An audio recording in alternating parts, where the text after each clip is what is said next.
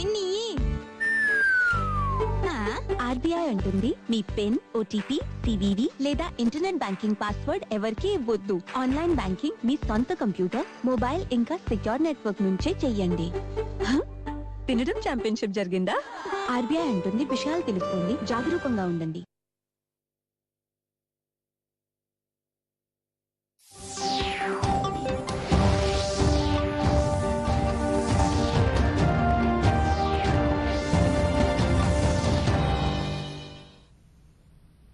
నమస్కారం. దూరదర్శన్ వార్తలకు స్వాగతం. నేను మాధురి. ముందుగా కరోనా నియంత్రించేందుకు తీసుకోవాల్సిన చర్యలతో వార్తలను ప్రారంభిద్దాం.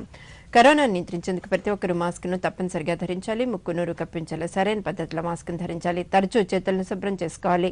వ్యక్తిగత పరిశుభ్రతను పాటిస్తూ భౌతిక దూరాన్ని తప్పక పాటించాలి. అర్హులందరూ వ్యాక్సిన్ వేయించుకోవాలి. నిబంధనలను పాటిద్దాం, కరోనాను జయిద్దాం. ఇప్పుడు హెడ్లైన్స్. ఇంధన రంగంలో గ్రీన్ గ్రోత్ పై నేడు ప్రసంగించనున్న ప్రధాని. బడ్జెట్లో పేర్కొన్న అంశాలపై అభిప్రాయాలు పంచుకోనున్న నరేంద్ర మోదీ. మౌలిక సదుపాయాల ప్రాజెక్టులకు పీఎం గతిశక్తి పోర్టల్ను వినియోగించుకోవాలన్న ప్రధాని మోదీ. వర్షాకాలం ప్రారంభమయ్యేలోపే అమృత్ సరోవర్ మిషన్ను పూర్తి చేయాలని రాష్ట్రాలకు సూచన.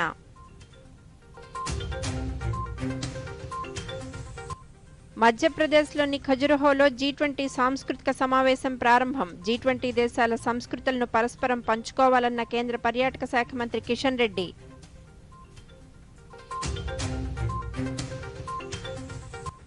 రాష్ట్రంలో రక్తహీనత నిర్మూలనకు చర్యలు చేపట్టాలన్న వైద్యారోగ్య శాఖ మంత్రి. సుస్థిరాభివృద్ధి లక్ష్యాలపై సమీక్షించిన విడుదల రజని.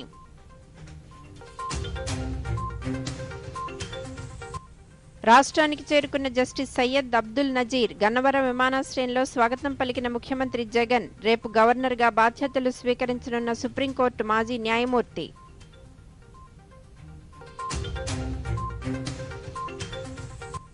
రాష్ట్రానికి చేరుకున్న జస్టిస్ సయ్యద్ అబ్దుల్ నజీర్. గన్నవరం విమానాశ్రయంలో స్వాగతం పలికిన ముఖ్యమంత్రి జగన్. రేపు గవర్నర్గా బాధ్యతలు స్వీకరించనున్న సుప్రీంకోర్టు మాజీ న్యాయమూర్తి. వార్తల్లోని వివరాలు. 2023-24 వార్షిక బడ్జెట్లో పేర్కొన్న గ్రీన్ గ్రోత్ అంశంపై ప్రధానమంత్రి నరేంద్ర మోదీ వెబినార్ ద్వారా ఈరోజు ప్రసంగించనున్నారు.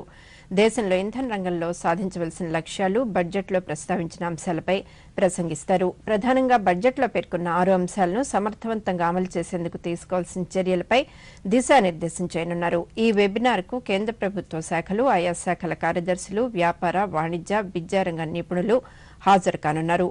పర్యావరణ హిత వ్యవసాయం, సుస్థిర ఇంధన ప్రగతి వంటి అంశాలను 2023-24 వార్షిక బడ్జెట్లో ప్రధానంగా పేర్కొన్నారు. వచ్చే ఆర్థిక సంవత్సరంలో ఈ లక్ష్యాలు సాధించే దిశగా చర్యలు చేపట్టాలని నిర్ణయించారు. ఈ నేపథ్యంలో ప్రధానమంత్రి నిర్వహించే వెబినార్కు ప్రాధాన్యం ఏర్పడింది.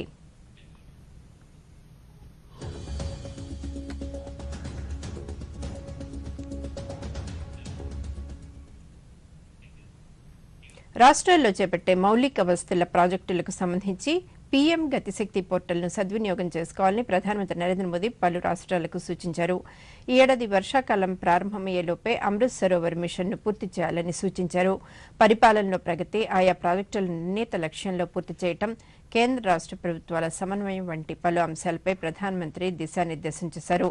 మొత్తం 9 ప్రాజెక్టులకు సంబంధించిన ప్రగతిపై ప్రధాని సమీక్షించారు. వీటిలో రహదారులు, రవాణా, రైల్వే, విద్యుత్, బొగ్గు, పెట్రోలియం, సహజ వాయువు, వైద్య ఆరోగ్య అంశాలున్నాయి.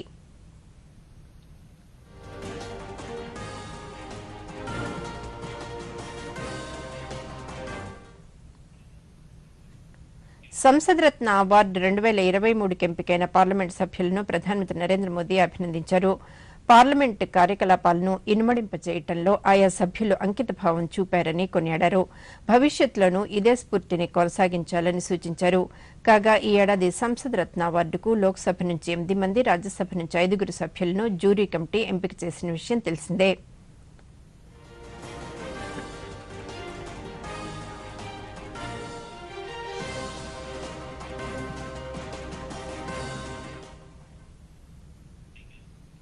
G20 దేశాల తొలి సాంస్కృతిక సమావేశాలు మధ్యప్రదేశ్లోని ఖజురహోలో బుధవారం అత్యంత ఆడంబరంగా ప్రారంభమయ్యాయి.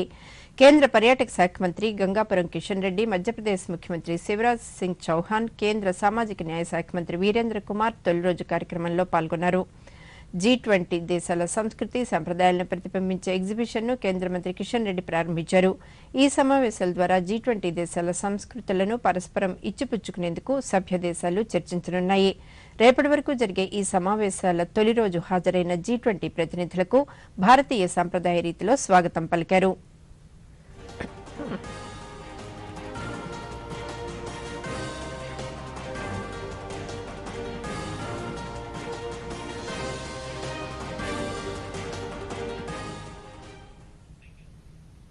రాష్ట్ర నూతన గవర్నర్గా నియమితులైన సుప్రీంకోర్టు రిటైర్డ్ న్యాయమూర్తి జస్టిస్ నయ్యద్ అబ్దుల్ నజీర్ బుధవారం రాత్రి గన్నవరం విమానాశ్రయానికి చేరుకున్నారు. ఆయనకు ముఖ్యమంత్రి వైఎస్ జగన్మోహన్ రెడ్డి, ప్రభుత్వ కార్యదర్శి జవహర్ రెడ్డి, డీజీపీ రాజేంద్రనాథ్ రెడ్డి తదితరులు ఘన స్వాగతం పలికారు. కాగా రాష్ట్ర నూతన గవర్నర్గా జస్టిస్ సయ్యద్ అబ్దుల్ నజీర్ రేపు బాధ్యతలు స్వీకరించనున్నారు. రాష్ట్ర హైకోర్టు ప్రధాన న్యాయమూర్తి జస్టిస్ ప్రశాంత్ కుమార్ మిశ్రా ఆయనతో ప్రమాణ స్వీకారం చేయించనున్నారు. రాజ్భవన్లో నిర్వహించే కార్యక్రమానికి ముఖ్యమంత్రి సహా పలువురు మంత్రులు, ఉన్నతాధికారులు హాజరు కానున్నారు.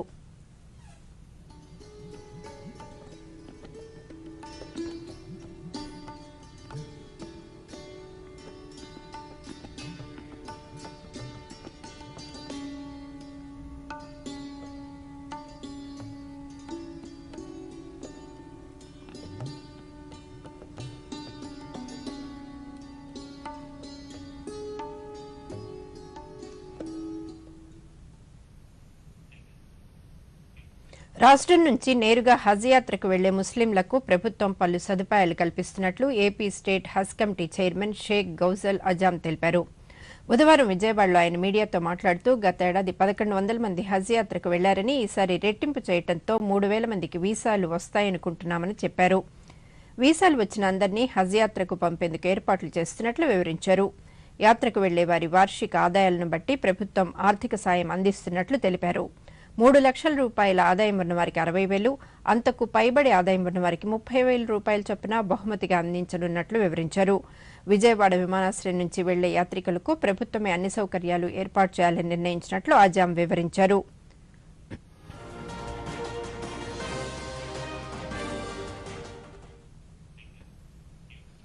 రాష్ట్రంలో రక్తహీనతను నిర్మూలించేందుకు ప్రభుత్వం చర్యలు తీసుకుంటుందని రాష్ట్ర వైద్య ఆరోగ్య శాఖ మంత్రి విడుదల రజని పేర్కొన్నారు. రక్తహీనతతో బాధపడుతున్న వారికి B12 టాబ్లెట్లను అందించాలని ముఖ్యమంత్రి జగన్మోహన్ రెడ్డి సూచించినట్లు తెలిపారు. వైద్య ఆరోగ్య రంగాల్లో సుస్థిర అభివృద్ది లక్ష్యాలపై ఉన్నతాధికారులతో మంత్రి సమీక్షించారు. ఈ సందర్భంగా మంత్రి మాట్లాడుతూ సుస్థిరమైన అభివృద్ది లక్ష్యాల్లో మన రాష్ట్రం దేశంలోనే ముందుండేలా కృషి చేయాలని సూచించారు. ముఖ్యంగా ఎనీమియా నివారణకు ప్రత్యేక చర్యలు చేపట్టాల్సిన అవసరం ఉందన్నారు.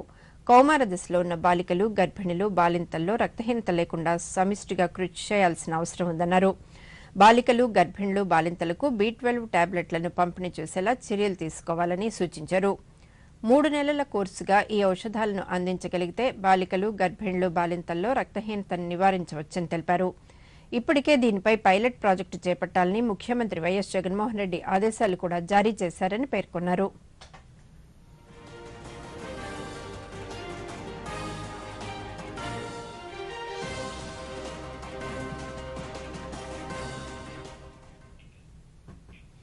ఆంధ్రప్రదేశ్ రాష్ట్ర సృజనాత్మక మరియు సాంస్కృతిక సమితి క్రియేటివ్ హెడ్గా సినీ నటుడు, దర్శకుడు, వ్యాఖ్యాత ఎల్ జోగినాయుడు బుధవారం బాధ్యతలు చేపట్టారు.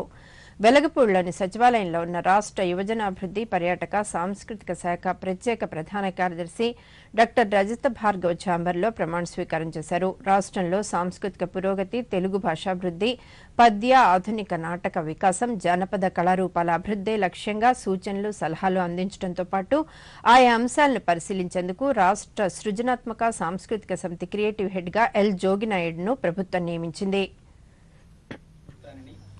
ఆంధ్రప్రదేశ్ రాష్ట్ర సృజనాత్మకత మరియు సంస్కృతి సమితి యొక్క విధి విధానాలను, నా కర్తవ్యాలను శ్రద్ధతో ఆంధ్రప్రదేశ్ రాష్ట్ర సృజనాత్మకత మరియు సంస్కృతి సమితి క్రియేటివ్ హెడ్గా ప్రభుత్వ ఆదేశాలకు అనుగుణంగా నా యొక్క విధులు మరియు బాధ్యతలను సక్రమంగా నిర్వహిస్తానని మనపూర్వకంగా ప్రమాణం చేయుచున్నాను.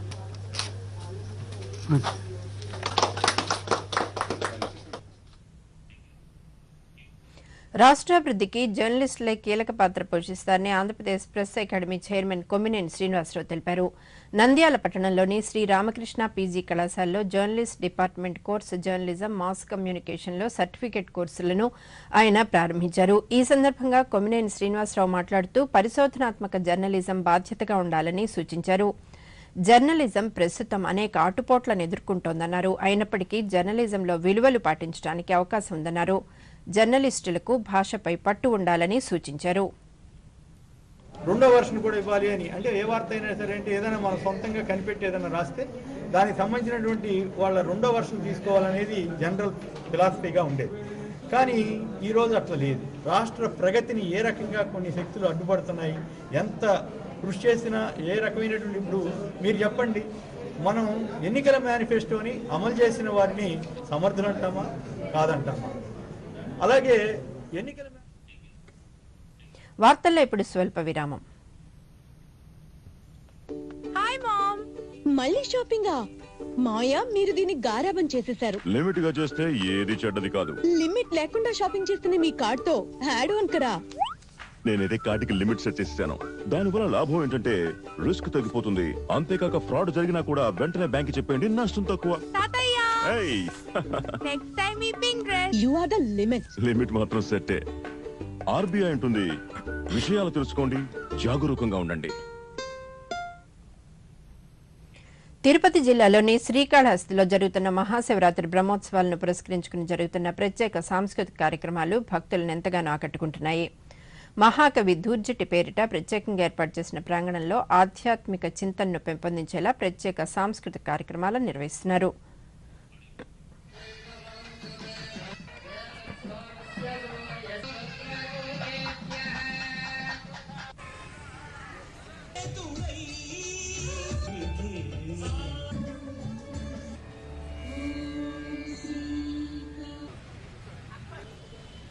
శ్రీకాళహస్తిలో మహాశివరాత్రి వార్షిక బ్రహ్మోత్సవాలు ఫిబ్రవరి 13 నుండి ఫిబ్రవరి 26వ తేదీ వరకు ఘనంగా నిర్వహించుకుంటున్నారు. ఈ మహాశివరాత్రి బ్రహ్మోత్సవాలని ఎంతో వైభవంగా నిర్వహించేందుకు గౌరవ శాసనసభ్యులు ఎమ్మెల్యే అయినటువంటి వి మధుసూరెడ్డి గారు, అదేవిధంగా పాలక మండలి చైర్మన్ అందూరు తారక శ్రీనివాసులు గారు, పాలక మండలి సభ్యులు, ప్రత్యేక ఆహ్వానితులు మరియు ముఖ్యంగా శ్రీ కాళహస్తి దేవస్థాన ఈవో గారు సాగర్ బాబు గారు ప్రత్యేకించి అనేక పర్యాయాలు సమీక్షా సమావేశాలు నిర్వహించి మహాశివరాత్రి బ్రహ్మోత్సవాలని అద్భుతంగా నిర్వహించాలని చక్కటి ప్రణాళికతో తీర్చిదిద్దారు. ఆ ప్రణాళికల ప్రకారము మనకు 13వ తేదీ నుంచి కూడా చక్కగా ఇప్పటి వరకు ఈ గిరి ప్రదక్షిణ రోజు వరకు కూడా అన్ని కార్యక్రమాలు సజావుగా వైభవంగా విజయవంతమైనవి. ఇందులో భాగంగా ఆ యొక్క పరమేశ్వరుడు, నాట్యప్రియుడు, కళాప్రియుడు, గోళా శంకరుడు, అందువలన దేవస్థాన వారి ఆధ్వర్యంలో చక్కటి సాంస్కృతిక కార్యక్రమాలు కూడా ఒక దూర్జటి కళా బీసీలకు పెద్దపీట వేసిన ఘనత ముఖ్యమంత్రి వైఎస్ జగన్మోహన్ రెడ్డికి దక్కుతుందని కర్నూలు జిల్లా పాణ్యం ఎమ్మెల్యే కాటసాని రాంభూపాల్ రెడ్డి అన్నారు. స్థానిక సంస్థల కోటాలో ఎమ్మెల్సీ అభ్యర్థిగా డాక్టర్ మధుసూదన్ను ప్రకటించడంపై ఆయన హర్షం వ్యక్తం చేశారు. 1985 నుంచి ఎమ్మెల్యేగా ఉన్నారని, బీసీలకు అధిక ప్రాధాన్యత ఇచ్చిన ముఖ్యమంత్రి వైఎస్ జగన్మోహన్ రెడ్డి అన్నారు. ఎమ్మెల్సీ అభ్యర్థి డాక్టర్ మధుసూదన్ మాట్లాడుతూ ఎమ్మెల్సీ అభ్యర్థిగా ఎంపిక చేసినందుకు ముఖ్యమంత్రి వైఎస్ జగన్మోహన్ రెడ్డికి ధన్యవాదాలు తెలిపారు. బీసీలంటే బ్యాక్వర్డ్ కాదు, బ్యాక్ బోన్ అని వారు ఆ రోజు ఏదైతే చెప్పారో, ఈరోజు సింహభాగాన ఉన్నటువంటి రిజర్వేషన్ని ఈరోజు బడుగు బలహీన వర్గాల వారికి వెన్నంటి ఉండి వారి అగ్రభాగాన్ని తీసుకురావడం జరిగింది.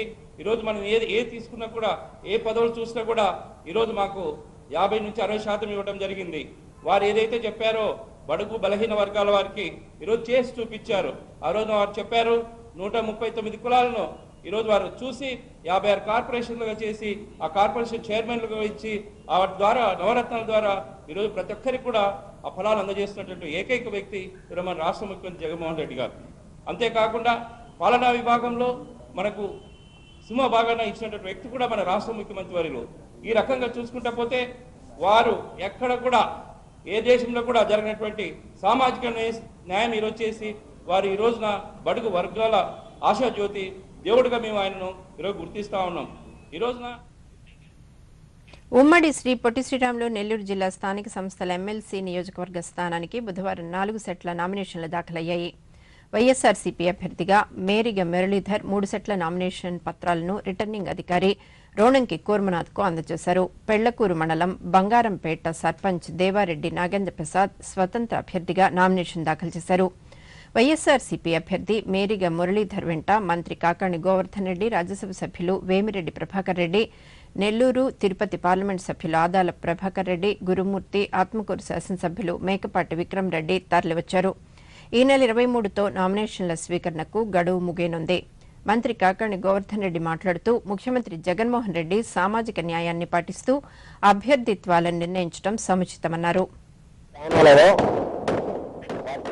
స్థానాలు ఎస్సీ, ఎస్టీ, బీసీలకు కేటాయించినటువంటి ఘనత రాష్ట్ర ముఖ్యమంత్రి జగన్మోహన్ రెడ్డి గారికి అని చెప్పి సందర్భంగా తెలియజేస్తున్నారు. ఎక్కువ శాతం ఎస్సీ, ఎస్టీ, బీసీలకు కేటాయించినటువంటి ముఖ్యమంత్రి జగన్మోహన్ రెడ్డి గారికి, సమన్వయం పాటించినటువంటి సామాజిక న్యాయాన్ని అనుసరించినటువంటి జగన్మోహన్ రెడ్డి గారికి.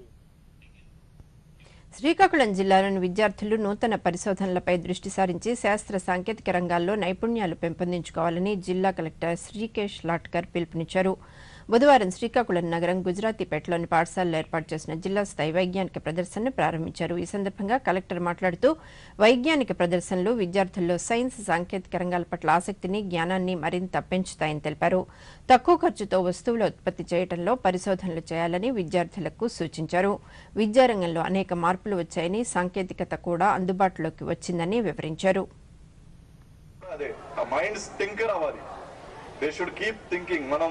అవర్ భారత్ రత్న ప్రెసిడెంట్ ఏపీజే అబ్దుల్ కలాం గారిది మీరు బుక్ కూడా విని ఉంటారు, ఇగ్నైటెడ్ మైండ్స్. సో ఆ ఇగ్నిషన్ రావాలి అంటే ఇలాంటి ప్రోగ్రామ్స్ జరగాలి. ఆ ఇగ్నిషన్ వస్తే ఒకసారి బండి స్టార్ట్ అయిపోతుంది, తర్వాత నడుస్తూ ఉంటుంది. బట్ ఆ ఇగ్నిషన్ కోసం ఇలాంటి ప్రోగ్రామ్స్ చాలా చాలా ముఖ్యం. సో ఐఎమ్ వెరీ హ్యాపీ ఈరోజు ఇక్కడ ప్రధానమంత్రి నరేంద్ర మోదీ అధ్యక్షతన జరిగిన కేంద్ర మంత్రివర్గం పలు కీలక నిర్ణయాలను తీసుకుంది. భారత్ గయానా మధ్య విమాన సేవల ఒప్పందంపై సంతకం చేయడానికి కేంద్ర మంత్రిమండలి ఆమోదించింది. ఈ ఒప్పందం ఇరు దేశాల విమాన రంగాల భాగస్వామ్య పక్షాల నుంచి దౌత్యపరమైన చర్చలు పూర్తయ్యాక అమల్లోకి రానుంది. గయానా జనాభాలో 40% భారతీయులు ఉండటంతో ఆ దేశంతో మరింత స్నేహపూర్వక వాతావరణానికి ఈ నిర్ణయం మరింత దోహదపడనుంది. రెండు దేశాల మధ్య గగనతల అనుసంధానానికి మార్గం మరింత అభివృద్ది చెందనుంది. అలాగే అంతర్జాతీయ పౌర విమానయాన సదస్సు, చికాగో కన్వెన్షన్, 1944 సవరణలకు సంబంధించి 3 ప్రోటోకాల్లను ఆమోదించింది. విమానంలో సివిల్ ఎయిర్ క్రాఫ్ట్లకు వ్యతిరేకంగా ఆయుధాల వినియోగాన్ని నిరోధించడం, ఐసీఏఓ కౌన్సిల్ బలాన్ని 36 నుంచి 40కి పెంచడంతో పాటు ఎయిర్ నావిగేషన్ కమిషన్ బలాన్ని 18 నుంచి 21 పెంచడానికి నిర్ణయించింది. దీంతో పాటు 22వ భారత లా కమిషన్ పదవీ కాలాన్ని పొడిగించింది. ఈ ఏడాది ఫిబ్రవరి 20తో కమిషన్ గడువు ముగిసింది. ఈ నేపథ్యంలో కమిషన్ అవసరాన్ని గుర్తించిన కేబినెట్ పదవీ కాలాన్ని 2024 ఆగస్టు 31 వరకు పొడిగిస్తూ ఆమోదించింది.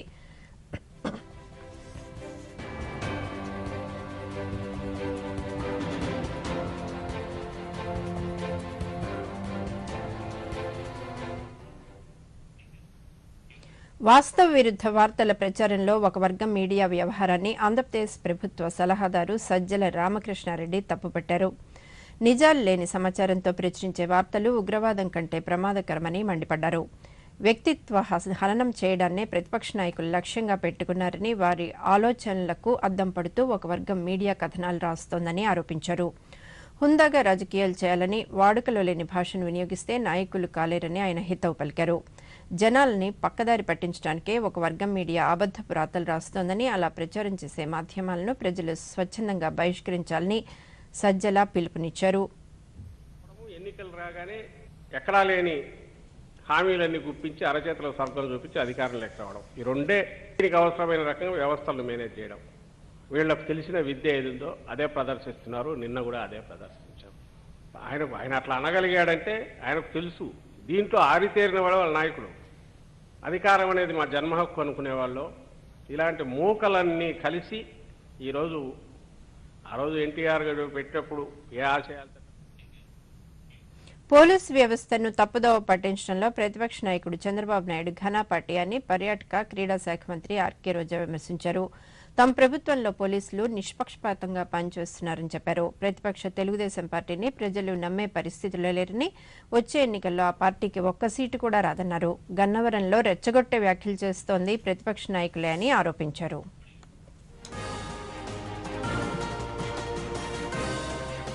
జగన్ గారు ఇచ్చిన ఆ లిస్టును చూసి అటు పచ్చ మీడియాకి ఇటు తెలుగుదేశం పార్టీకి మైండ్ బ్లాక్ అయి ఏం చేయాలో అర్థం కాక ఎలా డైవర్షన్ పాలిటిక్స్ స్టార్ట్ చేశారో మనం కళ్ళారా చూసాం. ఈరోజు చంద్రబాబు నాయుడు కానీ మిగతా వాళ్ళు గన్నవర సంఘటన మీద ఎలా మాట్లాడుతున్నారో మనం గమనిస్తున్నాం. అసలు దౌర్జన్యం అంటే ఎలా ఉంటుంది తెలుగుదేశం పార్టీ అధికారంలో ఉన్నప్పుడు మనం చూసాం. ఈరోజు జగన్మోహన్ ఇప్పుడు వార్తల్లో స్వల్ప విరామం. మీ బ్యాంకు చెల్లింపులు అన్ని internet banking, mobile banking, UPI, BHIM app ద్వారా చెల్లించండి. అంతేకాదు మీ లావాదేవీలను మీ సురక్షిత కంప్యూటర్ నుండి గానీ మొబైల్ నుండి గానీ మాత్రమే చేయండి. ఎల్లప్పుడూ డిజిటల్ సురక్షిత లావాదేవీలను చేయండి. అజ్ఞాత వ్యక్తుల నుండి మీ మొబైల్లో వచ్చే ఆర్థిక లావాదేవీలకు సంబంధించిన ఎటువంటి సూచనలకు మీరు స్పందించకండి. జారీ చేయవారు నాబార్డు ప్రాంతీయ కార్యాలయం, ఆంధ్రప్రదేశ్. దేశంలోనే ఎక్కడా లేని విధంగా డాక్టర్ బిఆర్ అంబేద్కర్ విగ్రహాన్ని రాష్ట్ర ప్రభుత్వం ఎంతో ప్రతిష్టాత్మకంగా నిర్మిస్తోందని సాంఘిక సంక్షేమ శాఖ మంత్రి మేరుగ నాగార్జున తెలిపారు. విజయవాడ స్వరాజ్య మైదానంలో నిర్మిస్తున్న 125 అడుగుల అంబేద్కర్ విగ్రహ నిర్మాణ పనులను మంత్రి మేరుగా అధికారులు, నాయకులతో కలిసి పరిశీలించారు. ముఖ్యమంత్రి వైఎస్ జగన్మోహన్ రెడ్డి అంబేద్కర్ విగ్రహ నిర్మాణ పనులను ఎప్పటికప్పుడు సమీక్షిస్తున్నారని తెలిపారు. దేశం గుర్తుంచుకునే విధంగా విగ్రహాన్ని ఏర్పాటు చేస్తామన్నారు. విగ్రహం చుట్టూ స్మృతివనంతో పాటు central library, convention centre, amusement park, 2000 మంది సామర్థ్యం కలిగిన కమ్యూనిటీ హాల్ నిర్మాణ పనులు చేపడుతున్నామని మంత్రి వివరించారు. విజయవాడ నడిబొడ్డున 125 అడుగుల విగ్రహాన్ని దాదాపు ప్రిడామినెంట్ ప్లేస్ లో 18 ఎకరాల పైగా ఉన్న స్థలంలో ఏర్పాటు చేయాలని కొత్త నిశ్చయం తీసుకోవటం, 100 కోట్ల నుంచి స్టార్ట్ అయినటువంటి ఖర్చు ఈరోజు 268 కోట్ల దగ్గర వస్తా ఉంది. ఇంకా ఎంత వస్తుందో తెలియదు. దళిత ఉద్యమాలు, దళితుల కోసం నిరంతరము శ్రమించే ఆర్గనైజేషన్స్ మేము ఎప్పుడు గౌరవించుకోవాలని ఒక కొత్త నీతి.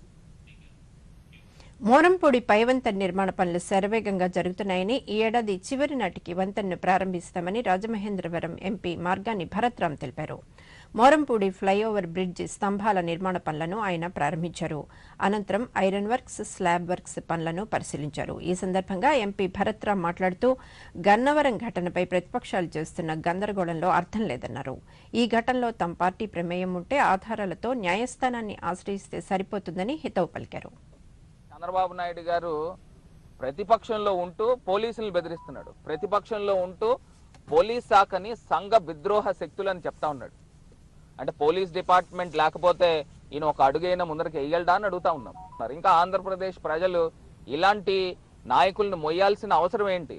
వీళ్ళు ముఖ్యమంత్రి గారిని ఏ రకంగా అసభ్య పదజాలం యూజ్ చేస్తున్నారు, సమాజం సిగ్గుపడే విధంగా వాళ్ళు మాట్లాడుతూ ఉన్నారు. అంటే వీళ్ళందరికీ కూడా బ్యాక్ డ్రాప్ అంతా దేశంలోనే ఎక్కడా లేని విధంగా బీసీ, ఎస్సీ, ఎస్టీ, మైనార్టీలకు పరిపాలనలో భాగస్వామ్యం కల్పించిన ఘనత సీఎం వైఎస్ జగన్మోహన్ రెడ్డికే దక్కుతుందని నర్సన్నపేట ఎమ్మెల్యే ధర్మాన కృష్ణదాస్ అన్నారు. పార్టీ తరపున ఎమ్మెల్సీ అభ్యర్థిగా నర్తు రామారావు నామినేషన్ కార్యక్రమంలో ఆయన పాల్గొన్నారు.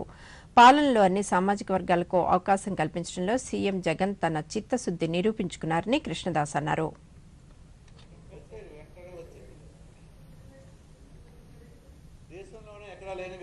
దేశంలోనే ఎక్కడా లేని విధంగా బీసీ, ఎస్సీ, ఎస్టీ, మైనారిటీలకు అత్యంత ప్రాధాన్యత ఇచ్చినటువంటి అంబేద్కర్ భావజాలంతో రాష్ట్రంలో ఈ కులాలన్నింటినీ గౌరవించేటటువంటి వ్యక్తిగా ఒక చారిత్రాత్మక నిర్ణయం తీసుకున్నటువంటి జగన్మోహన్ రెడ్డి గారికి యావత్ రాష్ట్ర ప్రజలు కూడా నిరాదరణ పడుతున్న సందర్భం.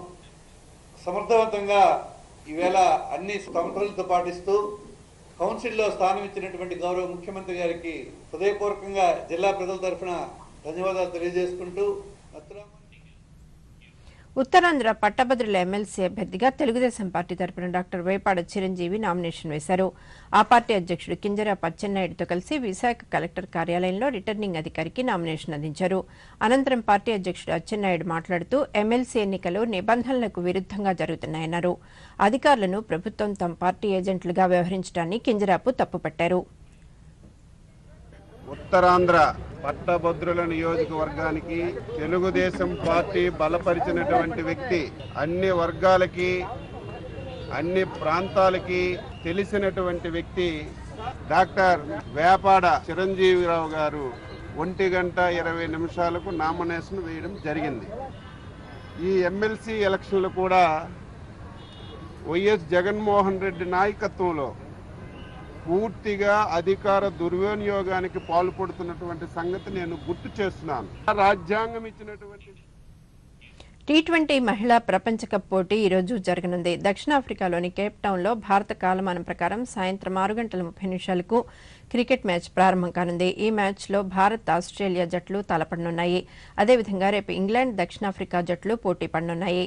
ఈ సెమీఫైనల్స్లో నెగ్గే 2 జట్లు ఆదివారం జరగనున్న ఫైనల్స్లో తలపడి ప్రపంచ కప్ను సొంతం చేసుకుంటాయి.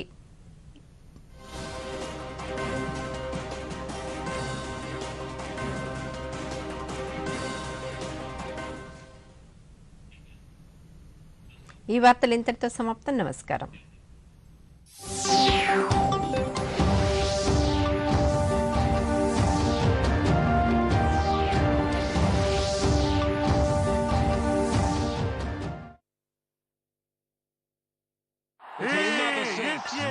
రీఛార్జ్ త్వరగా రీఛార్జ్ చెయ్యి.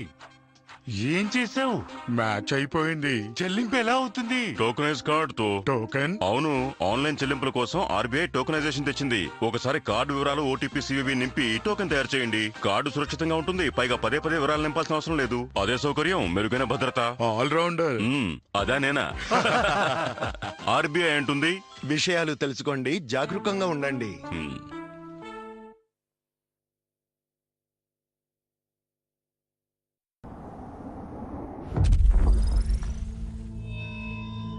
हिंदुस्तान को बचाने के लिए, हिंदुस्तान के हर नागरिक को बचाने के लिए, आपको बचाने के लिए, आपके परिवार को बचाने के लिए घरों से बाहर निकलने पर पूरी तरह पाबंदी लगाई जा रही है।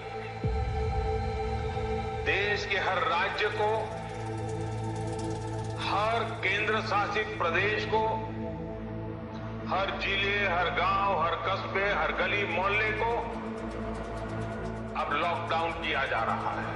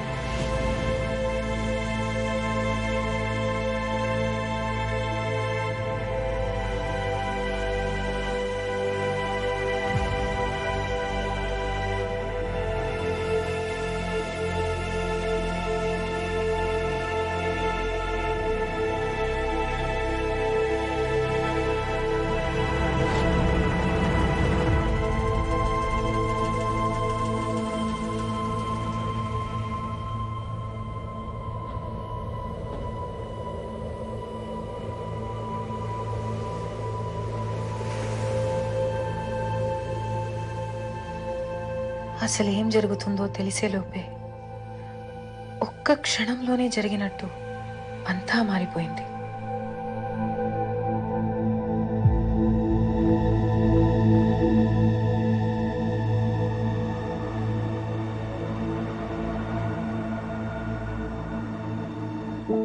కానీ రేపు పొద్దు పొడుస్తుంది. మనం లేస్తాం, నిలబడతాం.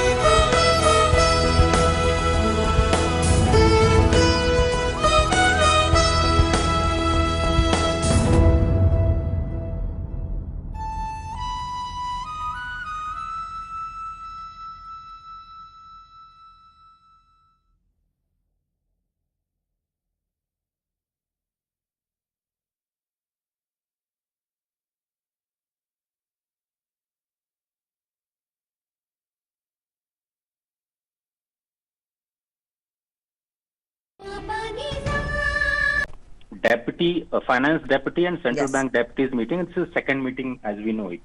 Tomorrow there will be a very important finance minister level, which is the summit level for the finance track. So that is the most important meeting that is going to start from tomorrow, and it will last for 2 days, 24th and 25th of February. The deputies of the finance track, finance ministries of the G20 countries and deputies of central governors of the G20 countries and other invitee organizations have already discussed so many issues that you have just told our viewers that there are issues of global challenges, global economy, inflation, infrastructure, health, and so on and so forth. Now they are preparing the final draft communique to be adopted by the finance minister level talk, which is going to be started from tomorrow onwards for 2 days. So the star of the attraction for today is the press conference by Janet Yellen, who is the US Treasury Secretary. It is expected that she will try to garner the support from the G20 countries against Russia, which is going to, we understand, is going to be the central theme of her observations before the important finance ministers meet. But global economic challenges and other issues that we have just discussed are top priority for the India, and India has said that the digital public infrastructure financing, global health and financial inclusion are going to be the top priority. So we may see a final communique by 25th of February, and that's why this finance minister level meeting becomes very important for the finance track of G20 meeting. Okay, Ajay, since you mentioned, the list of engagement that also includes policy perspectives on crypto assets, that's something that's been deliberated for long, especially in India in various forms and shapes. Is there something concrete that we are looking, especially, that could help the crypto markets at large? So it's a part of side event, Anil, and I believe that India is trying very hard to make a consensus on how to regulate the crypto assets around the world. But that the G20 deliberations and G20 communique and final declaration is based on consensus. So we'll have to see whether all countries, all G20 nations come on board on simple solutions. How to regulate the crypto market is yet to be known. But yes, you are right. It is an important issue for the world, for the cross-border payments, for the cross-border taxation, which are interlinked. So unless you address this very issue of crypto assets and how to tax them and how to deal with them, it will be very difficult for the sovereign nations to actually address the issues of international taxation and so on and so forth. So it's a very important issue. There are side events along with the finance ministers summit level meeting, which will deliberate on the issues. But we believe that there is some time for the leaders to reach to the consensus when it comes to regulating the crypto assets. All right, Ajay, finding solutions to the financial challenges faced by the world economy through this forum is easier said than done. But then, given the constraints the world is facing because of Russia-Ukraine crisis, also when we talk of India's presidency, let us understand from you the role India is playing in finding solution to these important concerns that are bothering the world economy, given the present context. So the G20 presidency, Preeti, is focusing. The India's perspective is focusing on three things. First, to try and make consensus among the G20 countries to fight the menace of global inflation, rising global interest rate, the financing of infrastructure and other economic issues like global health and financial inclusion. The second part of the whole focus of India is to engage with the countries bilaterally. So finance minister will have almost 10 bilateral meetings, including Italy, US, Japan, Indonesia, and UK. So on one hand, we are going multilateral and try to make the consensus on several issues among G20 nations. On the other hand, we are focusing on individual bilateral talks with the economic superpowers to engage with them to facilitate our trade and economy going forward. The third and very important prospect of the G20 meeting from the India's presidency is to project the India's soft power for the global economy and the global audience. Okay, Ajay, Ajay, quickly, you need to give a short answer here. Ratri Bhoj Par Samvad and also Walk the Talk, two important events on the sidelines. How are the delegates that are, that have come for this particular, working group meeting? How are they looking forward to these two? So this is the largest gathering so far. There will be 500 foreign delegates who have gathered in Bangalore for the first G20 FMCGB meeting, as you have just told. These side events are very important from the point of view of India's startup ecosystem, because the Indian School of Science is known for the ecosystem for startups and technology promotion. Ratri Bhoj Samvad is a platform for India to showcase the soft power, where we will have the cultural events being hosted for the delegates, and I'm sure that like in other cities, the delegations have enjoyed the soft power of India and also the cuisine and culture. They are going to enjoy the same here in Bengaluru also. It's going to be very engaging right from the 9 in the morning to maybe 11 in the night. So it's very engaging for all the foreign delegates as well as for the India's presidency and officers involved out there. All right, Ajay, we'll leave it here. Thank you for joining Thank in you very and much. putting into perspective for us the importance of the meetings that are currently on in Bengaluru. And from here, we turn focus to Madhya Pradesh now. Exactly. The first G20 Culture Working Group meeting got underway in the ancient city of Khajuraho in Madhya Pradesh. Union Culture Minister G. Kishan Reddy said on the occasion that the Modi government brought back 229 antiques to India from overseas, 25 of which will be showcased to the delegates at the meeting. An exhibition on return of treasures was also inaugurated on the first day of the 4-day meeting.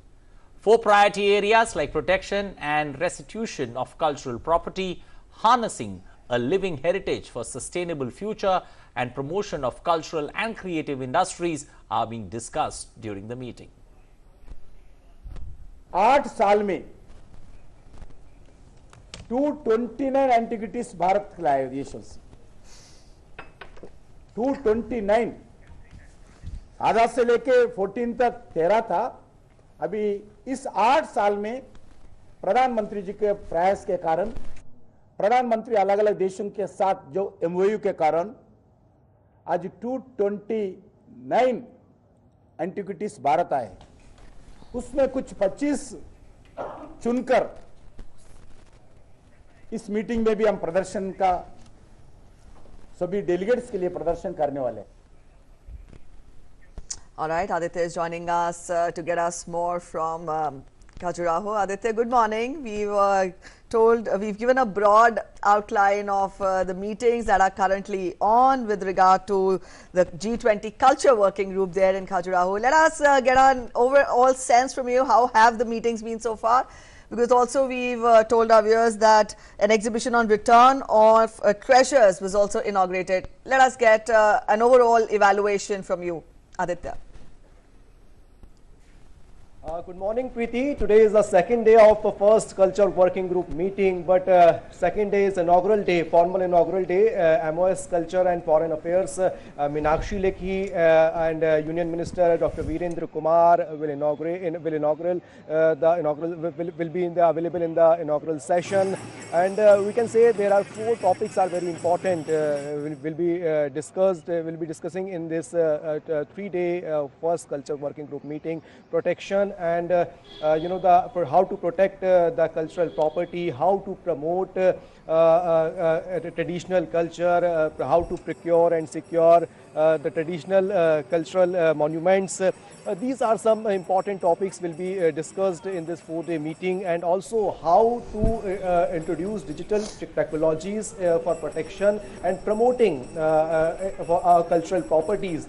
These are some important topics will be discussed in next 1 or 2 days. But yes, you are right. 25 sculptures which brought back from abroad.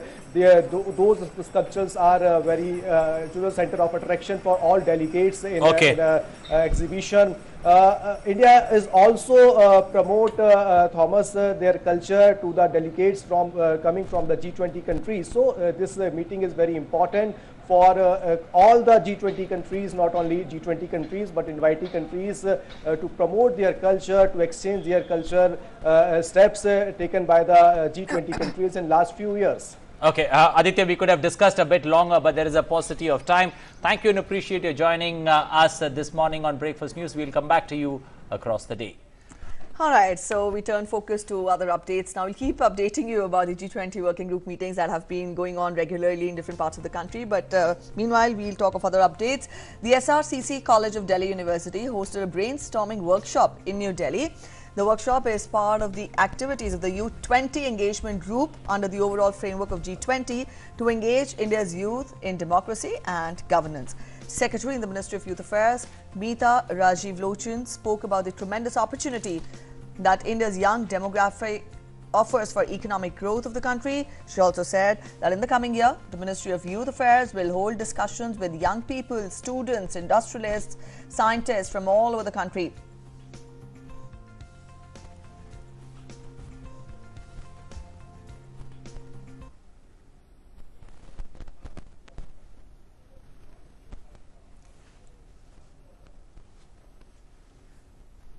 The three main when topics we of look at innovation hubs, there are many innovation hubs in India. We see that they are characterized by a free-flowing exchange of ideas and information. It's that free-flowing exchange of ideas and innovation that leads to economic growth. There is no formula for it. Every society, every town every village has to find their own models. There are some things that work. A constant collaboration between industry and academia, that is one of the mechanisms that works. It works very well. Yes, we should do more of it. How can we promote it? The recent University Grants Commission guidelines, they talk about professors of practice.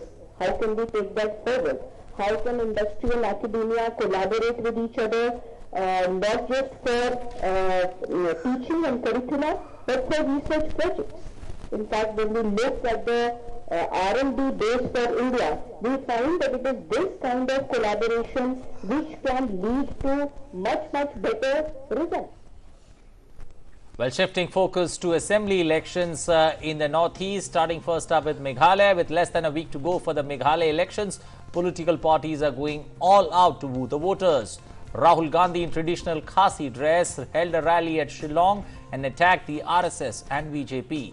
While BJP is gearing up for the big day on the 24th, when Prime Minister Modi will address public rallies both in capital Shillong and Tura. All 60 seats go to polls in a single phase on the 27th of February. Well, for more on this story, Vishal Barishra, our correspondent tracking that elections for us, joining us this morning on Breakfast News.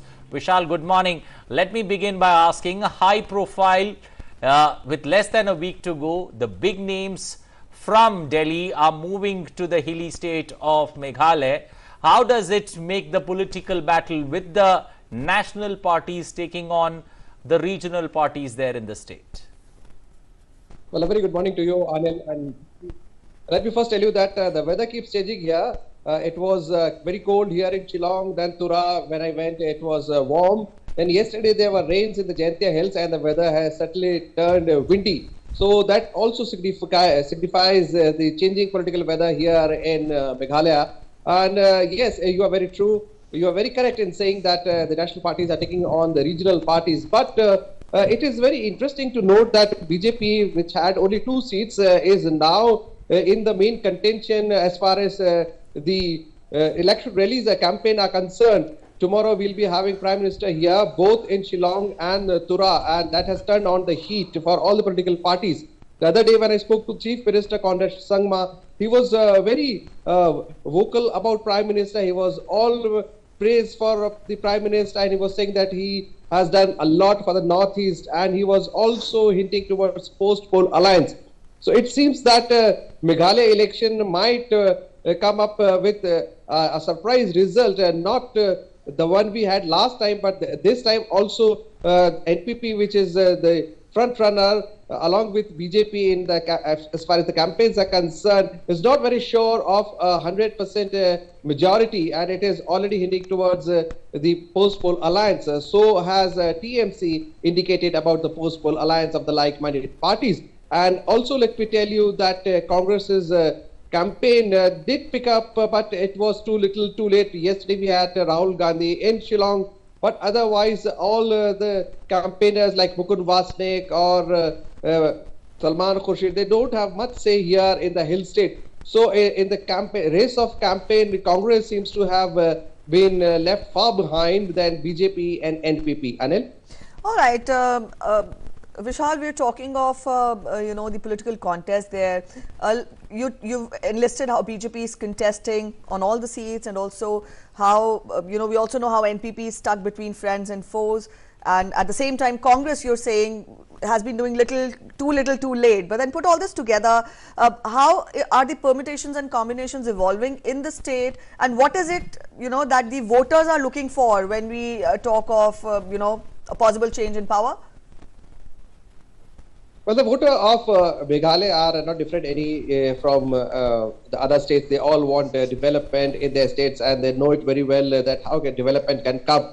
So because the Chief Minister himself said that Prime Minister has done so well for the Northeast, and the people of the state also know where the money comes from. BJP has been time and again saying that the double engine government can do wonders for the state and give us a chance. Surprisingly, BJP is contesting on all 60 seats of the state, while NPP is there only in 57 seats. So that was a bit surprising why NPP, which is the leading regional party who also ran the government, is contesting only on 57 seats. But tomorrow is going to be an interesting day as far as Meghalaya is concerned, with the BJP also planning for a roadshow of the Prime Minister. So BJP really putting a lot of pressure on other political parties and literally elbowing Congress out of the contest. One quick word before I let you go. Is this particular election in Meghalaya turning out to be the one who takes Garo Hill, takes Meghalaya? Because that's how things are boiling up, especially when one looks at the political undercurrents there that are building up in these elections. Well, absolutely, Anil. It has always been Garo that has been the deciding factor as far as Meghalaya elections are concerned. And this time also they have 24 seats and Jaintia and Khasi 36 seats. But Garo has always been the deciding factor when we talk about Sangma versus Sangma Mukul and Conrad both coming from Garo Hills. And also BJP eyes Garo very interestingly because Garo has interest for BJP as there are tribes which are more closer to the ideology of the BJP. We have a Bengali community there. So it is going to be an interesting contest, and Tura would have the final say as far as the Meghalaya elections are concerned. Okay, we'll leave it there. Thank you and appreciate you joining us this morning, bringing us all the updates there from the hilly state of Meghalaya that goes to polls on the 27th of this month. 60 seats up for grab. The political battle, it's a no-holds bar that's getting wider and bigger as every passing day. Yes. Turning to other updates, the Army has begun the process of selection of women officers for command postings in the rank of colonel, which has been so far been the domain of male officers. Around 50 women officers are set to head units in operational areas, including forward locations in the operationally critical northern and eastern commands that are responsible for guarding India's borders with China. We get to more in this report ahead. The Indian Army has begun assigning women officers to command roles for the first time outside the medical stream. Around 50 of women officers set to head units in operational areas, including forward locations. The development comes a month after the Army conducted a special selection board to promote 108 women officers to the rank of selection grade colonel. A total of 244 women lieutenant colonels were considered by the board for the 108 vacancies. Around 50% of the selected women officers will command units deployed in operational areas. The opening of command roles to women became possible only after the Army began granting them permanent commission in 2020. The Army for the first time deployed a women officer, Captain Shiva Chauhan, at Siachen, the world's highest and coldest battleground. The Indian Air Force and Navy have allowed women officers to join the Special Forces units, the Guard Commandos Force and Marine Commandos, respectively, to promote gender equality within their ranks, provided they meet the selection criteria. Bureau Report, DD India.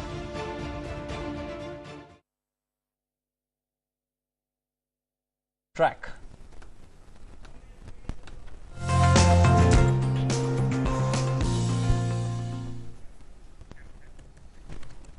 The semi-final clashes at Women's T20 World Cup begin today. England, defending champions Australia, India and the hosts South Africa have made it to the last four. Group 1 winners Australia face second-placed India. In the first semi-final today, the top-ranked side in the world are aiming for a hat-trick of Women's T20 World Cup title, while India made it through with relative ease in the end, despite slipping to a loss to England in their third match. In the second semi-final, England plays South Africa tomorrow. The final will be held on Sunday, and all the three games will be played at Newlands Cricket Ground, Cape Town. Well, time now to get you updates on the weather in your city.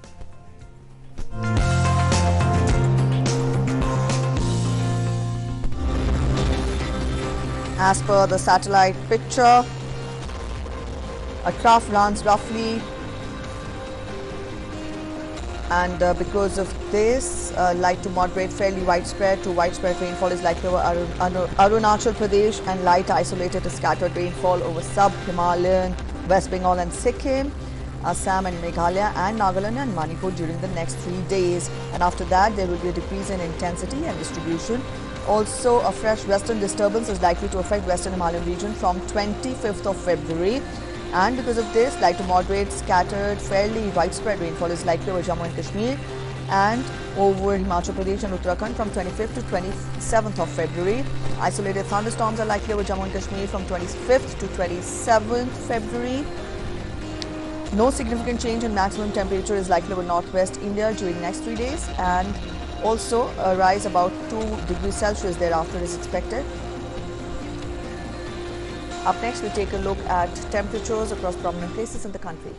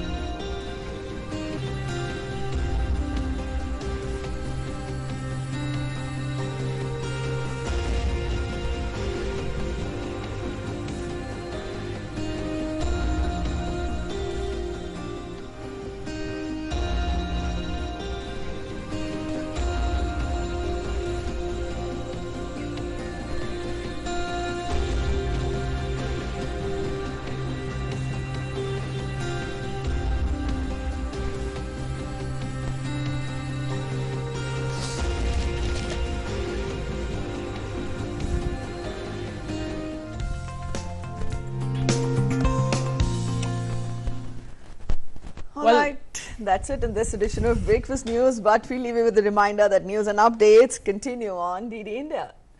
Well, that's it. Thanks for watching. Bye-bye. Take care.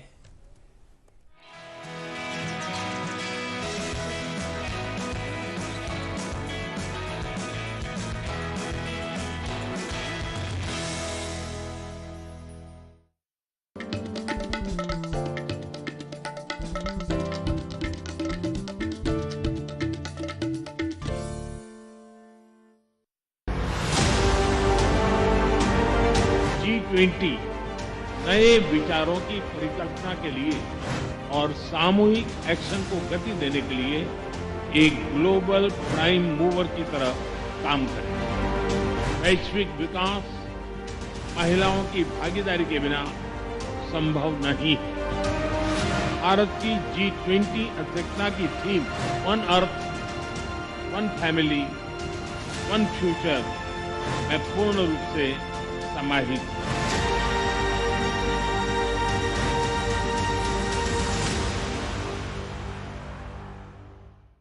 जल्दी tiffin pack करो। Raju, mobile छोड़ो। अरे दीदी वो bank का number चाहिए, refund ही नहीं आया है। मिल गया। अब भी कॉल करता हूँ दीदी। बिना नंबर जांचे? अक्सर जालसाज बैंक की नकली वेबसाइट और फर्जी नंबर से पैसों की धोखाधड़ी करते हैं। तो फिर सही नंबर? बैंक की ऑफिशियल वेबसाइट या तो कार्ड। आपने तो बचा लिया दीदी। काम से नहीं। आरबीआई कहता है सही वित्तीय बर्ताव करे आपका बचाव।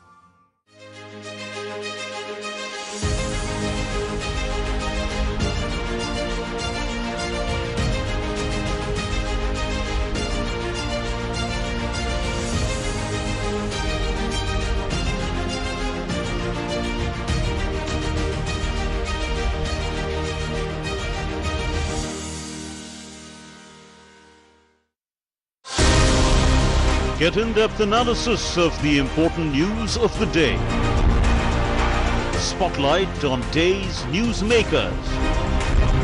Expert comments to dissect the news. Get the finer points of the matter. Watch Dateline 5 p.m. on weekdays on DD India.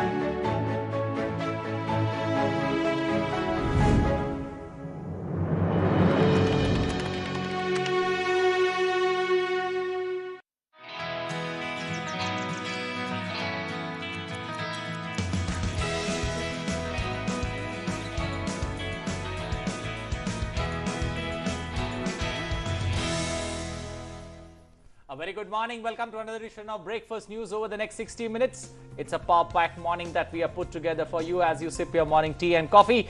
We bring you news of all the events gone by in the night, taking stock of the big events that are scheduled for the day. Remember, it's the national broadcaster. We cut all the noise, bring you news as it happens.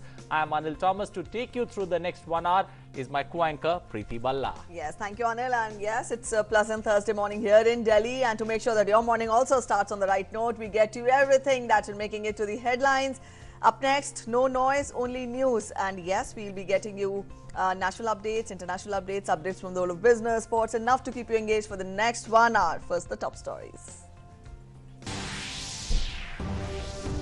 Marking 1 year of war, the 193-member General Assembly to vote on a resolution for peace in Ukraine today. US and EU urge nations to vote for the resolution to deepen Russia's diplomatic isolation. UN chief says there is no time to lose. Russia urges UN states to vote against an unbalanced and anti-Russian move. US President wraps up his trip to Ukraine and Poland. Meeting with Bucharest 9 allies assures to continue enduring support for Ukraine as they defend their freedom. Also notes Putin made a mistake pulling out of the New START nuclear accord. Kremlin has said it regards NATO as an existential threat to Russia.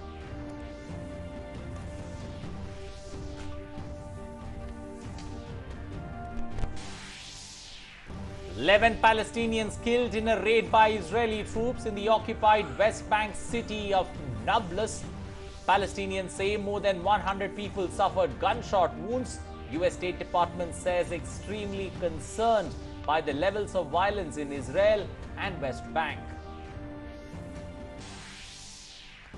Britain and the EU edge closer to resolving their dispute over Northern Ireland Protocol. British Prime Minister Rishi Sunak says Northern Ireland agreement should ensure sovereignty, ease trade problems, vows to keep fighting for satisfactory outcome.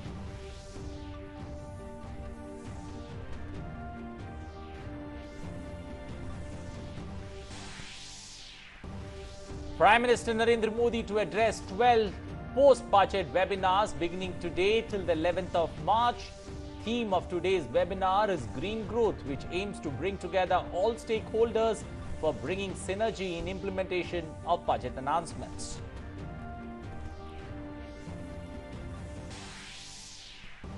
Second G20 Finance and Central Bank Deputies meeting continues in Bengaluru. Finance Minister Nirmala Sitharaman reaches Bengaluru. G20 Finance Ministers and Central Bank Governors meeting starts from tomorrow.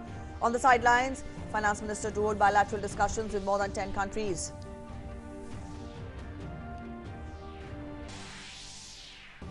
First G20 Working Group meeting on culture also underway in Khajuraho in Madhya Pradesh. 4 priority areas like protection and restitution of cultural property, harnessing a living heritage for sustainable future, and promotion of cultural and creative industries being discussed.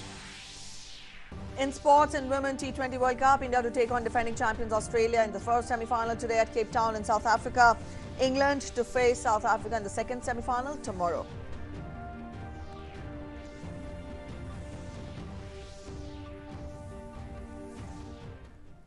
All right, we start the edition of Breakfast News with the international updates first in our segment Across the Globe.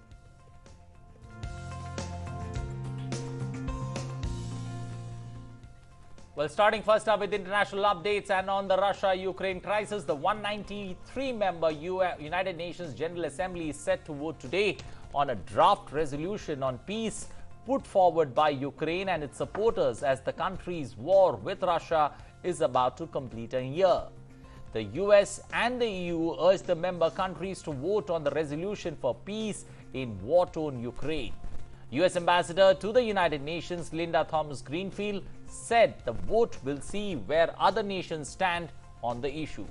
The European Union's top diplomat Josep Borrell noted that not stopping Russia will increase the risk of any other country elsewhere in the world to face a similar aggression.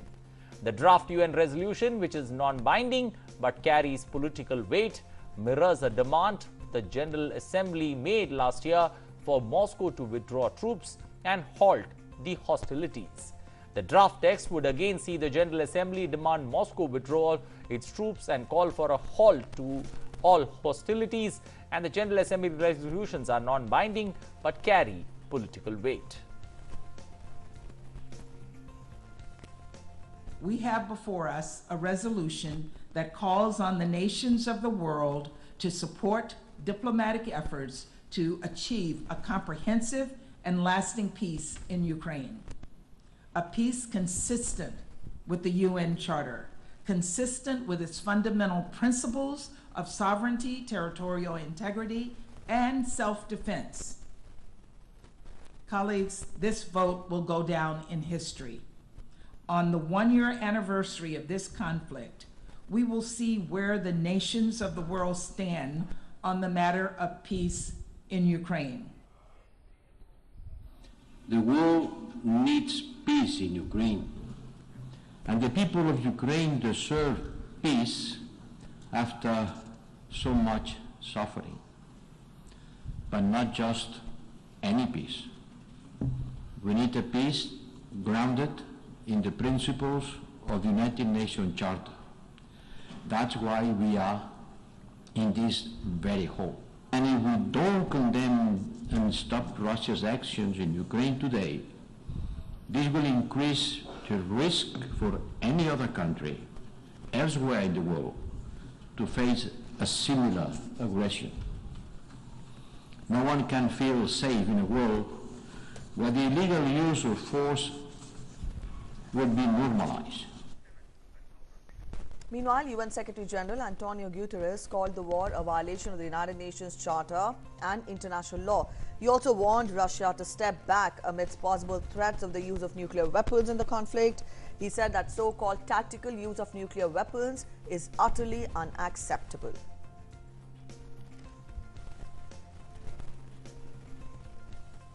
The one-year mark of Russia's invasion of Ukraine stands as a grim milestone for the people of Ukraine and for the international community. That invasion is an affront to our collective conscience. It is a violation of the United Nations Charter and international law. Meanwhile, we have heard implicit threats to use nuclear weapons. The so-called tactical use of nuclear weapons is utterly unacceptable. It is high time to step back from the brink. Complacency will open deepen the crisis while further eroding our shared principles proclaimed in the Charter. Well, as Ukrainian forces continue to respond to Russian attacks, Ukrainian Foreign Minister Dmytro Kuleba said that Ukraine has been exercising its right to self-defense enshrined in the UN Charter. He said that the countries sending weapons are actually helping it to defend UN Charter. Kuleba called Ukraine a victim of an international aggression.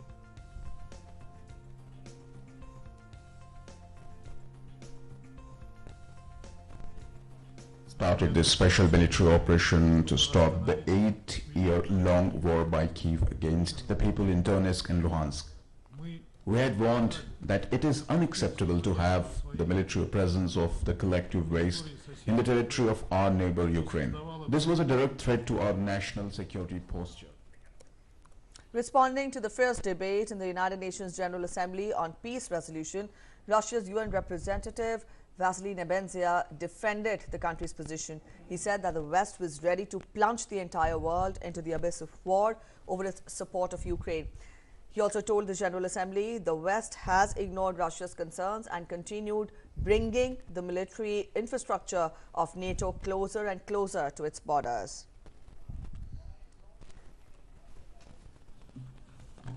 In other words, we started this special military operation to stop the 8-year-long war by Kiev against the people in Donetsk and Luhansk. We had warned that it is unacceptable to have the military presence of the collective waste in the territory of our neighbor Ukraine. This was a direct threat to our national security posture. West has many times brazenly ignored our concerns and continued bringing the military infrastructure of NATO closer and closer to our borders. Well, 2 days after Russian President Vladimir Putin alarmed the world, suspending Moscow's last nuclear deal, New START treaty with Washington, Putin said on Wednesday that Russia will continue to pay increased attention to boosting its nuclear forces. In a video address marking Defender of the Fatherland public holiday, Putin said that Russia will begin mass deliveries of Zircon sea-launched hypersonic missiles. He also said that Russia would keep on equipping its armed forces with advanced equipments. Putin also announced breakthrough decisions to deploy the Sarmat intercontinental ballistic missiles, a weapon that is able to carry multiple nuclear warheads for the first time this year.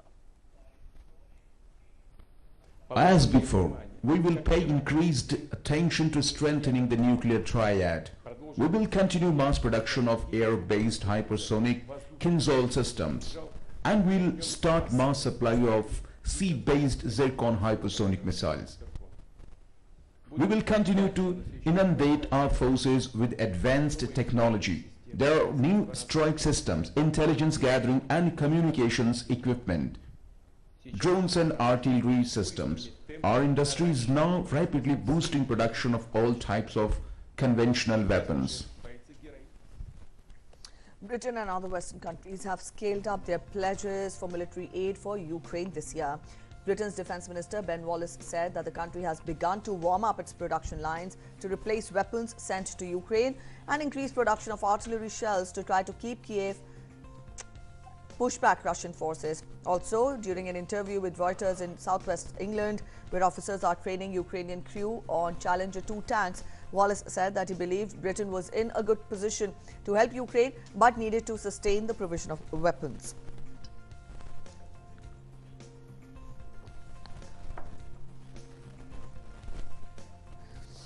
So we have now started, we've laid contracts in our ammunition manufacturers, and we've started to already now receive some deliveries off that for our own restocking, but also some of them to Ukraine. And absolutely part of the effort this year is sustainability is the watchword. You know, how can we in the international community stimulate supply chains? How can we stimulate our own supply chains for our own equipment? And that's been one of the changes. You know, in the old days we probably sat around with the stockpiles, but you know, blow the dust off. Was it ever really going to happen?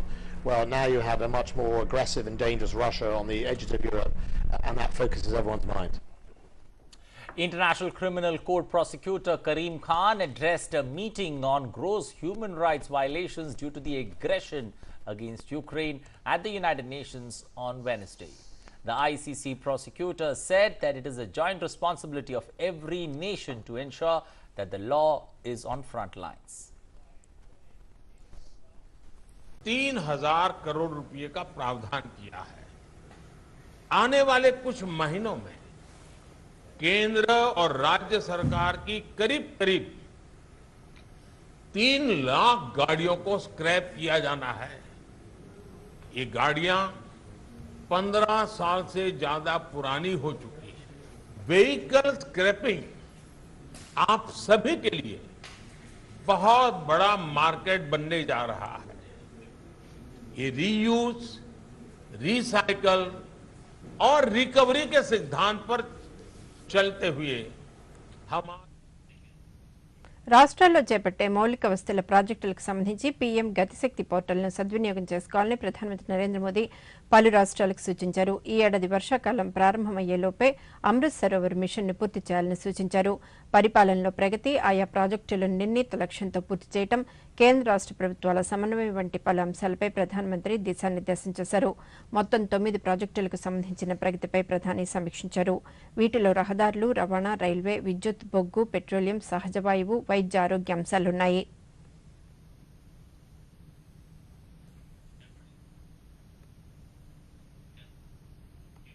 Sansad Ratna award 2023కి ఎంపికైన parliament సభ్యులను ప్రధానమంత్రి నరేంద్ర మోదీ అభినందించారు. Parliament కార్యకలాపాలను ఇనుమడింపజేయడంలో ఆయా సభ్యులు అంకితభావం చూపారని కొనియాడారు. భవిష్యత్తులోనూ ఇదే స్ఫూర్తిని కొనసాగించాలని సూచించారు. కాగా ఈ ఏడాది సంసద్ రత్న అవార్డుకు లోక్సభ నుంచి 8 మంది, రాజ్యసభ నుంచి 5 సభ్యులను జ్యూరీ కమిటీ ఎంపిక చేసిన విషయం తెలిసిందే.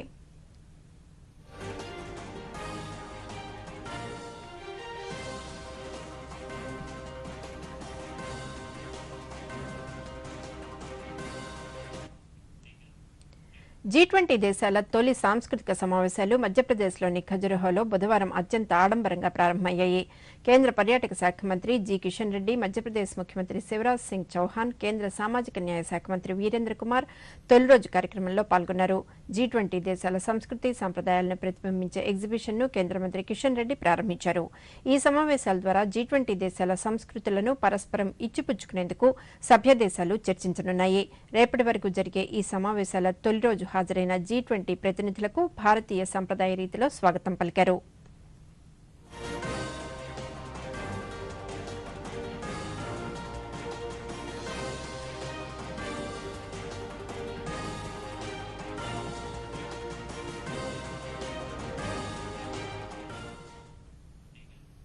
రాష్ట్ర నూతన గవర్నర్గా నియమితులైన సుప్రీంకోర్టు రిటైర్డ్ న్యాయమూర్తి జస్టిస్ సయ్యద్ అబ్దుల్ నజీర్ రేపు ప్రమాణ స్వీకారం చేయనున్నారు.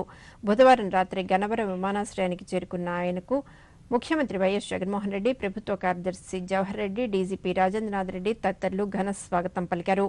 అనంతరం విజయవాడకు చేరుకున్న ఆయన ఈ రోజు ఇక్కడే బస చేశారు. రేపు ఉదయం రాజ్భవన్లో జరిగే కార్యక్రమంలో రాష్ట్ర నూతన గవర్నర్గా జస్టిస్ సయ్యద్ అబ్దుల్ నజీర్ బాధ్యతలు స్వీకరించనున్నారు. రాష్ట్ర హైకోర్టు ప్రధాన న్యాయమూర్తి జస్టిస్ ప్రశాంత్ కుమార్ మిశ్రా ఆయనతో ప్రమాణ స్వీకారం చేయించనున్నారు. ఈ కార్యక్రమానికి ముఖ్యమంత్రి వైఎస్ జగన్మోహన్ రెడ్డితో సహా పలువురు మంత్రులు, ఉన్నతాధికారులు హాజరు కానున్నారు.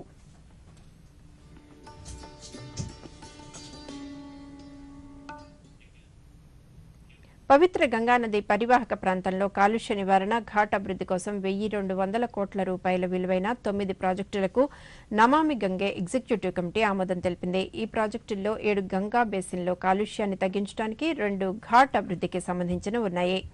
National mission for clean Ganga executive committee 47వ సమావేశంలో ఈ నిర్ణయం తీసుకున్నారు. అదేవిధంగా బీహార్లో 10 కోట్ల రూపాయల అంచనా వ్యయంతో ఒక ప్రాజెక్టును ఆమోదించారు. పశ్చిమ బెంగాల్, ఉత్తరప్రదేశ్, మధ్యప్రదేశ్ సహా పలు రాష్ట్రాల్లో ఇప్పటికే గుర్తించిన ప్రాజెక్టుల కింద గంగానదిని శుభ్రపరిచేందుకు వివిధ మురుగునీటి శుద్ధి ప్లాంట్లు, ఇతర పనులు జరుగుతాయని కేంద్ర జలశక్తి శాఖ తెలిపింది.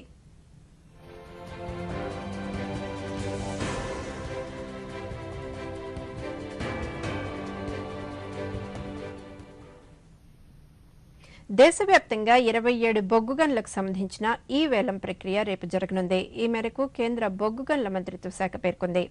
ఈ వేలం ప్రక్రియ ద్వారా బొగ్గు గనుల కేటాయింపులో పారదర్శకతకు పెద్దపీట వేస్తున్నట్లు తెలిపింది. 36 బొగ్గు గనులకు సంబంధించి 96 బిడ్లు అందినట్లు మంత్రిత్వ శాఖ పేర్కొంది. అన్ని సాంకేతిక అంశాలను పరిగణనలోకి తీసుకున్న అనంతరం వేలం ప్రక్రియను నిర్వహించేందుకు ఏర్పాట్లు చేసినట్లు వివరించింది.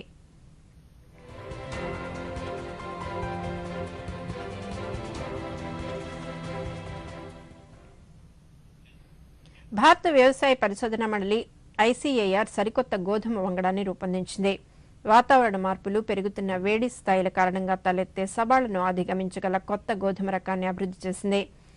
హెచ్డి 3385గా పేరు పెట్టిన ఈ కొత్త గోధుమ రకం త్వరగా విత్తడానికి అనుకూలంగా ఉంటుందని ఐసీఏఆర్ పేర్కొంది. అధిక ఉష్ణోగ్రతలను కూడా తట్టుకుని ఈ మొక్క పెరుగుతుందని తెలిపింది. పెరుగుతున్న ఉష్ణోగ్రతల నేపథ్యంలో ప్రస్తుత గోధుమ పంటపై దాని ప్రభావం వల్ల తలెత్తే పరిస్థితులను పర్యవేక్షించేందుకు ఒక కమిటీని ఏర్పాటు చేసినట్లు ఇటీవల కేంద్రం ప్రకటించిన విషయం తెలిసిందే. ఈ నేపథ్యంలో ఐసీఏఆర్ సరికొత్త గోధుమ వంగడాన్ని తయారు చేయడం రైతులకు ఎంతో మేలు చేయనుందని పరిశోధకులు చెబుతున్నారు.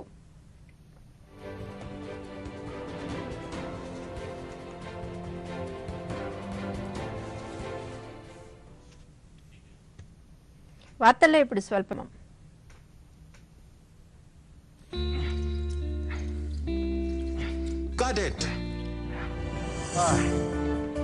ఆలోచించండి, నిజ జీవితంలో ఇలాంటి పరిస్థితి వస్తే ఎన్ని కష్టాలు వస్తాయో.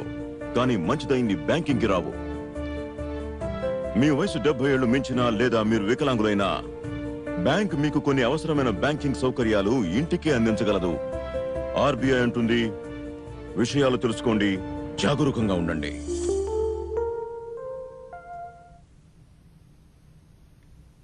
రాష్ట్ర వ్యాప్తంగా ఎమ్మెల్సీ ఎన్నికల నామినేషన్ల దాఖలు ప్రక్రియ కొనసాగుతోంది. స్థానిక సంస్థల కోటాలో ఎమ్మెల్సీ ఎన్నికలకు సంబంధించి వైసీపీ అభ్యర్థిగా సిపాయి సుబ్రహ్మణ్యం ఈ రోజు ఉదయం నామినేషన్ దాఖలు చేశారు. ఆయన వెంట తిరుపతి పార్లమెంట్ సభ్యులు జి గురుమూర్తి, తిరుపతి ఎమ్మెల్యే భూమన కరుణాకర్ రెడ్డి తదితరులు నామినేషన్ ప్రక్రియలో పాల్గొన్నారు. ఈ సందర్భంగా తిరుపతి ఎంపీ గురుమూర్తి మాట్లాడుతూ ఏ ముఖ్యమంత్రి చేయని విధంగా అన్ని వర్గాలకు ప్రస్తుత ముఖ్యమంత్రి వైఎస్ జగన్మోహన్ రెడ్డి ప్రాధాన్యం ఇస్తున్నారని పేర్కొన్నారు. ఎమ్మెల్సీ అభ్యర్థి సిపాయి సుబ్రహ్మణ్యం మాట్లాడుతూ తనకు అవకాశం ఇచ్చిన ముఖ్యమంత్రికి కృతజ్ఞతలు తెలిపారు. పంపిణీ విషయంలో కానీ, అలాగే ఎమ్మెల్సీ స్థానాల యొక్క కేటాయింపుల్లో కానివ్వండి, దాదాపుగా ఈ రోజు 18 ఎమ్మెల్సీ స్థానాలకి ఎలక్షన్ జరుగుతుంటే 14 స్థానాలకి బడుగు బలహీన వర్గాలను ఎంపిక చేయడం చాలా గొప్ప నిర్ణయం. ఆయన అభినవ అంబేద్కర్ లాగా మేము అందరం ఆయన పూజిస్తున్నాం. ఎందుకంటే స్వతంత్రం దాదాపు 75 సంవత్సరాలు అయినా కూడా ఈ దేశంలో ఏ ముఖ్యమంత్రి ఇలాంటి నిర్ణయాలు తీసుకోలేదు. ఈరోజు అందరూ తప్పకుండా ఒకటి చేస్తామన్నా, మాకు జగన్మోహన్ రెడ్డి వచ్చేది ఇంత అంత అది కాదు. ఇది ఒక నిజమైన సామాజిక న్యాయము, సామాజిక విప్లవం అని చెప్పొచ్చు. మీరు తప్పకుండా తీసుకొని గుర్తు పెట్టుకోవాలి.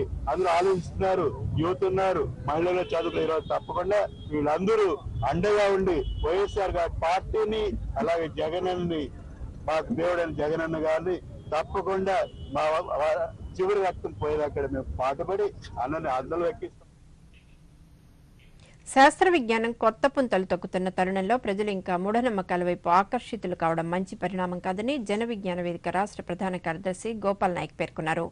మూఢనమ్మకాలు, అశాస్త్రీయ దృష్టి అనే అంశంపై శ్రీ సత్యసాయి జిల్లాలోని జగరాజుపల్లి ఆదర్శ పాఠశాల, బొక్కపట్నంలోని డైట్ కళాశాలలో విద్యార్థులకు అవగాహన కల్పించారు. ప్రతి పౌరుడు శాస్త్రీయ దృక్పథం, దృష్టి, జిజ్ఞాస, పరిశోధన విధానాలు అలవర్చుకోవాలని సూచించారు.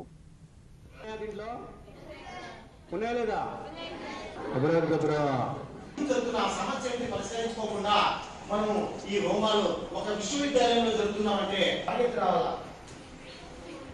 గుండె ఊపిరి ఆగిపోయిందంటే ఫస్ట్ నాడి ఉండాలి. గుండె ఆగిపోయింది, ఊపిరి ఆగిపోయింది. గుండె ఊపిరి ఆగిపోతుంది 5 నిమిషాల్లోనే మనం PCR అనుకుంటున్నాం. రాష్ట్రం నుంచి నేరుగా హజ్ యాత్రకు వెళ్లే ముస్లింలకు ప్రభుత్వం పలు సదుపాయాలు కల్పిస్తున్నట్లు ఏపీ స్టేట్ హజ్ కమిటీ చైర్మన్ షేక్ గౌసల్ అజామ్ తెలిపారు.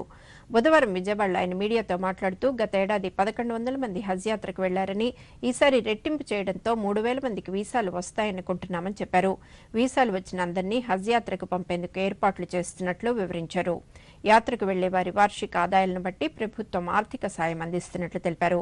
3 లక్షల రూపాయల ఆదాయం ఉన్న వారికి 60,000, అంతకు పైబడి ఆదాయం ఉన్న వారికి 30,000 చొప్పున బహుమతిగా అందించనున్నట్లు వివరించారు. విజయవాడ విమానాశ్రయం నుంచి వెళ్లే యాత్రికులకు ప్రభుత్వమే అన్ని సౌకర్యాలు ఏర్పాటు చేయాలని నిర్ణయించినట్లు అజామ్ వివరించారు.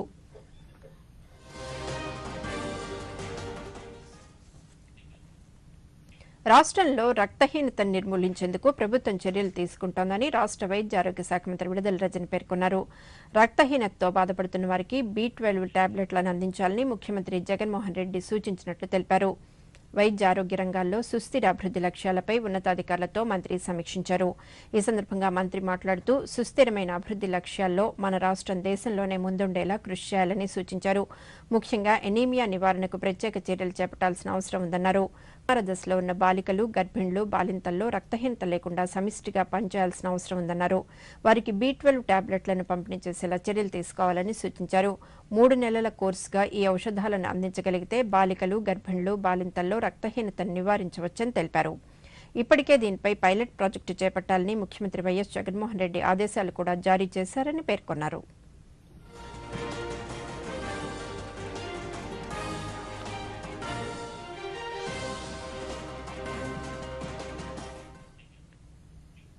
ఆంధ్రప్రదేశ్ రాష్ట్ర సృజనాత్మక మరియు సాంస్కృతిక సమితి క్రియేటివ్ హెడ్గా సినీ నటుడు, దర్శకుడు, వ్యాఖ్యాత ఎల్ జోగినాయుడు బుధవారం బాధ్యతలు చేపట్టారు.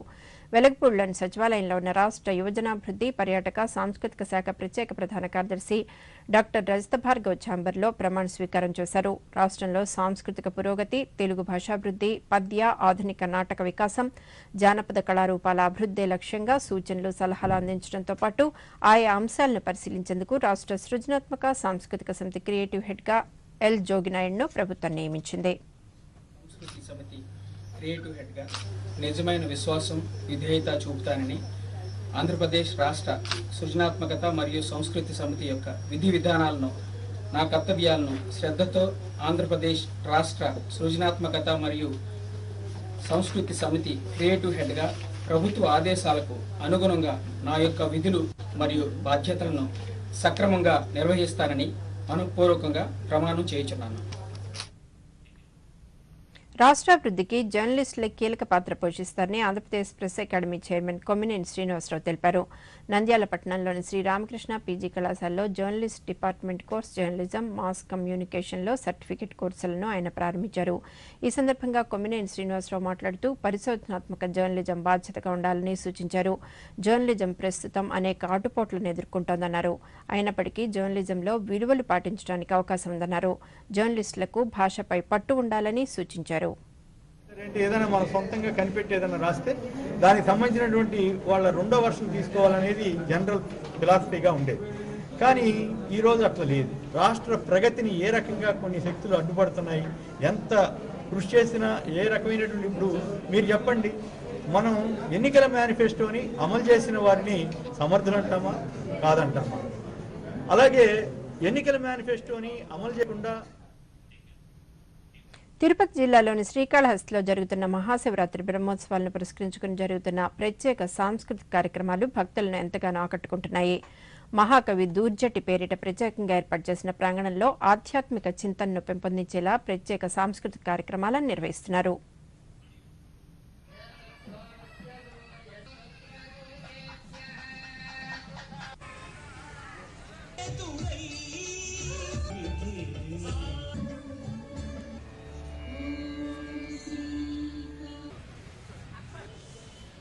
శ్రీకాళహస్తిలో మహాశివరాత్రి వార్షిక బ్రహ్మోత్సవాలు ఫిబ్రవరి 13 నుండి ఫిబ్రవరి 26వ తేదీ వరకు ఘనంగా నిర్వహించుకుంటున్నారు. ఈ మహాశివరాత్రి బ్రహ్మోత్సవాలని ఎంతో వైభవంగా నిర్వహించేందుకు గౌరవ శాసనసభ్యులు ఎమ్మెల్యే అయినటువంటి వి మధుసూరెడ్డి గారు, అదేవిధంగా పాలక మండలి చైర్మన్ అందూరు తారక శ్రీనివాసులు గారు, పాలక మండలి సభ్యులు, ప్రత్యేక ఆహ్వానితులు మరియు ముఖ్యంగా శ్రీ కాళహస్తి దేవస్థాన ఈవో గారు సాగర్ బాబు గారు ప్రత్యేకించి అనేక పర్యాయాలు సమీక్షా సమావేశాలు నిర్వహించి బీసీలకు పెద్దపీట వేసిన ఘనత ముఖ్యమంత్రి వైఎస్ జగన్మోహన్ రెడ్డికే దక్కుతుందని కర్నూలు జిల్లా పాణ్యం ఎమ్మెల్యే కాట్సాని రాంభూపాల్ రెడ్డి అన్నారు. స్థానిక సంస్థల కోటాలో ఎమ్మెల్సీ అభ్యర్థిగా డాక్టర్ మసూదన్ను ప్రకటించడంపై ఆయన హర్షం వ్యక్తం చేశారు. 1985 నుంచి ఎమ్మెల్యేగా ఉన్నానని, బీసీలకు అధిక ప్రాధాన్యత ఇచ్చిన ముఖ్యమంత్రి వైఎస్ జగన్మోహన్ రెడ్డి అన్నారు. ఎమ్మెల్సీ అభ్యర్థి డాక్టర్ మసూదన్ మాట్లాడుతూ ఎమ్మెల్సీ అభ్యర్థిగా ఎంపిక చేసినందుకు ముఖ్యమంత్రి వైఎస్ జగన్మోహన్ రెడ్డికి ధన్యవాదాలు తెలిపారు. బీసీలంటే బ్యాక్వర్డ్ కాదు, బ్యాక్ బోన్ అని వారు ఆ రోజు ఏదైతే చెప్పారో, ఈరోజు సింహభాగాన ఉన్నటువంటి రిజర్వేషన్ని ఈరోజు బడుగు బలహీన వర్గాల వారికి వెన్నంటి ఉండి వారి అగ్రభాగాన్ని తీసుకురావడం జరిగింది. ఈరోజు మనం ఏది తీసుకున్నా కూడా, ఏ పదవులు చూసినా కూడా ఈరోజు మాకు 50 నుంచి 60% ఇవ్వడం జరిగింది. వారు ఏదైతే చెప్పారో బడుగు బలహీన వర్గాల వారికి ఈరోజు చేసి చూపించారు. ఆ రోజు వారు చెప్పారు 139 కులాలను ఈరోజు వారు చూసి 56 కార్పొరేషన్లుగా చేసి ఆ కార్పొరేషన్ చైర్మన్లుగా ఇచ్చి ఆ ద్వారా నవరత్నాల ద్వారా ఈరోజు ప్రతి ఒక్కరికి కూడా ఆ ఫలాలు అందజేస్తున్నటువంటి ఏకైక వ్యక్తి. ఉమ్మడి శ్రీ పొట్టి శ్రీరాములు నెల్లూరు జిల్లా స్థానిక సంస్థల ఎమ్మెల్సీ నియోజకవర్గ స్థానానికి బుధవారం 4 సెట్ల నామినేషన్లు దాఖలయ్యాయి. వైఎస్ఆర్సీపీ అభ్యర్థిగా మేరిగ మురళీధర్ 3 సెట్ల నామినేషన్ పత్రాలను రిటర్నింగ్ అధికారి రోణంకి కూర్మనాథ్కు అందజేశారు. పెళ్లకూరు మండలం బంగారంపేట సర్పంచ్ దేవారెడ్డి నాగేంద్ర ప్రసాద్ స్వతంత్ర అభ్యర్థిగా నామినేషన్ దాఖలు చేశారు. వైఎస్ఆర్సీపీ అభ్యర్థి మేరిగ మురళీధర్ వెంట మంత్రి కాకాణి గోవర్ధన్ రెడ్డి, రాజ్యసభ సభ్యులు వేమిరెడ్డి ప్రభాకర్ రెడ్డి, నెల్లూరు తిరుపతి పార్లమెంటు సభ్యులు ఆదాల ప్రభాకర్ రెడ్డి, గురుమూర్తి, ఆత్మకూరు శాసనసభ్యులు మేకపాటి విక్రమ్ రెడ్డి తరలివచ్చారు. ఈ నెల 23తో నామినేషన్ల స్వీకరణకు గడువు ముగియనుంది. మంత్రి కాకాణి గోవర్ధన్ రెడ్డి మాట్లాడుతూ ముఖ్యమంత్రి జగన్మోహన్ రెడ్డి సామాజిక న్యాయాన్ని పాటిస్తూ అభ్యర్థిత్వాలను నిర్ణయించడం సముచితమన్నారు. 14 స్థానాలలో 14 స్థానాలు ఎస్సీ, ఎస్టీ, బీసీలకు కేటాయించినటువంటి ఘనత రాష్ట్ర ముఖ్యమంత్రి జగన్మోహన్ రెడ్డి గారికి అని చెప్పి సందర్భంగా తెలియజేస్తున్నారు. ఎక్కువ శాతం ఎస్సీ, ఎస్టీ, బీసీలకు కేటాయించినటువంటి. వార్తల్లో ఇప్పుడు స్వల్ప విరామం.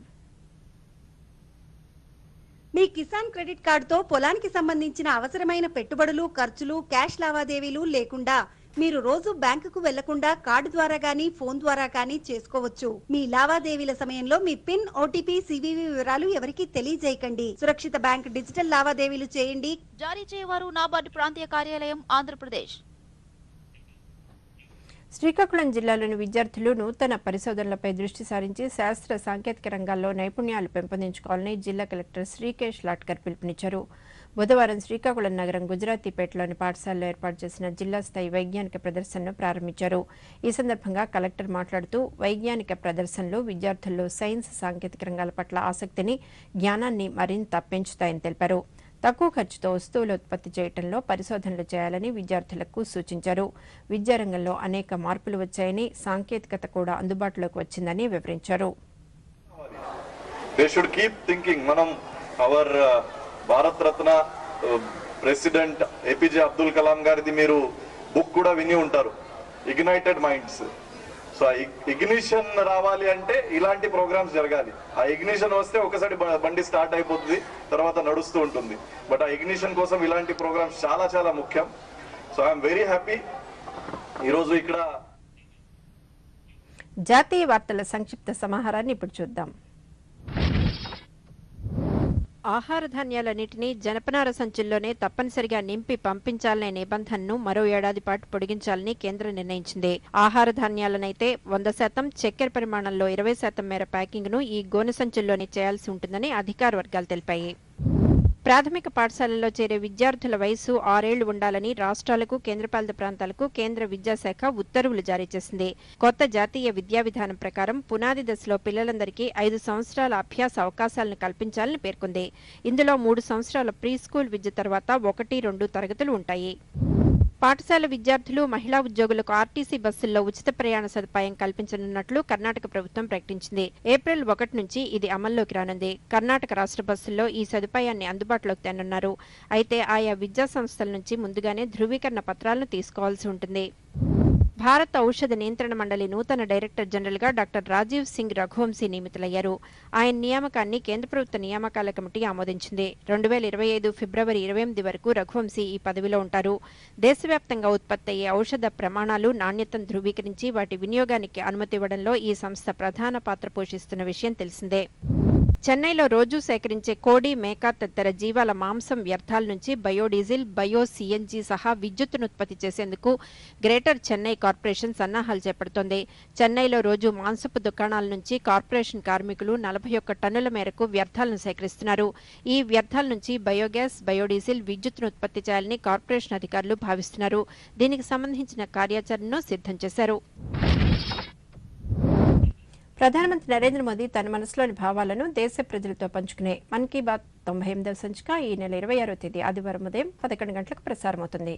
ప్రజలు తమ అభిప్రాయాలను నమో యాప్ ద్వారా కానీ, స్వర సందేశాలైతే 1800117800 నంబర్కు ఈ నెల 24వ తేదీలోపు పంపవచ్చు. అలాగే www.mygov.in వెబ్సైట్ ద్వారా కానీ 1922 నంబర్కు మిస్డ్ కాల్ ఇవ్వడం ద్వారా తిరిగి మన మొబైల్కు వచ్చే సంక్షిప్త సందేశంలోని లింక్ ద్వారా కూడా అభిప్రాయాలను తెలియజేయవచ్చు. ఆకాశవాణి సమన్వయంతో దూరదర్శన్ ఛానళ్లు మన్ కీ బాత్ కార్యక్రమాన్ని ప్రసారం చేస్తాయి. ఈ కార్యక్రమ తెలుగు అనువాదం వెనువెంటనే దూరదర్శన్ సప్తగిరి, యాదగిరిలో ప్రసారమవుతుంది.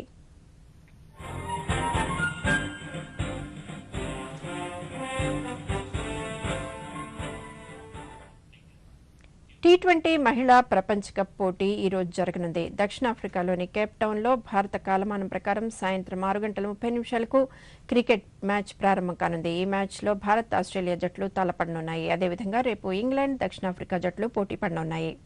ఈ సెమీఫైనల్స్లో నెగ్గే 2 జట్లు ఆదివారం జరగనున్న ఫైనల్స్లో తలపడి ప్రపంచ కప్ను సొంతం చేసుకుంటాయి.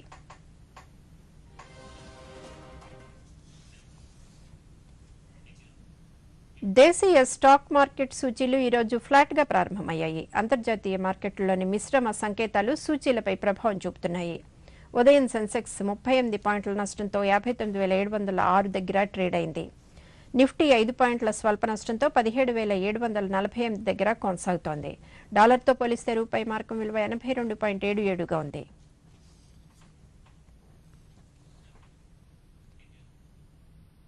ఈ వార్తలు ఇంతటితో సమాప్తం. నమస్కారం.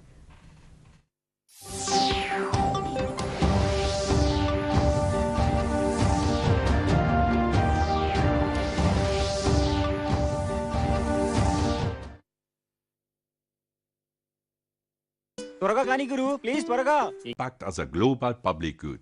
Let us champion culture for sustainable development and the well-being of all towards 2030 and beyond.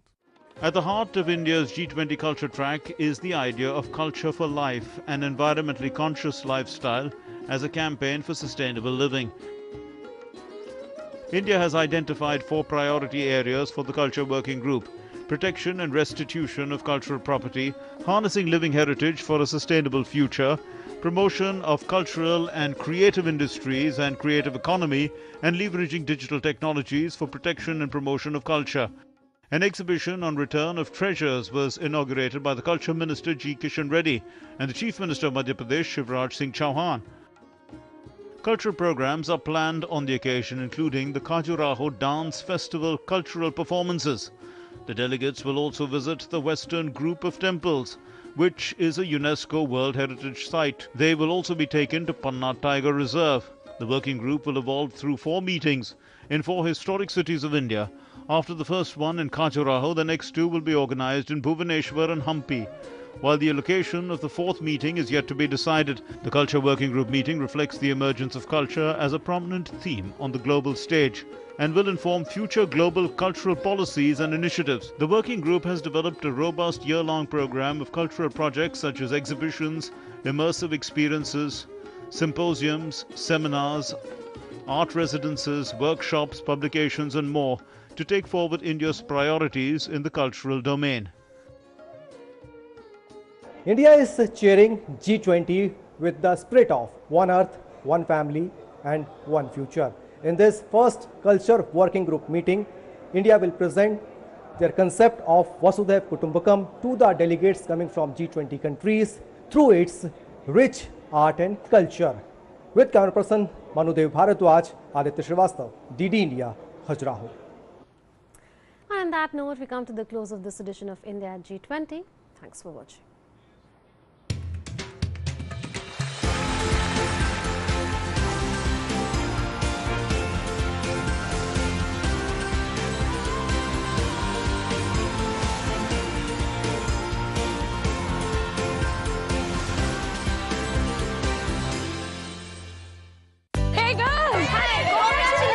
आज तो पार्टी चाहिए। चैंपियन के साथ सेल्फी लेंगे।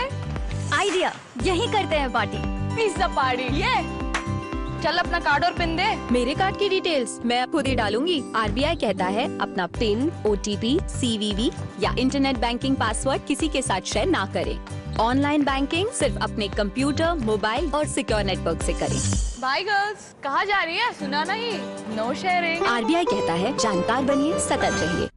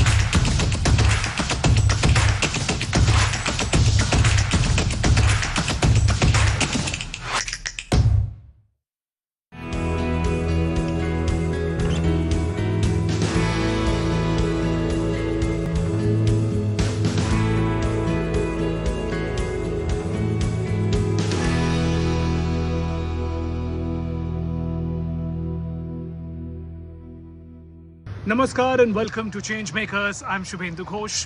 Our relationship with waste is a strange one. We all contribute to it, but once out of our homes and offices, we want to have nothing to do with it. Our Safai Karamcharis may not be so lucky. Today, let's talk about sanitation and waste management solutions.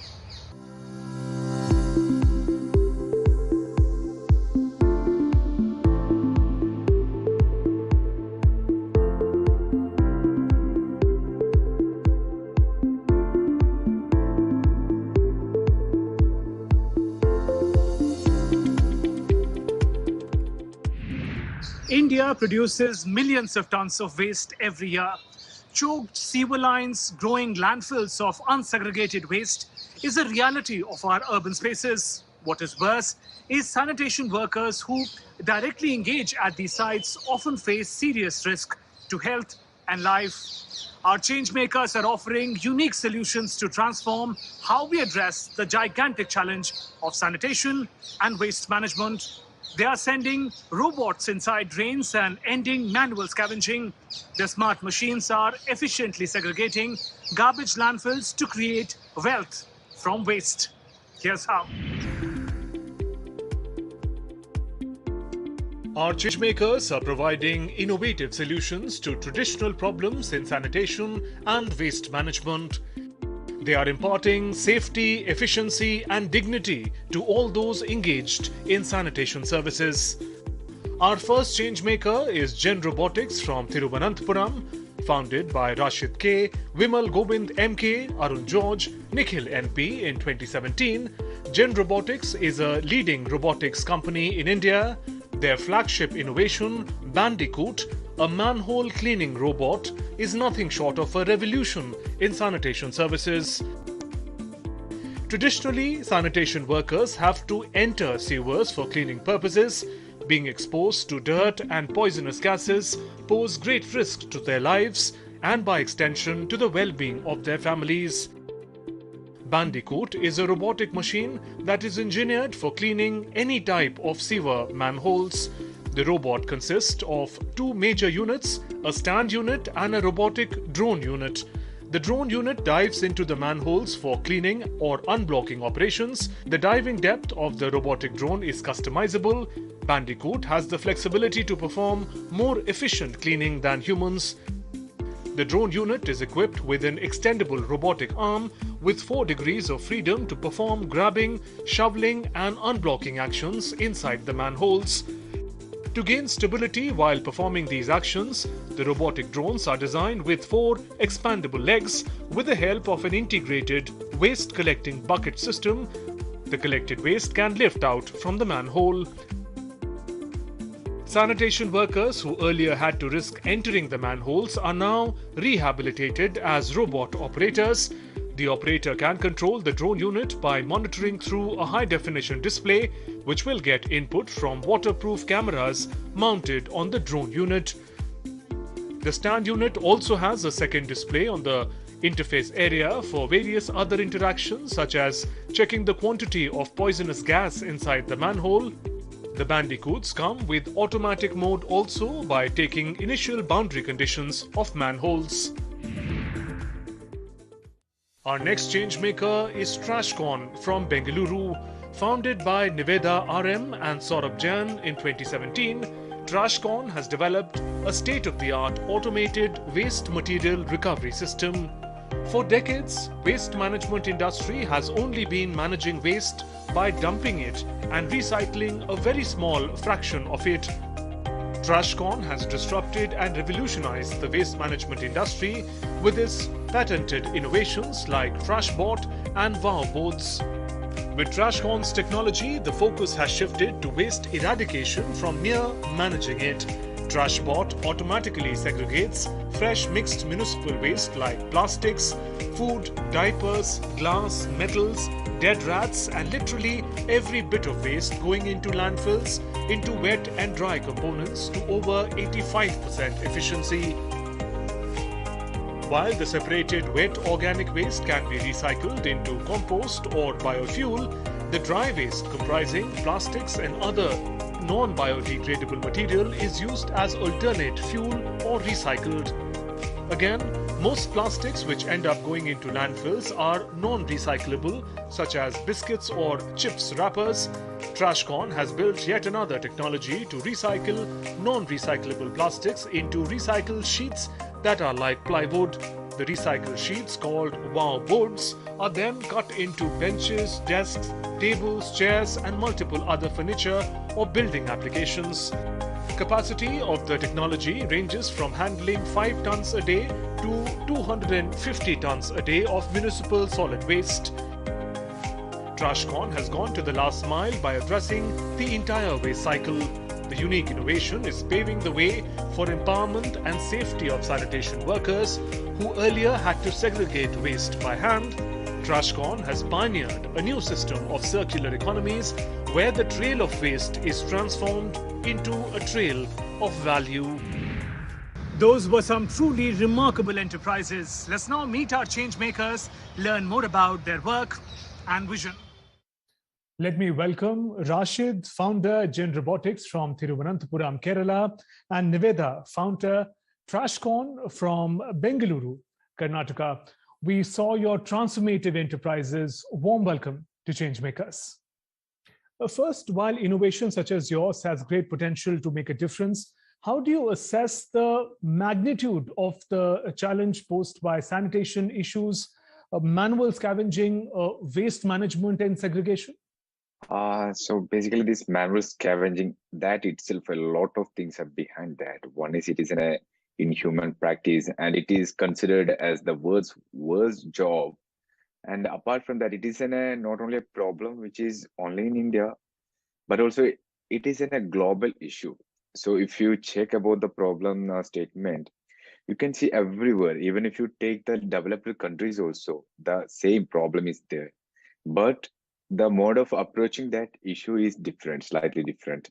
So let's say over there, they're using a lot of safety kits, safety gears, and then only they're entering. But again, the people are entering into that hole. So here the thing is like how we can change the process from a man entering into that manhole, so to a robot entering into that hole. That is the whole concept that we need to put up across the world. Absolutely. So I think I started, when I started back, it was just the start of Swachh Bharat Mission. Prime Minister Modi had just launched Swachh Bharat Mission. Everybody was talking about it. It was something very new. And that is when we tried to clear up a stretch of land near where I was studying, and the waste reappeared. So that is when I understood that if waste is not recovered, that is, if you're not able to recover value, say, for example, if plastic is stuck with food, is stuck with dead rats, then you can't really make value. And if you can't make value, it ends up going into the landfills. And that's when I realized that we have been very conscious about it, and our lawmakers have made segregation at source mandatory, right? So to ensure that all the parts are segregated and recycled.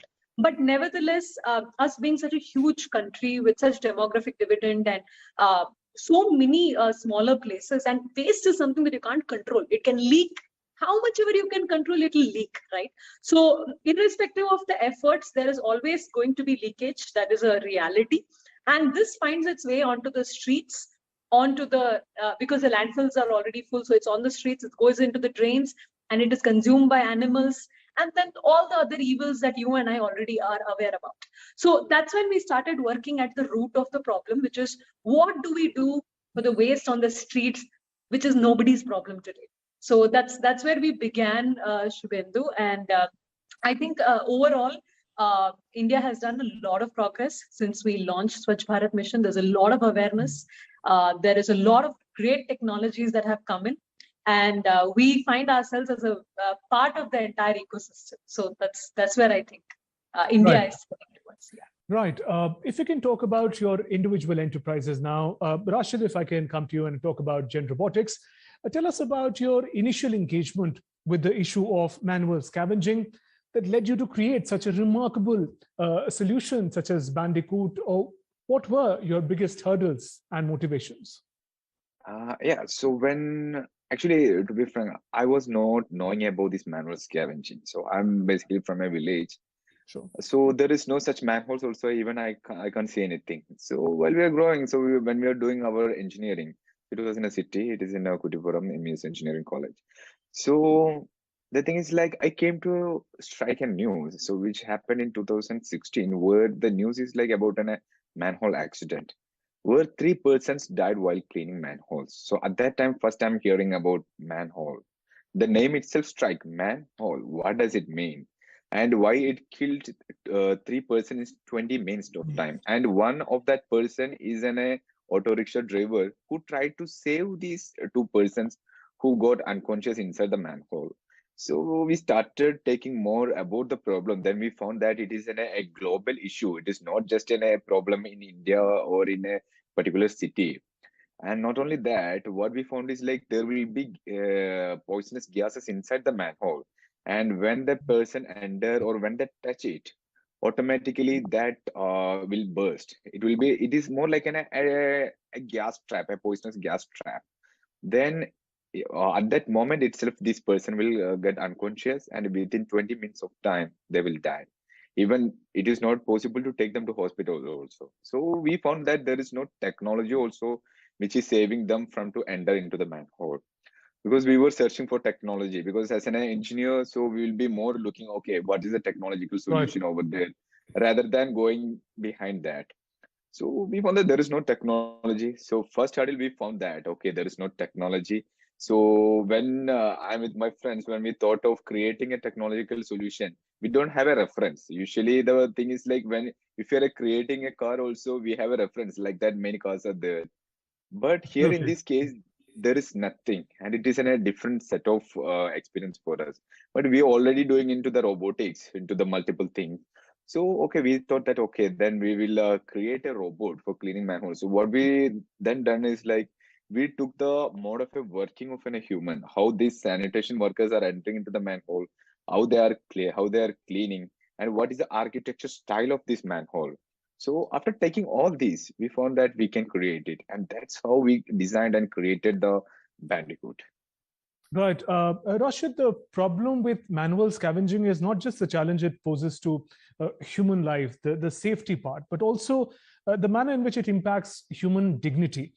If you could take us through, after engaging with people who were part of manual scavenging work, how has their life changed after adapting Gen Robotics solution Bandicoot? Yeah. So as I mentioned, manual scavenging is not just an inhuman practice, but also it is the bread and butter for that sanitation workers. First, we need to understand that part. So the thing is like when we are touching their bread and butter, definitely things will arise. So what we done is like while we are creating the robot itself, we have majorly two vision. One is anti-manual scavenging using the robotic technology. And the second is rehabilitate the sanitation workers, the existing sanitation workers, to robot operators. So their life will change and a more dignity that we can provide to their life also. So right now, so what we done is like we created a simple user interface, and where we are, everyone know that we are the world is so much advanced. So we created a simple user interface which can be operated by any person, even if he is illiterate also. Again, these sanitation workers are illiterate people. They might not be going to the schools or anything. They don't be having any kind of education. So we are giving the set of awareness also, because when we implement one robot, then we will be giving the awareness camp. We are giving the training, not only to the sanitation workers, to their family as well. Because as you asked, how we can bring the dignity, so it is not to bring the dignity or give the safety to that workers, but also to their family as well. So we are providing the awareness camp and awareness class to the workers and their family, so that it is easy for them to catch it and how to make a beautiful life comparing to their past life. And that's we are successfully doing right now. And more than 2000 sanitation workers so far we have rehabilitated across India, and that journey is continuing in a faster pace right now. Right. That's fascinating to learn, Rashid. Now, your robots, we know, are being used by administration in different states. Take us through, how do you manage it? Tell us about your team. Do you also get feedback from different parts of the country where sort of you need to in some ways make your technology improve or evolve with time? Yeah, obviously. So right now we are a team of more than 200, not 200, it's in 250 we closed last month. More than 250 people are in our company. And we have implemented the robot across 17 states, including last week we have implemented in Leh also.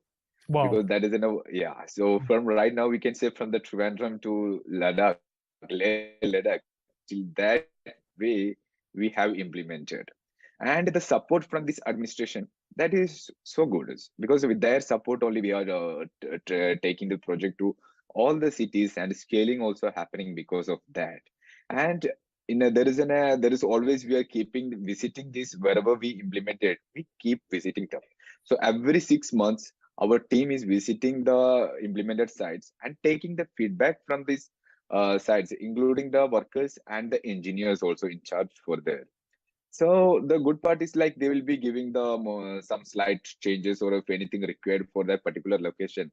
So let's take if it's in a very high posh area, or like within a lot of crowded people, they will be saying that small modifications. So and according to the city, we are modifying the robot for them, however they want. So that will be the best model that we can give to them to make their city more cleaner and safer. Right. Rashid, as a startup, how has your experience been with the investors, given that you are focusing on what is a crucial social and sanitation related problem? How forthcoming have they been to be a part of your solution? So far it is pretty good. So we have the investors like the leading entrepreneurs of our country, like Sridhar Wembu from Zoho, and Mr. Anand Mahindra, Rajan Anandan, and the VCs like Unicorn Venture Capital, C Fund. So these are our major investors, and so far, however, the relation with them is so good. So the people like they want the made in India or make in India companies that is very well ground rooted in India, and what their focus that is like to expand the company or the scale the company not only in India but also to across the world, and within multiple innovations, not just to stick on in a single innovation, but take different problems and start solving different problems and export it, use here and then export also. So we are also aligning with the same vision. So that's why we always having sharing a good same synergy, which is getting a more support from each other, and especially from our investor side. That's great. It's amazing to learn about the story of Gen Robotics, Rashid. If we can come to you now, Niveda, and talk about TrashCon, tell us about your journey from idea to enterprise, the making of TrashCon. What made you decide that waste management in innovative manner is your calling for life? Absolutely. No, thank you for that question. So as I was telling you, the street and the waste reappearing was, according to me and my team, the biggest issue, right? Because if that waste is getting burned, kids are born with respiratory cancer near our landfills. Leachate, a very toxic liquid, has already percolated into groundwater in many cities. So this is the problem that has already been caused. So while there are people who are trying to avoid this problem, and then there are people who are on the other end of it, so already pile up ho gaya landfill, trying to biomine it or remove it. We are somewhere in the middle, and we are saying, hey, there is leakage, there is waste on the streets. We don't know how, you don't know how, and it will continue, because not only India, even in the Europe, there is waste on the there is unsegregated waste, right? Even though they're decades ahead of us, there is always going to be unsegregated. So mechanization is definitely a layer that needs to be put for something like segregation. So that was our first calling, that how do we make a low cost, compact, can fit inside 2,000 square feet, can be run by unskilled labor. How can we make a machine that can be run by such people and give them employment, give them new employment? So that was a question, and we spent, Mr. Shubhendu, almost 3 years in the dump sites, working in waste, touching waste with our hands every day. And that's how we built our bot. Not just that, now the bot recovers plastics from the waste, it recovers wet waste, and we recycle the dry waste into recycled sheets, which are similar to plywood, and that can be replaced. That is also a great replacement to plywood in many applications. Right. And the waste to wealth cycle that you present, it provides a fascinating new perspective, because now we're looking at those monstrous landfills as resource of a lot of things. We have energy, we can talk about manure, we can talk about recyclable material like plastic, as you mentioned. Yes, absolutely. I think that's our aim and that's our vision also, Mr. Shubhendu, that 20 years down the lane, when I tell a story to my daughter saying, "Beta, ek zamane mein kachra hua karta tha," my daughter should say, "Mama, what is waste?" And that is our vision. And that can only happen if every bit of waste is starting to look like resource. And India as a country, we have always followed it for a very long time.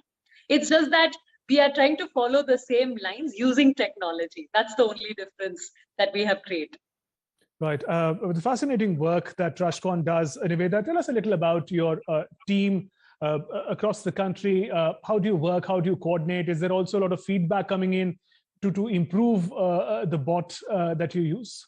Yes, Mr. Shubhendu. So 3 years we were in product development, where we actually worked in waste, like I told you. And during that time, we worked with decision makers. So we already were getting active feedback. Last 2 years, we have been able to be in 20 plants in 6 states. We are preventing 500 tons of waste from entering the landfills every day, and also recycling it, ensuring it to be zero waste. As I speak, we are adding 1,000 tons more in almost 4 states. We have exported it to Philippines. We are in 6 states totally, 20 cities as we speak. Our aim is to be preventing 1/4 of India's waste from entering the landfills by 2025. And because of the plug and play modular scalable system, I think we are able to do that very well. And the municipalities in India are primarily our major customer segments, because that is where we can solve at scale. And they are very receptive to a made in India technology, right? And this is a very huge change, Mr. Shubhendu, because everybody sees a new innovation with skepticism. But today, more and more decision makers are saying, we need something like this. Come on, let me have it in my city. And because one person starts and then everybody else follows, it is very good. We work with a lot of private contractors across the country. We work with corporates. We work with some of the largest corporates are our customers as well. And this is how, and we're scaling up rapidly as we speak. One interesting aspect about your work is also the manner in which your organization is sensitive to dignity of labor. Have you engaged with people who were earlier involved in manual segregation of waste? How do they see this innovation, this solution that you and your team has presented to them? Absolutely. So there are two things, Mr. Shubhendu. What happens is, one is there is already waste that you and I are segregating. You are staying in an apartment, yes. I'm staying in an apartment, and we are segregating our waste. That we do not touch. So that goes into something called dry waste facility, which is where it is further segregated manually by waste pickers or using some conveyors. That is okay, because they are touching dry waste. And of course, you can use more technology to improvise it. Where we come in is where the waste is on the streets, where even waste pickers do not want to touch that waste. Nobody wants to touch the waste on the streets, right? Because that's why it is there. No value is there for anybody. So when we created a plan to recover value from what has no value, we started generating new employment.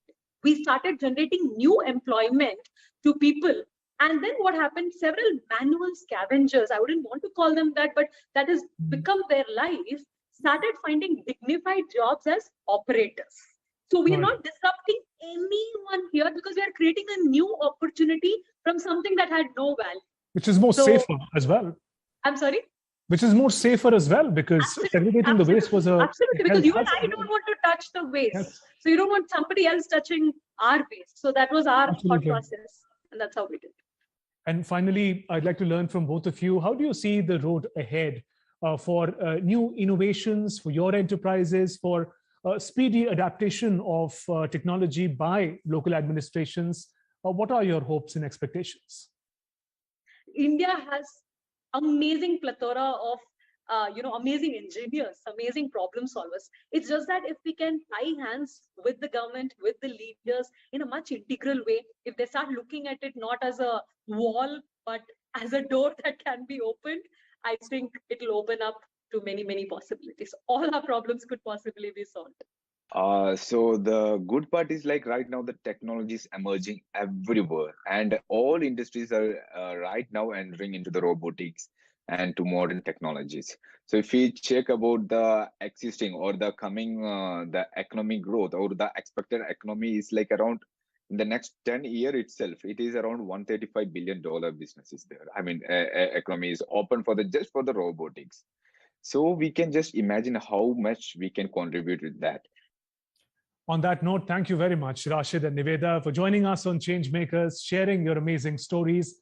Our best wishes to your teams. So much. Thank you so much. It was great interacting with our changemakers. While as startups, their solutions are innovative and cutting edge, what is inspiring is how sensitive they are for the cause of human life, labor, and dignity. That quality is something we can all emulate in our lives. Let's be more conscious of the waste we produce and humane towards those who take care of it for us. Goodbye for now. Namaskar.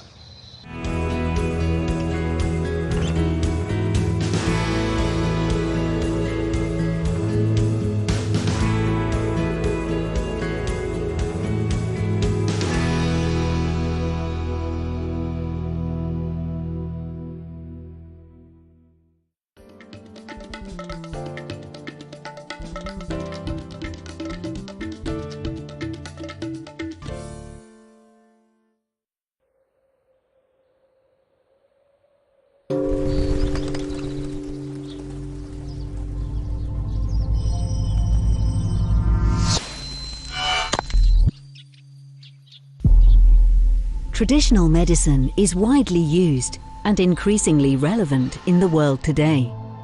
Yet, it has been around for millennia. At a time when we were more in balance with our environment and in harmony with nature, we began looking into its healing powers to cure our aches and pains and discover our own remedies. Our understanding of traditional practices began to grow.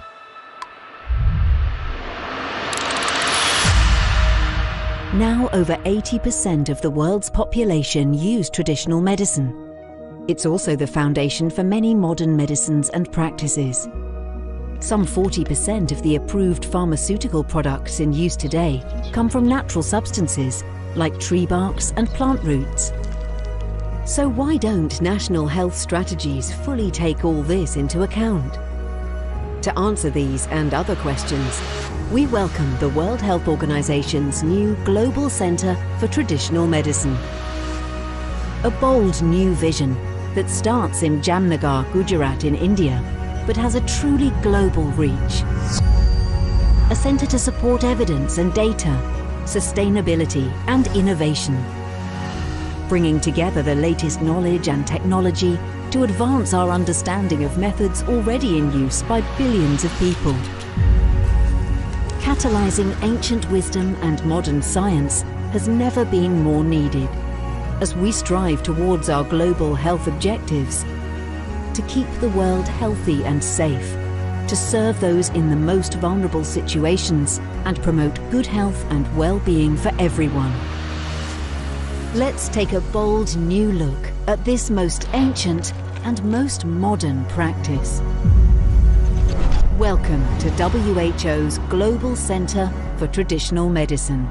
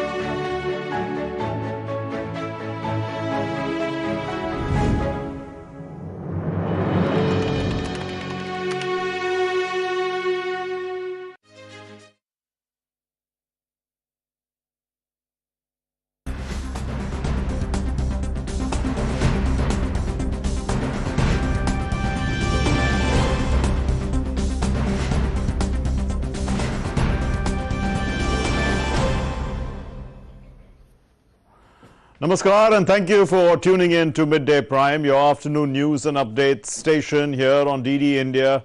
The G20 meeting in Bengaluru under the finance track is assuming importance because it is at the finance ministers and central bank governors level. Now that's the highest level in the finance track. So we'll get you up to date with what's happening there and also put into context Prime Minister Narendra Modi's web interaction on green growth. This morning's webinar was the first of a series of 12 post-budget webinars that the government is organizing for better implementation of green initiatives announced in this year's budget. As is in vogue, the headlines first on Midday Prime. Prime Minister Narendra Modi addresses the post-budget webinar on green growth, the first of a series of 12 post-budget webinars, and he says that green energy announcements in the budget, they lay the foundation stone and pave the way for future generations.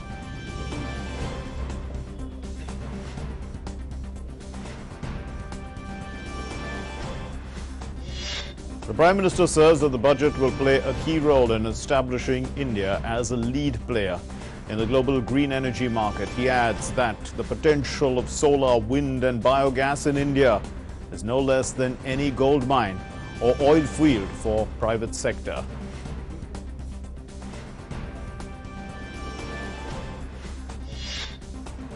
IMF's managing director endorses India's leadership role in the world and says that at a time of heightened uncertainties for the global economy, India's strong performance remains a bright spot and adds that India uniquely is positioned to bring countries together, says that India's leadership beautifully captures the theme of India's G20 presidency, One Earth, One Family, One Future. Marking 1 year of the Ukraine war, the 193-member General Assembly to vote on a resolution for peace in Ukraine today. The US and the EU urge nations to vote for a resolution to deepen Russia's diplomatic isolation. The UN chief says there is no time to lose. Russia urges the UN states to vote against an unbalanced and anti-Russian move.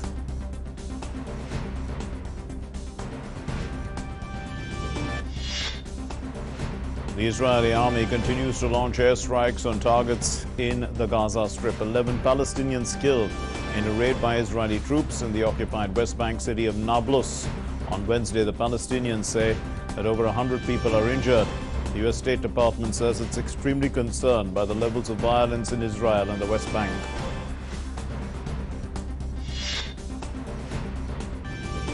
A magnitude 7.2 earthquake strikes eastern Tajikistan near the border with China. The U.S. Geological Survey estimates a little or no population in that area is going to be exposed to landslides from the quake.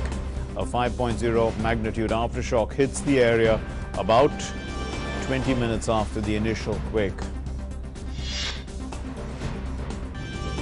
Pakistan to cut government expenses by 15% in an austerity drive. The Prime Minister Shahbaz Sharif asked his ministers to fly economy class and forego luxury cars. Pakistan received financial assistance from the IMF in the past and is presently in discussion with it to resume its loan program. In the Women's T20 World Cup, India are going to take on the defending champions Australia in the first semi-final at Cape Town in South Africa today. England will be facing South Africa in the second semi-final.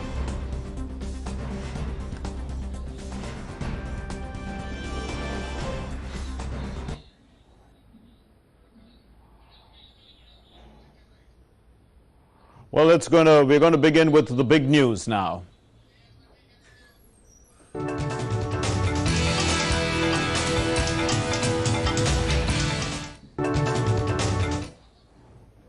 Prime Minister Narendra Modi addressed the first post-budget webinar on green growth organized by the Ministry of Power today.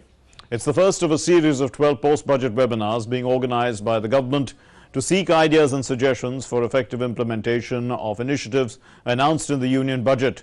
The Prime Minister called the Budget 2023-24 an opportunity for the security of India's future, and he said that the vehicle scrapping policy is a crucial aspect of the green growth strategy.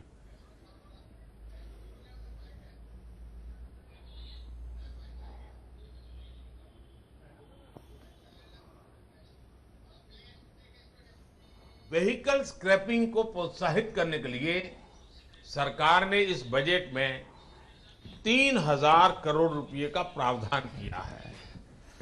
आने वाले कुछ महीनों में केंद्र और राज्य सरकार की करीब करीब 3 लाख गाड़ियों को स्क्रैप किया जाना है। ये गाड़ियां 15 साल से ज्यादा पुरानी हो चुकी है।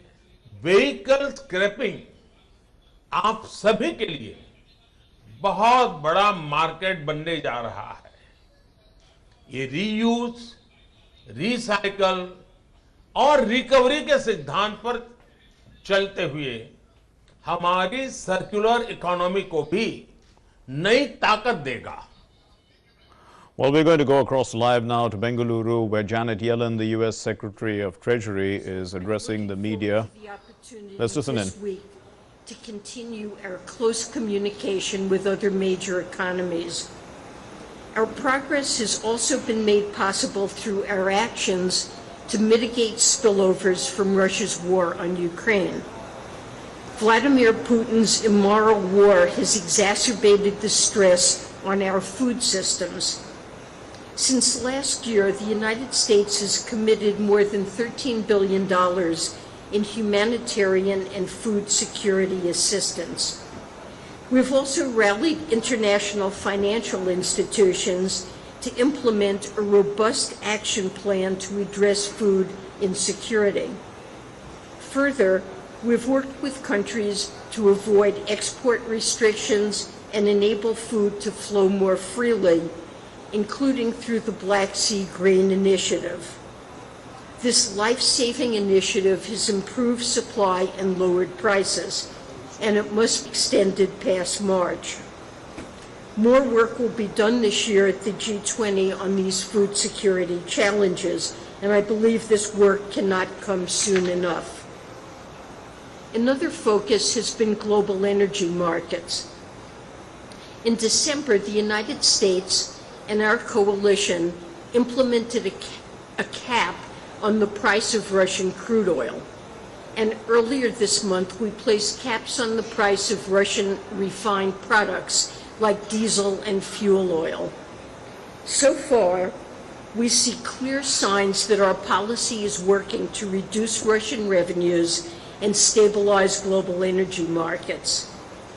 Even as global oil prices have remained relatively stable over the past few months, Russian oil prices have fallen substantially. Last month, the Kremlin's oil revenue was nearly 60% lower than in the immediate aftermath of the invasion. We've continued to see emerging markets negotiate steep discounts on Russian oil, which keeps oil on the global market but sharply reduces the Kremlin's take. Over the next 2 days, I also look forward to continuing the G20's work to build a stronger and more resilient global economy. This includes advancing work on debt, climate change, and the evolution of the multilateral development banks. First, we need to work together to ease the debt overhang that is holding back too many countries. The IMF estimates that around 55% of low-income countries are close to or in debt distress. I will continue to push for all bilateral official creditors, including China, to participate in meaningful debt treatments for developing countries and emerging markets in distress. Most urgent is the need to provide debt treatment to Zambia and to commit to specific and credible financing assurances for Sri Lanka. Later this week, I'm also looking forward to robust discussions about the common framework process to help countries like Ghana. I will also be discussing international coordination on debt restructuring for middle-income countries. Second, we must unlock more investments for the clean energy transition. The United States is making an historic investment in our own transition through the Inflation Reduction Act. This law will have positive spillovers for other countries. This includes reducing the costs of clean energy technologies. During the upcoming meetings, I'm eager to continue working with our partners as co-chair of the Sustainable Finance Working Group. Our goal is to accelerate the transition to a net zero economy, particularly by boosting private capital flows. Third, we look forward to accelerating our momentum for the evolution of the multilateral development banks. 4 months ago, I called for the evolution of the MDB system ahead of the World Bank and IMF annual meetings. The MDBs have made tremendous progress in advancing poverty alleviation and inclusive development, but it's critical that they integrate work on global challenges into their core mission to sustain progress on these priorities. We're in the process of working with shareholders and management to evolve the World Bank. Over the next couple of days, I will be discussing how the G20 can build on the momentum at the World Bank for ambitious reforms. I'll also discuss how we can accelerate the evolution of the regional development banks. Of course, I want to thank David Malpass for his service as president of the World Bank and his commitment to a smooth transition. Under his leadership, the bank has measurably improved the lives of people around the world. Well, I'm looking forward to productive meetings over the next 2 days. There's a lot to do, and with those remarks, I'll be glad to take your questions.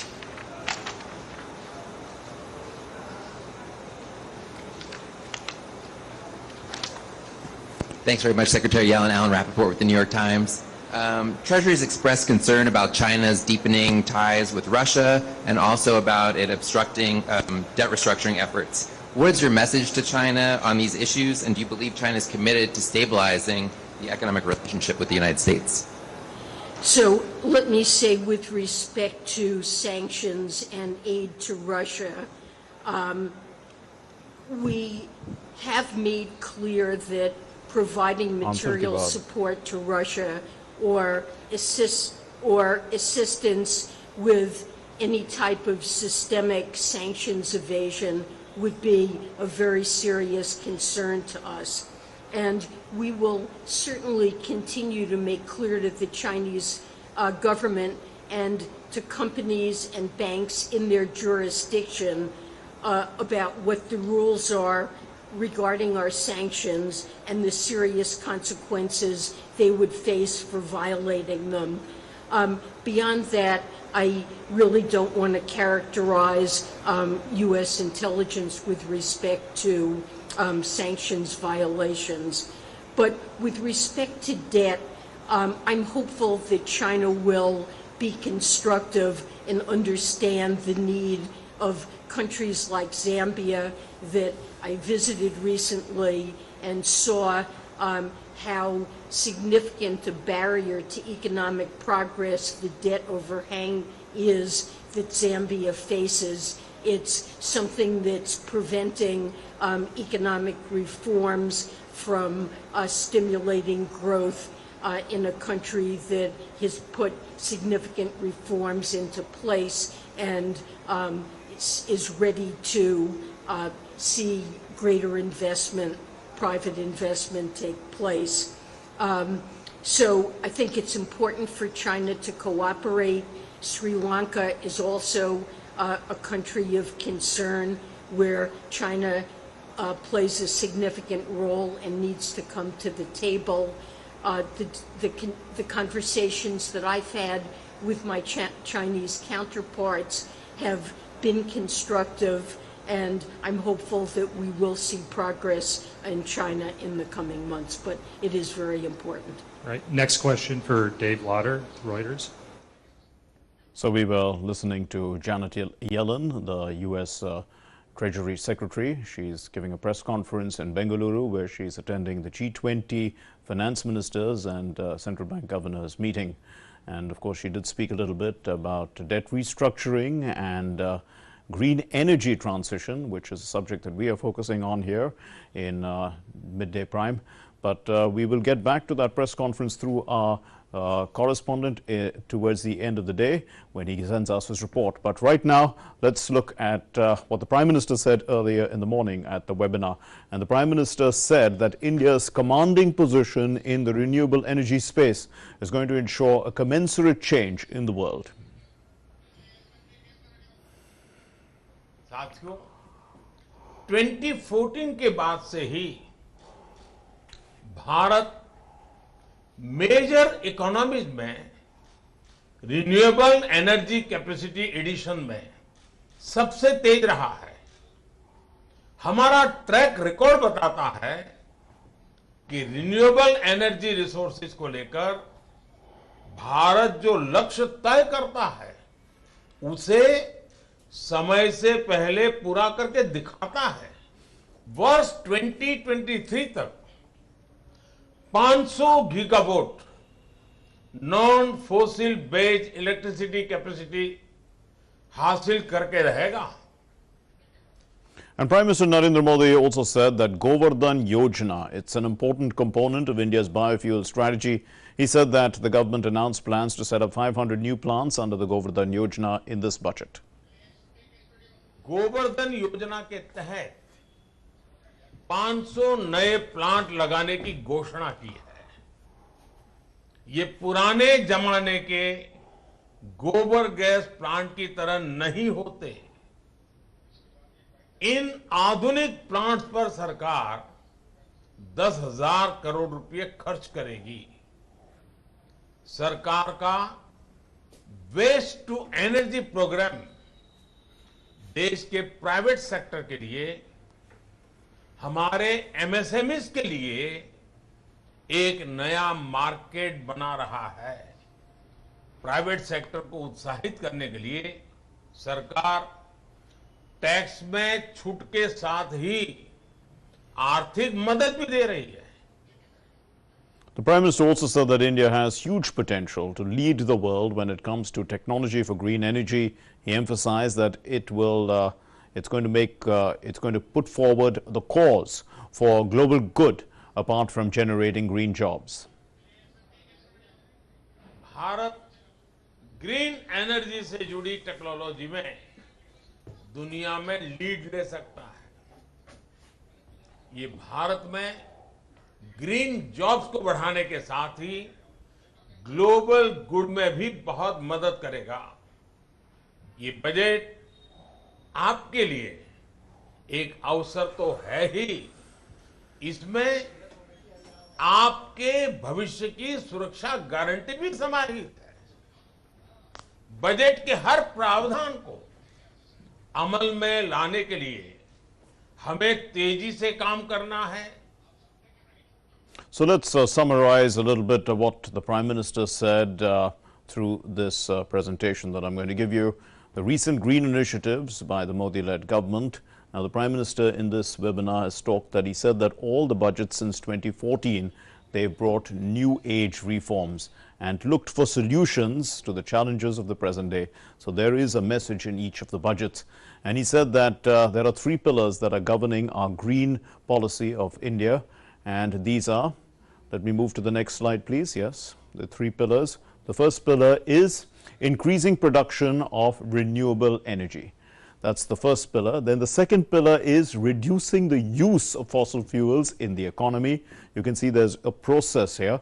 And then there's rapidly moving towards gas-based economy. So each is like a milestone that you achieve. And then also past and present budgets, if we look what the Prime Minister referred to, are several schemes that have been announced in past and present budgets.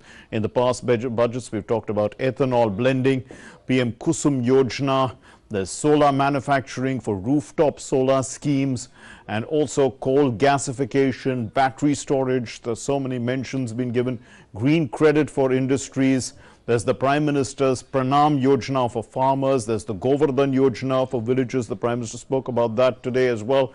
And vehicle scrapping policy, which is in this budget for cities. There's the green hydrogen and wetland conservation aspects of the budget. Then there's foundation stone for future generations. All this is what the Prime Minister says, because these are the foundation stones for the pathways to the future. He said that the budget, the key is to establishing India as a lead player in the green energy market. India has been the fastest in building renewable energy capacity since 2014, and India has achieved the target of 10% of ethanol blending 5 months before the target, that is in petrol. And now they're going to reduce the target for 20%, that's the E20, ethanol blending in petrol. It's going to happen by 2025-26 instead of by 2030. That's what the Prime Minister's put forward. He's urging people to reach their targets faster.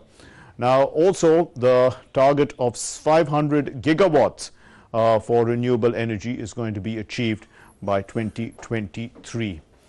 The E20 fuel, which I talked about just a little while ago, it creates new opportunities for investors, the Prime Minister said.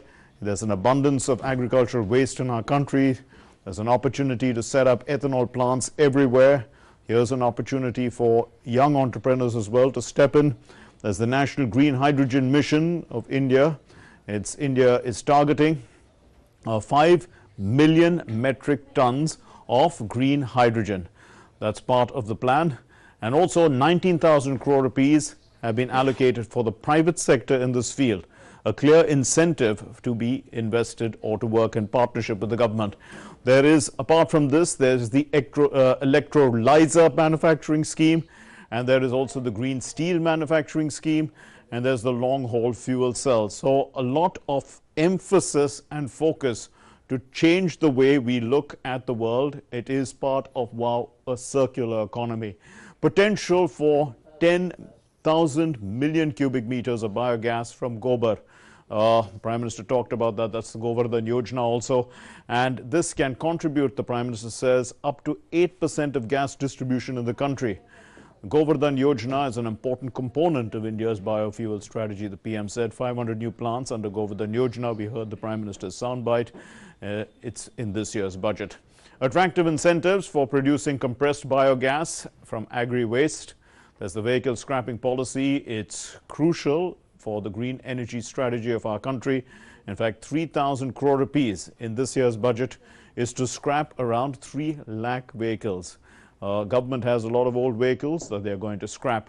And the vehicle scrapping is going to become a huge market, the Prime Minister predicts.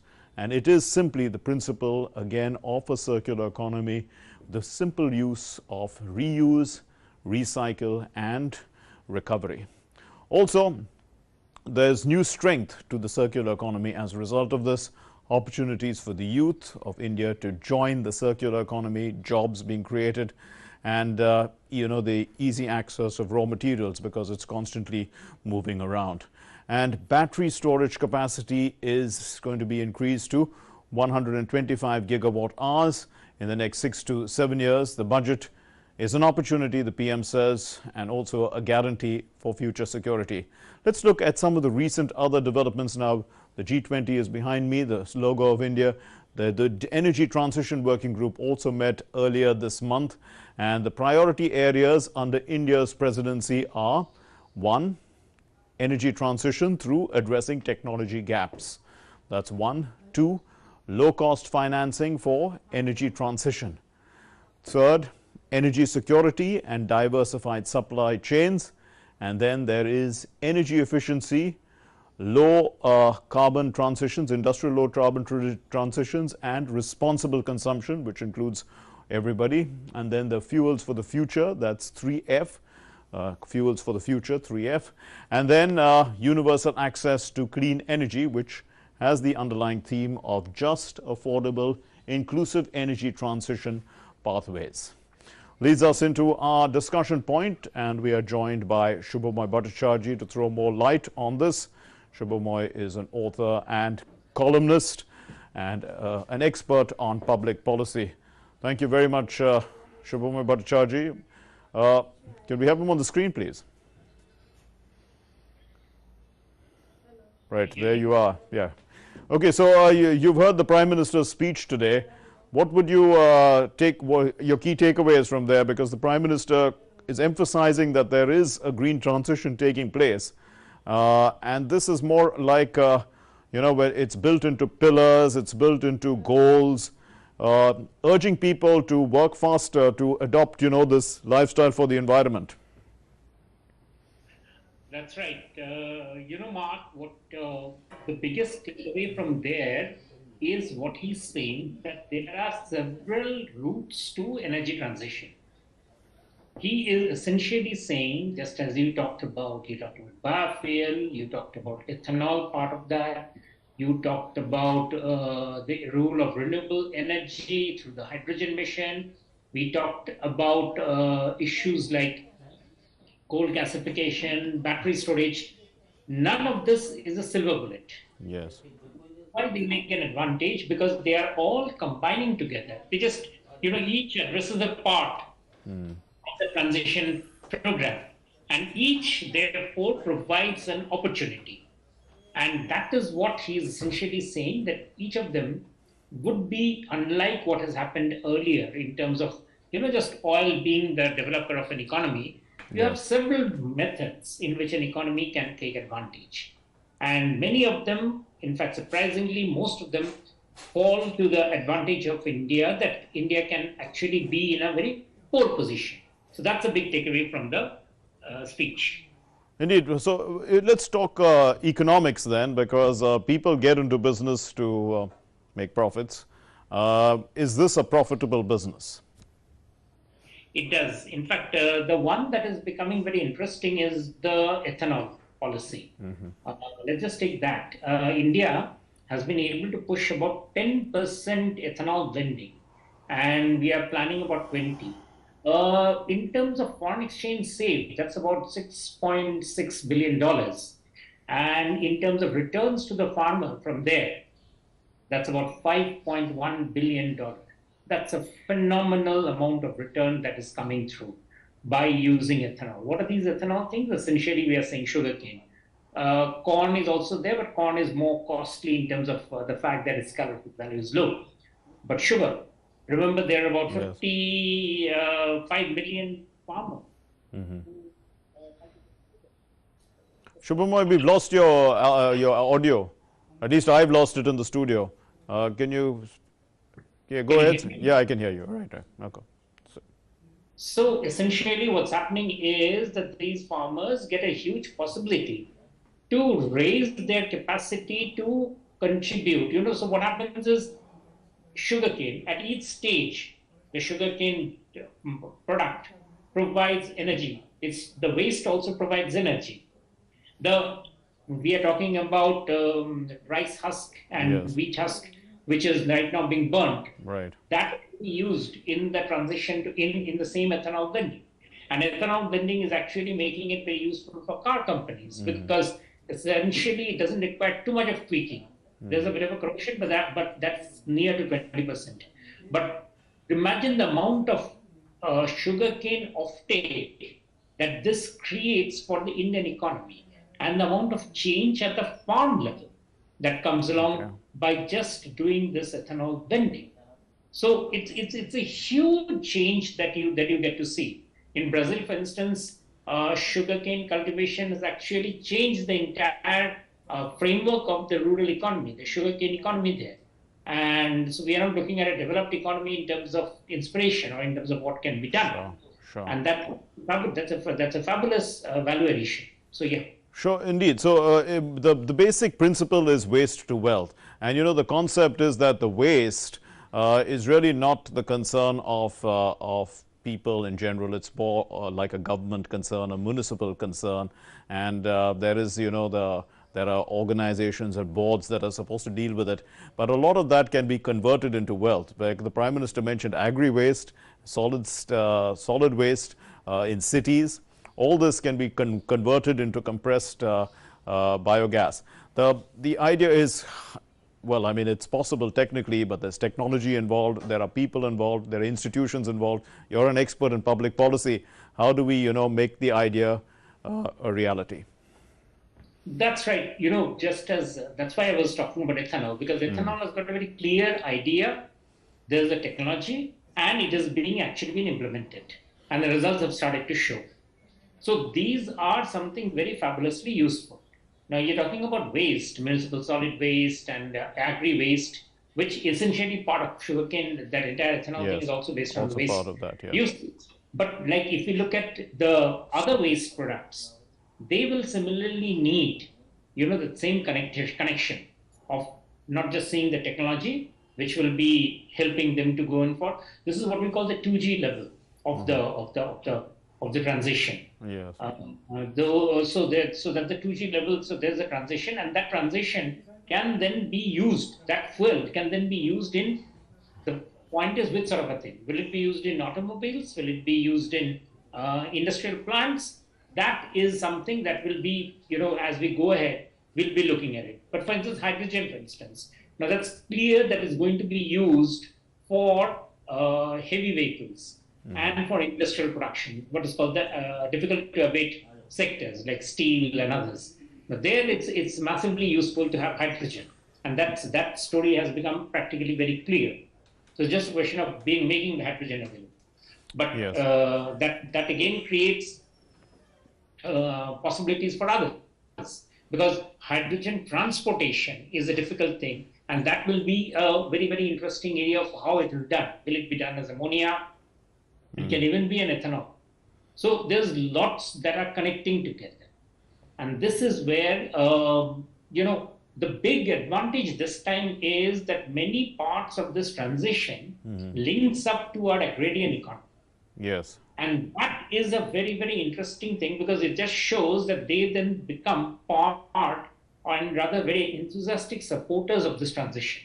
Because they can then see that it is leading to creation of profits for them, which wasn't happening with, say, mineral oil, crude oil or any other thing. And that is, I think, a very fundamental change from the earlier strategy, from the Industrial Revolution 3.4 to Industrial Revolution 4. So that is where you're getting a big change. So these are clearly processes that have been put in place for the fuels of the future. But there is the overarching aim. At the end of the day, it is to, keep our planet safe from climate change. And is that, do you think that simultaneously while all this is happening, these are new areas of research, new frontiers that people are conquering, there could be some side effects that, for instance, one isn't sure what the impact could be on the environment. It may be even worse over a period of time. And, when everyone started using it, do you think that there should be some sort of an assessment on environment impact? Absolutely. Any technology, when it is being introduced, would first need a bit of check about what is it that is going to be good and what is it that is not going to be so good. So that's a lesson that is well learned. And that's a lesson that is actually helping us. For instance, in the case of lithium mining, we know that lithium needs to be sort of, fried or roasted, as we say, when it comes up to be able to become kind of usable ore, which can then be put in for batteries. Now that consumes water. So how much of it you would want to do?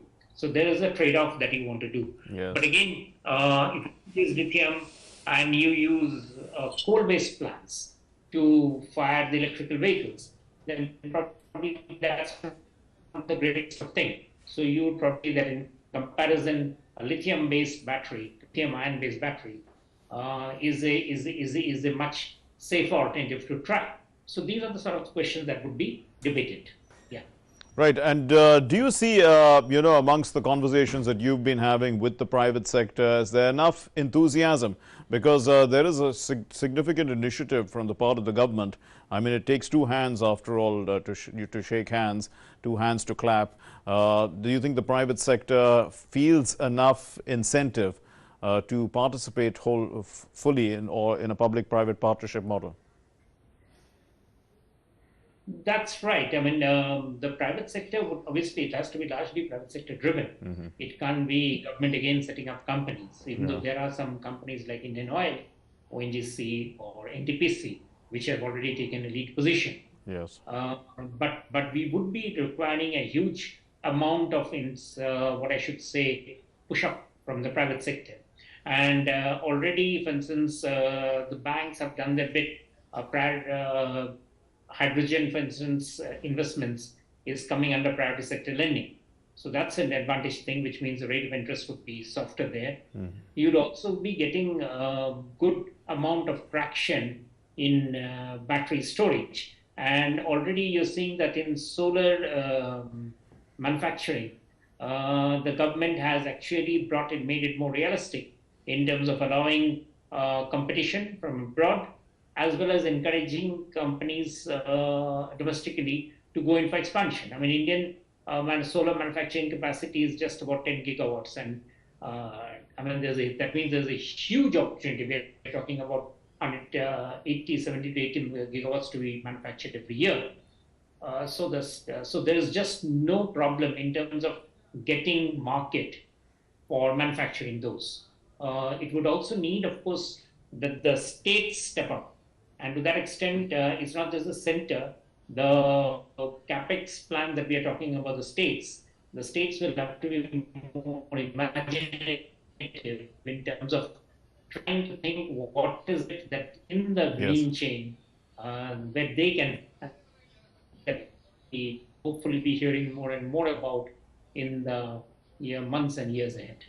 We leave it there. Thank you very much, Shubham Bhattacharjee, author, senior columnist, and public policy expert, for talking to us on the subject. Let's now move on to our developing story.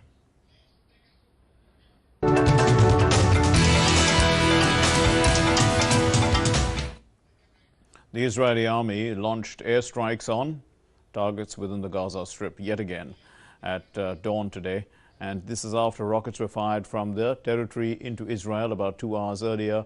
And on Wednesday, at least 11 Palestinians were killed and over 100 injured after a deadly Israeli military raid against the armed Palestinian groups in the occupied West Bank on Wednesday. So in a joint statement, what has happened is that the Israeli Defense Forces and the Israeli Security Agency, they've said that their military operation was part of a plan to arrest Palestinian gunmen based in Nablus. But the operation began after the Israeli forces entered Nablus and arrests to arrest the members of the Lion's Den, which is a local armed group that was planning, apparently, according to the Israelis, imminent assaults, and was responsible also for an attack that killed an Israeli soldier in October.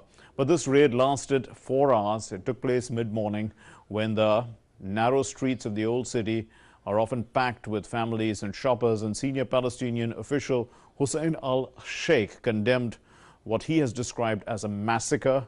And the spokesman for the Palestinian President, Mohammed Abbas, also said that the Israeli government is responsible for dangerous escalation, which is pushing the region towards tension and an explosion.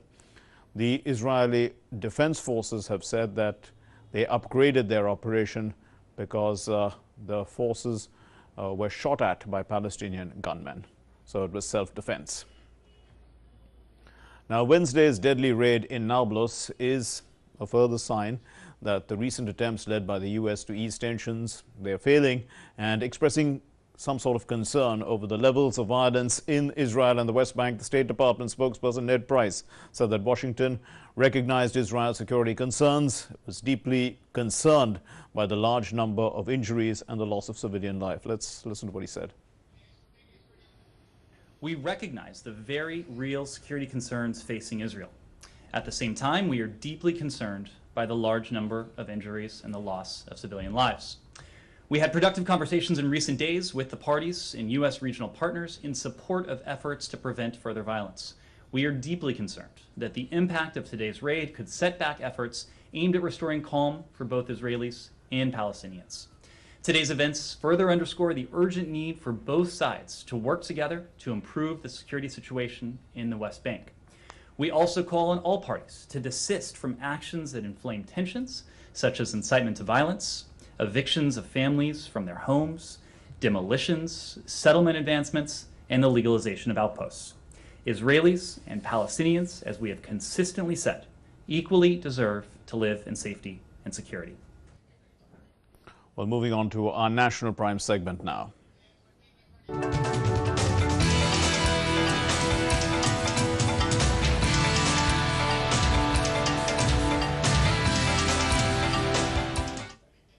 The External Affairs Minister Dr. S. Jaishankar today addressed the G20 Festival of Thinkers Summit at a university in Pune, and he highlighted the importance of India's G20 presidency. Dr. Jaishankar said that what India would do in 1 year would make a difference to the world of politics, to the world politics, in fact. It's not just a collection of 20 nations. It's not just a presidency which comes our way like so many other organizations do. This is a very special responsibility at a very difficult moment in international relations. What India could do, probably will do in this 1 year, will actually make a very big difference to world politics. So it's not a responsibility that we take lightly. Well, the first G20 Culture Working Group meeting was formally inaugurated today in the ancient city of Khajuraho in Madhya Pradesh. And the inaugural session, it was addressed by the Minister for Social Justice and Empowerment, Dr. Virendra Kumar, and the Minister of State for Culture, Meenakshi Lekhi. 4 priority areas: protection and restitution of cultural property, harnessing a living heritage for sustainable future, and promotion of cultural and creative industries are being discussed during this meeting. Dr. Virendra Kumar, and in fact, Dr. Virendra Kumar said that culture is important to maintain close relationships. And he also said that culture helps boost the economy, while Meenakshi Lekhi said that 229 antiquities, antiques, they were brought back from overseas to India. The history of looting India is pretty old, but the Modi government has shown commitment to safeguarding India's heritage. She also said that India has always followed the age-old philosophy of Vasudhaiva Kutumbakam.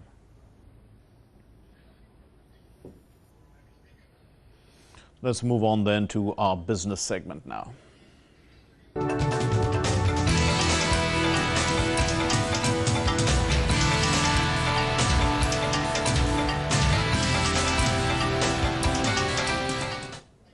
Well, the International Monetary Fund, it has high hopes from the G20 meeting of the finance ministers and central bank governors. The IMF's Kristalina Georgieva wrote a blog on the matter, dealing exclusively with India's G20 priorities and expectations from this high-profile meeting that we saw a little bit of in Bengaluru.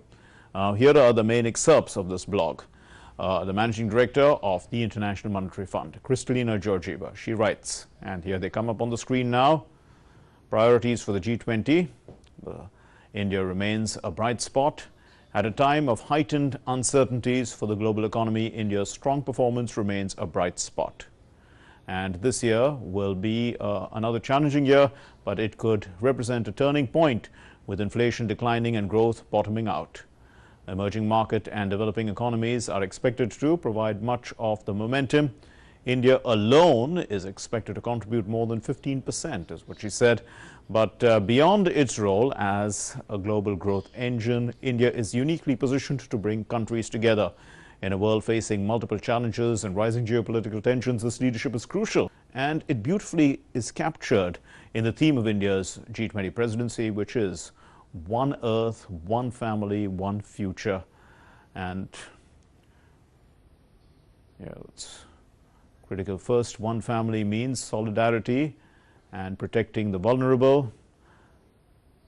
We'll allow the screen to catch up with what I'm saying. Whilst one family means solidarity and protecting the vulnerable, to accelerate debt restructuring efforts, the IMF, World Bank, and the India presidency, they are covering a new global sovereign debt roundtable, and it's going to pave the way for creditors and debtor countries to work together. assess existing shortcomings, and also the best ways to tackle them together. That's the first point. Now, the second point is One Earth means, also according to her, protecting our planet, our home. It does mean that. And our collective goal for delivering on the Paris Agreement and also boosting resilience is going to require policies that can help redirect trillions of dollars towards green projects, something that we talked a little bit about in the earlier part of today. Now, how policymakers manage the potential of digital progress can also be central to a fair and inclusive future, is what Georgieva says. She says that India's UPI, which is the United Payments Interface, yes, that's an excellent example of technology boosting financial inclusion. Now, last month alone, this layer of India's digital public infrastructure processed over 8 billion transactions, quite mind-boggling. And that system allows 400 million people in rural areas to participate with legacy push-button cell phones. So, financial inclusion also part of her blog. Moving on then with events and discussions focusing on strengthening digital and financial infrastructure. Day 2 of the G20 Second Finance and Central Bank Deputies meeting is underway. Under the G20 presidency in Bengaluru, the Finance Minister Nirmala Sitharaman is in Bengaluru to attend this discussion. And on the sidelines, the Finance Minister will hold bilateral discussions with more than 10 countries. These include Italy, the United States, Spain, Indonesia and UK, besides engaging discussions with representatives of international organizations. And the Finance Minister, Nirmala Sitharaman, met the U.S. Treasury Secretary Janet Yellen ahead of the first G20 FMCBG meeting in Bengaluru. Finance Minister Central Bank Governors meeting in Bengaluru. The two leaders exchanged views on G20 finance track priorities under G20 India presidency. And the two leaders discussed perspectives on strengthening multilateral development banks, global debt vulnerabilities, crypto assets, health, as well as Just Energy Transition Partnership, that's called JETP, and also possible takeaways from the two sides. So both agreed to that lessons have been learned from the COVID-19 pandemic and they should not be lost sight of, and that there is a need to enhance preparedness for future such shocks. It was a shock on the economy as well, apart from the health of the people. Okay, let's move on then. The 193-member UN General Assembly is set to vote today. This is on a draft resolution on peace, which is put forward by Ukraine and its supporters. The country's war with Russia is about to complete 1 year, and the US and the EU have urged the member countries to vote on a resolution for peace in war-torn Ukraine. The US ambassador to the UN, Linda Thomas-Greenfield, said that the vote will see where the other nations stand on the issue. The European Union's top diplomat, Jose Borrell, also noted that not stopping Russia will in fact increase the risk for any other country elsewhere in the world to face a similar aggression. The draft UN resolution, which is non-binding, it carries political weight, however. It mirrors the demand that the General Assembly made last year for Moscow to withdraw its troops and to halt hostilities. This draft text would again see the General Assembly demand Moscow to withdraw its troops, call for a halt of hostilities. The General Assembly resolutions are non-binding, as I said earlier, but they carry political weight. We have before us a resolution that calls on the nations of the world to support diplomatic efforts to achieve a comprehensive and lasting peace in Ukraine. A peace consistent with the UN Charter, consistent with its fundamental principles of sovereignty, territorial integrity, and self-defense. Colleagues, this vote will go down in history. On the one-year anniversary of this conflict, we will see where the nations of the world stand on the matter of peace in Ukraine. The world needs peace in Ukraine. And the people of Ukraine deserve peace after so much suffering. But not just any peace. We need a peace grounded in the principles of the United Nations Charter. That's why we are in this very hall. And if we don't condemn and stop Russia's actions in Ukraine today, this will increase the risk for any other country elsewhere in the world to face a similar aggression. No one can feel safe in a world where the illegal use of force would be normalized. Okay, let's catch up with more news from around the world.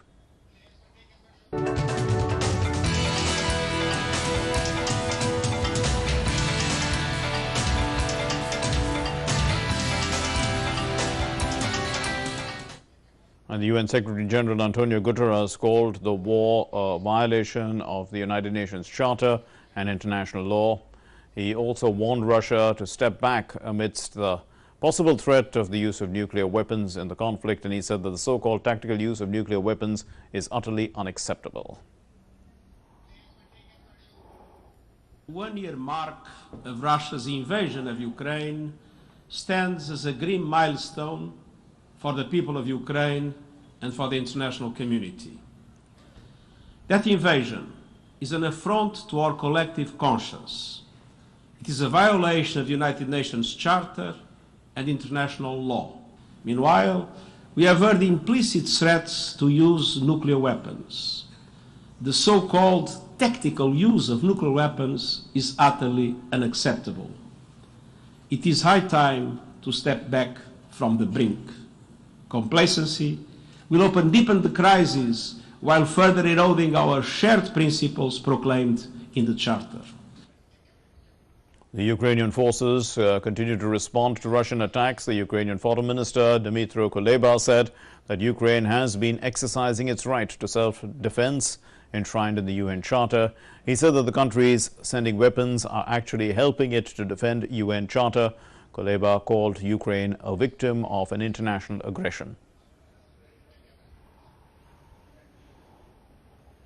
Well, and responding to the fierce debate in the United Nations General Assembly on a peace resolution, the Russian representative Vasily Nebenzia, he defended his country's position, and he said that the West was ready to plunge the entire world into the abyss of war over its support for Ukraine.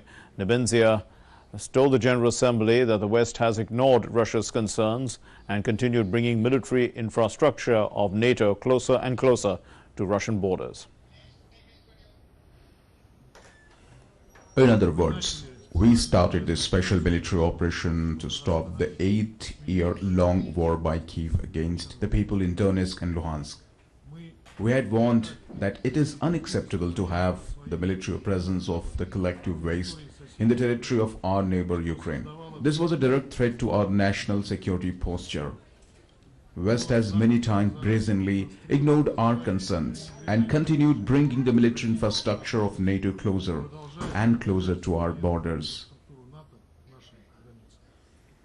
Well, it's time now for updates from the world of sports.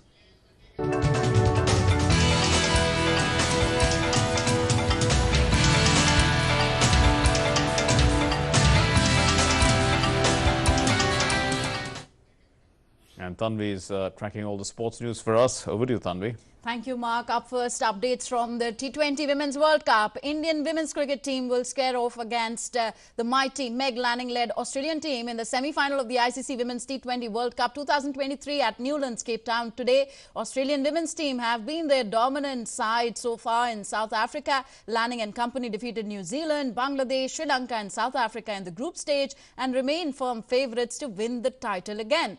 India, on the other hand, qualified for the semis but are perhaps yet to find their best as a team.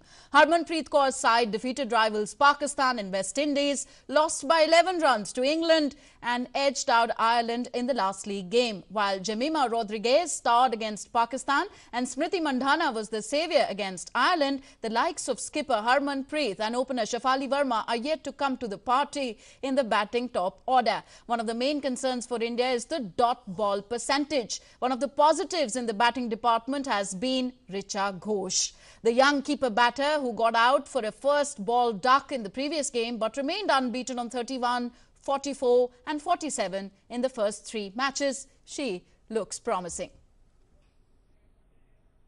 And Olympian Aishwarya Pratap Singh Tomar extended India's domination in the Shooting World Cup in Cairo, Egypt by winning the 50-meter rifle 3-position gold on Wednesday. It was the 4th gold for India in the World Cup, following the men's air rifle gold by Rudraksh Patil, apart from the 2 mixed air pistol and mixed air rifle gold medals. It was the 3rd World Cup gold for the 22-year-old Aishwarya, who had won 1 each in the last 2 years in Delhi and Chongwon, Korea. Indian boxer Narinder reached the quarterfinals of the ongoing 74th Strangha Memorial International Boxing Tournament in Sofia, Bulgaria on Wednesday. The Asian Championships bronze medalist defeated Congo Jalon of Ecuador in a thrilling contest to move into the men's 92 kg plus quarterfinals. Narinder edged past Gerlon after securing a 3-2 verdict. That's it from the world of sports. Mark, back to you. Thanks very much, Tanvi, and your blue jacket is not lost on all of us, clearly supporting the women in blue. And that's all we have in Midday Prime today. Thank you very much for being with us. Namaskar.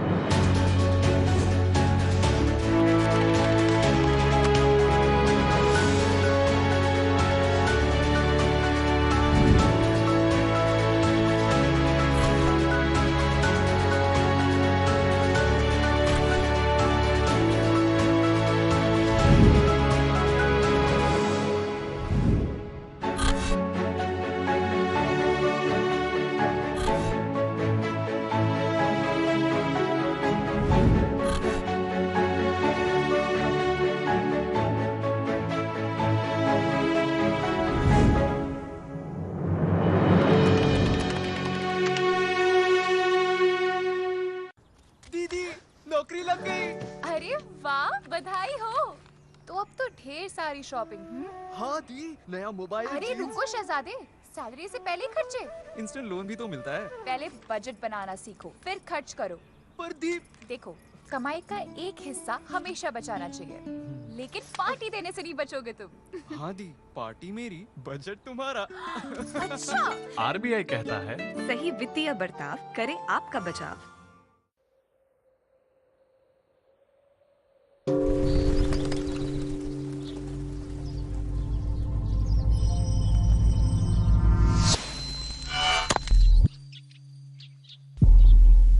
Traditional medicine is widely used and increasingly relevant in the world today. Yet, it has been around for millennia. At a time when we were more in balance with our environment and in harmony with nature, we began looking into its healing powers to cure our aches and pains and discover our own remedies. Our understanding of traditional practices began to grow.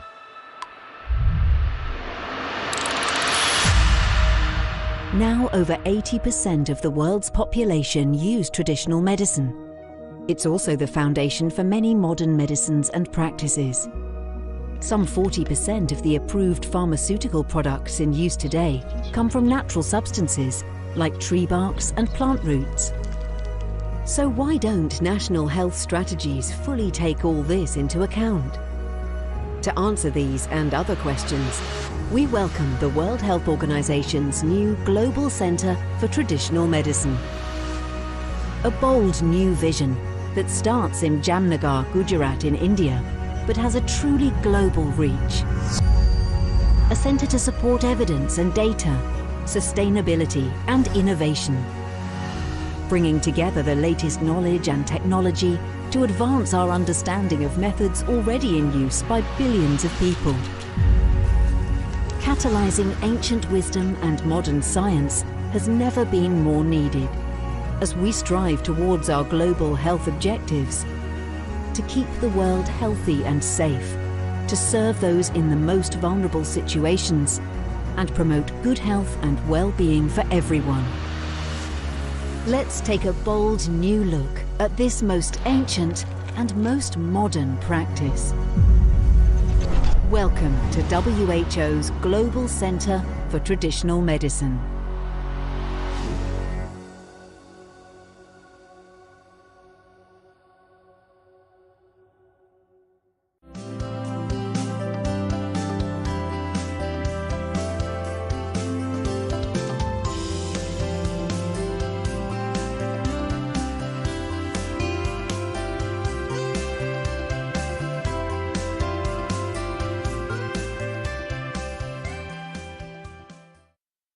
Namaskar and welcome to Screen Legends. I'm Shama Mishra and today we will be talking about Bimal Roy, Indian cinema's one of the most important film directors and pioneer of the parallel film movement. Bimal Roy had an in-depth and great understanding of human strengths and weaknesses. He started his cinema career as a camera assistant and then went on to become one of the most prominent film directors.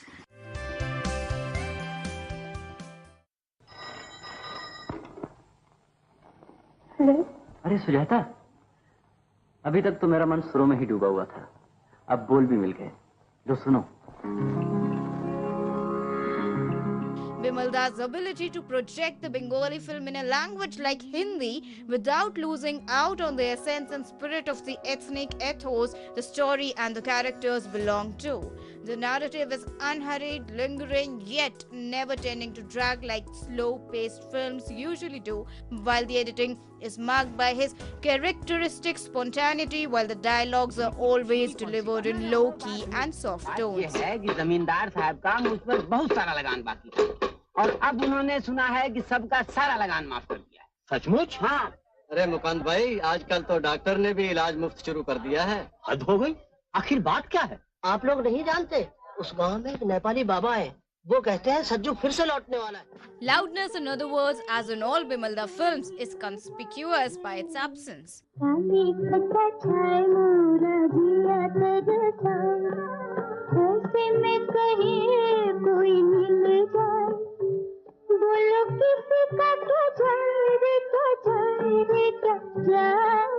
Strangely, after producing Amanat, Parivar and the whodunit Apradhi Kaun, Bimalda directed two films that were more in tune with the mainstream Hindi potboilers rather than the softness and subtlety associated with him. Madhumati, a reincarnation suspense drama, and Yahudi.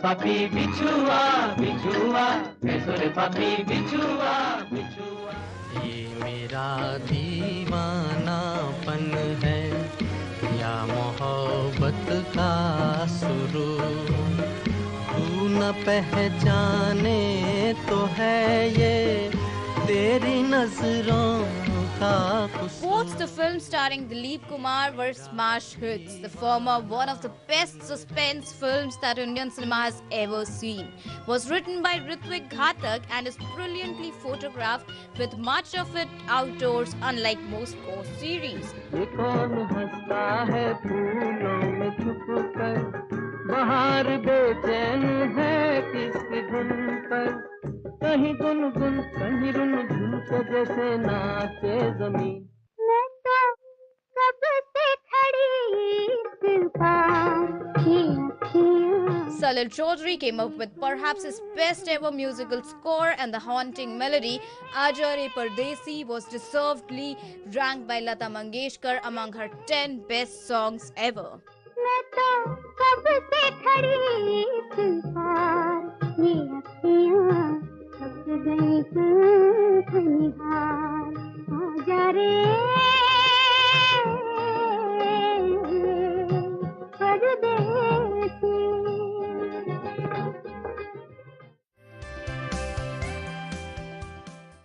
Bimal Roy was known for his socialistic and realistic films such as Do Bigha Zameen, Devdas, Madhumita, Parinita, and many more. His film Do Bigha Zameen won the grand prize at the Cannes Film Festival.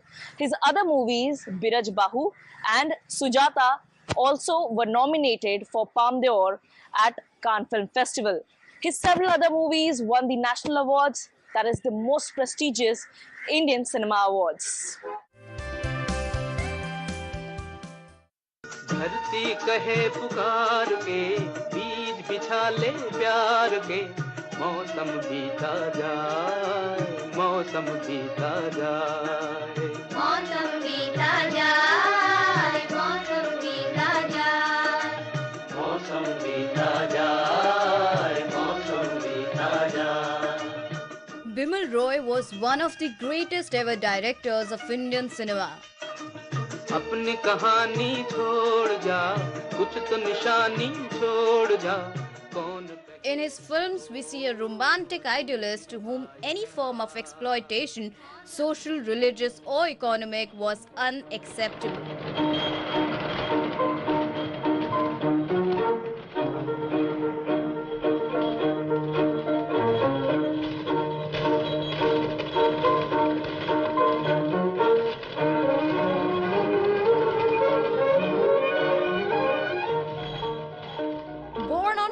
July 1909, Bimal Roy came from a well-to-do Bengali family. He entered films as a cameraman with the New Theatre Studio, where he evocatively photographed some of their most well-known classic films like Devdas, Maya, Manzil, Mukti and Meenakshi.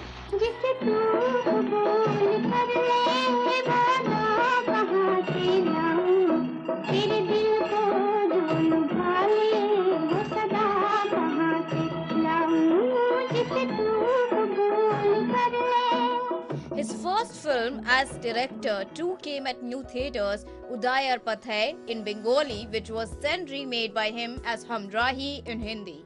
The film was a big critical success. Right from his first film, Bimalda was able to introduce the realism and subtlety suited to the cinema. Sumita আপনার বোন সত্যি সে একটা ভারী লজ্জাকর অন্যায় হয়ে গিয়েছে যাক যা হবার তা হয়ে গিয়েছে ভুল দেখুন সবারই তো হয় now let's forgive and forget তা হয় না সৌরেন বাবু আমার পক্ষে আর এখানে কাজ করা সম্ভব নয় বসুন বসুন ব্যাপারটা ভালো করে ভেবে দেখুন ঝোঁকের মাথায় এমন চাকরিটা আপনি ছেড়ে দেবেন He then went on to direct Anjangarh, Mantra Mugdh and Pehla Aadmi, all at New Theatres, even though by now the once grand studio was beginning to flounder, its last production being Bakul. लता मैं तुम्हें अंगूठी पहनाना चाहती हूँ क्यों? कोई खास जरूरत है? तुम नहीं समझते कवियों ने खूबसूरती के बारे में बहुत सी कविताएं लिखी लेकिन इन नन्ही और नाजुक उंगलियों के बारे में कुछ नहीं लिखा. Following Pehla Aadmi, Bimalda migrated to Bombay. His first film there was Ma for Bombay Talkies, a typical melodrama starring Leela Chitnis, Bharat Bhushan and Sharma that was redeemed only by Roy's innate reserve and good taste. मैं ना बोलूंगी मैं ना बोलूं ना बोलूं ना बोलूंगी आज मेरे छोटे से दिल में छुपा है क्या राज मैं ना खोलूंगी आज मैं ना बोलूंगी यार. He then formed his own production unit and made his breakthrough film Do Bigha Zameen. अपनी कहानी छोड़ जा कुछ तो निशानी छोड़ जा कौन कहे इस ओर तू फिर आए ना आए. The film, heavily inspired from the neorealistic films of Italy, Bicycle Thief in particular, was a moving tale which Bimalda projects with sympathy and simplicity.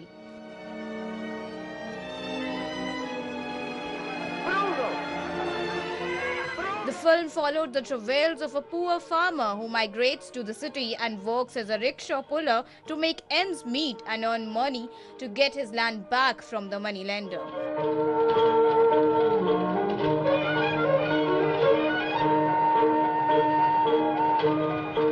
After a series of misfortunes, he returns to his village to find his farm taken over by a city developer.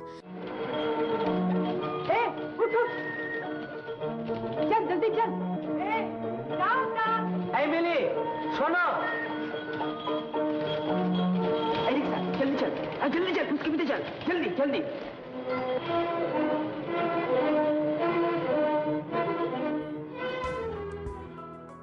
The film, boasting of a superb central performance by Balraj Sahni, was a moderate commercial success and a huge critical success, and won Bimalda Awards at Cannes and at the Karlovy Vary film festivals.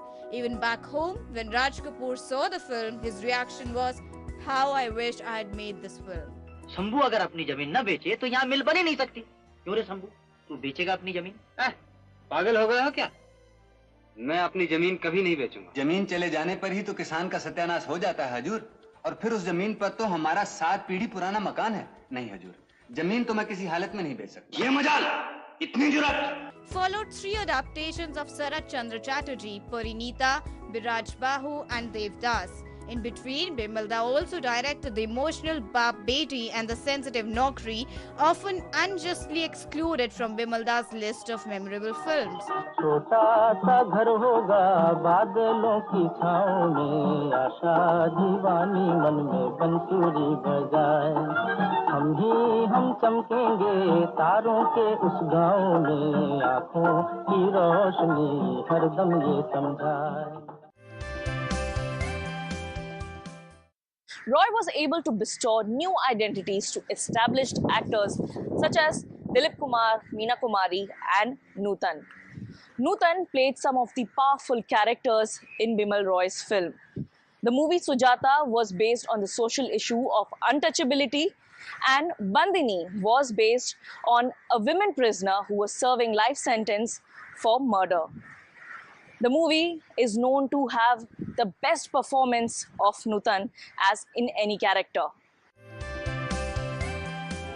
मिलते हैं जिसके लिए तेरी आँखों के दिए, ढूंढ लाया हूँ वही गीत में तेरे लिए, जलते हैं जिसके लिए। जियो हजारों साल साल के दिन, 50,000 तुम जियो हजारों साल साल के दिन, 50,000। Bimal Roy's 2 much acclaimed films with Nutan, Sujata and Bandini saw him returning to realistic imperative. पंछी प्यारी सांसकारी, बोले तू कौन सी बोली बता रे। Sujata, dealing with caste prejudice, is more human than most films made on this subject, while Bandini, which Bimalda launched in 1960 but waited for Nutan, who got pregnant and gave birth to her son, is considered to be many of his finest works, even ahead of Do Biga Zameen. अब के बरस भेज भैया को बाबू, सावन में जो बुला। The film tells the story of a woman prisoner charged with murder. The story, told in flashback from the woman's point of view, is unraveled in a manner such that by and large she is always there, or from where she can overhear the goings-on in the past rather than the general practice of telling the whole story.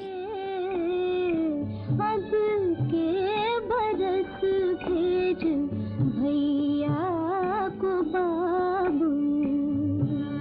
In the film, Bimalda beautifully used imagery and sound to convey the various moods of Nutan. ओ सजना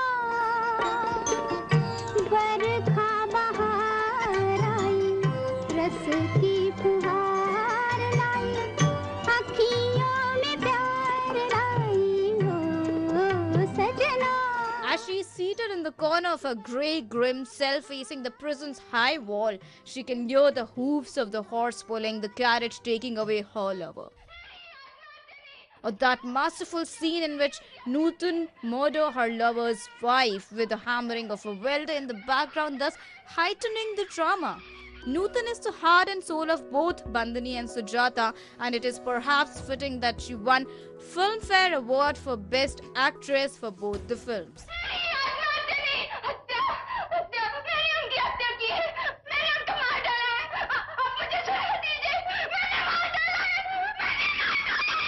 In between, Bimalda did 2 films, Parak and Prem Patra, both starring Satna, who he said reminded him of a young Nutan.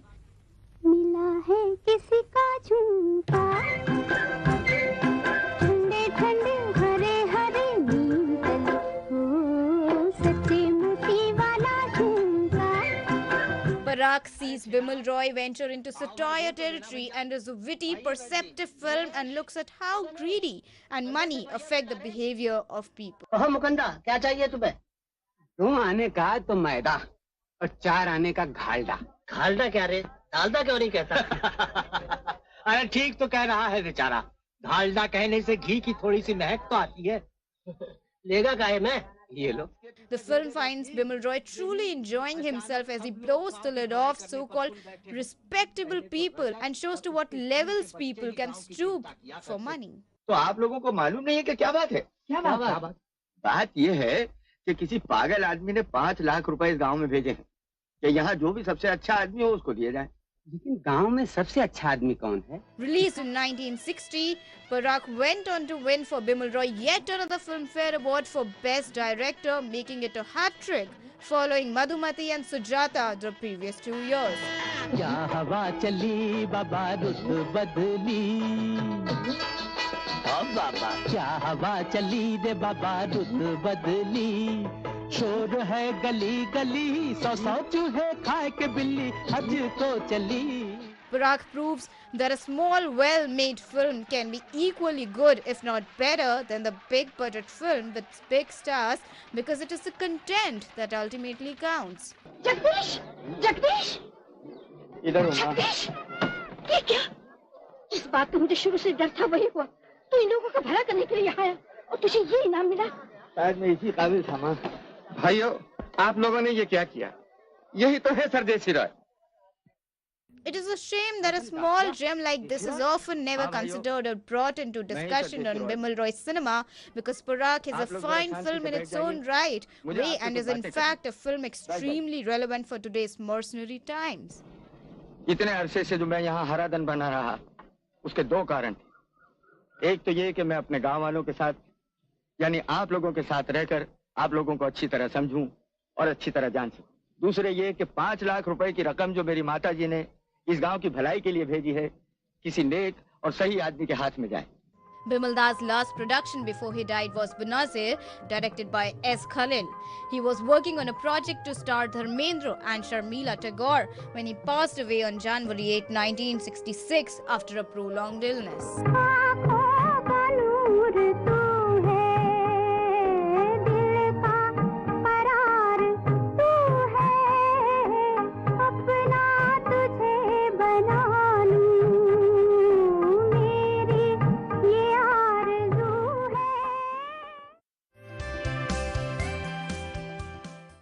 Bimal Roy's influence was far-reaching, both in the Indian and global cinema. A personality like Bimal Roy never dies. It continues to exist in the meaningful cinema that they made.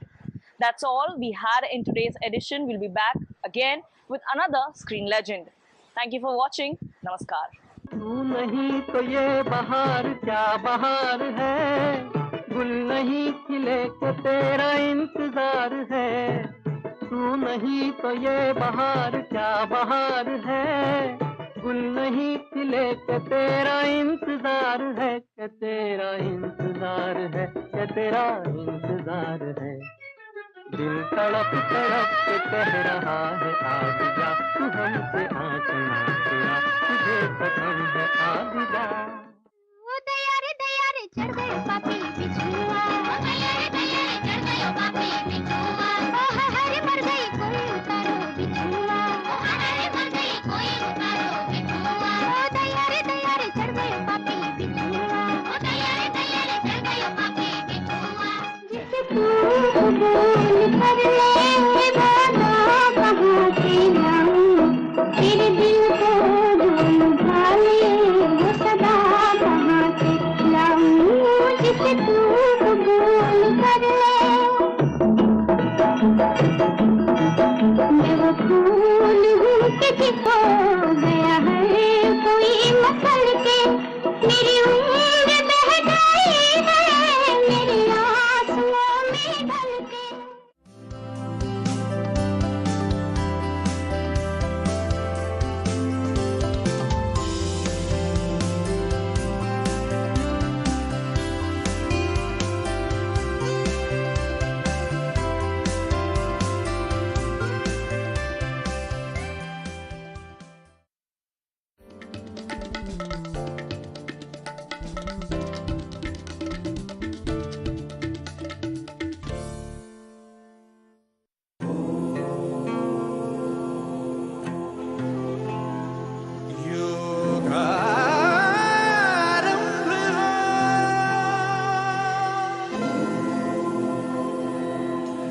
सांसों में छिपा है ये, पुरखों की कृपा है ये, दिखलाएगा रास्ता। अथ योगानुशासनम्, अथ योगानुशासनम्। दुनिया में प्रसिद्ध जो, अपने आप सिद्ध जो, रखना इस पे आस था।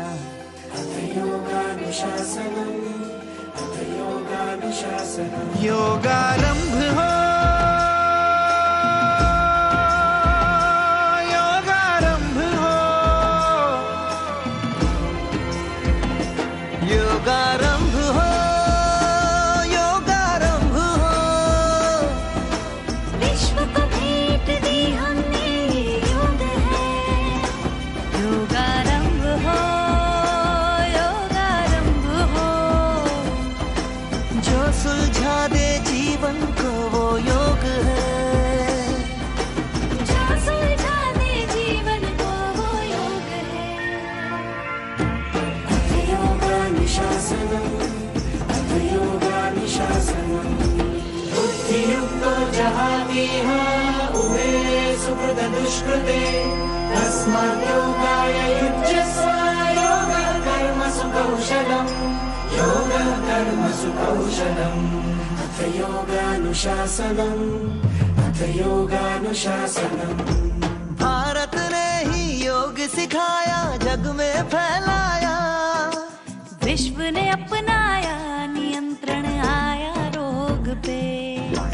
विश्व ने जैसे है पाया जो अधिकार ये, अब आरोग्य पे है सब हो पाया योग से। सदियों से रहा है ये, सब ही ने कहा है ये, हरदम देगा आसरा। अथ योगानुशासनम्, अथ योगानुशासनम्। योगारंभ हो, योगारंभ हो। ये शरीर और मन का संजोग है, योगारंभ हो, योगारंभ हो। जो सुलझा दे जीवन को वो योग है, जो सुलझा दे जीवन को वो योग है।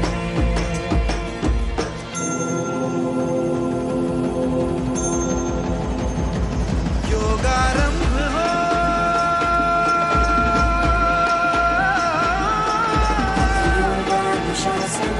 आरंभ हो,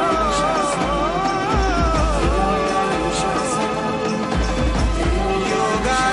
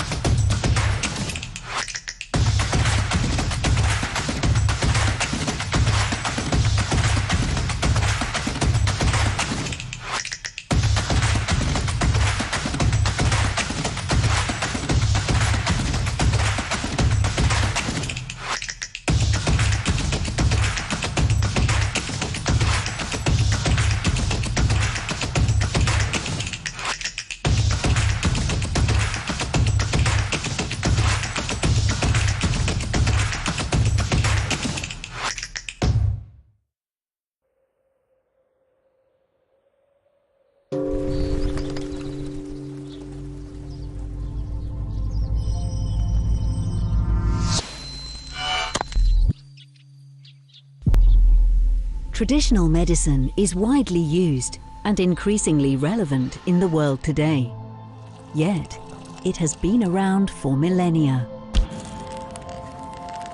At a time when we were more in balance with our environment and in harmony with nature, we began looking into its healing powers to cure our aches and pains and discover our own remedies.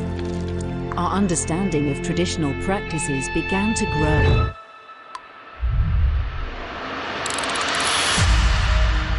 Now over 80% of the world's population use traditional medicine. It's also the foundation for many modern medicines and practices. Some 40% of the approved pharmaceutical products in use today come from natural substances like tree barks and plant roots. So why don't national health strategies fully take all this into account? To answer these and other questions, we welcome the World Health Organization's new Global Center for Traditional Medicine. A bold new vision that starts in Jamnagar, Gujarat in India, but has a truly global reach. A center to support evidence and data, sustainability and innovation, bringing together the latest knowledge and technology to advance our understanding of methods already in use by billions of people. Catalyzing ancient wisdom and modern science has never been more needed as we strive towards our global health objectives to keep the world healthy and safe, to serve those in the most vulnerable situations, and promote good health and well-being for everyone. Let's take a bold new look at this most ancient and most modern practice. Welcome to WHO's Global Center for Traditional Medicine.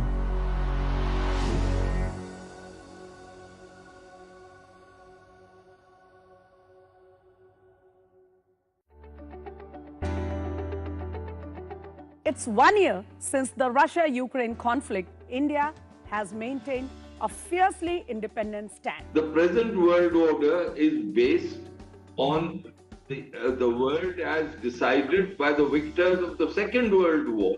Yes. And we are all saying that that is wrong. India fully appreciates the security concerns of Russia and feels that US-led NATO and the Western world pushed Russia. And we also feel that Russia overreacted. Today, India is not non-aligned. India is aligned to all those groups, all those forums, all those platforms that work on positive global agenda.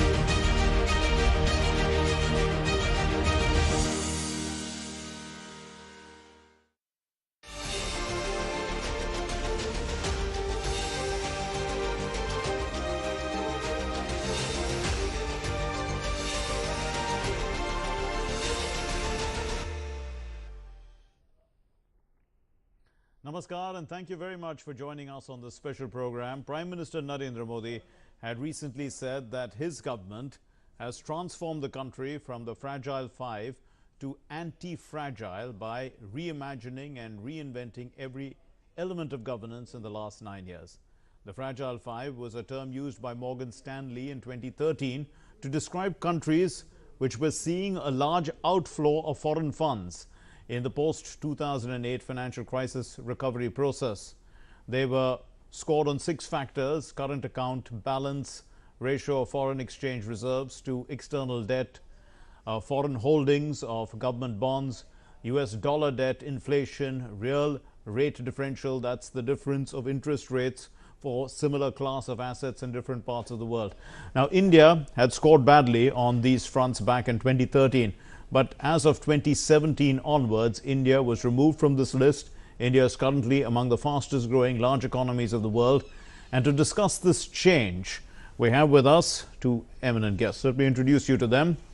Mr. Jayant Krishna will be joining us. Mr. Jayant Krishna is the senior fellow at CSIS Washington, D.C., also formerly CEO of NSDC's PM's Skill India Mission. But we have with us Anil Padmanabhan, senior journalist on economic affairs, who is joining us from Delhi. Thank you very much, Mr. Padmanabhan. Let me first start with, the story about the Fragile Five in 2014. It showed capital flight from India, a lack of faith in the economy. How important do you think stability, is, and also a determined reform agenda to bring in investment into our country? Mark, undoubtedly it's hugely important. Any investor looks for stability of all form, particularly policy and the direction of policy change. On both these counts, India has done extremely well. In the last, even actually decade, it's been building, but its transition has accelerated in the last few years dramatically, and that is the outcome we are seeing with this growing interest in India. So do you think that it's easier said than done, of course, but transforming India from Fragile Five to anti-fragile, it's taken a lot of vision, isn't it? Reimagining, as the Prime Minister said, the whole of India, and a lot of vision on the part of the Prime Minister itself. Oh, Mark, absolutely, because let's forget the growth numbers for a moment. Purely, if we look at it in terms of economic material empowerment, whether it is drinking water, electricity, housing, hygiene, etc., they have grown dramatically. And today, I think electricity, if you look at the National Family Health Survey, on all these indicators, we are nearly saturation point in terms of usage. So this access growth that has happened has been fantastic. And if I can take a moment to step back on the very idea of anti-fragile. Anti-fragile is a term coined by Nassim Taleb, the man who wrote Black Swan. And it's actually penned another book called Anti-Fragile. And this basically argues that how situations and circumstances, economies and individuals thrive from uncertainty. So if you look back at the last 3 years, say beginning 2020, all that India has seen is phenomenal uncertainty like the rest of the world. It started out with COVID to supply chain disruptions, etc. And it has dealt with it. That is why this term anti-fragile fits it like a glove at this point. And Mr. Padmanabhan, Prime Minister said that the government has worked on the principle of trusting citizens. That perhaps is the first step that the government did was to reimagine once it was given the chance to serve the people. Now, trust is always a two-way street, isn't it? Do you see the innovation that the government is bringing about playing a leading role in winning the people's trust? Mark, yes, in terms of trying to win the people's trust, the one way is to deliver utilities which are of class, if not world class, at least of basic standards. So let's look at one utility which we are all using right now, are roads. So look back at a time when our roads were a struggle. Today, highways are coming up in leaps and bounds across the country. So commute has become easy. Same way, electricity, which was earlier rare commodity, is now, like I said, near saturation point. So when you deliver quality basic material needs to people, you win their trust. Once you win their trust, you also acquire the right to charge for these utilities. Otherwise, people always felt cheated.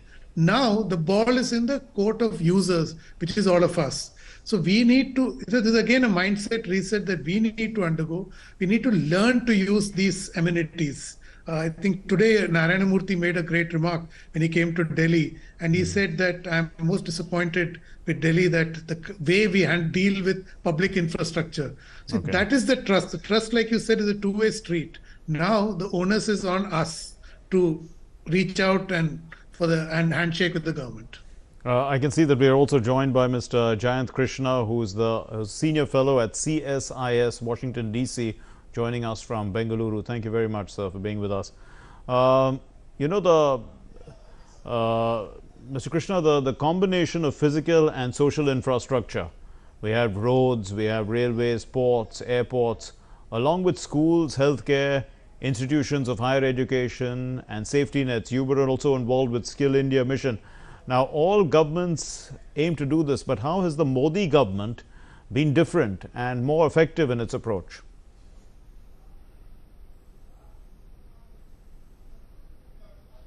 So, yeah, I think you're on mute. You may be on mute, sir.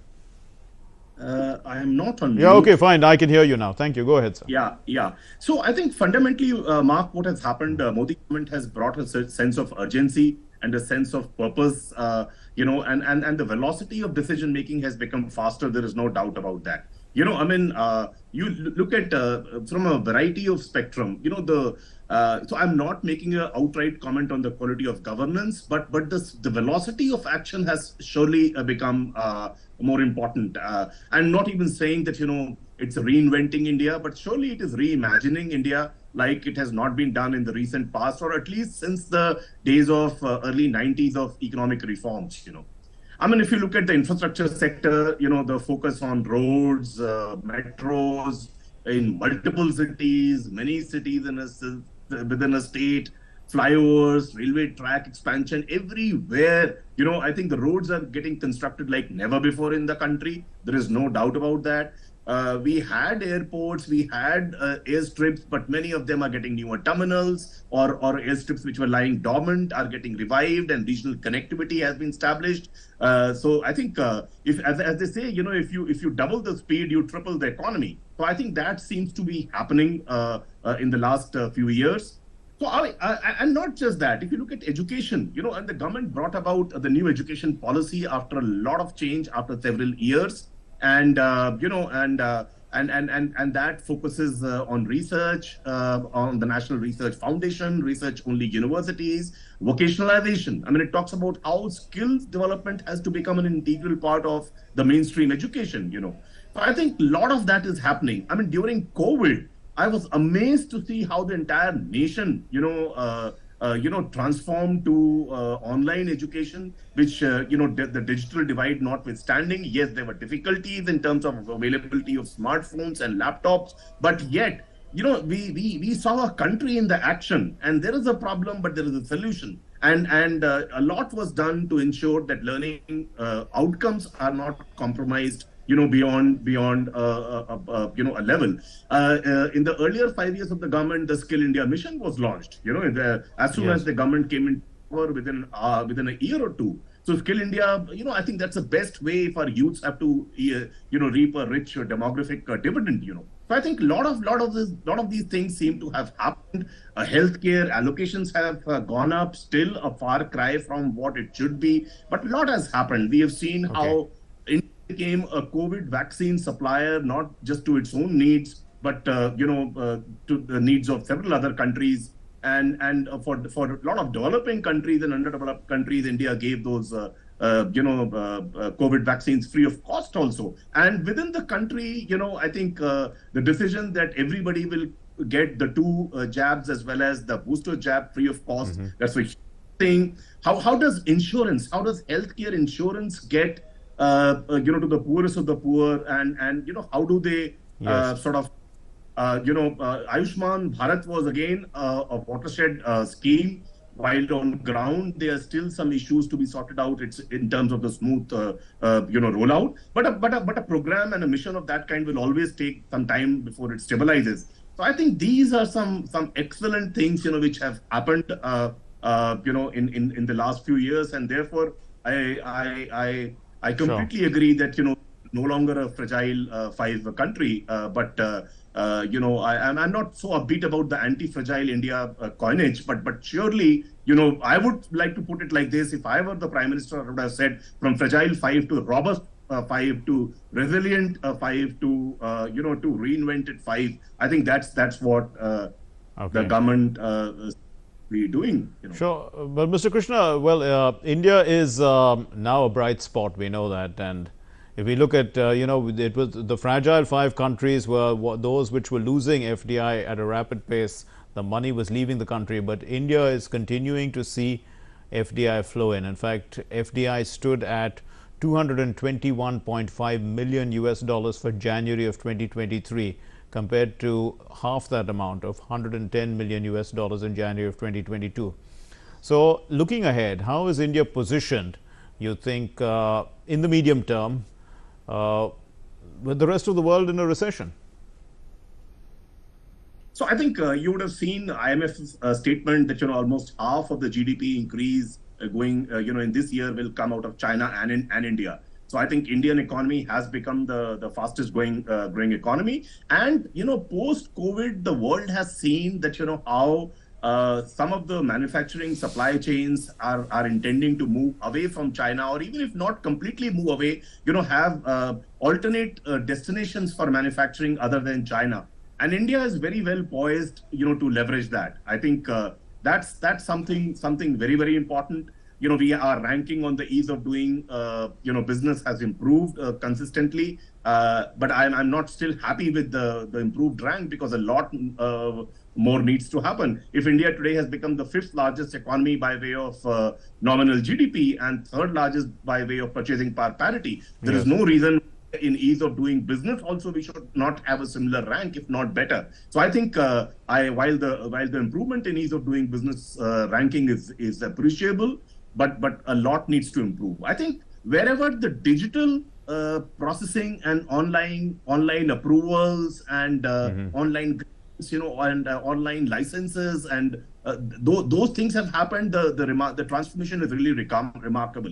But I think one area where still we could do a lot more is where there's a man-to-man, there's a human-to-human interaction between industry and the government. I think that quality, we are doing an excellent job for big-ticket marquee investments. Yes. Can it happen across the board? Can it happen for MSMEs? So I think that's the challenge. But I really see Indian economy, having bounced back post-COVID in such a resilient manner and such a resilient manner, more than being resilient, and that's something very good. I have a lot of hope, but surely the management of economy is no child's play at all, and all the time the government has to be on its toes to ensure that what else to be done to ensure that we actually become the third largest economy, not just by PPP but in absolute terms as well. True. Mr. Padmanabhan, India was removed from that list, the Fragile Five list, in 2017. So, do you see India's model of emerging from this dubious group as a sort of a role model for other countries currently dealing with severe financial distress? Mark, actually, that's what the PM said in his speech. He said that India's rebound from the kind of challenges which we just discussed, whether it was COVID, the Ukraine war, the resurgence of COVID in China, and now, of course, half of the world sinking or bordering on recession, is the ability of the economy to reinvent itself. So yes, that the recovery has happened, and there are serious lessons to be learned. But I'm not sure whether this model can be applied internationally uniformly. But certain aspects of it, particularly say the digital model, which is the public digital infrastructure approach to creating a digital economy which is inclusive, basically creating digital public goods on which you can innovate and deliver public good at scale. Excuse me. So Yeah, those sure. are the areas where India's model can be deployed and applied across board. Where you're seeing, like last few days, India Sure. just inked a deal on UPI with the Singapore government. It's already one operational with UAE. So those are the examples that tell you that certain aspects of India's development model can certainly be applied to elsewhere in the world. So you are saying, Mr. Padmanabhan, that of course India's model is clearly anti-fragile because I mean the further the shocks, the greater the resilience, and we sort of seem to come out of it really well. That is not something that we are seeing with other countries around us right now and who may be dependent on us to some extent. Do you see in us in some way, I mean, once if you emerge anti-fragile, that should have some sort of spillover effects? Do you see that, I mean, happening, let's say, with Sri Lanka, with other countries around us? See, Mark, the situation in the neighborhood, India's neighborhood, is actually very fragile. So, Pakistan is almost bankrupt. Sri Lanka is staring at bankruptcy. Bangladesh is in trouble. So, these economies can't be compared with India. So, looking back, see, every economy has its own inherent strengths and weaknesses. So, if you need to take lessons from India ex post, see, ex ante, many of us criticized the strategy, but subsequently it has been proven right that when COVID struck and lockdown, etc., started to be put in place, the government followed a strategy of saving lives and then calibrated it to save livelihoods.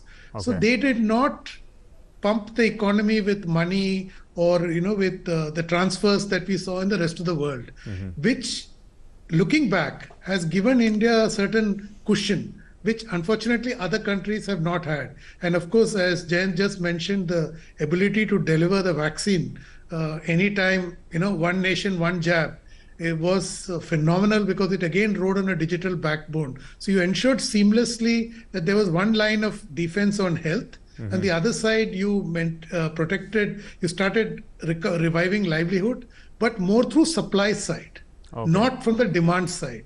Which are the big lesson, if you want to learn from India's recovery, are these two lessons, but how it managed lives and then later on livelihood.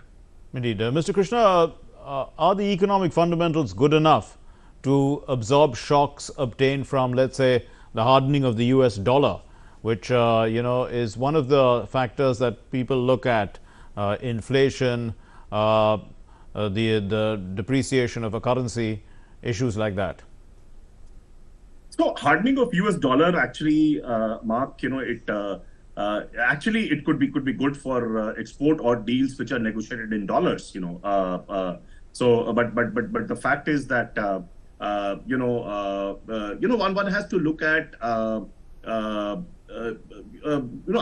would not be unduly worried unless in some manufacturing or service industry there's a huge import dependence on imports which are based on US dollar. I would not lose my sleep on that at all. But yes, India has to be very careful, because not only the weakening dollar, but the dollar becoming stronger, but also look at the recession which appears to be around the corner in the US. Look at what's happening to the UK's economy. Many European economies, the leading countries' economies are there in the EU, as well as UK. I think there are serious issues there. I think now, as our economy is not as standalone as we would have liked it to be, a lot of people say Indian economy is very robust. It will not be affected by international trends because the domestic consumption is a very, very sizable component of the Indian economy. But I don't necessarily subscribe to that. Our economy, if not for exports, but then for supply chains or for raw material dependence, we have seen, how China's economic coercion and some lack of stability in Asian countries, how it affected the semiconductor devices and other raw material availability in the last couple of years. So I think we have to be very, very careful. And therefore, as I said, the finance minister's job is not easy at all. She has to tread on her, toes all the time and keep reacting to which way the international economy is going and the way international challenges are happening. So there is India's economy is far more digitally integrated with the rest of the world vis-a-vis what it used to be 10 years, 12, 15 years back. So I think we have to be careful, but on dollar becoming stronger, I'm not going to lose my sleep too much on it. But surely, if some of our markets, including the US and EU nations, major EU nations, if they actually undergo recession, some of them have already are all on the threshold of recession, then that could be a matter of concern because, especially for products, the market dependence on these markets. Mr. Padmanabhan, Indonesia, South Africa and Turkey continue to be in the Fragile Five. They were in the Fragile Five earlier too in 2013. So India and Brazil, they are no longer in the Fragile Five.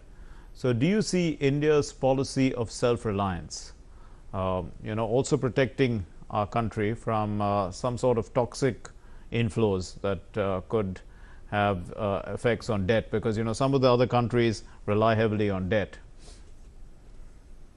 Mark, let's break up the two challenges here. The toxic inflows are basically a governance issue and regulatory issue with the Reserve Bank of India monitors. You're talking of hot money flows. There's a very tight scrutiny of such money that comes into India. You keep reading about it. So RBI so far has been on top of the game. And India does not have full convertibility on the capital account of balance of payments, which means money can't flow in and out on all sectors. Mostly it's convertible, but on key areas it is not convertible. So there is a line of defense on hot money flows. So I wouldn't worry about hot money flows here at this point, unlike say the other economies. We'll focus on what are the other challenges. Like Jayant said, though I disagree with him that a hard dollar is actually bad for India, and for other countries, essentially it exports inflation, which is one of the reasons why we are seeing an inflationary surge in India. But yes, and his point about decoupling is absolutely spot on. India cannot and will not be decoupled. And finally, it is not about self-reliance. It is actually the Atmanirbhar word captures far more than self-reliance. It's an ability to produce, but not to become insular to the rest of the world. So it's a very delicate term. It's not the classic definition. It can't be translated into English so easily, yes. Okay, Mr. Krishna, India is now the 5th largest economy in the world and 3rd largest in PPP. You mentioned that as well. India also has a vision for the Amrit Kal, the next 25 years. So help us understand this goal-oriented approach. Does it lead to, the Prime Minister was also talking about people's trust, people's participation. Does this actually come about because you you have goals for the people?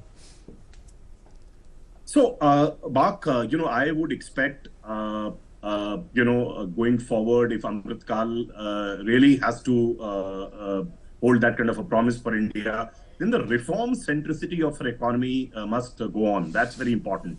And that there's a bit of a disappointment on that front. If you look at the first term of the government, they did come up with some of the very, very bold reforms like GST bill, which was a watershed kind of a reform in terms of the tax laws. Even if you look at the bankruptcy and insolvency code, that was a breakthrough. That was a very, very important reform which was waiting to happen. In this term, they started with the farmer reforms, but we all know what they went through, and they had to be repealed finally. And perhaps because those farmer reforms had to be repealed, I think government has gone a bit slow on reforms.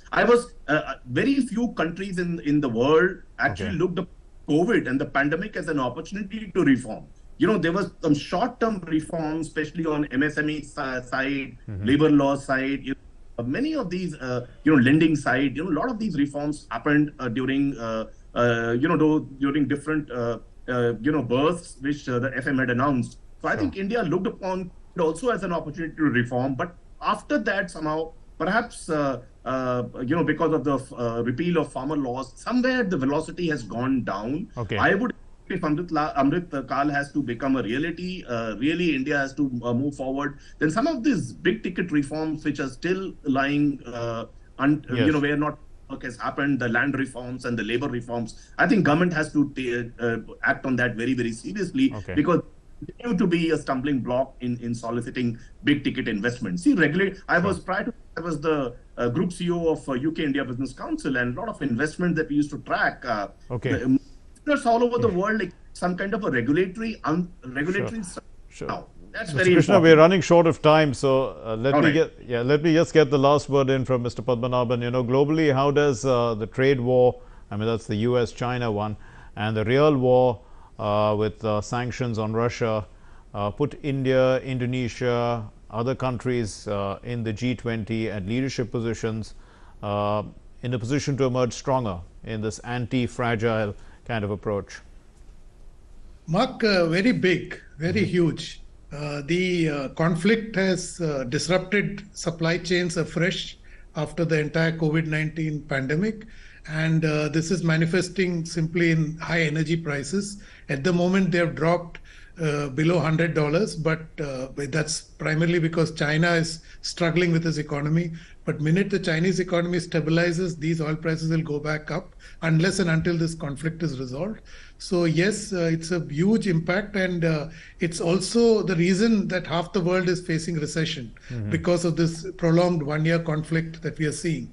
Right. And that again, like we discussed earlier, shrinks the global markets, which means it will shrink India's export abilities, and which will impact India and all these countries. So it is a very delicate position, and I hope that the war is rolled back and the world goes towards repairing and mending itself. We'll have to leave it there. Thank you very much, Anil Padmanabhan, Senior Business Journalist, and Mr. Jayant Krishna, Senior Fellow at CSIS, Washington, D.C. Thank you very much for helping us understand this important subject about India emerging from being one of the fragile five to anti-fragile. In conclusion, let's just say this, that this discussion has attempted to contextualize the Prime Minister's speech at the Economic Times Global Business Summit 2023. The Prime Minister had highlighted the achievements of the government in various sectors like road construction, expansion of the metro, train network, the laying of railway lines, increasing the number of airports. These are supply side economics. In theory, it states that increasing the supply of goods and services becomes the engine for economic growth. Now, social and physical infrastructure, these are the very foundations of multiplying growth. Thanks very much for being with us. Namaskar.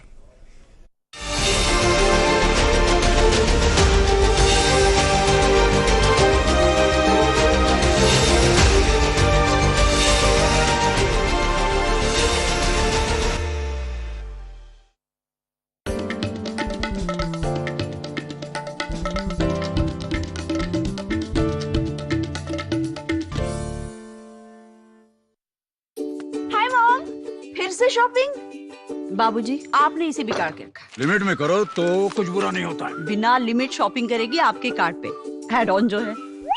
मैंने तो card पे limit set कर दिया। अच्छा, इसके फायदे ये हैं कि रिस्क कम हो जाता है, और अगर फ्रॉड भी हुआ तो तुरंत बैंक को बोल दीजिए, नुकसान कम। दादू, नेक्स्ट टाइम ये pink dress. You are the limit. Limit तो सेट है। RBI कहता है, जानकार बनिए, सतर्क रहिए।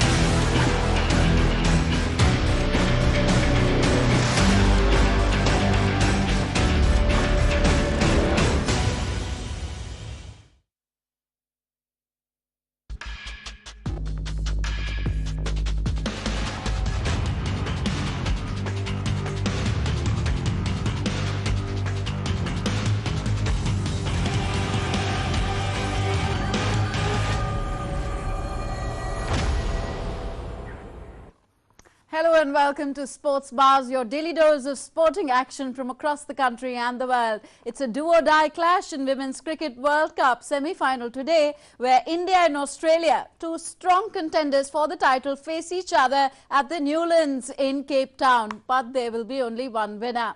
In shooting, Olympian Aishwarya Pratap Singh Tomar extended India's domination in the World Cup in Cairo, Egypt. And in football, Barcelona will face the best Manchester United for many years in the second leg of their Europa League knockout tie. All that and much more in the next half an hour. I'm Tanvi Taneja. Let's get started with the headlines.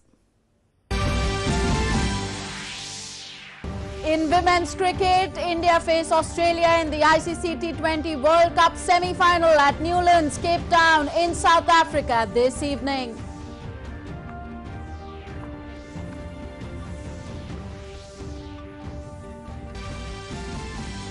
Aiden Markram named the captain of Sunrisers Hyderabad for the upcoming season of the Indian Premier League 2023, while David Warner has been named as the captain of the Delhi Capitals.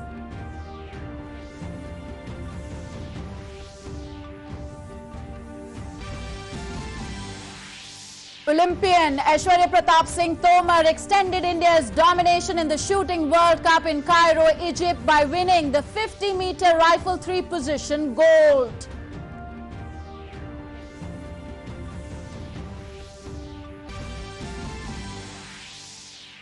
And in football, Manchester City were held to a 1-1 draw by RB Leipzig in their Champions League last 16 first leg tie at the Red Bull Arena. Inter Milan beat 10-man Porto in the first leg of their Champions League last 16 tie.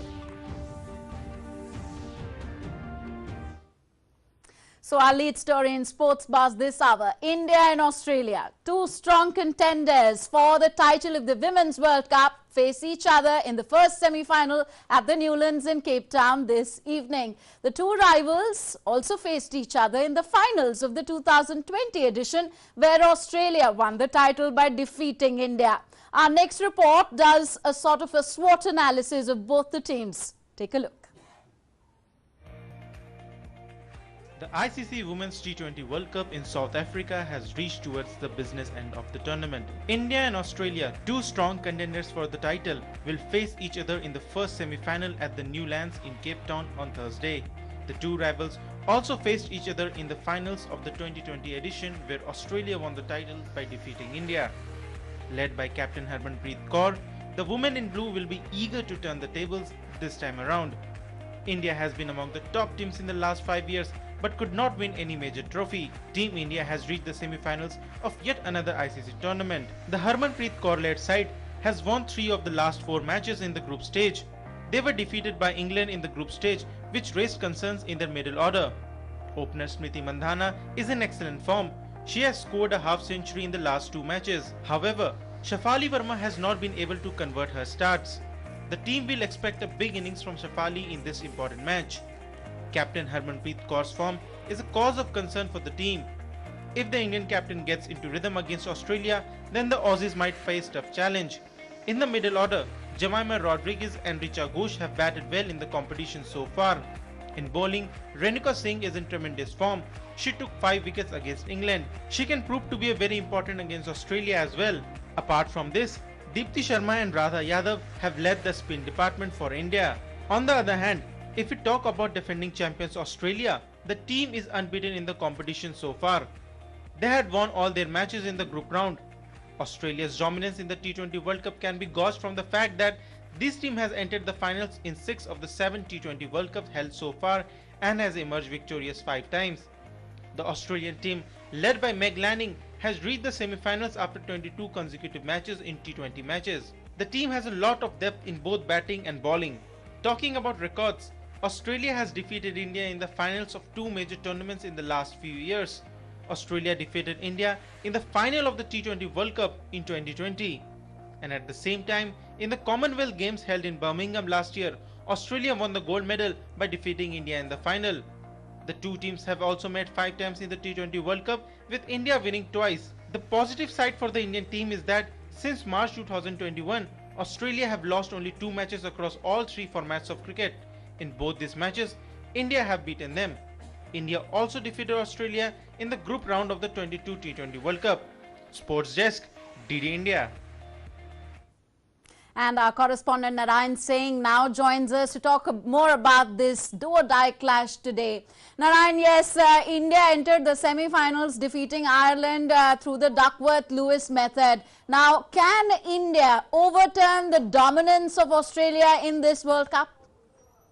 Yeah, it's if you talk about Australian team, it's a very dominant, and we can say the dominance personified here if you talk about this Australian team. And they are carrying an unbeaten record of 22 matches till here the semi-final of this coveted T20 World Cup. And if you talk about this Australian team, they have a world-class batting lineup. Meg Lanning is there, Alyssa Haley there, Alyssa Parry is there, and Ashley Gardner is there. So a batting heavy line. And if you talk about the bowling, world-class bowling they have. If you talk about their bowling, their Megan Scout is there, and King is there, and many more names are there in the bowling lineup. A very, very deep batting is also there. If you talk about India, they have the capability to beat this mighty Australian team, considering the fact their top order needs to fire here. If you take a look at this tournament, only two batsmen, that is down the order, Richa Ghosh has done exceptionally well. She was unbeaten in the first three matches, and against Ireland she was out for duck. If you take a look at the Richa Ghosh's average is around 122 and her strike rate is 140, and she need to replicate her performance here. And if you talk about the other player here, the reports that are coming, Harmanpreet Singh is not fully fit. She is still recovering from the illness. And there is a situation is that BCCI monitoring her condition, and if she plays or not, doubts are here. If she plays there, she need to raise her game, and because we know what kind of player Harmanpreet is there. If he plays, definitely on his day he can thrash any opponent. If we talk about this Australian team, it's very difficult to beat this team, and if any team who can beat this Australian team is India.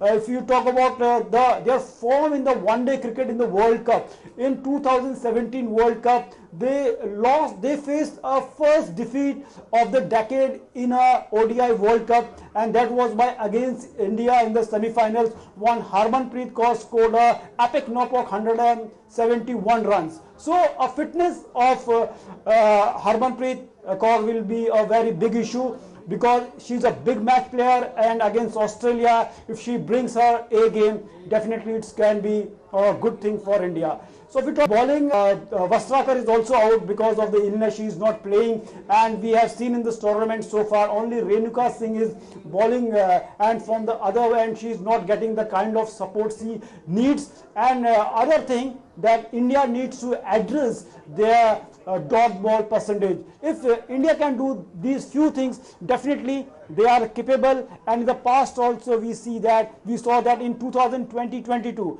Australia lost only one T20 match, and that is against India. So if any team who is capable to beat this Australian team is India, and if they play to their potential, definitely they can beat Australia and go to the finals of this coveted tournament. Yeah, so promising semi-final awaits us. Going forward, you've mentioned about the performance of Richa Ghosh, then Renuka. But who are the players you think, who are the other players who've done well, and who are those who really have to now buck up? If you talk about this, Richa, as we know, I already told that she's one of the key players in this tournament. In the 2020, when Australia lost their single match, in that match also, Richa Ghosh has done exceptionally well in that match. And if top the order, Shefali Verma has played a few knocks, but they were patchy. And if she plays here, a fantastic knock, a superb knock, definitely it will help India a lot, because we know that if she plays to his plays in her zone, definitely it's a good thing for India, because we know that before this tournament, Indian under-19 World Cup team has won the under-19 T20 title. Yes. And she was the captain of that team. If she can we can say that inspiration from that under-19 T20 World Cup, and India, she can do a lot for the Indian team. And if the another player, that is Smriti Mandhana, who was the most expensive player of the Women's Premier League in the auction, definitely her form will be the most important for Indian team in this tournament. If Shefali plays, definitely she has the capability to keep this mighty Australian team at the bay. So top order needs to fire and reduce the percentage of the dot balls, and in bowling, Renuka Singh needs a support from the other end. If these factors India can click here, definitely there is a chance that they can beat this mighty Australian team. And in the past also we have seen that Australia, whenever there are, we can say that winning streak, they are under a winning streak, it was the Indian team that broke that winning streak of this mighty Australian team. So if anybody can beat Australia, it is India who can do it. Let's keep our fingers crossed. Thank you very much, Narayan Singh, for joining us in Sports Buzz. Okay, now Australia have named their ODI squad for the 3-match series against India. Australia included a trio of key players in their squad who make their return from injury. Selectors announced a strong 16-player squad for the series on Thursday, with all-rounders Glenn Maxwell and Mitchell Marsh set to be joined by pacer Jay Richardson to make their international return during the series. Pat Cummins will lead Australia during the 3 matches, while experienced batters David Warner, Steve Smith and Marnus Labuschagne are also expected to feature in the tournament. We are still with men's cricket. Now let's talk about IPL, Indian Premier League. Ian Markram has been named as the captain of Sunrisers Hyderabad for the upcoming season of the Indian Premier League IPL 2023. Markram recently led Sunrisers Eastern Cape to the inaugural SA20 title, where he also finished as the tournament's 3rd leading run maker. Sunrisers had to fill the leadership role after releasing Kane Williamson ahead of the IPL auction last December. The first player retained by the franchises ahead of the mega auction in 2022, Williamson struggled for form as Sunrisers failed to make the playoffs last season, finishing 8th.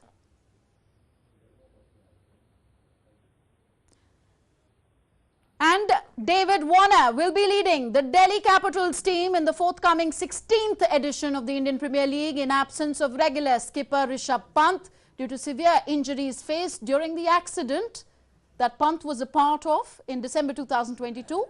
He will miss the entire IPL 2023 season, and the Australian stalwart would be leading.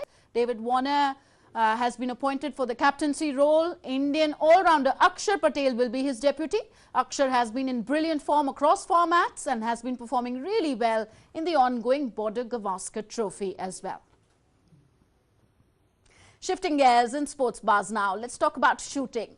Olympian Aishwarya Pratap Singh Tomar extended India's domination in the Shooting World Cup in Cairo, Egypt by winning the 50-meter rifle 3-position gold on Wednesday. It was the 4th gold for India in the World Cup, following the men's air rifle gold by Rudraksh Patil, apart from the 2 mixed air pistol and mixed air rifle gold medals. It was the 3rd World Cup gold for the 22-year-old Aishwarya, who had won one each in the last 2 years in Delhi and Changwon, Korea.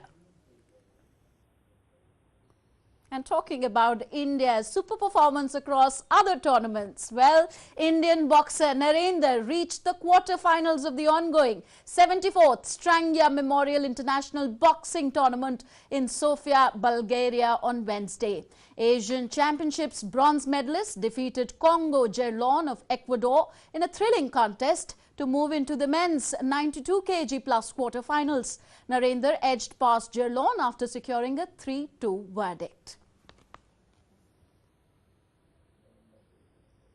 Now let's talk about international tennis. Well, one of the most high-profile athletes who is unvaccinated against COVID-19, no prizes for guessing, Novak Djokovic, having applied for special permission to enter the United States, Novak Djokovic remains hopeful that he will be allowed to compete in the ATP Masters 1000 events in Indian Wells and Miami Open next month. We have a report.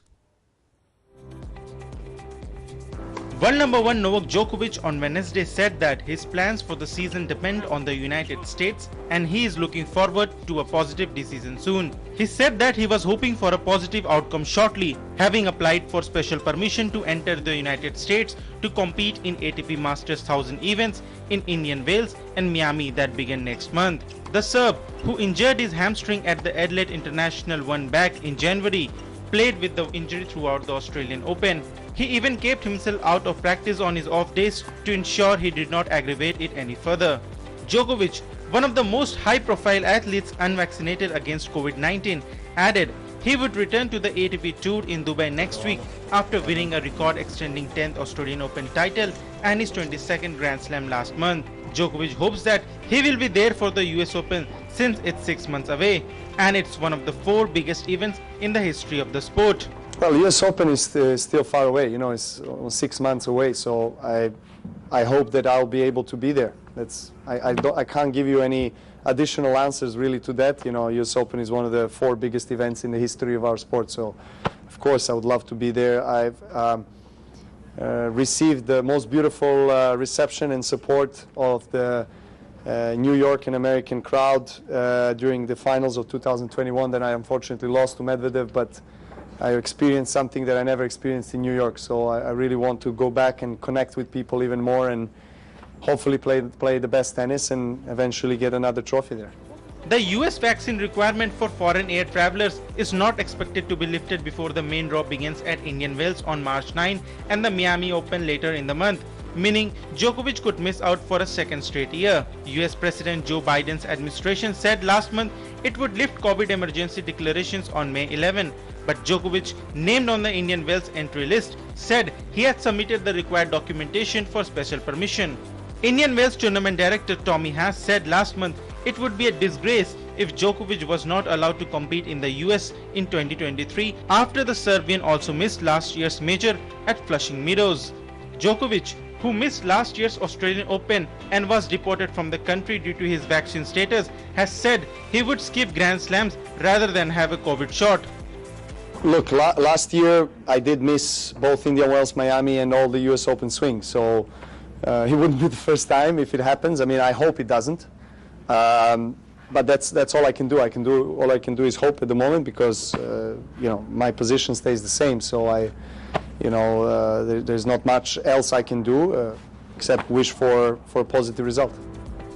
Djokovic further said that Carlos Alcaraz is playing at a great level. He is a very dynamic player, but he has great bunch of people around him and he is matured very early on as a player. But clear that he is not his main rival. His main rival is still Rafael Nadal. Alcaraz is playing on a great level. I mean, especially after several months of absence from the tour with injuries that he was struggling with. It's amazing that he's able to find the top level right away. That's actually a characteristic of a mature player, of someone that has an experience, which he doesn't have so much experience, but he's showing maturity very early on. I cannot call him my main rival. My main rival is still Nadal. Even though Alcaraz, is obviously he's number 2, he was number 1. He's won a slam. He's arguably the next biggest thing in our sport, or he's already there. I just feel Nadal, is the rivalry with Nadal is something that is difficult to eliminate just because someone is doing great things in the last year and a half. Nadal has been the biggest rival and probably will remain the biggest rival I ever had in my career. Novak Djokovic will be coming to the 2023 Dubai Tennis Championships hoping to win his 6th title at the tournament. He has previously won the title in 2009, 2010, 2011, 2013 and 2020. Novak Djokovic will be coming to the 2023 Dubai Tennis Championships hoping to win his 6th title at the tournament. The Serb also reached the final in 2015, losing to Roger Federer in the Summit Clash. Despite winning on 5 occasions, he is not the most decorated player in the history of the competition, as that honor belongs to Federer. Sports Desk, DD India. So Djokovic admitting there that his main rival is Rafael Nadal. And we move on now to updates from the world of football. Al Nassr forward Cristiano Ronaldo joined in with the local festivities at his new club as Saudis gathered to celebrate the second annual founding day. Garbed in traditional dress, the five-time Ballon d'Or winner and his teammates can be seen wielding swords in a video distributed by the Saudi Pro League leader's social media account. Ronaldo made the move to Saudi Arabia in January after his contract was terminated by Manchester United and has since scored 5 goals in 4 matches as Al Nassr sits atop the league on goal difference.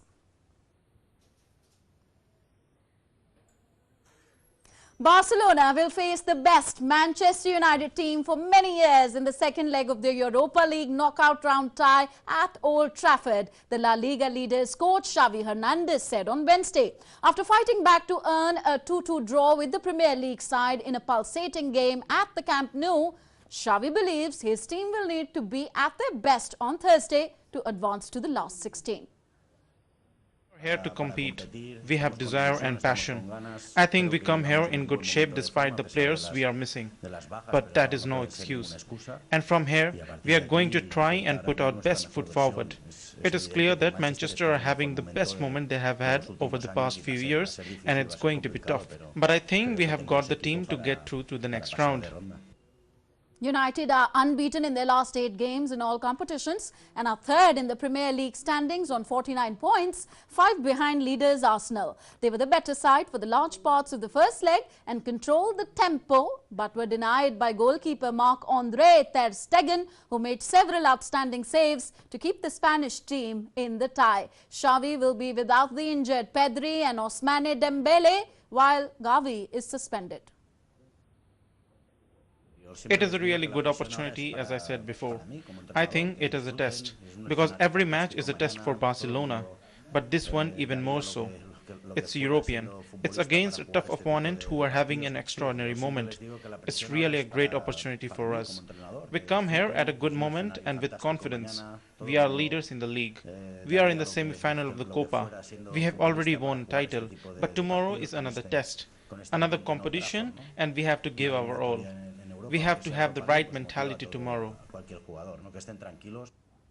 On Messi, Xavi said that Leo is welcome anytime in Barcelona. It's his home and the doors are always open for him. I have got nothing to add. I have said many times that this is Messi's home, this is Leo's home, and the doors are open to him. So there's nothing more I can say. He's a friend. We are constantly in contact and we talk about a lot of things. And that's it. From there, a lot of it depends on him.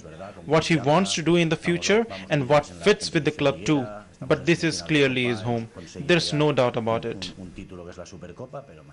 In more updates from football's UEFA Champions League, RB Leipzig centre-back Josko Gvardiol scored a second-half header, cancelling out Riyad Mahrez's strike to earn a 1-1 with Manchester City in their Champions League last 16 clash. Meanwhile, substitute Romelu Lukaku volleyed an 86th minute winner to earn Inter Milan a 1-0 victory over Porto in the first leg.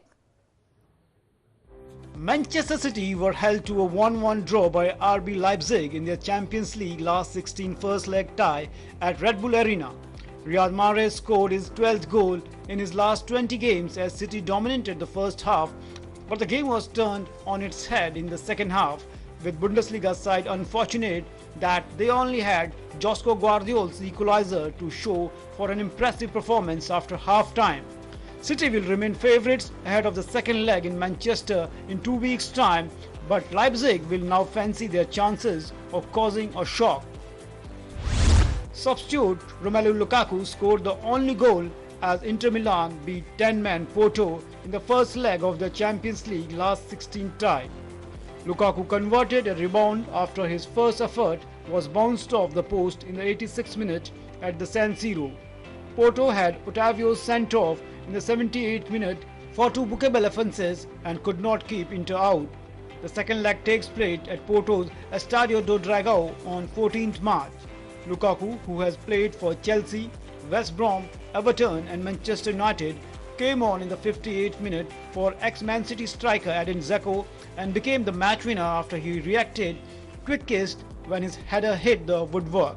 Both sides will regret missed chances. Inter, second in Serie A, nearly scored in the last minute of the first half, but Alessandro Bastoni's header was tipped over by Diego Costa. Hakan Çalhanoğlu had also seen an earlier header pushed over, with Lautaro Martinez heading over when unmarked from 6 yards out.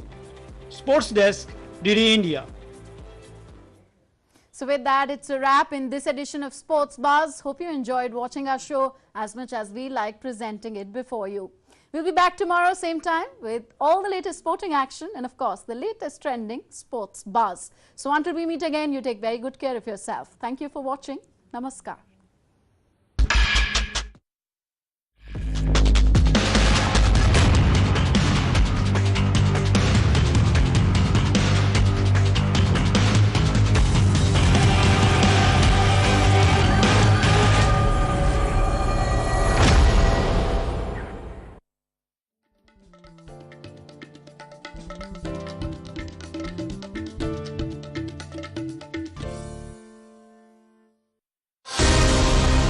Get in-depth analysis of the important news of the day. Spotlight on day's newsmakers. Expert comments to dissect the news.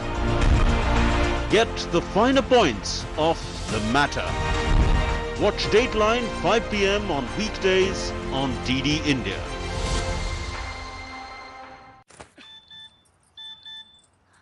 हो गया इंतजाम। किसका? गुड्डी की fees का। दिखा। 20,000 का loan तुरंत। पता है कौन दे रहा है, ब्याज कितना है। लोन विनियमित संस्थानों से ही लें और कर्ज उतना जितनी जरूरत, वो भी जांच कर। हो गया इंतजाम। पगार एडवांस में भेजिए। आरबीआई कहता है, सही वित्तीय बर्ताव करे आपका बचाव। It's 1 year since the Russia-Ukraine conflict. India has maintained a fiercely independent stand. The present world order is based on the world as decided by the victors of the Second World War. Yes. And we are all saying that that is wrong. India fully appreciates the security concerns of Russia and feels that US-led NATO and the Western world pushed Russia. And we also feel that Russia overreacted. Today, India is not non-aligned.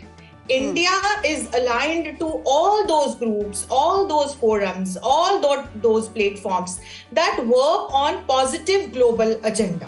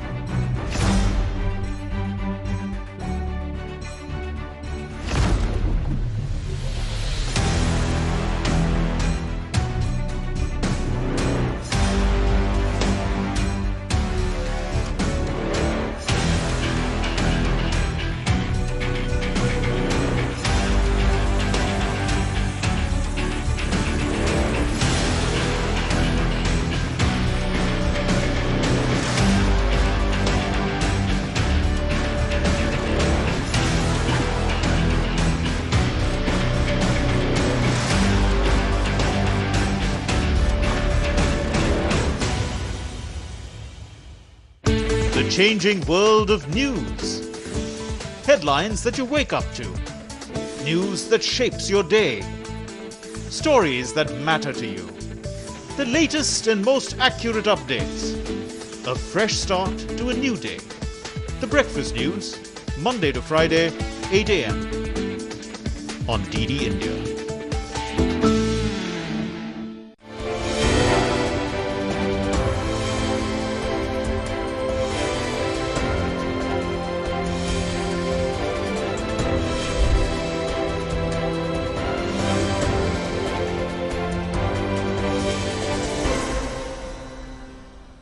Hello and welcome to our special weekly show called Diaspora Diamonds, which is our salute to over 32 million strong Indian diaspora present in over 200 countries worldwide. I'm Gautam Roy.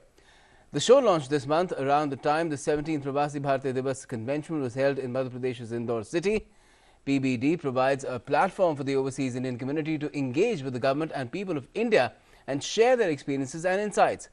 It also helps strengthen ties between India and global Indian diaspora and to recognize the achievements and contributions of Indians living abroad. The Pravasi Bharatiya Samman Awards are an integral part of the biennial event and are conferred by the President of India upon members of the Indian diaspora who've made exceptional contribution in their chosen fields and have acted as India's ambassadors in foreign lands. We've been profiling such awardees on the show, and this week we have with us Dr. Amit Kailash Chandra Lat, recipient Pravasi Bharatiya Samman Award and CEO and Managing Partner, Sharda Group of Companies. Congratulations for the award in the first place, Dr. Lat. And first tell us, what were your thoughts when you first up heard that you will be honoured with the highest honour that your country of origin can bestow upon you as an overseas Indian? Namaskar to everyone. Absolutely, when the news came in on the 2nd of January 2023, one, it was the best thing which could happen in the new year. Second, of course, I couldn't stop my tears. I was, it's such a privilege and honor for me and my entire family, and specifically for the Indian diaspora in Poland too, for such a news. It is the hard work over the years which has been put not only by a single man out here, but by many of them who have contributed in various ends. Okay, now, and how did your family and friends feel about it? It's a moment of pride, honor, and privilege, because living abroad for 25 years, I was, I would never expect that, something of this kind could happen to me, or the government of India, or especially the motherland, would honor you with such a great respect. And absolutely, it was a special moment for me and my entire family. Okay. Now, you've been given the Pravasi Bharatiya Samman Award, as the citation itself says, for your contribution to business and community welfare. It also says that you played an indispensable role in helping Indian evacuees escaping the fighting in Ukraine to Poland during Operation Ganga. Now, what exactly was your role during those tough times? Let me tell you, by starting this, it was a great initiative by the government of India. And there was single vision from the top leaders of the government and the people who make, who manages decisions, is that, we need to ensure the safety of every single Indian citizen out of Ukraine. And that was a clear mandate. And when that came in the picture, and, when we were talking to the ambassador of India, who extremely showed a great courage out here, the leadership in managing the show out here. And of course, after that, General V.K. Singh also joined us to ensure and overlook at the operations of Operation Ganga. I still remember it was 24th of February 2022. In the morning when we heard, Russia has invaded Ukraine, and by evening, we thought, things would calm down.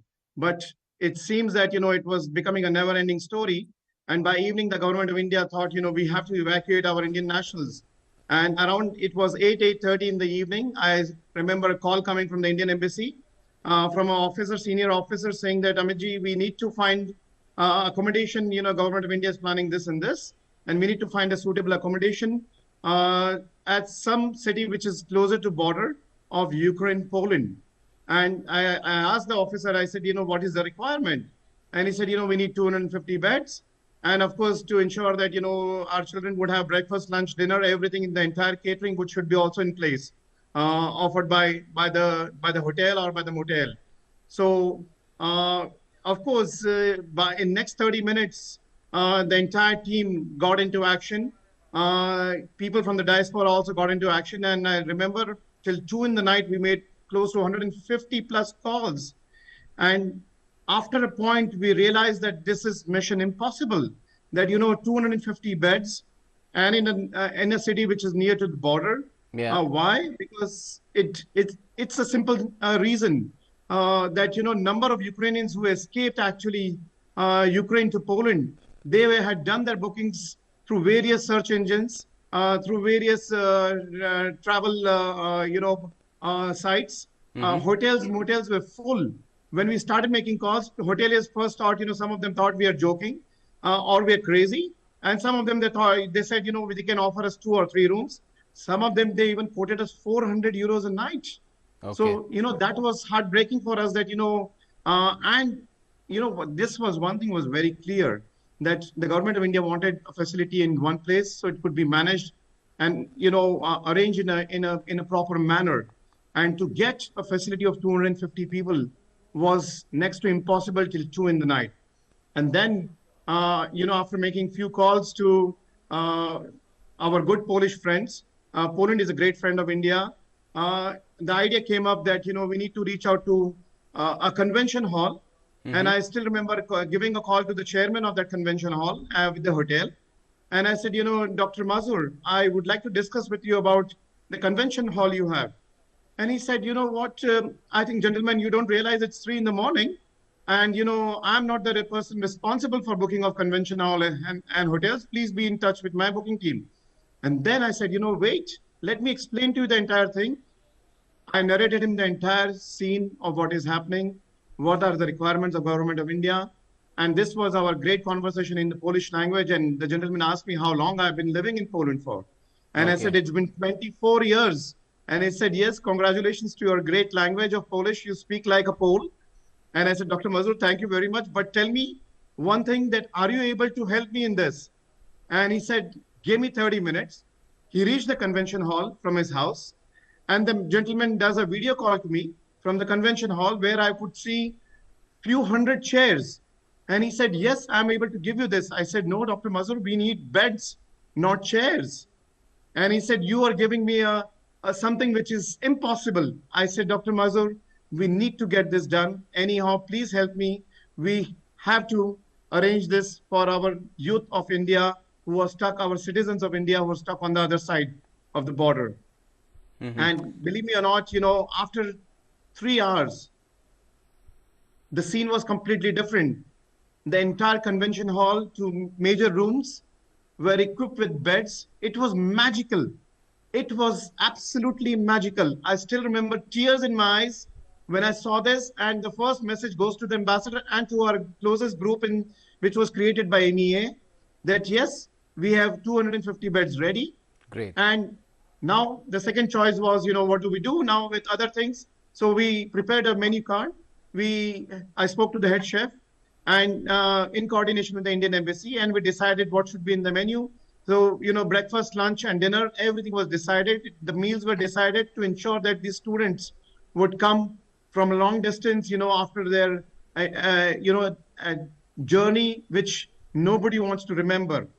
After my conversation in next 2 hours, Ambassador, Her Excellency Nagma Malik said, Amiji, I think, we would need doctors also in place. Okay. And we had team of 30 doctors almost in-house to ensure that every child, every student, every Indian citizen who gets to our hotel will be medically checked to ensure that if they have any mental trauma, if there is any sickness, if they are unwell, necessary medication could be given, necessary attention could be given at that point of time.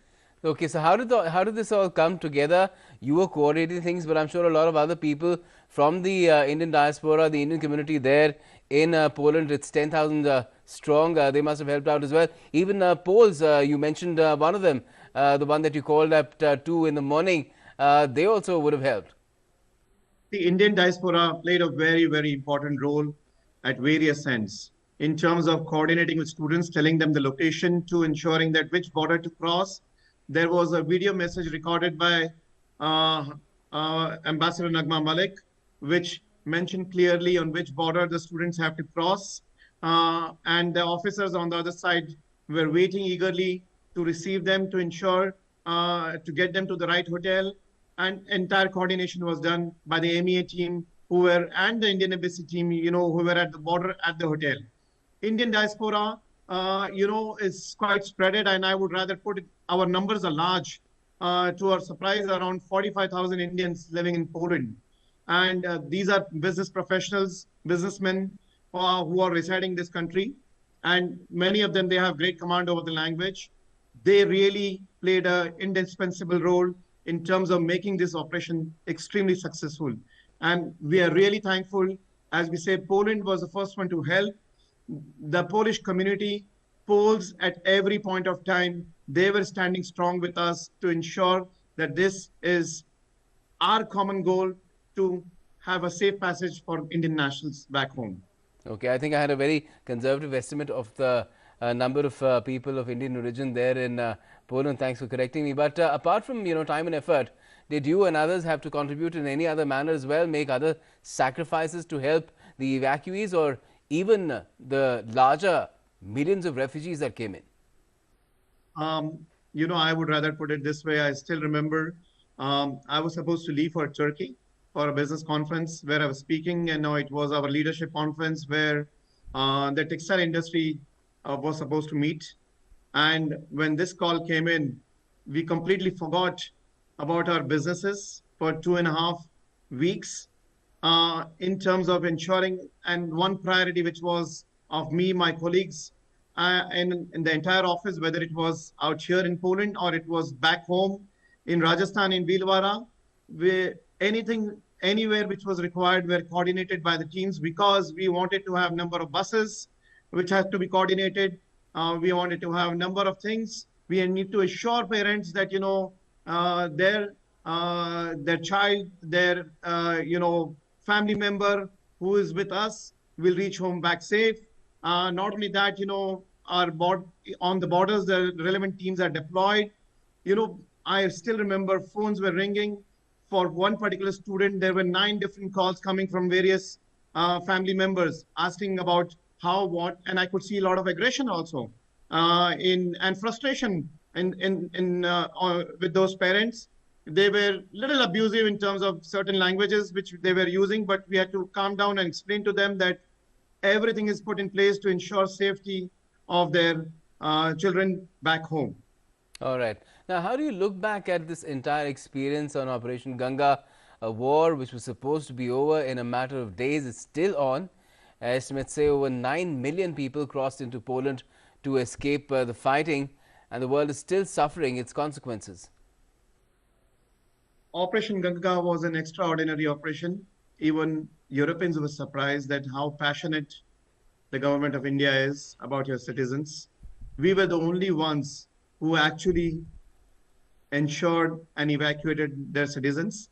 To our surprise, and the coordination we had with the government of India, we had a Bangladeshi national who came to our hotel with other students saying that, "Sir, I'm a Bangladeshi national. Can I eat some food at your hotel where your Indian students are staying?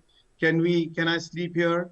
And I would say in one voice, the reply from government of India was, "Every national who comes to our door for help, we will help everyone." So India was openly India welcomed everyone with open hearts. So not only Bangladeshi national, but we had people from Saudi Arabia, American nationals.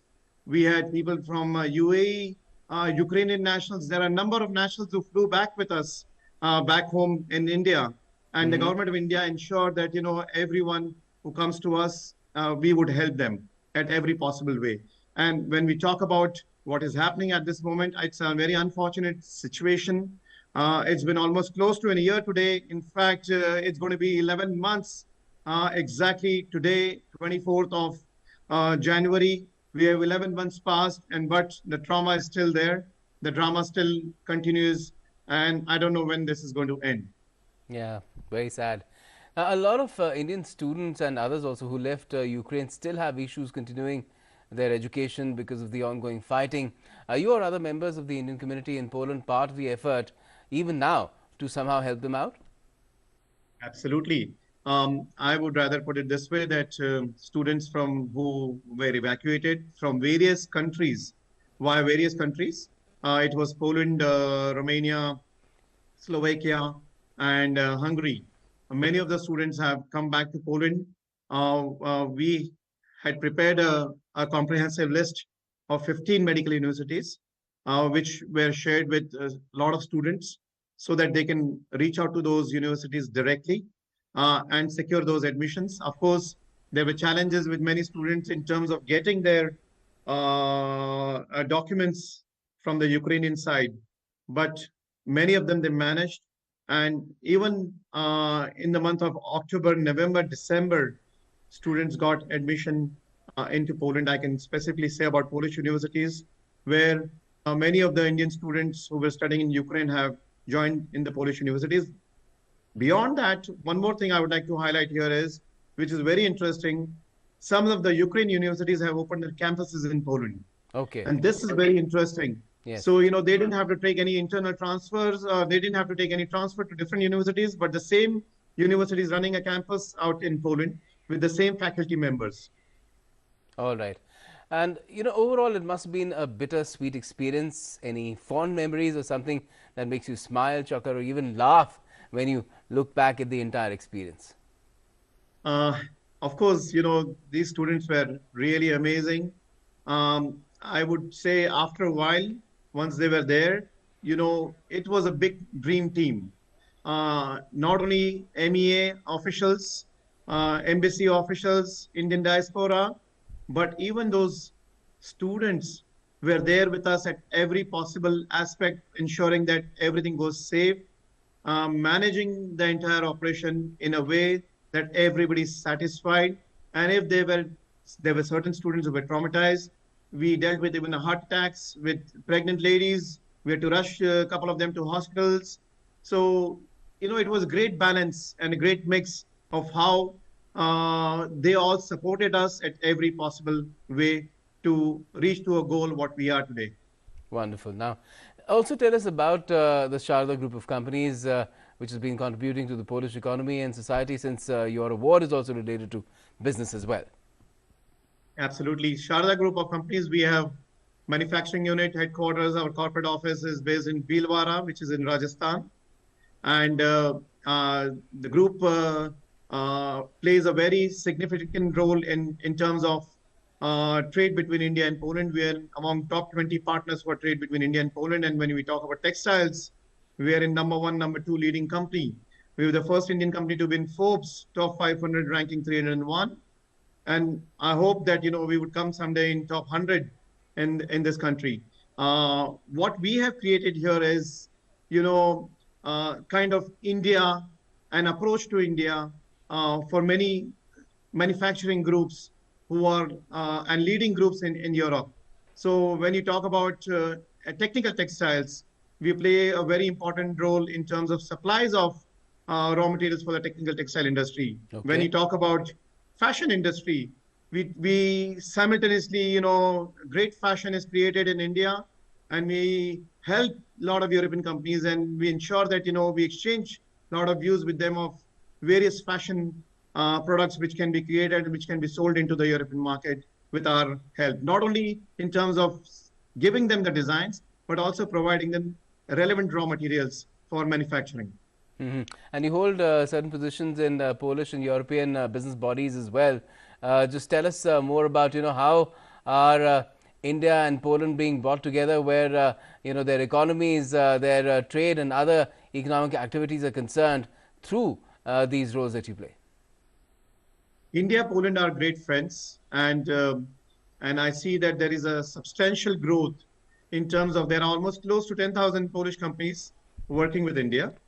And not only that, you know, 3 billion plus is a trade, which is a direct trade between India and Poland. But we need to remember Poland is a part of European Union. So a lot of Indian products are coming to Poland via different channels or via different European countries, which doesn't reflect directly into the trade figures. But I would say Poland is an important partner for India, especially in Central East Europe. And the way Poland has progressed over the years is just a great story to understand and to follow. Poles have got great respect when we say when they ask us, where are you from? And we say we are from India. I could see a twinkle in their eye. They're very happy. Wow, India, it's my dream to visit India. Many of them, this is the reply we get. So we could understand the kind of love and affection and the respect India has in Poland. Great, great. Tell us a little bit more about the Indian diaspora, the Indian community in Poland as well. You mentioned that they're in good numbers there and they perform a lot of different roles in the society, from professionals to businesses to others. How are they contributing to further enriching the Polish society, not just in terms of the Polish economy, but even otherwise, culture and other aspects? See, it's a great mix out here. So, we have companies like Infosys, TCS, HCL, FarmTrack, which is a part of Escorts, SL Propack. We have Uflex. Now, these companies, what they do is, time and again, we celebrate different festivals. And during these festivals, I see a lot of locals participating in a big numbers. And, we have various cultural events happening in the country where, to our surprise, many times we see it's a great mix of 50-50, the locals and the Indian diaspora. So that says all, and I think Indian cuisine is a great way of also promoting India. When I talk to the Poles around, and if whoever has tried Indian cuisine, they definitely ask us for recommendations. Which restaurant do you recommend, in a particular city? Where we can get authentic taste of Indian cuisine, So I think it's a great mix where we see culture, cuisine, community playing a very, very important role to get India closer to Poland. And Poland does have a decent number of Indian restaurants as well. Oh yes. We have close to 500 plus restaurants. Warsaw, which is the capital itself, has got 150 plus restaurants. So that says, a lot in terms of, and we see lot of Europeans, basically Poles, dining into these restaurants. Wonderful. Now, how was your experience of your latest visit to India and receiving the Prabhasi Bharatiya Samman Award 2023? How often do you visit, and how have you seen India change over all these years? I personally say it is a new India, and the reason I say so, I've been visiting India regularly, sometimes 8 to 10 times in a year. Of course, because of COVID and recent developments, we were not traveling much. But what I loved about India, the kind of hospitality, the kind of infrastructure which is coming up, airports, approach of people, attitude, which is great. I can see a lot of, youth of India actually involved at various ends. And when I was interacting with them, during even the Pravasi Bharati Divas, what surprised me was I could see a lot of young kids from Dubai's international schools who came for a Pravasi Bharati Divas. And I told them, I said, what you are getting to learn now at this age, we got to learn at the age of, say, 40, 45, So I could see the new India, the youth of India, the way things are developing is just the true spirit of India, which is going to take us, and it becomes a leading economy in the world, And of course, India is now the 5th largest economy in the world. It's helming the G20. It's taken massive initiatives to combat climate change as well. We talk about it a lot amongst ourselves as well. But what kind of conversations do you hear when you meet people, in the Polish society in general, among Poles, or even from other nationalities about India? I could see, a drastic change in their thought about India. They see India as a natural partner for many things, in terms of trade, in terms of relationship, and India absolutely in terms of when you talk about globally, the image of India is completely different to what it was typically. Now India is able to offer many things. India is able to, there is a great exchange of technology between countries, between nations, between continents, and we could clearly see a great shift and the trust which the international community has built on India. Okay, let's take you back to the top once again and ask, what does the Pravasi Bharatiya Samman Award really mean to you, and what do you think it should mean, or does it mean to the Indian diaspora worldwide? It definitely means a lot. It's a great trust and a great responsibility which is on individuals' shoulder. And it's a great way actually to convey to the diaspora that good work has always been recognized, and keep doing and keep shining and keep motivating, irrelevant of whatever the situations are in. Wonderful. Great speaking to you, Dr. Lad. Amit Lad, thank you so much for joining us and talking about your experiences and the fact that you've been recognized in the manner that very few people in the world have, being part of the Indian diaspora. Thank you once again. Okay, so that was this edition of Diaspora Diamonds. We'll keep bringing you leading lights as far as the Indian diaspora is concerned through the weeks as well to come on this show. Keep watching, and for all the updates, keep watching DD India.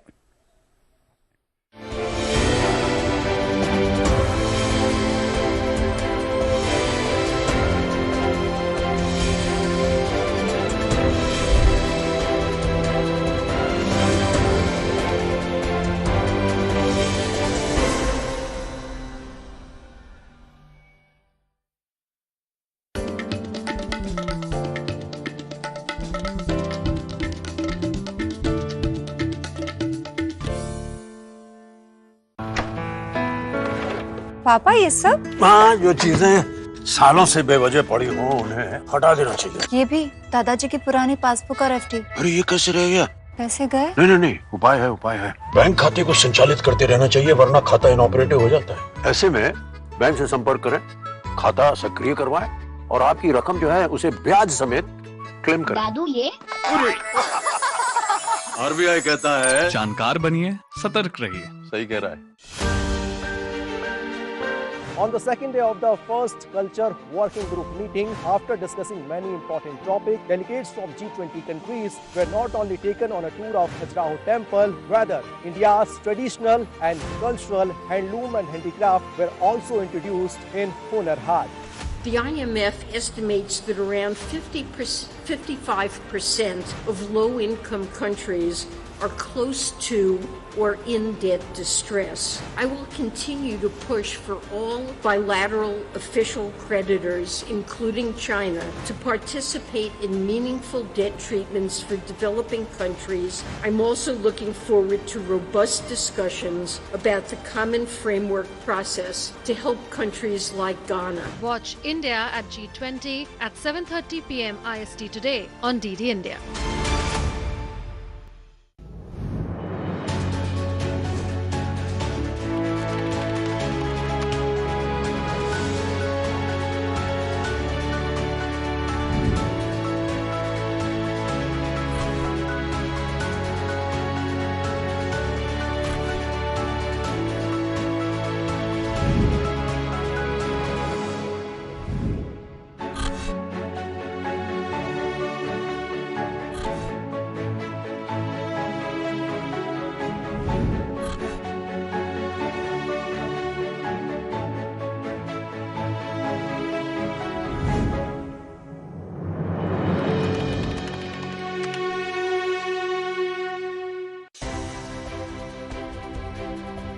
You've got the award in the category of community welfare. Now tell us about your related activities in a little more detail. My project is a team oriented. We are working together with the local communities and the students and different stakeholders. We organize the local communities at the grassroots level, and we are doing a certain infrastructure in the rural area, mostly in the rural areas. It includes construction of bridges, developing water spring. Now we are doing the check dams as well as electrification of villages. Also we have built one toilet in schools. So our project is a multi-dimensional project. We work in different areas.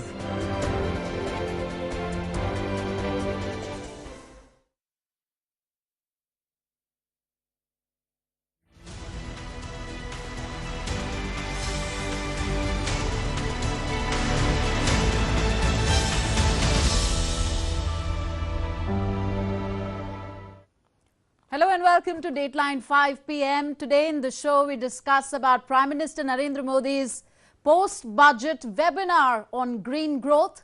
The Prime Minister outlined 3 pillars for green growth and energy transmission. First, increasing the production of renewable energy. Second, reducing the use of fossil fuel in the economy. And finally, rapidly moving towards a gas-based economy in the country. India's green growth strategy has thus underlined the announcements of measures like ethanol blending, PM Kusum Yojana, incentives for solar manufacturing, rooftop solar scheme and so on. We'll tell you all about it in the next half an hour.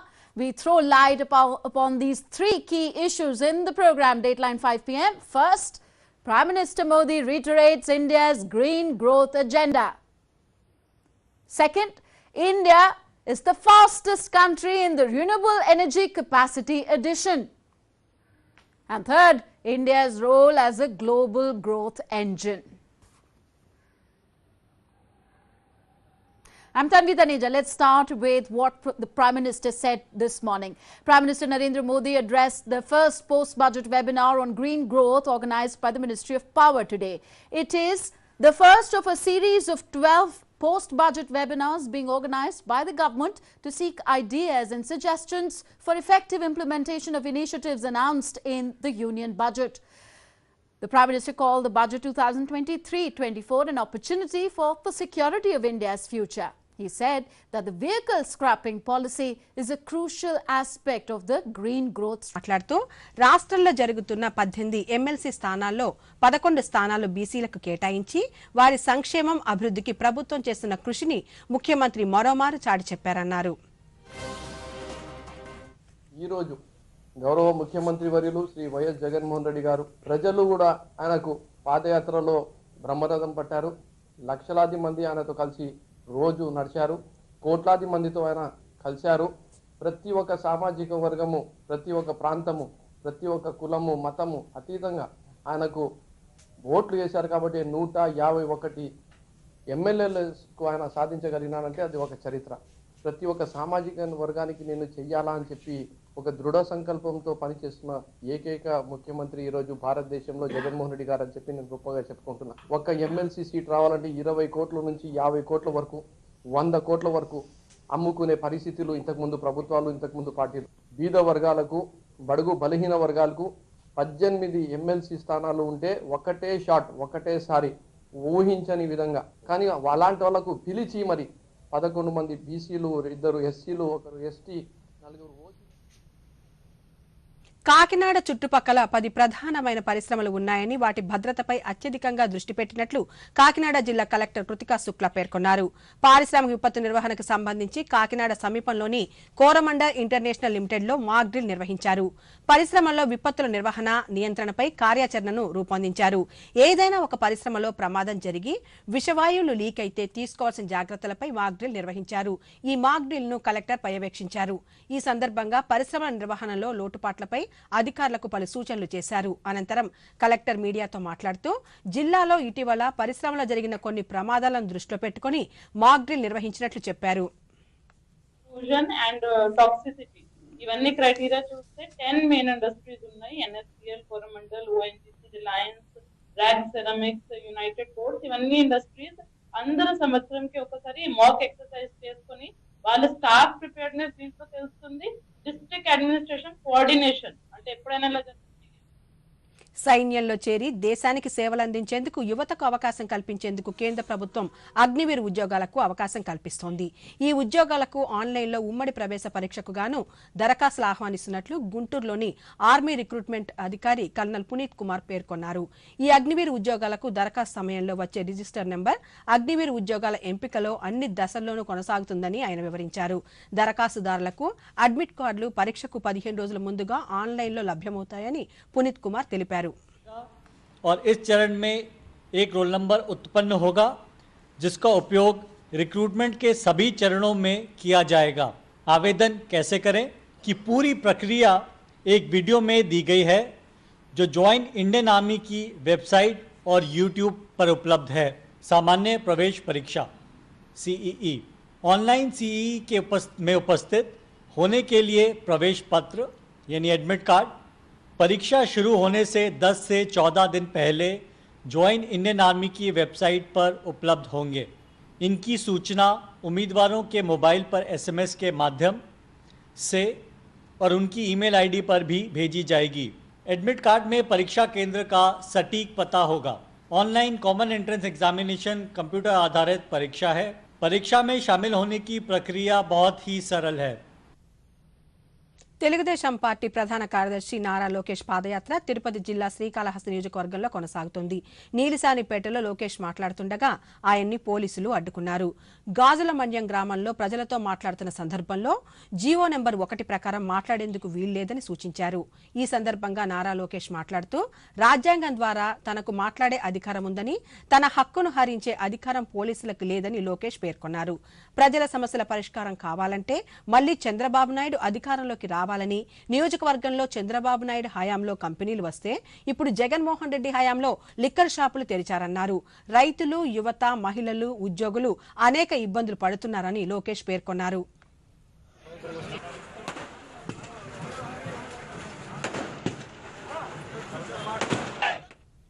Tirupati జిల్లాలో ప్రముఖ పుణ్యక్షేత్రమైన శ్రీకాళహస్తి ఆలయ పవిత్రతను దెబ్బతీసేలా ఆలయంలో పాట చిత్రీకరణ చేయడాన్ని తీవ్రంగా ఖండిస్తున్నట్లు Janasena party పేర్కొంది. ఈ పాటను చిత్రీకరించిన యూట్యూబ్ ఛానల్ గాయనిపై చర్యలు తీసుకోవాలని, వెంటనే ఆ పాటను సామాజిక మాధ్యమం నుంచి తొలగించాలని జనసేన పార్టీ శ్రీకాళహస్తి నియోజకవర్గ ఇన్ఛార్జ్ వినీత డిమాండ్ చేశారు. ఆలయంలో పవిత్రమైన ప్రదేశాల్లో పాట చిత్రీకరణ చేయడం ద్వారా భక్తుల మనోభావాలు తీవ్రంగా దెబ్బతినే అవకాశాలున్నాయని ఆమె పేర్కొన్నారు. అలాంటిది ఎన్నో వికృత చేష్టలు, విన్యాసాలు ఎంతో మంది అర్చకుల నుండి, అక్కడ పనిచేసే వారి దగ్గర నుండి ప్రతి ఒక్కరూ మా దృష్టికి తీసుకొస్తున్నా, ఆ శివయ్య మూడో కను తెరుస్తాడని ఓపికతో ఉన్న ఆంధ్ర రాష్ట్ర భక్తులందరికీ మనోభావాలు దెబ్బతీసేలా ఉన్న సంఘటన సింగర్ మంగ్లీ గారు. ఆమె సొంత యూట్యూబ్ ఛానల్ ని ప్రమోషన్ చేసుకోవటానికి ఏ టెంపుల్లో, ఏ శివయ్య టెంపుల్లో పర్మిషన్ ఇవ్వని ఎడల ఇక్కడ శ్రీకాళహస్తీశ్వరి గుడిలో 5న 6 తేదీన ఎండోమెంట్ ఆఫీసర్ పర్మిషన్ ఇచ్చినట్లు గుడి లోపల నృత్యం చేయటం, కాళహస్తీశ్వర స్వామి టెంపుల్ అసలు ఏం చేయాలనుకుంటున్నారు? శివలింగాన్ని, పవిత్రమైన లింగాన్ని టచ్ చేసి అభిషేకం చేయటం అసలు. అలాగే మంగ్లీ గారిని తక్షణమే ఆ వీడియో డిలీట్ చేయాలని చెప్పి ఆఫీసర్ ని సస్పెండ్ చేయాలని, ఈ పర్మిషన్స్ ఇచ్చిన ప్రతి ఒక్క అధికారిని ఎవరైతే ఉన్నారో సమగ్ర విచారణ చేసి ఈ అధికారులు సస్పెండ్ చేయాలని, తగిన చర్యలు వీరిపైన తీసుకోవాలని చెప్పి జనసేన పార్టీ తరఫున డిమాండ్. తెలుగుదేశం పార్టీ సీనియర్ నేత స్వర్గీయ కింజరాపు ఎర్రంనాయుడు 66వ జయంతి సందర్భంగా శ్రీకాకుళం జిల్లాలో ఆయనకు ఘనంగా నివాళులర్పించారు. జిల్లా వ్యాప్తంగా పలు ప్రాంతాల్లో రక్తదాన శిబిరాలు, పేదలకు వస్త్రాలు, రోగులకు పండ్లు పంపిణీ చేశారు. నిమ్మాడ గ్రామంలోని ఎర్రంనాయుడు ఘాట్ వద్ద పలువురు నేతలు నివాళులర్పించారు. ఈ కార్యక్రమంలో పార్టీ నాయకులు, కార్యకర్తలు, అభిమానులు పెద్ద ఎత్తున పాల్గొన్నారు. ఎర్రంనాయుడు తనయుడు శ్రీకాకుళం ఎంపీ కింజరాపు రామ్మోహన్ నాయుడు మాట్లాడుతూ బడుగు, బలహీన వర్గాల అభ్యున్నతికి ఎర్రంనాయుడు ఎంతగానో కృషి చేశారు. ఆయన ఆశయ సాధనకు కృషి చేస్తున్నట్లు తెలిపారు. మరోవైపు శ్రీకాకుళం టీడీపీ కార్యాలయంలో ఎర్రంనాయుడు చిత్రపటానికి పూలమాలలు వేసి నివాళులర్పించారు. ఈ సందర్భంగా మాజీ శాసనసభ్యులు గుండా లక్ష్మీదేవి మాట్లాడుతూ శ్రీకాకుళం జిల్లాను అన్ని రంగాల్లో అగ్రగామిగా నిలపడానికి ఎర్రంనాయుడు బాటలు వేశారని కొనియాడారు. తెలియజేసుకుంటున్నాను. ఎన్నో విధాల అభివృద్ధి చేసి ఇంకా ఢిల్లీలోనే ఉన్న అభిప్రాయాన్ని కల్పిస్తున్న ఎర్రన్నాయుడు గారికి మనస్ఫూర్తిగా నా నమస్కారాలు తెలియజేసుకుంటున్నాను. ఆయన ఏవైతే అభివృద్ధి కార్యక్రమాలను వదిలేశారో వాటిని ఆయన తనయుడు ప్రస్తుత ఎంపీ చిరంజీవి రామ్మోహన్ నాయుడు గారు మన శ్రీకాకుళం జిల్లాలో అన్ని విధాల అభివృద్ధి చేస్తూ ముందుకు తీసుకువెళ్తున్న సందర్భం తెలియజేసుకుంటూ అందరికీ కూడా మరోసారి నా ధన్యవాదాలు తెలియజేస్తాను. పిల్లలు పుట్టిన వెంటనే జనన రిజిస్ట్రేషన్ చేయించుకోవాలని ఏలూరు జిల్లా న్యాయ సేవాధికారి సంస్థ కార్యదర్శి జి రాజేశ్వరి పేర్కొన్నారు. ఈ రోజు జిల్లా కోర్టు ఆవరణలో జిల్లాలోని మండల, గ్రామస్థాయి, మున్సిపాలిటీ పరిధిలోని సచివాలయ సంబంధిత అధికారులతో జనన, మరణ, వివాహ రిజిస్ట్రేషన్ అంశాలపై అవగాహన సదస్సు నిర్వహించారు. ఈ సందర్భంగా రాజేశ్వరి మాట్లాడుతూ ప్రభుత్వ పథకాలు పొందటానికి, పాఠశాలల్లో ప్రవేశానికి జనన ధృవీకరణ పత్రాలు తప్పనిసరి అన్నారు. జనన, మరణాలు సంభవించిన వెంటనే సచివాలయాల్లో, మున్సిపాలిటీలలో నమోదు చేసుకోవాలని సూచించారు.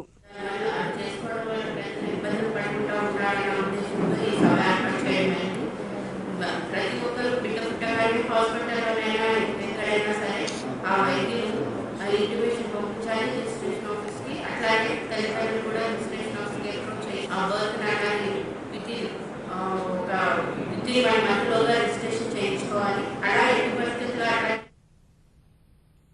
ఈ వార్తలు ఇంతటితో సమాప్తం. నమస్కారం.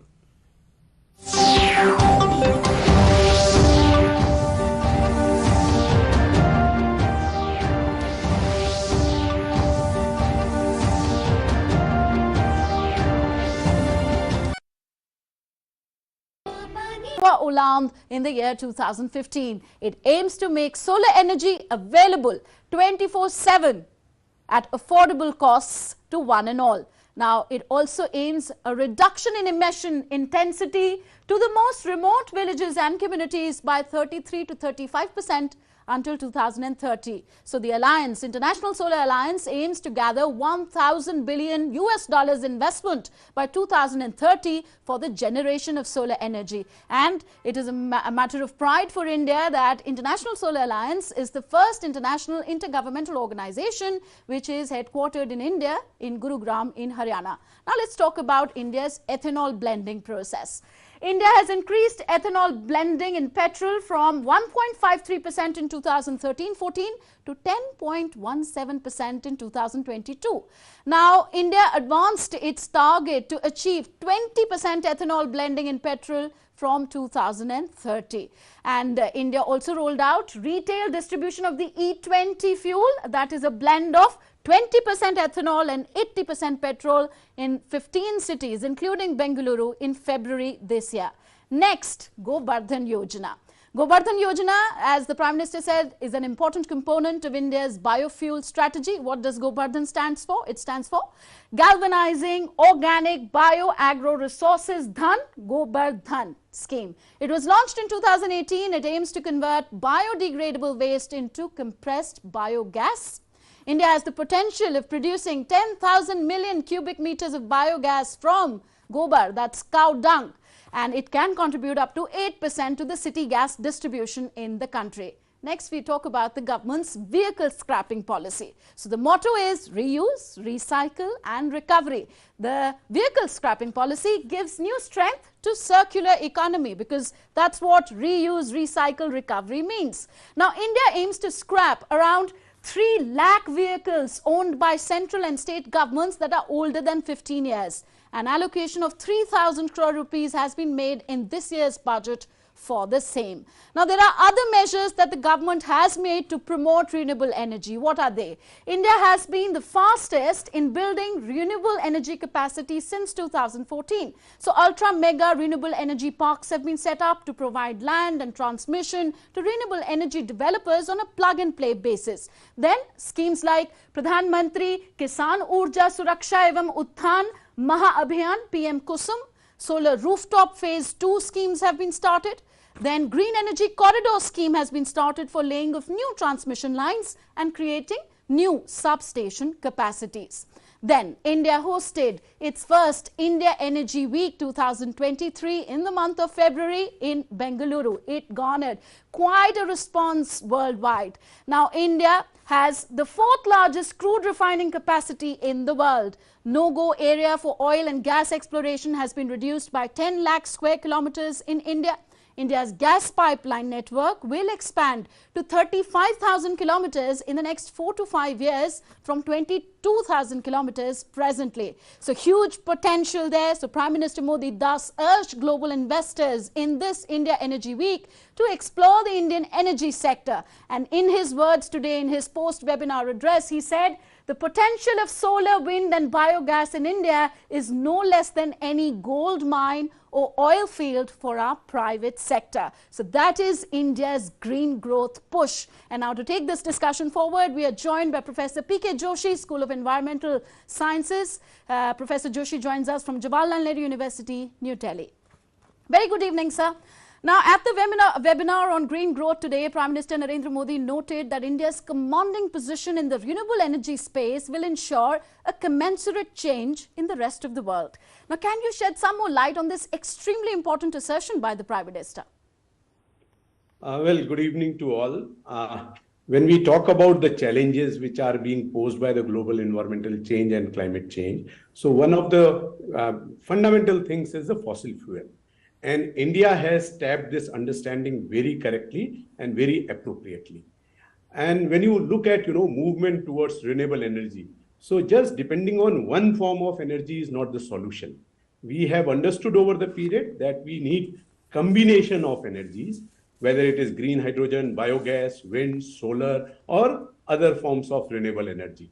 So herein, the commitments or the direction which Prime Minister has given today, while urging all stakeholders and all kind of industries to participate and to contribute towards this. So it is a very clear-cut message country has given to rest of the world that the commitments which we had made for moving towards renewable energy and to taking, getting away from fossil fuel, we are actually practicing those, and we are very much into this. And the recent budget which has come, he very appropriately said that it is not only an opportunity, but it also contains the guarantee for the future security. And he repeatedly mentioned about future generation. That is the entire concept of sustainable development or achieving sustainable development goals. So India is placing itself very correctly when it is coming to addressing the challenges of sustainability and climate change. True. Now, Prime Minister Narendra Modi also spoke of the crucial role of the vehicle scrapping policy in its green growth strategy and of plans to set up 500 new plants under the Gobardhan Yojana. Why are these two moves so important to green growth in India? What is your view? Well, in your introductory remarks, you did mention about the circular economy. And this vehicle scrapping is altogether the story of circular economy, wherein we take care of 3 R's, recycling, reusing, and the stuff. And the amount which has been talked about, he very emphatically mentioned about around 3 lakh government vehicles which have spent their lifetime more than 15 years. Those will be scrapped. And he has also committed that there is a provision of 3,000 crore rupees. So somewhere, the 3 R's which everybody was talking for so many years, he has tried translating that into action plan and something which is very implementable. Then second thing is, which you are mentioning about Gobardhan Yojana, which is again a very important component of India's biofuel strategy. And India is one which can really, participate and very actively transition to this. And it can serve somewhere 10% of the energy requirements of cities. So by bringing up these plants, 500 plants, wherein it is not the traditional Govardhan Yojana, rather these are the high-tech new end plants, which could be much more efficient, which could be meeting the requirements of the modern country. So those kind of things are over there. So these are typically called as modern plants. And some amount of 10,000 crore rupees has been assigned to this. So, these two things are very much competitive and they are very pertinent to any developing country. And for India, the kind of geographical setup or the diverse setup which we have, we get to see a serious, step towards scrapping the vehicles is much needed, and this was much demanding. At the same time, exploiting the potential of Govardhan Yojana, that is equally very important for India. Right. And now moving to the G20 itself, the theme of the G20 under India's presidency is One Earth, One Family, One Future. Now, in which concrete ways would you say that this theme reflects the challenges and rising geopolitical tensions facing the world today, and how critical is it for the world to follow the spirit of this theme?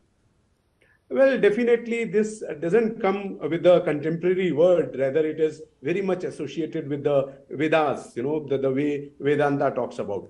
So, and now in the contemporary world which we are living in, we get to see these are very important in all facets. Not only geopolitical domain, the way, tensions are there between some of the nations, and India is playing one of a very crucial role to suggest or to find out the mid path.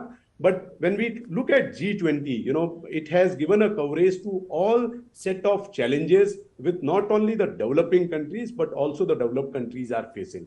I would like to take audience towards, the commitments which were made during the COP, while talking about solar energy. The Prime Minister of the country also mentioned about one sun, one planet, and one grid. Right. This unifying the concept of energy utilization, unifying the concept of one family, unifying the provisions so that challenges could be addressed together and in much more pertinent manner. This is what probably G20 also communicates to rest of the world. And India is housing that, and it is probably the best one to explain that the problems which are there, those are not just for one country or the other, rather that is for the entire planet.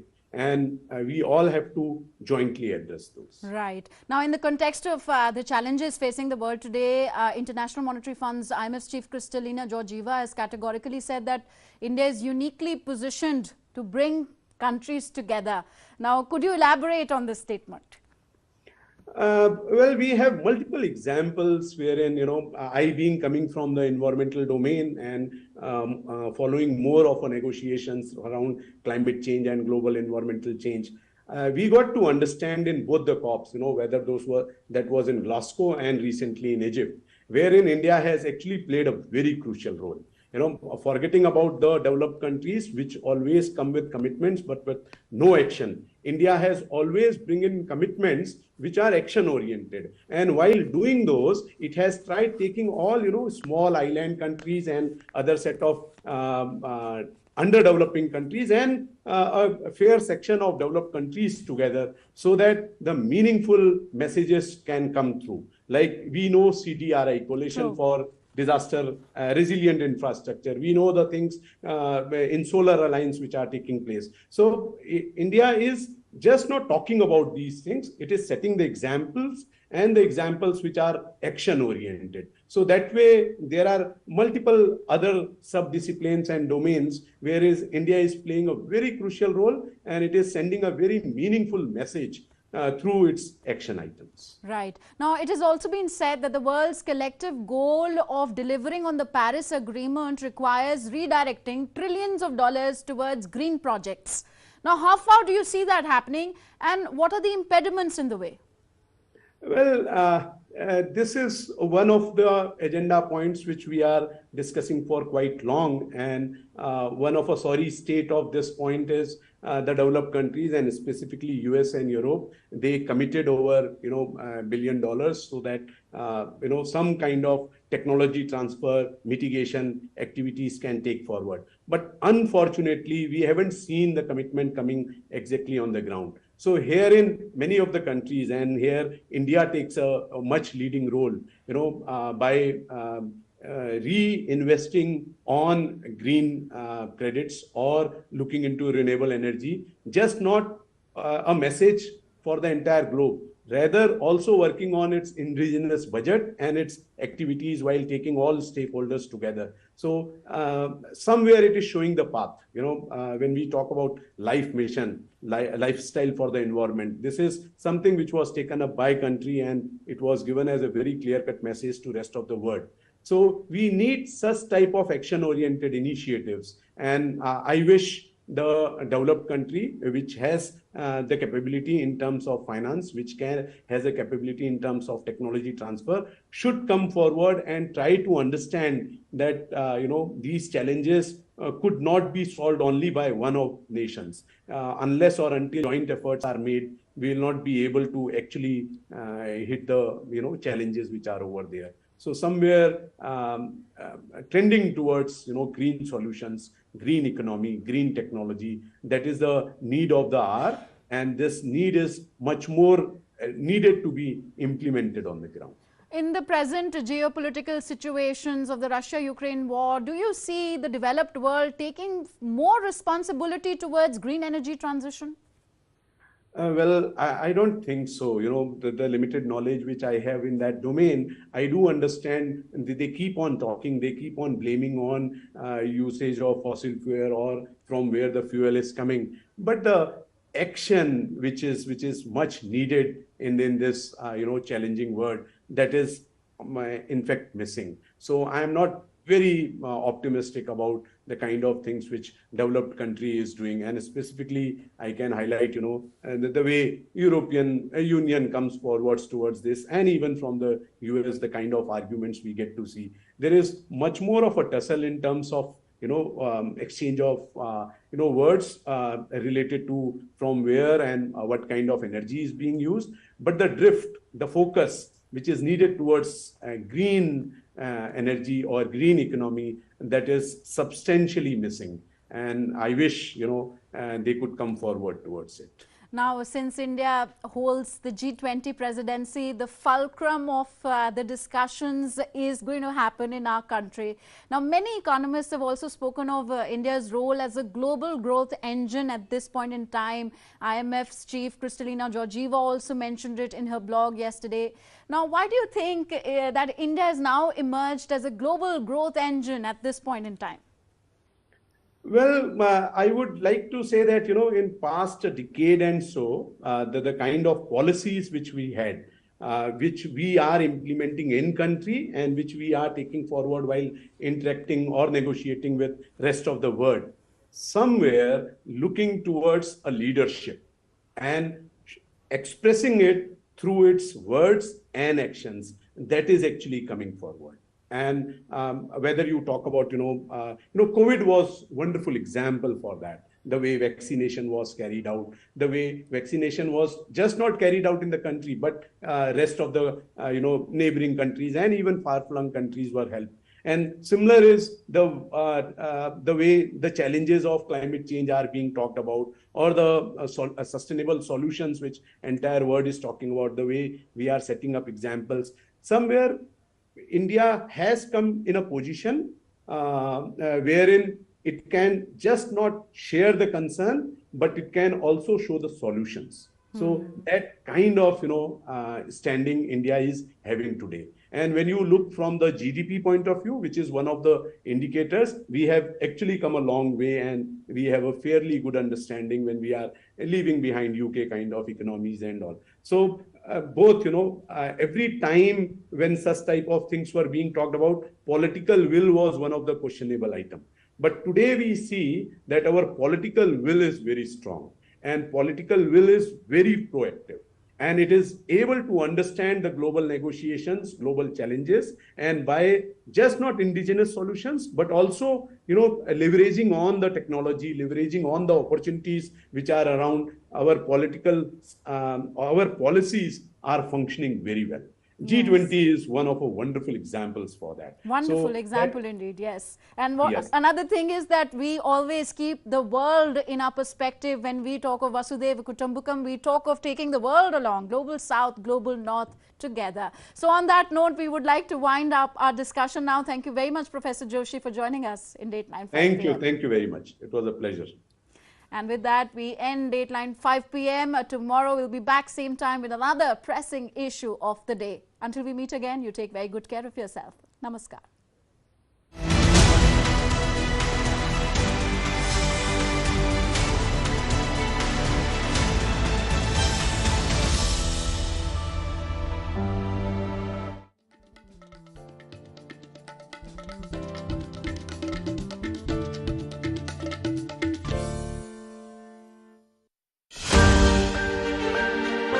On the second day of the first Culture Working Group meeting, after discussing many important topics, delegates from G20 countries were not only taken on a tour of Khajuraho Temple, rather India's traditional and cultural handloom and handicraft were also introduced in Hunar Haat.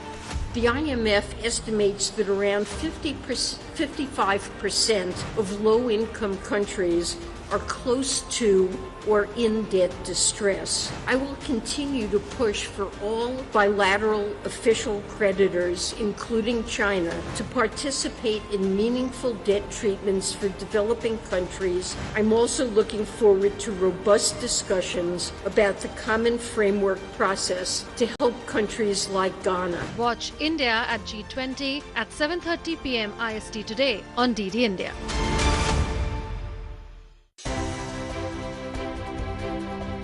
You've got the award in the category of community welfare. Now tell us about your related activities in a little more detail. My project is a team oriented.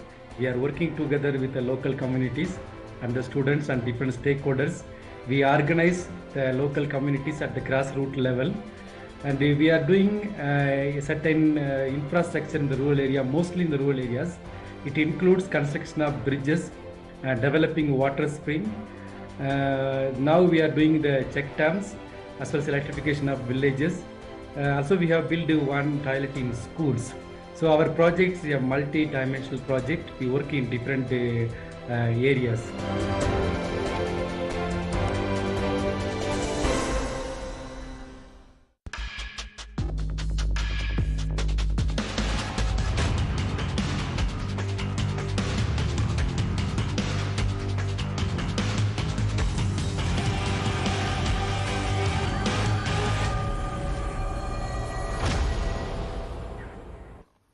Hello and welcome to Sports Bars, your daily dose of sporting action from across the country and the world. It's a do-or-die clash in Women's Cricket World Cup semi-final today, where India and Australia, two strong contenders for the title, face each other at the Newlands in Cape Town. But there will be only one winner. In shooting, Olympian Aishwarya Pratap Singh Tomar extended India's domination in the World Cup in Cairo, Egypt. And in football, Barcelona will face the best Manchester United for many years in the second leg of their Europa League knockout tie. All that and much more in the next half an hour. I'm Tanvi Taneja. Let's get started with the headlines. In women's cricket, India face Australia in the ICC T20 World Cup semi-final at Newlands, Cape Town in South Africa this evening.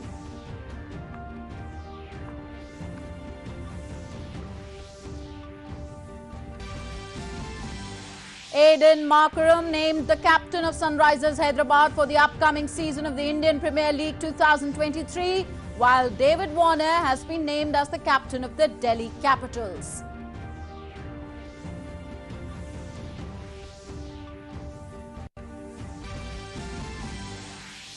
Olympian Aishwarya Pratap Singh Tomar extended India's domination in the Shooting World Cup in Cairo, Egypt by winning the 50-meter rifle 3 position gold.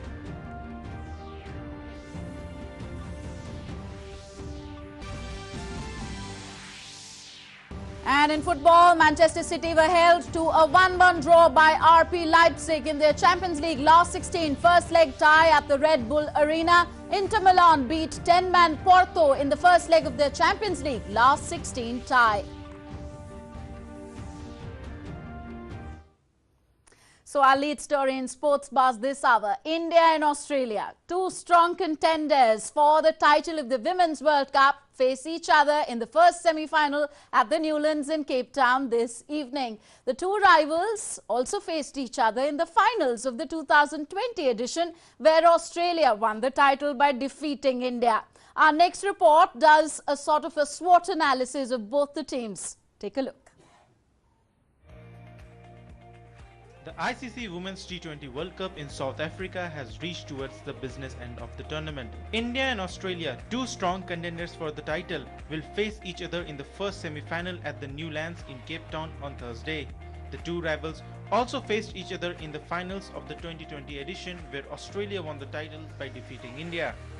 Led by captain Harmanpreet Kaur, the women in blue will be eager to turn the tables this time around. India has been among the top teams in the last 5 years, but could not win any major trophy. Team India has reached the semi-finals of yet another ICC tournament. The Harmanpreet Kaur-led side has won 3 of the last 4 matches in the group stage. They were defeated by England in the group stage, which raised concerns in their middle order. Opener Smriti Mandhana is in excellent form. She has scored a half-century in the last 2 matches. However, Shafali Verma has not been able to convert her starts. The team will expect a big innings from Shafali in this important match.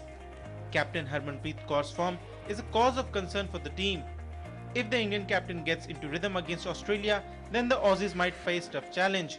In the middle order, Jemima Rodriguez and Richa Ghosh have batted well in the competition so far.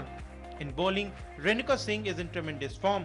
She took 5 wickets against England. She can prove to be a very important against Australia as well.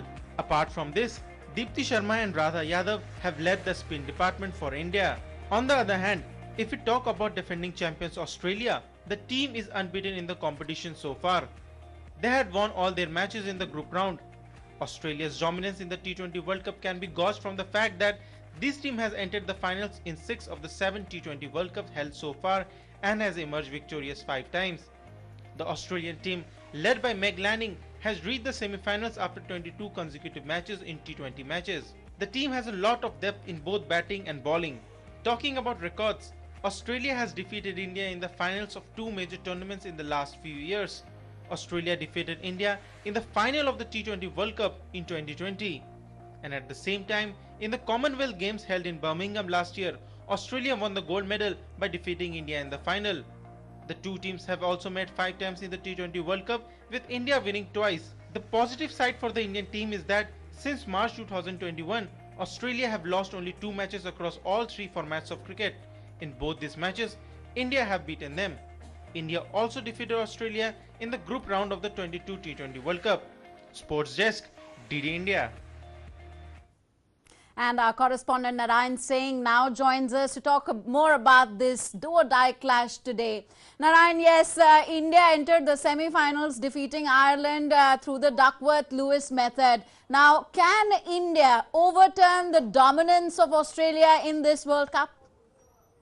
Yeah, it's if you talk about Australian team, it's a very dominant, and we can say the dominance personified here if you talk about this Australian team. And they are carrying an unbeaten record of 22 matches till here the semi-final of this coveted T20 World Cup. And if you talk about this Australian team, they have a world-class batting lineup. Meg Lanning is there, Alyssa Haley there, Alyssa Parry is there, and Ashley Gardner is there. So a batting heavy line. And if you talk about the bowling, world-class bowling they have. If you talk about their bowling, their Megan Scout is there, and King is there, and many more names are there in the bowling lineup.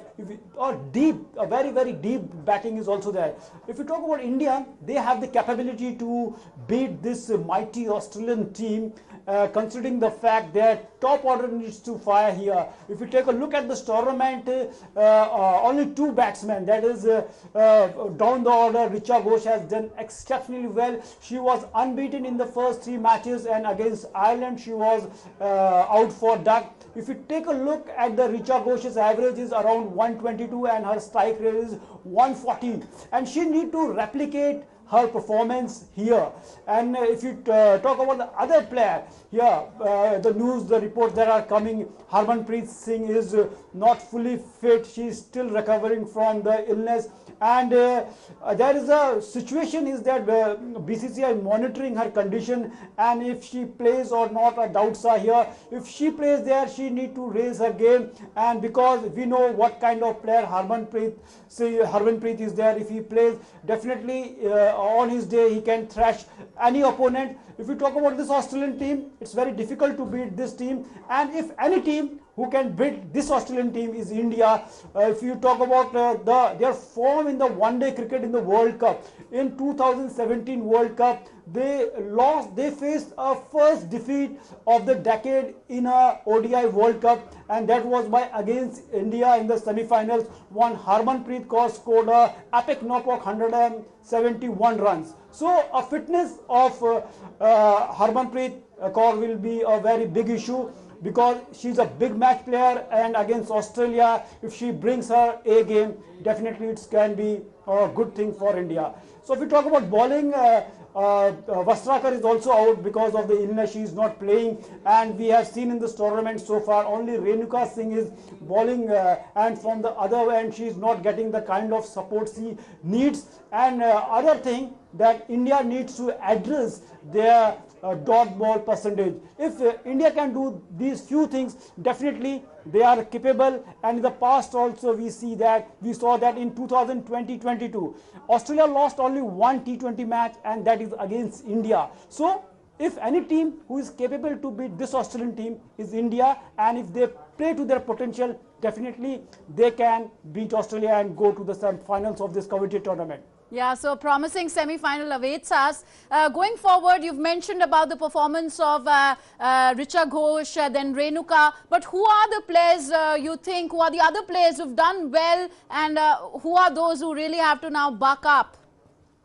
If you talk about this, Richa, as we know, I already told that she's one of the key player in this tournament. In the 2020, when Australia lost their single match, in that match also, Richa Ghosh has done exceptionally well in that match. And if top the order, Shefali Verma has played a few knocks, but they were patchy. And if she plays here, a fantastic knock or superb knock, definitely it will help India a lot, because we know that if she plays to his plays in her zone, definitely it's a good thing for India, because we know that before this tournament, Indian under-19 World Cup team has won the under-19 T20 title. Yes. And she was the captain of that team. If she can get, we can say that inspiration from that T20 under-19 T20 World Cup, and India, she can do a lot for the Indian team. And if the other player, that is Smriti Mandhana, who was the most expensive player of the Women's Premier League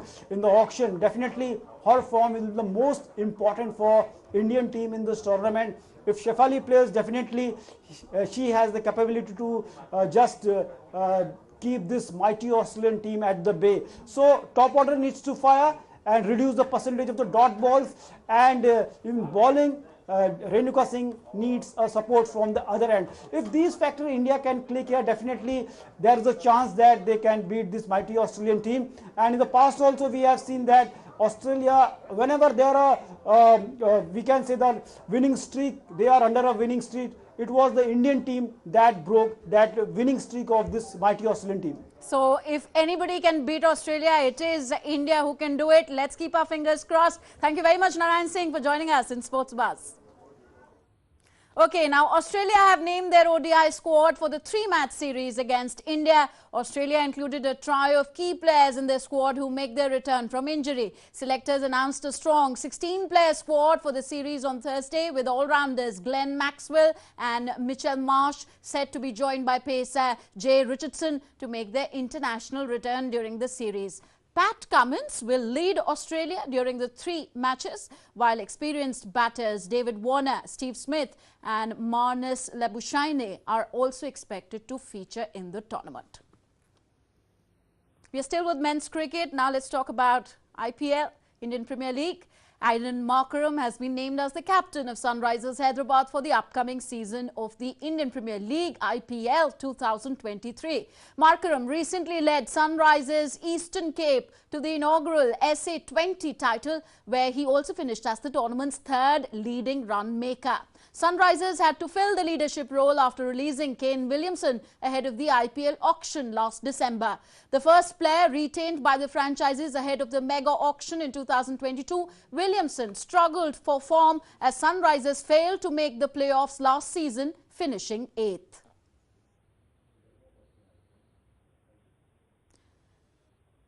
And David Warner will be leading the Delhi Capitals team in the forthcoming 16th edition of the Indian Premier League in absence of regular skipper Rishabh Pant due to severe injuries faced during the accident that Pant was a part of in December 2022. He will miss the entire IPL 2023 season, and the Australian stalwart would be leading the franchise. David Warner has been appointed for the captaincy role. Indian all-rounder Akshar Patel will be his deputy.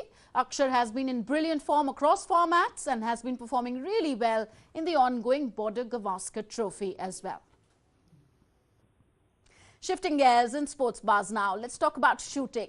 Olympian Aishwarya Pratap Singh Tomar extended India's domination in the Shooting World Cup in Cairo, Egypt by winning the 50-meter rifle 3-position gold on Wednesday. It was the 4th gold for India in the World Cup, following the men's air rifle gold by Rudraksh Patil, apart from the 2 mixed air pistol and mixed air rifle gold medals. It was the 3rd World Cup gold for the 22-year-old Aishwarya, who had won one each in the last 2 years in Delhi and Changwon, Korea. And talking about India's super performance across other tournaments, well, Indian boxer Narendra reached the quarter-finals of the ongoing 74th Strangya Memorial International Boxing Tournament in Sofia, Bulgaria on Wednesday. Asian Championships bronze medalist defeated Congo Gerlon of Ecuador in a thrilling contest to move into the men's 92 kg plus quarter-finals. Narendra edged past Gerlon after securing a 3-2 verdict. Now let's talk about international tennis. Well, one of the most high-profile athletes who is unvaccinated against COVID-19, no prizes for guessing, Novak Djokovic, having applied for special permission to enter the United States, Novak Djokovic remains hopeful that he will be allowed to compete in the ATP Masters 1000 events in Indian Wells and Miami Open next month. We have a report. World number 1 Novak Djokovic on Wednesday said that his plans for the season depend on the United States and he is looking forward to a positive decision soon. He said that he was hoping for a positive outcome shortly, having applied for special permission to enter the United States to compete in ATP Masters 1000 events in Indian Wells and Miami that begin next month. The Serb, who injured his hamstring at the Adelaide International 1 back in January, played with the injury throughout the Australian Open. He even kept himself out of practice on his off days to ensure he did not aggravate it any further. Djokovic, one of the most high-profile athletes unvaccinated against COVID-19, added he would return to the ATP Tour in Dubai next week after winning a record-extending 10th Australian Open title and his 22nd Grand Slam last month. Djokovic hopes that he will be there for the US Open since it's 6 months away and it's one of the 4 biggest events in the history of the sport. Well, US Open is still far away, you know, it's 6 months away, so I hope that I'll be able to be there. I can't give you any additional answers really to that. You know, US Open is one of the 4 biggest events in the history of our sport, so of course I would love to be there. I've received the most beautiful reception and support of the New York and American crowd during the finals of 2021. Then I unfortunately lost to Medvedev, but I experienced something that I never experienced in New York, so I really want to go back and connect with people even more and hopefully play the best tennis and eventually get another trophy there. The US vaccine requirement for foreign air travelers is not expected to be lifted before the main draw begins at Indian Wells on March 9 and the Miami Open later in the month, meaning Djokovic could miss out for a second straight year. US President Joe Biden's administration said last month it would lift COVID emergency declarations on May 11. But Djokovic, named on the Indian Wells entry list, said he had submitted the required documentation for special permission. Indian Wells tournament director Tommy Haas said last month it would be a disgrace if Djokovic was not allowed to compete in the US in 2023 after the Serbian also missed last year's major at Flushing Meadows. Djokovic, who missed last year's Australian Open and was deported from the country due to his vaccine status, has said he would skip Grand Slams rather than have a COVID shot. Look, last year I did miss both Indian Wells, Miami and all the US Open swings, so it wouldn't be the first time if it happens. I mean, I hope it doesn't, but that's all I can do. All I can do is hope at the moment because you know, my position stays the same, so there's not much else I can do except wish for a positive result. Djokovic further said that Carlos Alcaraz is playing at a great level. He is a very dynamic player, but he has great bunch of people around him and he is matured very early on as a player. But clear that he is not his main rival. His main rival is still Rafael Nadal.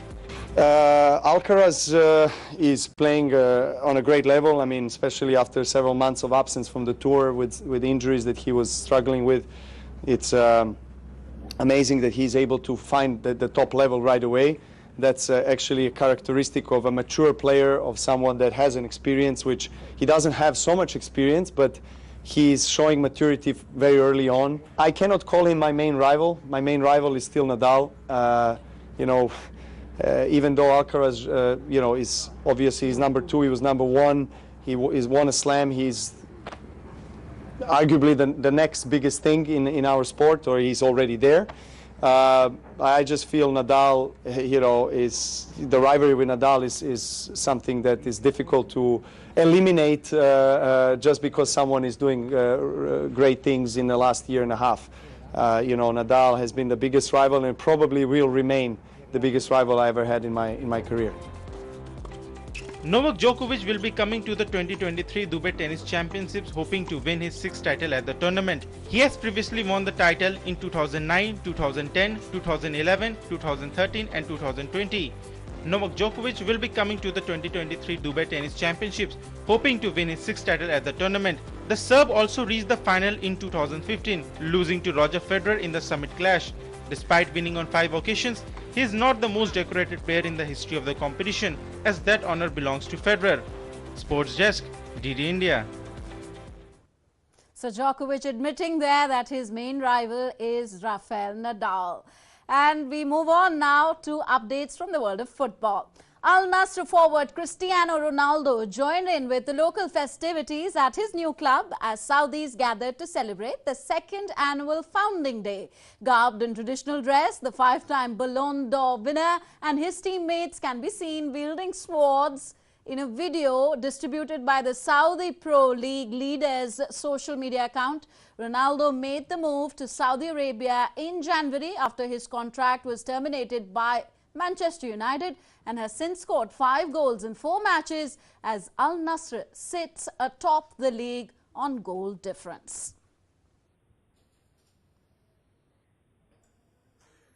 Barcelona will face the best Manchester United team for many years in the second leg of the Europa League knockout round tie at Old Trafford, the La Liga leaders coach Xavi Hernandez said on Wednesday. After fighting back to earn a 2-2 draw with the Premier League side in a pulsating game at the Camp Nou, Xavi believes his team will need to be at their best on Thursday to advance to the last 16. Here to compete. We have desire and passion. I think we come here in good shape despite the players we are missing. But that is no excuse. And from here, we are going to try and put our best foot forward. It is clear that Manchester are having the best moment they have had over the past few years, and it's going to be tough. But I think we have got the team to get through to the next round. United are unbeaten in their last 8 games in all competitions and are 3rd in the Premier League standings on 49 points, 5 behind leaders Arsenal. They were the better side for the large parts of the first leg and controlled the tempo, but were denied by goalkeeper Marc-André ter Stegen, who made several outstanding saves to keep the Spanish team in the tie. Xavi will be without the injured Pedri and Ousmane Dembele, while Gavi is suspended. It is a really good opportunity, as I said before. I think it is a test, because every match is a test for Barcelona, but this one even more so. It's European. It's against a tough opponent who are having an extraordinary moment. It's really a great opportunity for us. We come here at a good moment and with confidence. We are leaders in the league. We are in the semi-final of the Copa. We have already won a title, but tomorrow is another test, another competition, and we have to give our all. We have to have the right mentality tomorrow. On Messi, Xavi said that Leo is welcome anytime in Barcelona. It's his home and the doors are always open for him. I have got nothing to add. I have said many times that this is Messi's home. This is Leo's home and the doors are open to him.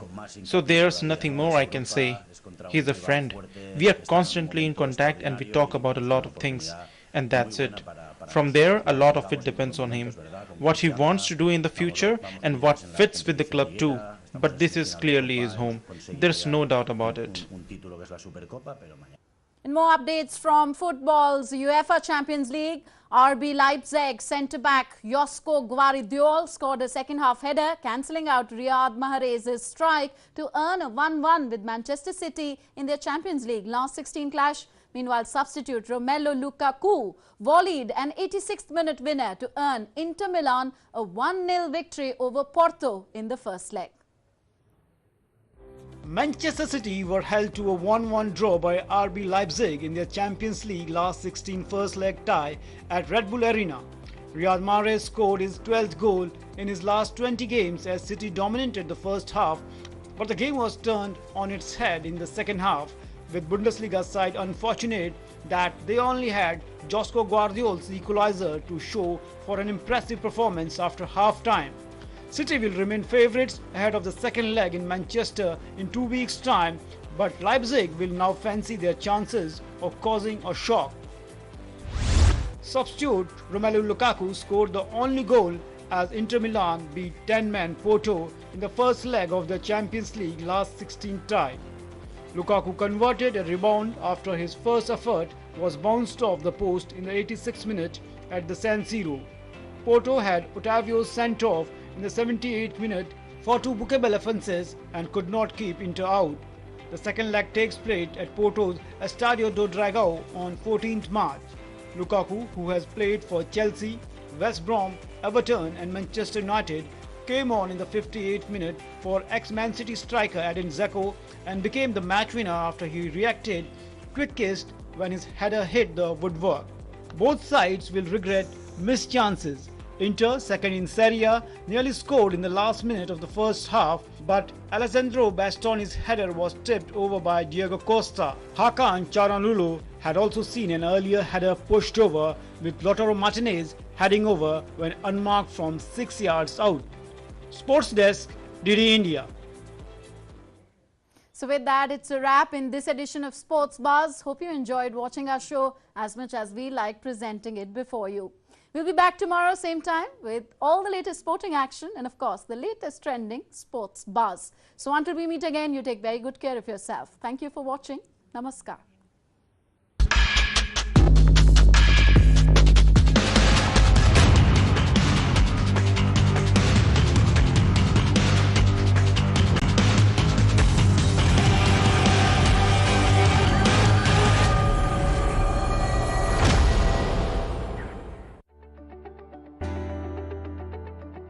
It's 1 year since the Russia-Ukraine conflict. India has maintained a fiercely independent stand. The present world order is based on the world as decided by the victors of the Second World War. Yes. And we are all saying that that is wrong. India fully appreciates the security concerns of Russia and feels that US-led NATO and the Western world pushed Russia. And we also feel that Russia overreacted. Today, India is not non-aligned. India is aligned to all those groups, all those forums, all those platforms that work on positive global agenda.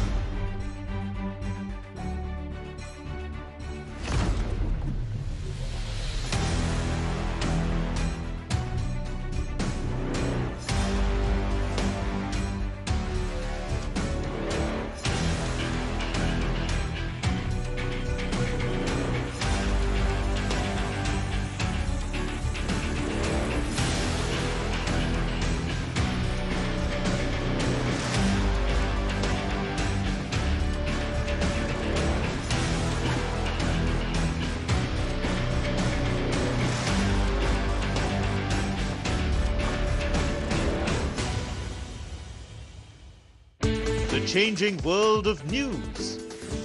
Headlines that you wake up to. News that shapes your day. Stories that matter to you. The latest and most accurate updates. A fresh start to a new day. The Breakfast News, Monday to Friday, 8 a.m. on DD India.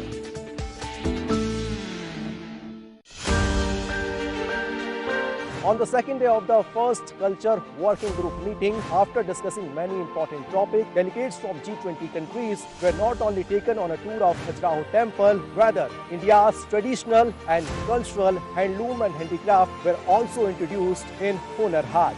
The IMF estimates that around 55% of low-income countries are close to or in debt distress. I will continue to push for all bilateral official creditors, including China, to participate in meaningful debt treatments for developing countries. I'm also looking forward to robust discussions about the common framework process to help countries like Ghana. Watch India at G20 at 7:30 p.m. IST today on DD India.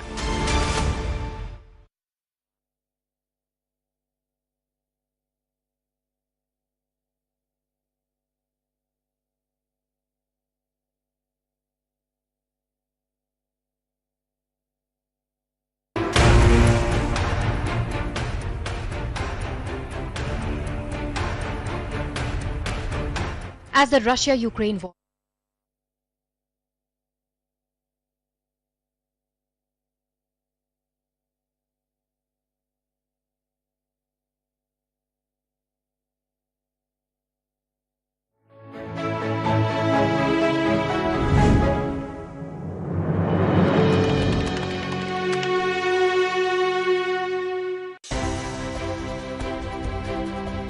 You've got the award in the category of community welfare. Now tell us about your related activities in a little more detail. My project is a team-oriented.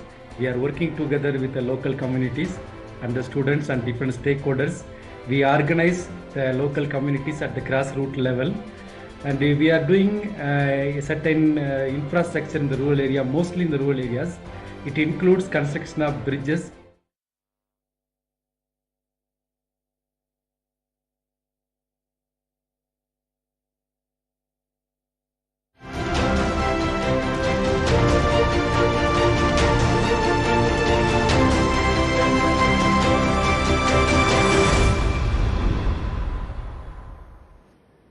Namaskar and thanks once again for joining us here on World Today. We're going to recap 1 year of the war in Ukraine and we'll look at other key international news as well. As always, here are the headlines first. On the eve of the Ukraine war anniversary, that is, the Russian President Vladimir Putin talks about boosting nuclear forces, and the 193-member UN General Assembly also is going to vote on a resolution for peace in Ukraine. The US and the EU have urged the nations to vote for the resolution to deepen Russia's diplomatic isolation. The UN chief says that there is no time to lose, and Russia has urged the UN states to vote for an unbalanced, to vote against an unbalanced move. And now Israeli army, it continues to launch airstrikes on targets in the Gaza Strip. 11 Palestinians are killed in a raid by the Israeli troops in the occupied West Bank in Nablus. And Palestine says that over 100 people are injured. The State Department of the US is concerned. Powerful winter storms lash the US, and more than 1,500 flights within, into and out of the US are cancelled. Around 280,000 properties are without power across the country. A rare blizzard warning also has been issued for Los Angeles County mountains.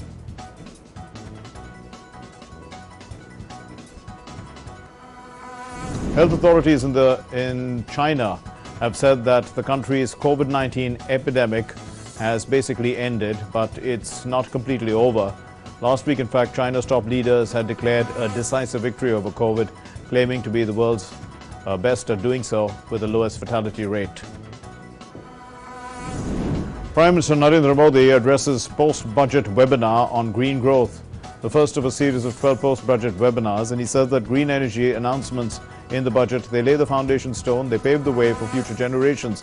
The Prime Minister says that the budget will play a key role in establishing India as a lead player in the global green energy market. The Finance Minister Nirmala Sitharaman meets the US Treasury Secretary Janet Yellen in Bengaluru. The leaders exchange views on G20 finance track priorities under India's G20 presidency. Sitharaman also meets the Japanese Finance Minister Shunichi Suzuki and the Italian Economy Minister and Finance Minister Giancarlo Giorgetti ahead of the first G20 Finance Ministers Central Bank Governors meeting that's commenced in Bengaluru tomorrow.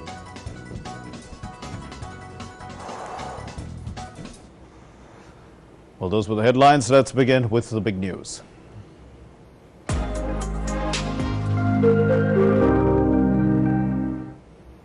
So on the eve of the Ukraine war, the anniversary, the Russian President Vladimir Putin, as we said earlier, had talked about boosting nuclear forces. And the UN General Assembly is going to vote on a resolution for peace in Ukraine, because the US and the EU, they are urging the nations to look for a resolution to deepen Russia's diplomatic isolation. The UN chief says there's no time to lose. They want the General Assembly to vote.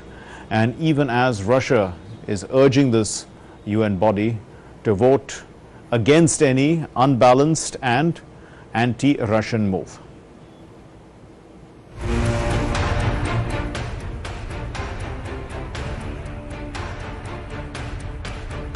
As the Russia-Ukraine war will mark its first anniversary on 24th February, Russian President Vladimir Putin has said Russia will maintain increased attention on boosting its nuclear forces in an address to mark Thursday's Defender of the Fatherland public holiday. Putin's comments follow his suspension of a bilateral nuclear arms control treaty with the United States. Putin also said that for the first time, Sarmat intercontinental ballistic missiles, a weapon able to carry multiple nuclear warheads, would be deployed this year. As before, we will pay increased attention to strengthening the nuclear triad. We will continue mass production of air-based hypersonic Kinzhal systems and will start mass supplies of sea-based Zircon hypersonic missiles. We will continue to inundate our forces with advanced technology. There are new strike systems, intelligence gathering and communications equipment, drones and artillery systems. Our industry is now rapidly boosting production of all types of conventional weapons. Nations appealed the peace during a high-level meeting at the United Nations on Wednesday ahead of a vote by the 193-member General Assembly. The General Assembly appeared set to adopt a resolution put forward by Ukraine and supporters, stressing the need to reach, as soon as possible, a comprehensive, just and lasting peace in line with the founding UN Charter. United Nations Secretary General Antonio Guterres denounced Russia's invasion of Ukraine as a violation of the founding UN Charter and international law and called out Russian threats about possible use of nuclear weapons. 1 year mark of Russia's invasion of Ukraine stands as a grim milestone for the people of Ukraine and for the international community. That invasion is an affront to our collective conscience. It is a violation of the United Nations Charter and international law. Meanwhile, we have heard implicit threats to use nuclear weapons. The so-called tactical use of nuclear weapons is utterly unacceptable. It is high time to step back from the brink. Complacency will often deepen the crisis while further eroding our shared principles proclaimed in the Charter. United Kingdom's permanent representative Barbara Woodward called for peace and urged nations to vote in favour of the resolution. We will vote on a resolution. It is a resolution that underlines the need for a comprehensive, just and lasting peace. A peace that guarantees Ukraine's sovereignty and territorial integrity and ends Russia's constant aggression. A vote in favour of the resolution is a vote for peace and for the UN Charter. We urge all of you to join us in voting yes. Sweden condemned Russia's violations of international humanitarian law and international human rights law. Accountability for the crimes committed as part of Russia's aggression against Ukraine must be ensured, and it will be. We continue to condemn Russia's violations of international humanitarian law and international human rights law. The summary executions, the torture, the sexual and gender-based violence, and the forced deportations are only a few examples of Russia's unacceptable violations of international law. U.S. Ambassador to the United Nations Linda Thomas-Greenfield said the vote will see where other nations stand on the issue on the anniversary of the war. We have before us a resolution that calls on the nations of the world to support diplomatic efforts to achieve a comprehensive and lasting peace in Ukraine. A peace consistent with the UN Charter, consistent with its fundamental principles of sovereignty, territorial integrity, and self-defense. Colleagues, this vote will go down in history. On the one-year anniversary of this conflict, we will see where the nations of the world stand on the matter of peace in Ukraine. The European Union's top diplomat Josep Borrell noted that not stopping Russia will increase the risk for any other country elsewhere in the world to face a similar aggression. The world needs peace in Ukraine, and the people of Ukraine deserve peace after so much suffering. But not just any peace. We need a peace grounded in the principles of the United Nations Charter. That's why we are in this very hall. And if we don't condemn and stop Russia's actions in Ukraine today, this will increase the risk for any other country elsewhere in the world to face a similar aggression. No one can feel safe in a world where the illegal use of force would be normalized. Russia's UN representative told the General Assembly that the West was ready to plunge the entire world into the abyss of war over its support of Ukraine.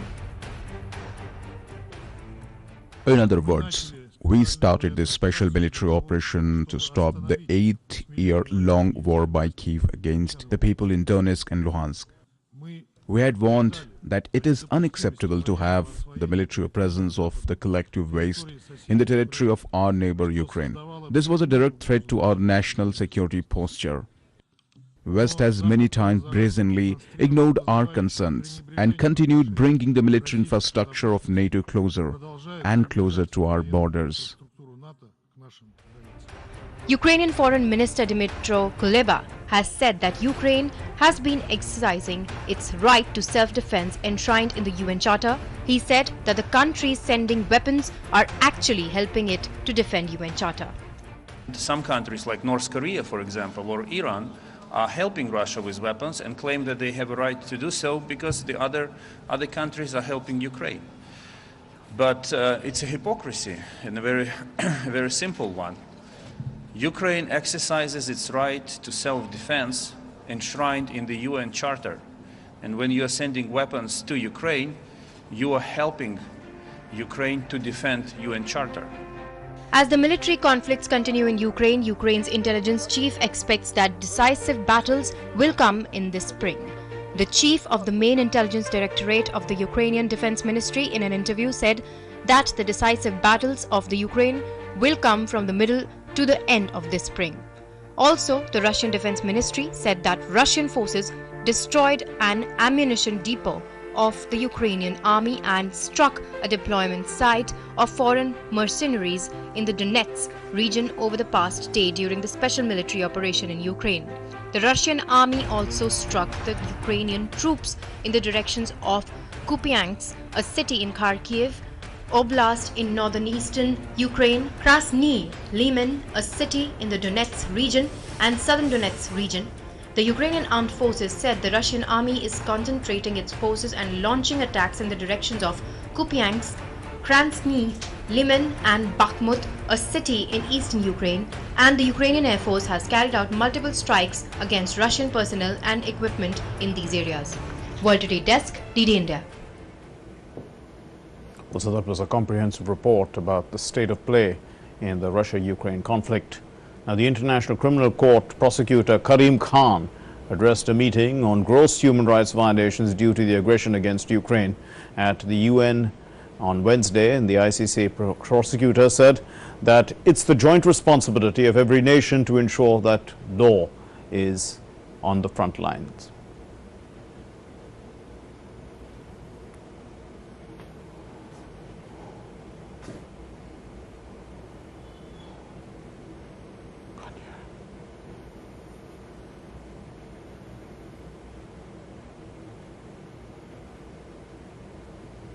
And our joint responsibility is to make sure the law is on the front lines. It is not an optional extra. It is not something that we come to with a degree of pedestrian approach. We need to act with dispatch while the bullets are being fired and as bombs are falling, because I have seen either on the border of Poland, when grandmothers and women and children crossed the border early on at the end of February and beginning of March, that the law matters to individuals.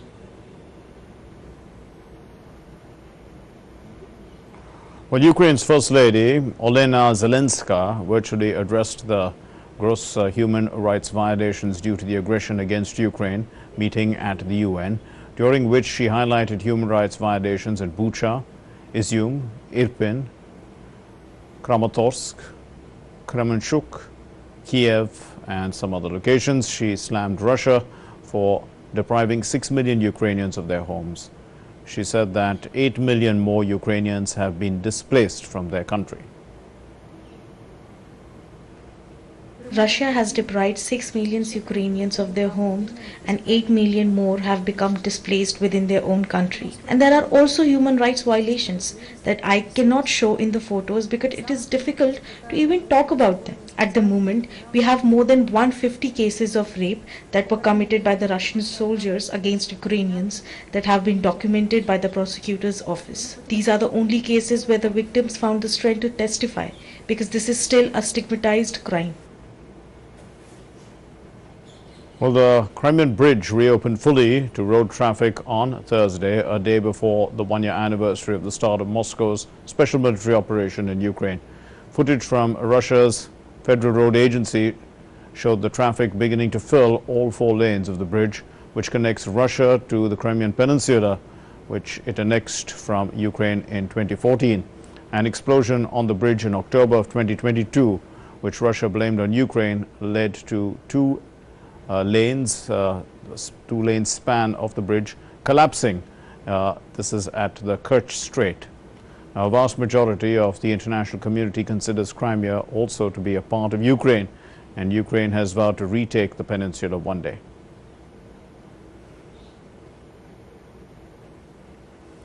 Meanwhile, Ukraine's central bank unveiled a new banknote on Thursday. This is to mark the first anniversary of Russia's full-scale invasion of the country. The new note, with a value of 20 hryvnias, depicts 3 Ukrainian soldiers raising a blue and yellow national flag, and also on the opposite side features an image of 2 hands tied with a tape, in a clear reference to Russia's war crimes committed on occupied territories. The central bank plans to do a series of commemorative notes to provide a visual record of Ukrainians' war history.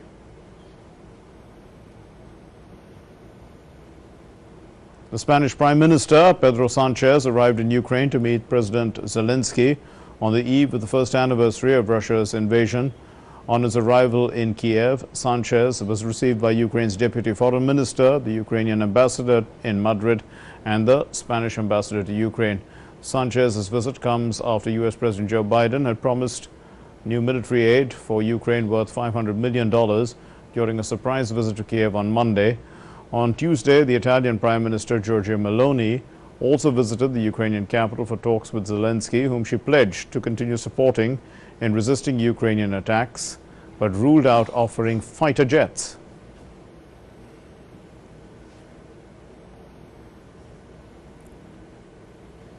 So we've clearly seen in all these reports that Ukraine seems to be getting plenty of support.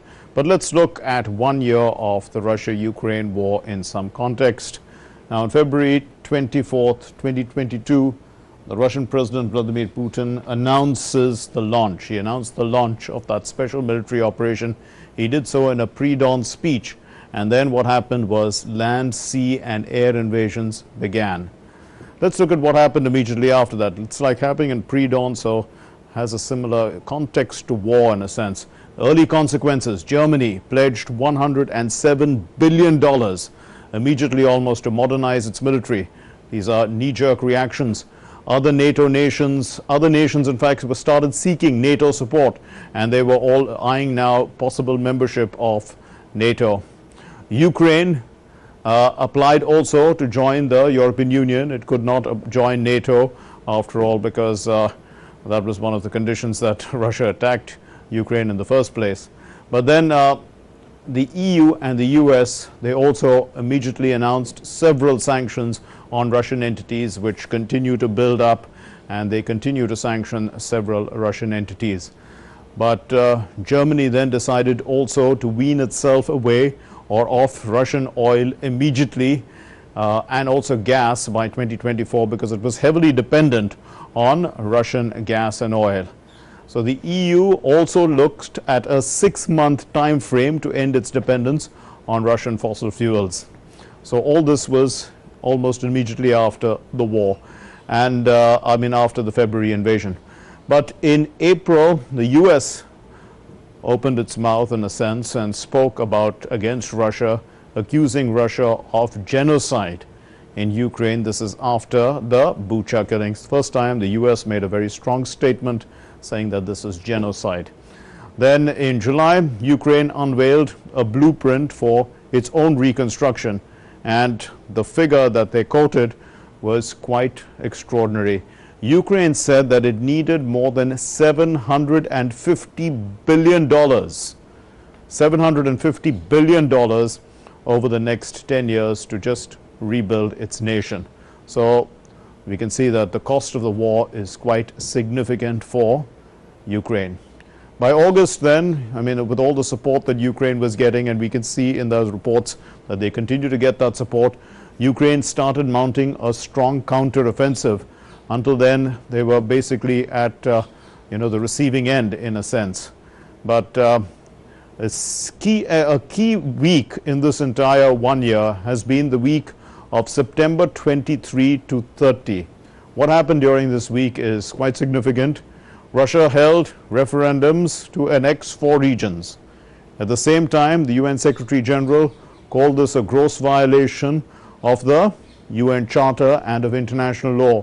The Russian state media reported very high turnouts for these referendums and said that 96% of the people supported Russia, in some places even more than that. An average of about 96% said that they wanted to be with Russia, apparently, in these referendums.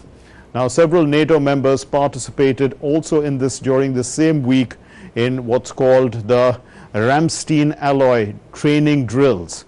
So something was happening, some muscle flexing happened. And then on September 27, the Nord Stream pipelines were bombed. All happening in the September week, September 23rd to September 30th. And then at the same time, NATO is galvanizing its allies to allocate more and more money to Ukraine to defend itself. And finally, on September 30th, Putin signs documents annexing Donetsk, Luhansk, Kherson, and Zaporizhia. Well, at the same time, as soon as that happens, Ukraine formally applies to join NATO. So this was a week of very strong activity on both sides, as we can see. Then in October, Putin, just at the beginning of October, so you can see it's just a little bit after this annexation, Putin's flagship bridge in Crimea, which was reopened again today, was damaged in an attack. So let's look at some of the peace efforts that have taken place over the last year. Right after the war began, on March 10th, the Ukrainian Foreign Minister Kuleba met Sergei Lavrov, the Russian foreign minister, but the talks failed because Russia simply asked Ukraine to surrender at that early stage. Then on March 29, there were some negotiations taking place between groups, Russian and Ukrainian negotiators at Istanbul. That also fell through. Ukraine had put forward some sort of a detailed proposal of neutrality, but Putin rejected it. He said that these proposals, he did so in early April, he said these proposals are a dead end. That's what he said. They are at a dead end. The peace talks are at a dead end. Then in July of 2022, at least some movement in terms of, utilizing, because of the rest of the world suffering from a shortage, or there was food insecurity in Africa. So the Black Sea Grain Initiative was brokered by the UN and Turkey, which allowed grain from both Ukraine and Russia to reach Africa, but and other parts of the world as well. And September 16, our Prime Minister Narendra Modi, met face-to-face with Vladimir Putin, and this is again in the month of September, that crucial month of the war, but this is before those events took place from the 23rd to the 30th. The Prime Minister tells Putin this is not the era of war, urges him to move to the path of peace, and highlights the importance of dialogue and diplomacy. Face-to-face meeting, and he says this to Vladimir Putin. On September 22, Ukraine and Russia announced a prisoner swap. This is like one day before Putin declares that he's going to have those referendums. Then 200 prisoners from Russia for 50 prisoners from Ukraine was the prisoner swap. It looked like something was developing there, which seemed to have gone awry. Now, several world leaders have visited Kiev to show solidarity over the past year, and that continues even till today. So that in a nutshell was basically some of the key events that took place last year, and also put it into context of some kind to help us understand how this war has played out over the last year. Let's talk to Dr. Nalin Mahapatra, who has a closer understanding of the subject. Dr. Mahapatra is from the School of International Studies at JNU. He's an expert on energy security, also non-traditional threats and regional security. Thank you very much, Professor Mahapatra. Tell us a little bit about your understanding of what's happened 1 year after the war. Are we closer to, some form of peace? I don't think peace is now achievable, because now both Russia and the West, they are flexing their muscle, and they want to, actually it is a kind of new geopolitical game which is taking place in this Slavic part of post-Soviet Eurasia, because it is a prestige issue for both West as well as for Russia. So who is suffering? It is the people of Russia and Ukraine, they are suffering. Secondly, look at the geopolitical ramifications of the current war. If you look at, whole Europe is plunged into a crisis situation. They never thought that they will face such kind of situation because of the consequences of Russia-Ukraine war. Look at how Germany is now going for nuclear energy. Even other European countries, they are thinking of going for a nuclear energy to boost their energy security. Similarly, if you look at the geopolitical bargaining that is taking place between Russia on the one side and the European countries on the other side, you will find that they are not in a position to have any discussion along with United States. And who is the winner? I think China and United States, both are the winner of the 1 year war. How? Because United States got an opportunity to expand itself into the eastern part of Eurasia, eastern part of Europe, and through NATO. So that is a major challenge to. But the Americans are putting in a lot of money into defending Ukraine. I mean, they're really spending billions of dollars there, and this is going to continue for a reasonable period of time, because the reconstruction efforts of Ukraine, as I was mentioning a little earlier. In fact, this was a proposal put forward by Ukraine itself, would cost about $750 billion. And, you know, that was at that time of the war. There's been significant destruction that's taken place even after that. So just first of all, to defend themselves, the allies are putting in a lot of money, and now they're talking about military equipment, but they're continuing to put in plenty of money. Is this a concern? Because, you know, I mean, as long as you can finance the defense, then Russia seems to be, you know, kept at an arm's length, but they're continuing with their aggression. Yeah, that's true. Russia is also, the fault lies with Russia also. Instead of entering into a negotiation table, why Russia is engaging a war with Ukraine? What it will achieve? So that's the problem I think Russian policymakers should understand also. So the fault lies with both United States, Russia, European countries, along with Ukraine also. Ukraine always propped up NATO, like NATO will provide some sort of security assistance to Ukraine. And that also, over a number of occasions, provoked Russia also. Indeed. So it is a provocation and counter-provocations which is creating the whole lot of crisis in this part of Eurasia. And even as you have mentioned just now, even the African countries are suffering, European countries are suffering. Who knows that the prices of oil and gas, though now it is something, now it's normal, but I don't think so it will continue for a longer period of time. The prices may escalate further. Prices of energy, food grains prices of food grains at the world market will increase, and all these things will contribute to what we have witnessed during the Second World War period. It may contribute to an economic recession, and that economic recession can contribute to some sort of what I can think it may lead to a third world war. And this is if they will not able to negotiate, because the fault lies with United States also. Look at day before yesterday, President Biden went to Kiev and provided a assistance of around $50 billion military assistance, and that naturally provoked Russia also to adopt some countermeasures. So it's like a new kind of security dilemma we are witnessing in this part of Slavic space. So this is a concern, and I think the security situation may aggravate further.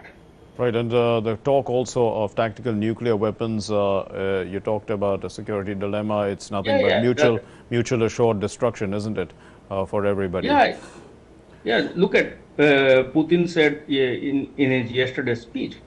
If you closely read the statement made by President Putin, you will find he is all out for a nuclear war. Indeed. And he has already said that Russia is withdrawing from START treaty. So that may pose a new challenge to security of not only Ukraine but also to the European countries. Okay, so let's look at let's look at some of the positions that have been taken, because the defense of Ukraine is being argued by those defending Ukraine financially and otherwise, that this is a defense of the UN Charter, while the Charter has been broken by the aggression of Russia into Ukraine. But the Russian representative to the UN put it in his own words, and he said that they were defending their territory because of the 8 years of aggression in the Donbass by Ukraine on Russian people. And so, I mean, both sides are claiming defense. So in this view, then, who is really the offender? Who is on the offensive? And I think the blame game will continue further. Mm-hmm. Russia will blame Ukraine, Ukraine will blame Russia, but the point is, why they are not sitting together? Why Russia and Ukraine are not sitting together and discussing the issue and resolve the issue? Yes. Why it is why they are actually creating a situation which provides an opportunity to third parties to interfere, and that is the major reason why the war is escalating further. Now you look at the whole Black Sea, Mediterranean Sea also. If you look at it from a broader context, you will find there is a heavy militarization is going on in the Black Sea and Sea of Azov.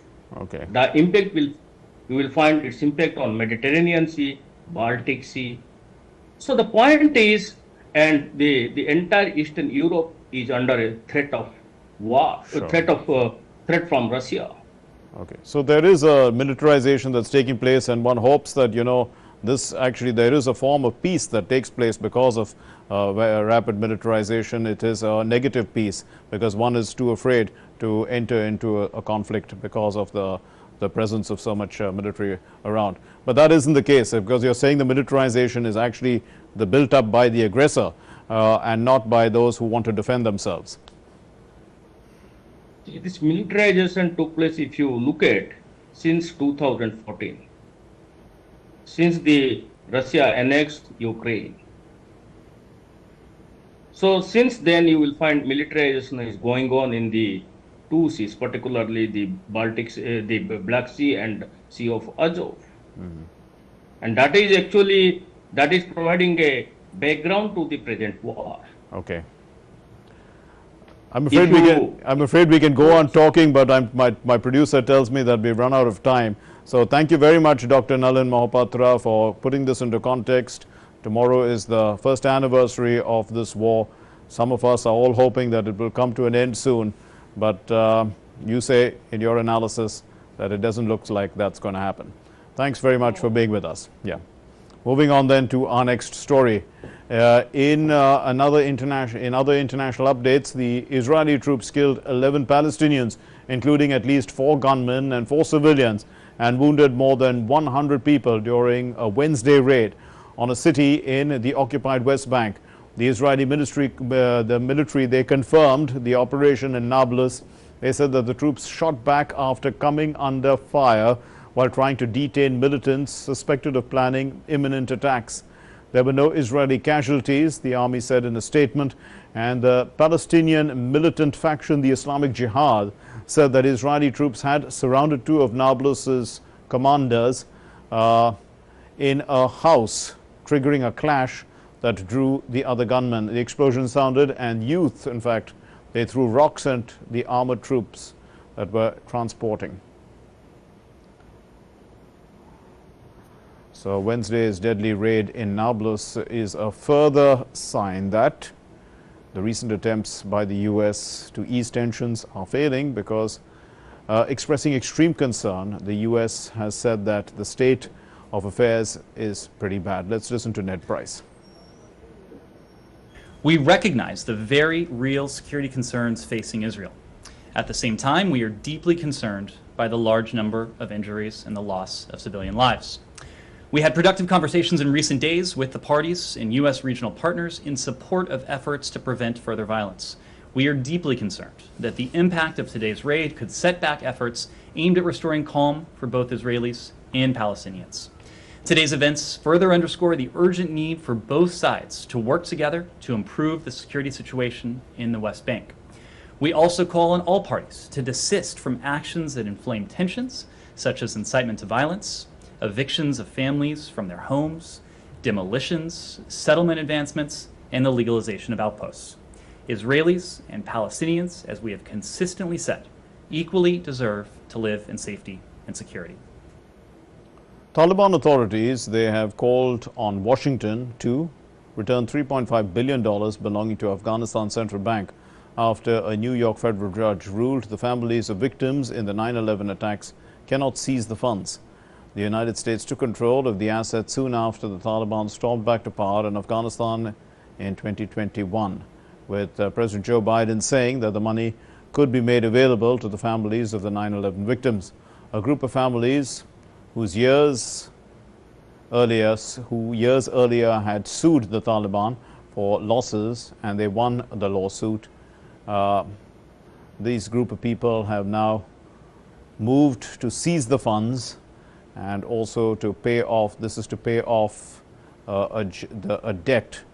Now, but the judge George Daniels of the Southern District Court of New York has said that the federal courts lack the jurisdiction to seize these funds from Afghanistan Central Bank. No nation has recognized the Taliban government so far, including the US.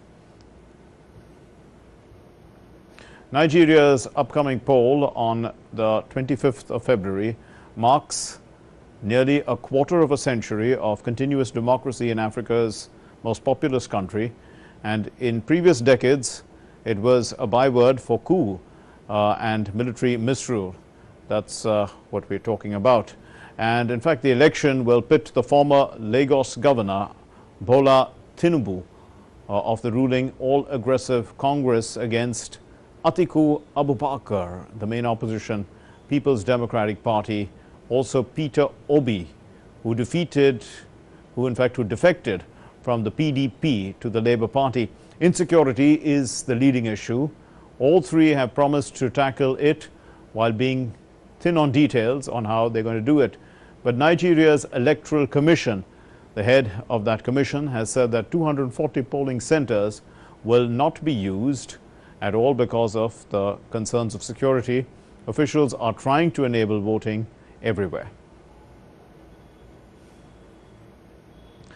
Health authorities in China said that the country's COVID-19 pandemic, basically it's over, but it's not completely over, as it found 7 imported cases of the highly transmissible XBB 1.5 variant since the 8th of January. So officials speaking at a news event with several departments attending said that China's major decisive victory over COVID has set an example for a country with such a large population on how to prevent and control the disease. Last week, China's top leaders, in fact, had declared a decisive victory on COVID.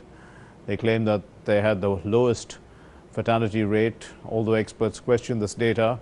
The virus had surged across the country recently after largely being kept at bay for 3 years. The country strengthened its healthcare infrastructure in anticipation of the virus spreading to rural areas.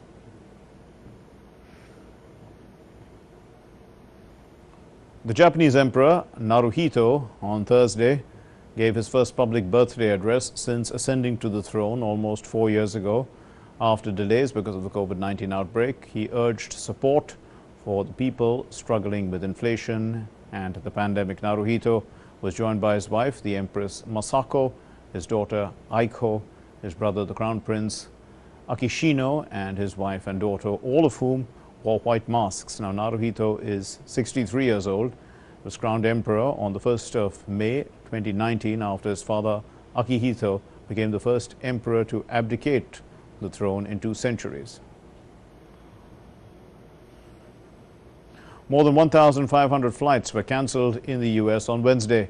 This is according to flight tracking site FlightAware. And the reason, a severe winter storm that was expected to continue even today, Thursday. A major windstorm battered the northern plains and upper Midwest in the United States with high winds and heavy snow on Wednesday, forcing hundreds of schools to close, grounding air travel and making road travel difficult, if not impossible, in some U.S. areas. More than 50 million Americans were under winter weather advisories on Wednesday morning as the storm moved across a wide swathe of the western and northern United States and into the east. The National Weather Service said that up to 2 feet of snow and winds of up to 60 miles an hour were expected in some spots during the day and into Thursday. The storm wreaked havoc on morning air travel. Some 3,500 flights were delayed or cancelled across the nation, even as travelers in Chicago's O'Hare Airport faced delays and cancellations. The storm also produced a band of freezing rain stretching from central Iowa through Chicago and into southern Michigan, coating roads, trees and power lines with up to a 1/4 inch of ice. The storm also pounded California and brought a mix of snow and sleet to the east, including New England, where forecasters warned motorists to beware of slick roads. About 4 inches of snow were already on the ground in South Dakota, northern Nebraska and parts of Minnesota, but another foot was expected to fall later in the day and into Thursday. Among the hardest hit cities was Minneapolis, where some 20 inches of snow and 45 miles per hour winds were expected to create whiteouts. If the forecast holds, it would rank as one of the heaviest snowstorms of all time for the Midwestern city. A forecaster with the Weather Service's Weather Prediction Center in College Park, Maryland, has said that snow-covered roads also will make travel treacherous in the upper Midwest, and ice-covered power lines and falling trees could cause power outages late on Wednesday and into Thursday. World Today Desk, DD India. Now.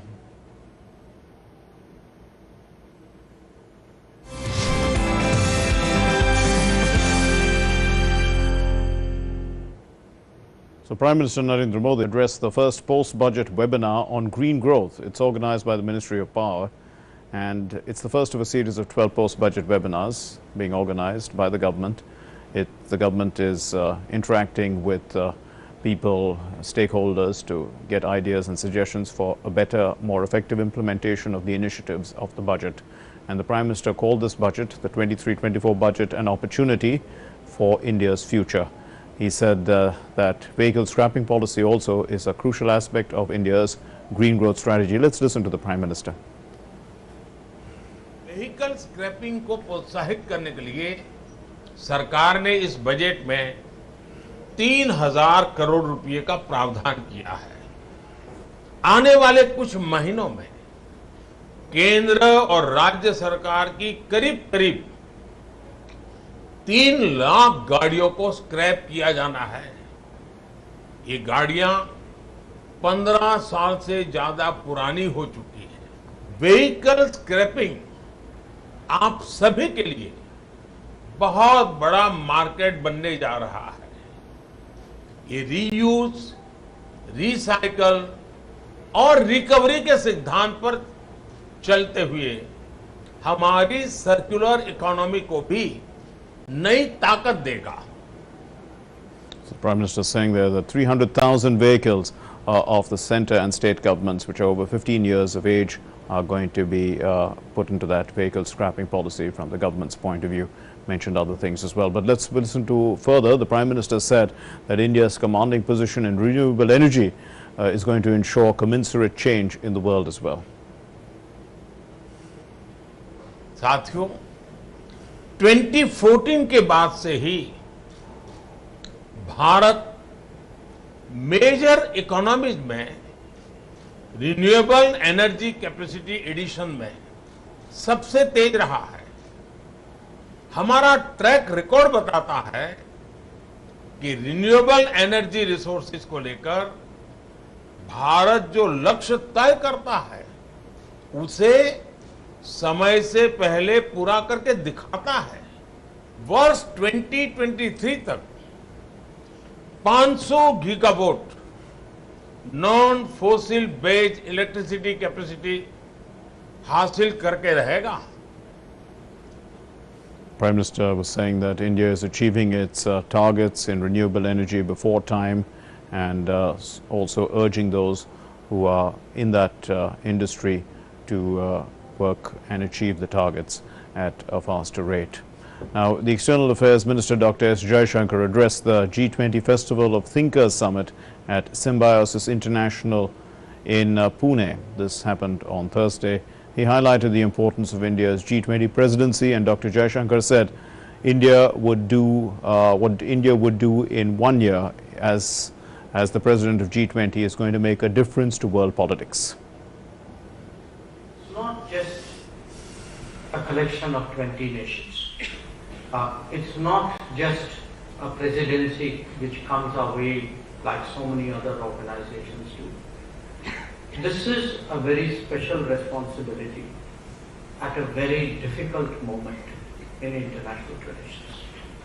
What India could do, probably will do in this 1 year, will actually make a very big difference to world politics. So it's not a responsibility that we take lightly. The Finance Minister Nirmala Sitharaman met the Treasury Secretary of the US, Janet Yellen. This is ahead of the first G20 Finance Ministers and Central Bank Governors meeting in Bengaluru. That's going to start from tomorrow. And the two leaders, they exchanged views on the G20 finance track, the priorities under India's G20 presidency. The two leaders discussed perspectives on strengthening multilateral development banks, also global debt vulnerabilities. Crypto assets are a concern for many of the nations of the world. Health as well. Also the Just Energy Transition Partnership, or JETP. This is also crucial because we need to move towards cleaner and fossil fuels, and how is that going to be financed. Also takeaways of the two sides were discussed. Now both sides, they've agreed lessons learned from COVID, they should not be lost sight of, because there is the need to prepare for any such pandemic shocks in the future.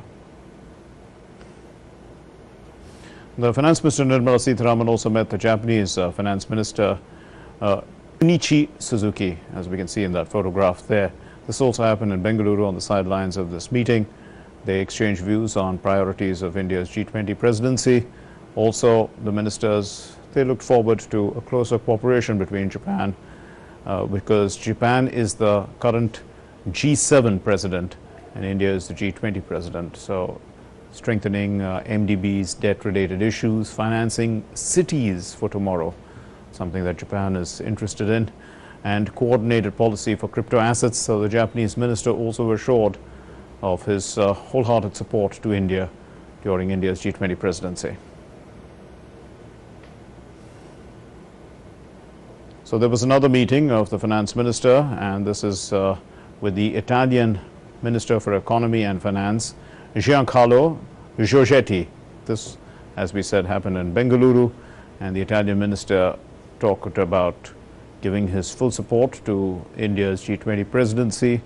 The Finance Minister of India said that under Prime Minister Modi's leadership, India had hosted the Voice of the Global South Summit, and India was going to put forth perspectives of the Global South. And the Italian minister indicated Italy would continue to be a bridge between the Global North and the Global South.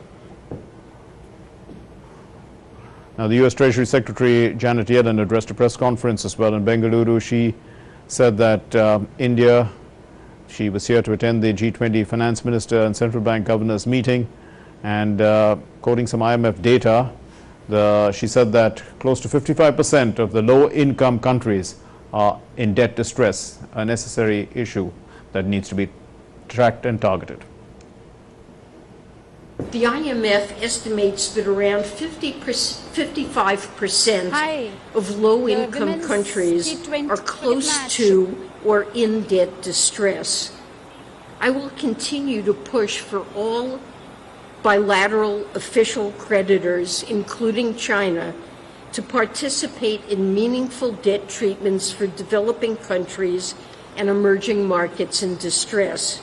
I'm also looking forward to robust discussions about the common framework process to help countries like Ghana. I will also be discussing international coordination on debt restructuring for middle-income countries. So this is the time in this bulletin where we catch up with all the sports news.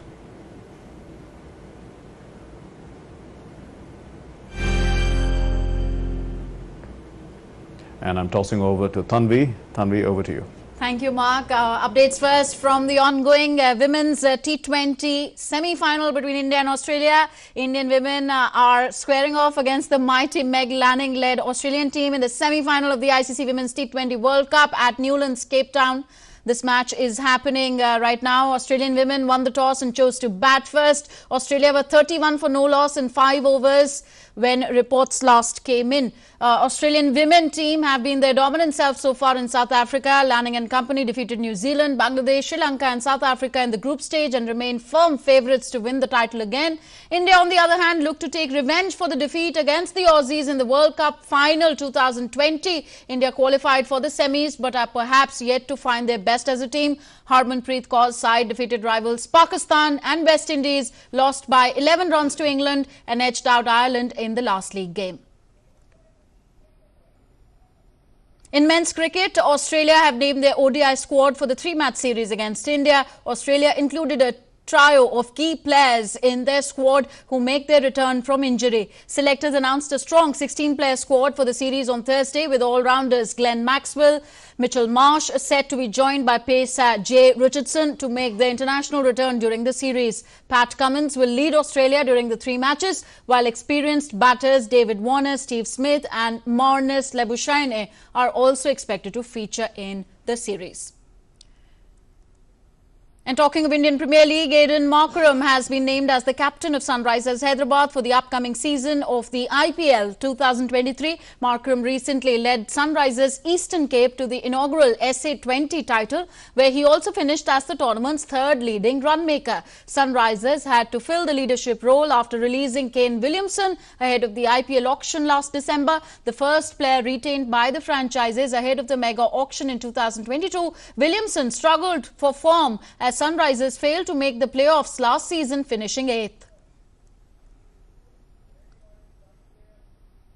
David Warner will be leading Delhi Capitals in the forthcoming 16th edition of the IPL in the absence of regular skipper Rishabh Pant due to the severe injuries faced during the accident that Pant was a part of in December 2022. He will miss the entire IPL 2023 and the Australian stalwart would be leading the franchise. While Warner has been appointed for the captaincy role, Indian all-rounder Akshar Patel will be his deputy. Akshar has been in brilliant form across formats and has been performing really well in the ongoing Border Gavaskar Trophy as well.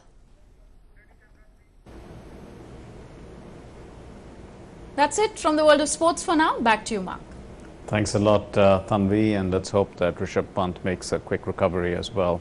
And let's move on to our next segment, and this is where we are talking about what made history on this day.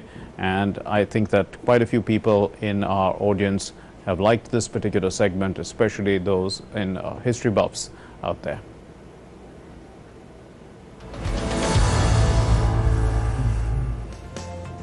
It was on 23rd of February 1969, Bollywood actress Madhubala passed away after a prolonged illness in Mumbai. Madhubala dominated the box office charts with movies like Barsat Ki Raat, Mughal-e-Azam, Amar and many more. It was on the same day in 2004 when 6 people were killed and 3 were seriously injured in a blast at a plant making solid propellants at the Satish Dhawan Space Centre, Sriharikota.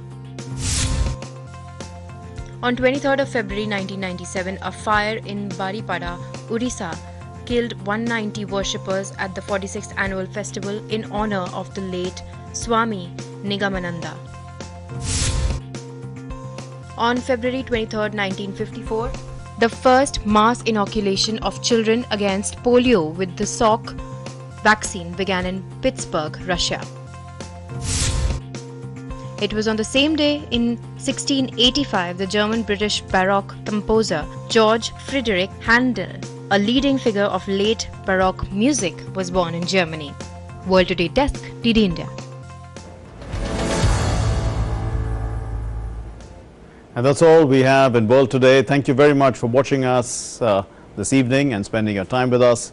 Till we meet again, namaskar.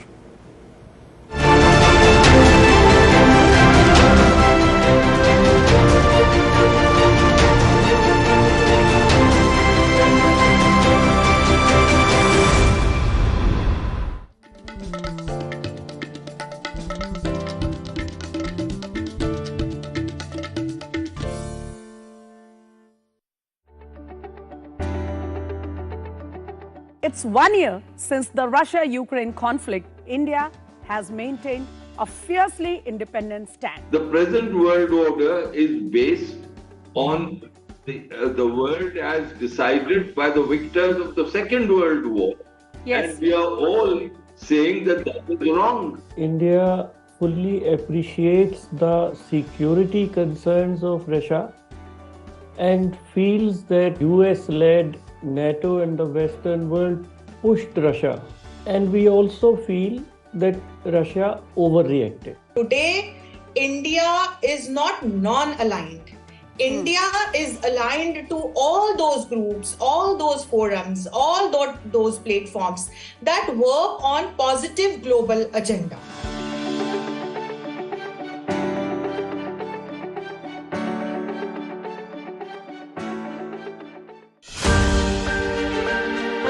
On the second day of the first Culture Working Group meeting, after discussing many important topics, delegates from G20 countries were not only taken on a tour of Khajuraho Temple, rather India's traditional and cultural handloom and handicraft were also introduced in Hunar Haat. The IMF estimates that around 55% of low-income countries are close to or in debt distress. I will continue to push for all bilateral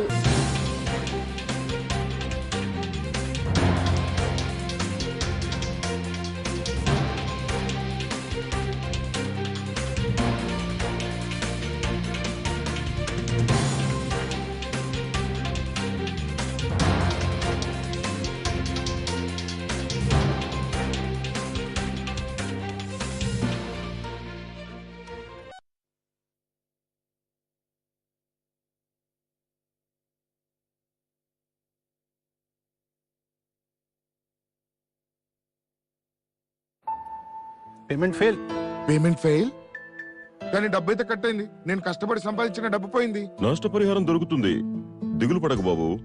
ఒకవేళ digital transaction fail అయినా, account నుంచి డబ్బు cut అయినా bank సమయంలో డబ్బును తిరిగిస్తుంది లేదా compensation ఇచ్చే సదుపాయం కలదు. లేకపోతే మీరు ఆర్బీఐ వారి అంబడ్స్మన్ కి ఫిర్యాదు చేయండి. నా ఫీజు ఆర్బీఐ అంటుంది, విషయాలు తెలుసుకోండి, జాగరూకంగా ఉండండి.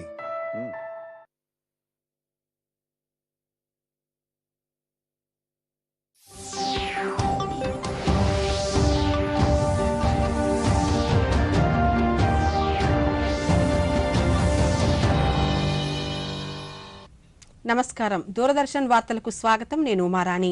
కోవిడ్ జాగ్రత్తలతో వార్తలను ప్రారంభిద్దాం. కరోనా నియంత్రించేందుకు ప్రతి ఒక్కరూ మాస్క్ ను తప్పనిసరిగా ధరించాలి. ముక్కు నోరు కప్పి ఉంచేలా సరైన పద్ధతిలో మాస్క్ ను ధరించాలి. తరచూ చేతులను శుభ్రం చేసుకోవాలి. వ్యక్తిగత పరిశుభ్రతను పాటిస్తూ భౌతిక దూరాన్ని తప్పక పాటించాలి.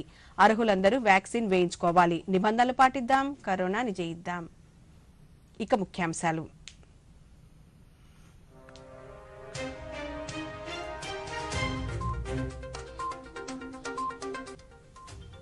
హరిత వికాసానికి 2023-24 వార్షిక బడ్జెట్ ప్రాధాన్యం ఇచ్చిందన్న ప్రధానమంత్రి. వెబినార్ ద్వారా పోస్ట్ బడ్జెట్ పై ప్రసంగించిన మోదీ 2014 నుంచి కేంద్ర బడ్జెట్ల సమగ్ర స్వరూపం మారిందన్న ప్రధాని.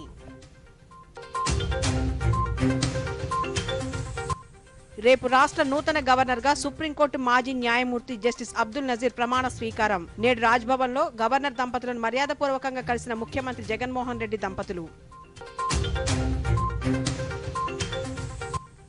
రాష్ట్ర వ్యాప్తంగా ఎమ్మెల్సీ ఎన్నికల నామినేషన్ల దాఖలు. చిత్తూరులో బీజేపీ అభ్యర్థి నామినేషన్ కార్యక్రమంలో పాల్గొన్న ఆ పార్టీ రాష్ట్ర అధ్యక్షులు అభివృద్ధి బీజేపీ నినాదమన్న సోము వీర్రాజు. టీడీపీలో చేరిన కన్నా లక్ష్మీనారాయణ అనుచరులతో కలిసి పార్టీ అధినేత చంద్రబాబు నాయుడు సమక్షంలో టీడీపీ కండువా కప్పుకున్న కన్నా రాష్ట్రంలో అవినీతి పాలనను అంతమొందించేందుకు అందరినీ కలుపుకొని ముందుకు సాగుతున్నామన్న చంద్రబాబు.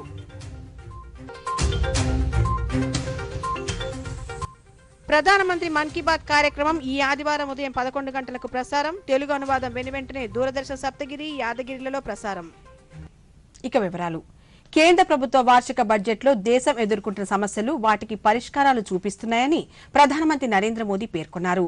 హరిత వృద్ధి దిశగా పయనించడం ద్వారా పెట్టుబడిదారులకు, ప్రజలు వారి భవిష్యత్తును పరిరక్షించుకునేందుకు ఈ బడ్జెట్లో అనేక అవకాశాలు కల్పిస్తున్నట్టు తెలిపారు. ఆర్థిక వ్యవస్థ సమృద్ధి సాధించేందుకు అన్ని విధాల సహాయ సహకారాలు అందించుకునేందుకు ప్రభుత్వం చర్యలు తీసుకుంటోందన్నారు.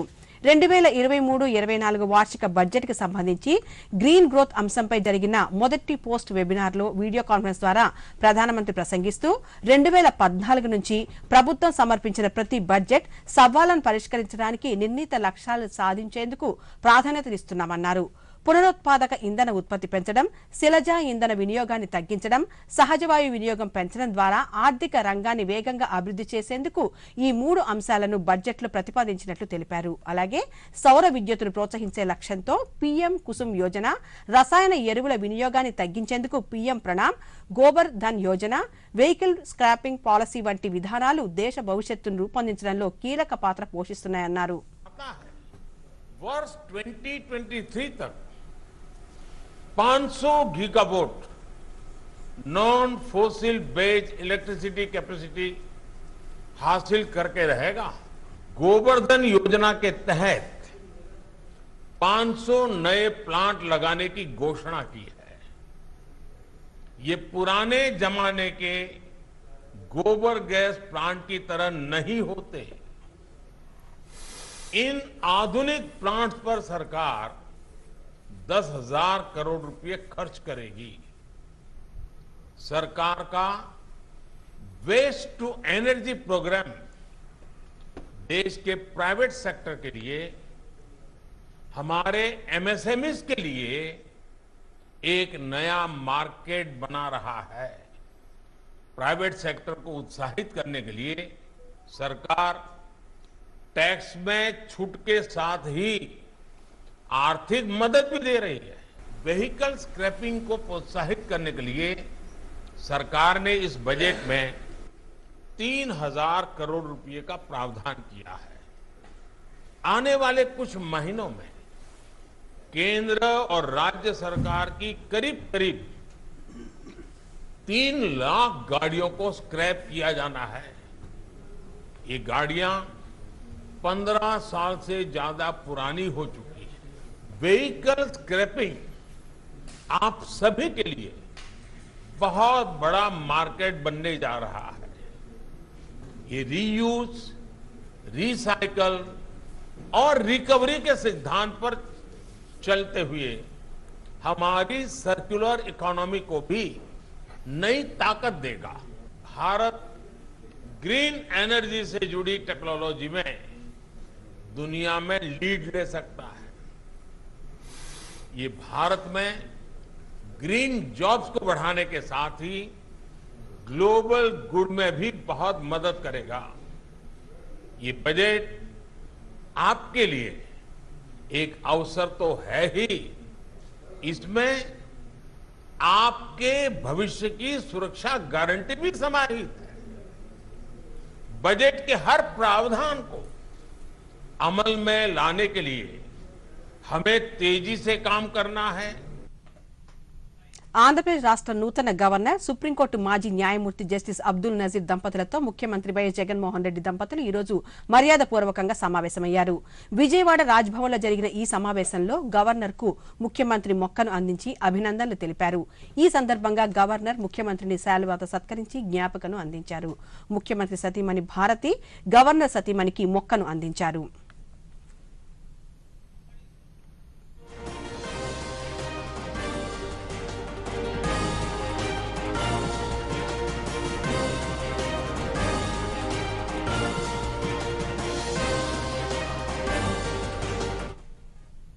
ఆంధ్రప్రదేశ్ రాష్ట్ర నూతన గవర్నర్ గా నియమితులైన సుప్రీంకోర్టు రిటైర్డ్ న్యాయమూర్తి జస్టిస్ సయ్యద్ అబ్దుల్ నజీర్ రేపు ప్రమాణ స్వీకారం చేయనున్నారు. రేపు ఉదయం రాజ్భవన్ లో జరిగే కార్యక్రమంలో రాష్ట్ర నూతన గవర్నర్ గా జస్టిస్ సయ్యద్ అబ్దుల్ నజీర్ బాధ్యతలు స్వీకరిస్తారు. రాష్ట్ర హైకోర్టు ప్రధాన న్యాయమూర్తి జస్టిస్ ప్రశాంత్ కుమార్ మిశ్రా ఆయనతో ప్రమాణ స్వీకారం చేయించనున్నారు. ఈ కార్యక్రమానికి ముఖ్యమంత్రి వైఎస్ జగన్మోహన్ రెడ్డి సహా పలువురు మంత్రులు, ఉన్నతాధికారులు హాజరు కానున్నారు. అభివృద్ధి సంక్షేమం అజెండాతో రాష్ట్రంలో జరుగుతున్న ఎమ్మెల్సీ ఎన్నికల్లో బీజేపీ అభ్యర్థులు బరిలో నిలిచారని ఆ పార్టీ రాష్ట్ర అధ్యక్షులు సోము వీర్రాజు తెలిపారు. పట్టభద్రుల ఎమ్మెల్సీ అభ్యర్థి నామినేషన్ సందర్భంగా చిత్తూరు పర్యటనలో భాగంగా ఆయన మీడియాతో మాట్లాడుతూ రాష్ట్రంలో నిరుద్యోగులు, ఉద్యోగుల పరిస్థితి దారుణంగా ఉందన్నారు. ప్రధానమంత్రి నరేంద్ర మోదీ నాయకత్వంలో రాష్ట్రంలో 8,65,000 కోట్లతో పలు అభివృద్ధి కార్యక్రమాలు చేశామన్నారు. తూర్పు రాయలసీమ పట్టభద్రుల ఎమ్మెల్సీ అభ్యర్థులతో పాటు విశాఖ, ఒంగోలులో జరగనున్న ఎన్నికల్లో అభివృద్ధి నినాదంతో పాటు జనసేన సహకారంతో ముందుకెళ్తున్నట్లు సోము వీర్రాజు తెలిపారు. ఆల్రెడీ ఈవేళ 3 చోట్ల కూడా నామినేషన్ కూడా వేయడం జరిగింది. ఈ ఎన్నికల్లో భారతీయ జనతా పార్టీ విజయం సాధించే విధంగా ఒక వ్యూహంతో ముందుకు వెడుతున్నాం.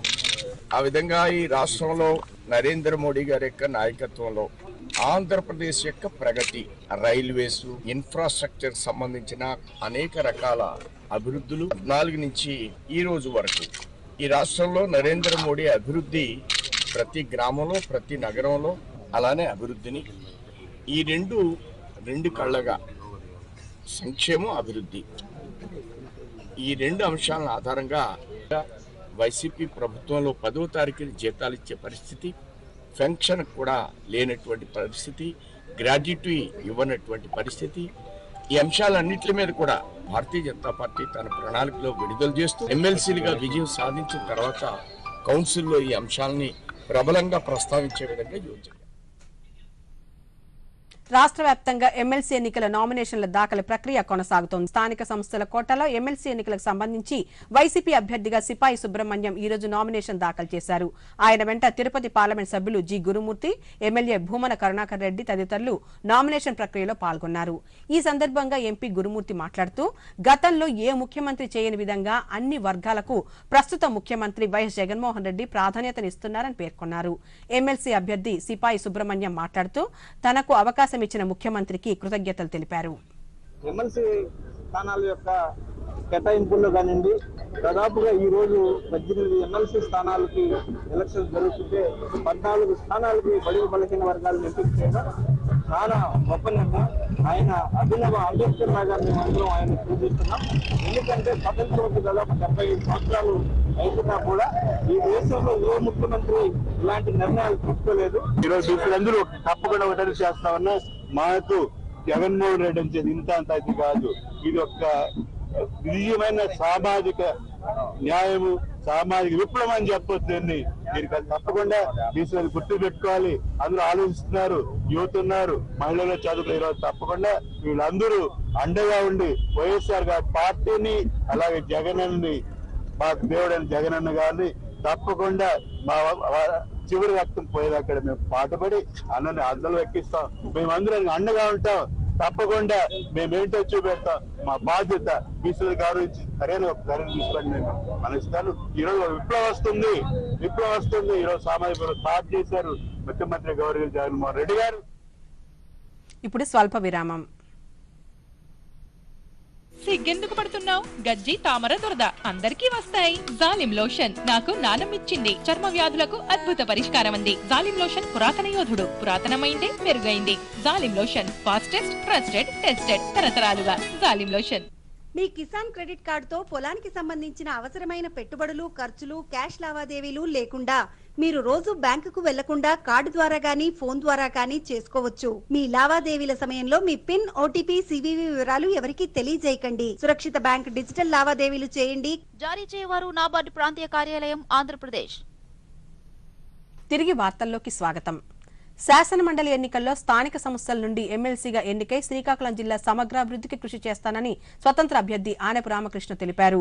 శ్రీకాకుళం కలెక్టర్ కార్యాలయంలో రిటర్నింగ్ అధికారికి ఆయన నామినేషన్ అందించిన అనంతరం మీడియాతో మాట్లాడుతూ యువ నాయకత్వం కావాలని జిల్లా ప్రజలు కోరుతున్నారని తెలిపారు.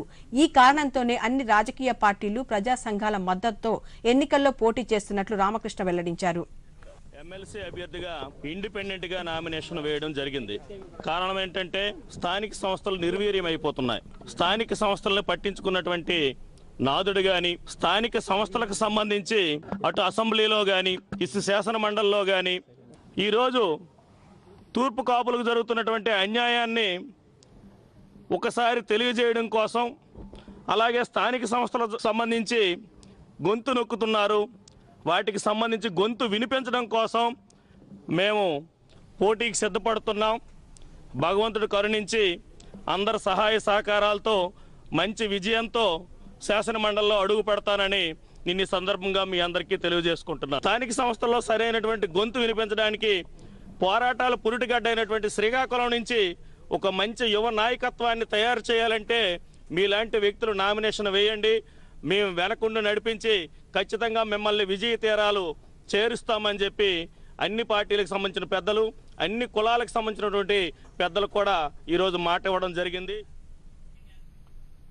మంగళగిరిలోని టీడీపీ రాష్ట్ర ప్రధాన కార్యాలయంలో ఆ పార్టీ అధినేత చంద్రబాబు నాయుడు సమక్షంలో కన్నా లక్ష్మీనారాయణ అనుచరులతో కలిసి టీడీపీలో చేరారు.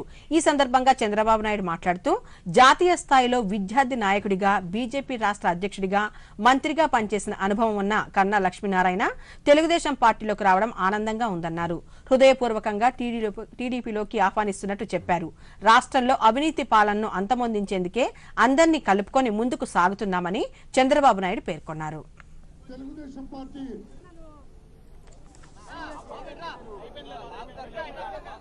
శ్రీ కన్నా లక్ష్మీనారాయణ గారు తెలుగుదేశం పార్టీలోకి రావడం శుభ పరిణామం. వారిని మనస్ఫూర్తిగా సాదరంగా తెలుగుదేశం పార్టీలోకి ఆహ్వానిస్తున్నాను. రాష్ట్రంలోని ఒక ప్రత్యేకత ఉండే వ్యక్తి కన్నా లక్ష్మీనారాయణ గారు. నేను కూడా వారితో రాజకీయాల్లో కలిసి పనిచేశాను, చూశాను. అటు అసెంబ్లీ వేదికగా చూశాను, ఆయన మంత్రిగా చూశాను, తర్వాత బీజేపీ అధ్యక్షుడిగా చూశాను. అదే మరిగా ఆయన జీవితం కూడా స్టూడెంట్ డేస్ నుంచి కూడా చూస్తే 73 నుంచే కన్నా నేషనల్ స్టూడెంట్ యూనియన్ లో నాయకుడిగా చేరి అంచెలంచెలుగా ఎదిగి ఆయనకంటూ రాష్ట్ర రాజకీయాల్లో ఒక ప్రత్యేకత ఏర్పాటు చేసుకున్నారు. మళ్ళీ ఈ రాష్ట్రాన్ని గట్టెక్కించాలంటే తెలుగుదేశం పార్టీకే సాధ్యమనే ఉద్దేశంతో మళ్ళీ అమరావతి ఇక్కడనే అభివృద్ధి కావాలి, అమరావతి రాజధానిగా ఉండాలనే ఉద్దేశంతో వారు ఇప్పుడు పార్టీలోకి వచ్చారు. సున్నిత ప్రాంతాల్లో పనిచేసేవారు నిరంతరం అప్రమత్తంగా ఉండాలని deputy chief inspector of factories Parameswaran అన్నారు. జాతీయ విపత్తు నిర్వహణ దళం ఎన్డీఆర్ఎఫ్ ఆధ్వర్యంలో ఒంగోలు సమీపంలోని సూరారెడ్డిపాలెంలో ఆయిల్ ఫిల్లింగ్ స్టేషన్ల వద్ద ప్రమాదాలు సంభవించినప్పుడు తీసుకోవాల్సిన జాగ్రత్త చర్యలపై మాక్ డ్రిల్ నిర్వహించారు. ఈ మాక్ డ్రిల్లో ఆయిల్ ఫిల్లింగ్ స్టేషన్ల సిబ్బంది, రెవెన్యూ, పోలీస్, ఫైర్, ఎన్డీఆర్ఎఫ్ సిబ్బంది పాల్గొన్నారు. ఈ సందర్భంగా ఆయిల్ ఫిల్లింగ్ కేంద్రాలలో ఆయిల్ లీకై ప్రమాదాలు జరిగిన పరిస్థితుల్లో సిబ్బంది వాటిని ఎలా అదుపు చేయాలి అనే అంశంపై వారికి ప్రయోగాత్మకంగా చూపించారు. అలాగే ఎన్డీఆర్ఎఫ్ సిబ్బంది ప్రమాద సమయంలో ఆ ప్రాంతాల్లో చిక్కుకున్న వ్యక్తులను ఎంత చాకచక్యంగా కాపాడారు. మాక్ డ్రిల్ జరిగిన సమయంలో జాతీయ రహదారిపై ట్రాఫిక్ ను నిలిపివేశారు. మాక్ డ్రిల్ అనంతరం స్థానిక ప్రజలతో అవగాహన కార్యక్రమం నిర్వహించారు. ఈ సందర్భంగా deputy chief inspector of factories Parameswaran మాట్లాడుతూ సిబ్బంది అప్రమత్తను అన్ని విభాగాల సమన్వయాన్ని పరిరక్షించడానికి ఇటువంటి మాక్ డ్రిల్స్ నిర్వహిస్తున్నామన్నారు. ఇగ్నిషన్ స్టార్ట్ అయ్యి ఫైర్ స్టార్ట్ అయ్యింది. ఫైర్ స్టార్ట్ అయ్యి అది మళ్ళీ బ్యాక్ ఫైర్ అవుతూ వెనక్కి వస్తుంటాయి. బీపీసీఎల్ నుంచి దాబా నుంచి ఐఓసీఎల్కి వచ్చే మార్గంలో బీపీసీఎల్ డిపోలో ఒక లారీ ట్యాంకర్ అన్లోడింగ్ చేస్తున్నారు. అది ఫైర్ క్యాచ్ అయ్యింది. ఫైర్ క్యాచ్ అవ్వడంతో ఇక్కడ ఒక ఆఫ్ సైట్ ఎమర్జెన్సీ జరిగిందని ఇన్ఫర్మేషన్, ఒక సినారియో క్రియేట్ అయిందండి. అందులో కొంతమంది విక్టిమ్స్ ట్రాప్ అయ్యారు. దానిలో భాగంగా మన కంట్రోల్ రూమ్, ఎన్డీఆర్ఎఫ్ కంట్రోల్ రూమ్కి ఇన్ఫర్మేషన్ ఇస్తే మా కమాండెంట్ జయీద్ ఖార్ గారి ఆధ్వర్యంలో వాళ్ళ ఇన్ఫర్మేషన్ ప్రకారం మేము ఇక్కడ రావడం జరిగింది. వచ్చి ఇక్కడ ఫస్ట్ బీపీసీఎల్లో ఒక విక్టిమ్ ట్రాప్ అయి ఉండే, అతన్ని మేము రెస్క్యూ చేసి ఎవాక్యుయేట్ చేసి పంపించే లోపే సైమల్టేనియస్గా పక్కకే ఉన్న ఐఓసీఎల్లో కూడా ఒక ఇన్సిడెంట్ జరిగింది అని చెప్పి మాకు ఇన్ఫర్మేషన్ వచ్చింది. తర్వాత అక్కడ లోపల ట్యాంక్ దగ్గర ఒక విక్టిమ్ ఫెయింట్ అయిపోయి పడిపోయారని చెప్పారు. దానికి ఒక లెగ్ ఇంజురీ అయింది, ఫ్రాక్చర్ అయింది. సో అతన్ని మనము స్టెబిలైజ్ చేసి మూవ్ చేసి త్వరలో అక్కడ అంబులెన్స్ నుంచి మూవ్ చేయడం జరిగింది. చేసుకొని అవి ఫ్యూచర్లో ఇలాంటి ఏమైనా ఇన్సిడెంట్ అయినప్పుడు మనము ఎలా రియాక్ట్ కావాలి, ఎవరెవరు రోల్స్ అనేది డిజిగ్నేట్ చేయడానికి మాకు జరిగింది. పరిశ్రమలలో అగ్ని ప్రమాదం సంభవిస్తే ఎలా నియంత్రించాలి, సిబ్బందిని ఎలా రక్షించాలన్న అంశంపై కర్నూలులో అధికారులు మాక్ డ్రిల్ కార్యక్రమం నిర్వహించారు. రాష్ట్ర విపత్తు నిర్వహణ అథారిటీ, జాతీయ విపత్తు నిర్వహణ అథారిటీ సంయుక్త ఆధ్వర్యంలో పరిశ్రమలలో అనుకోని ప్రమాదాలు జరిగినప్పుడు వాటిని నియంత్రించడంలో భాగంగా తీసుకునే చర్యలకు సంబంధించి లక్ష్మీపురం గ్రామంలో Bharat petroleum corporation limited LPG filling ప్లాంట్లో మాక్ డ్రిల్ చేశారు.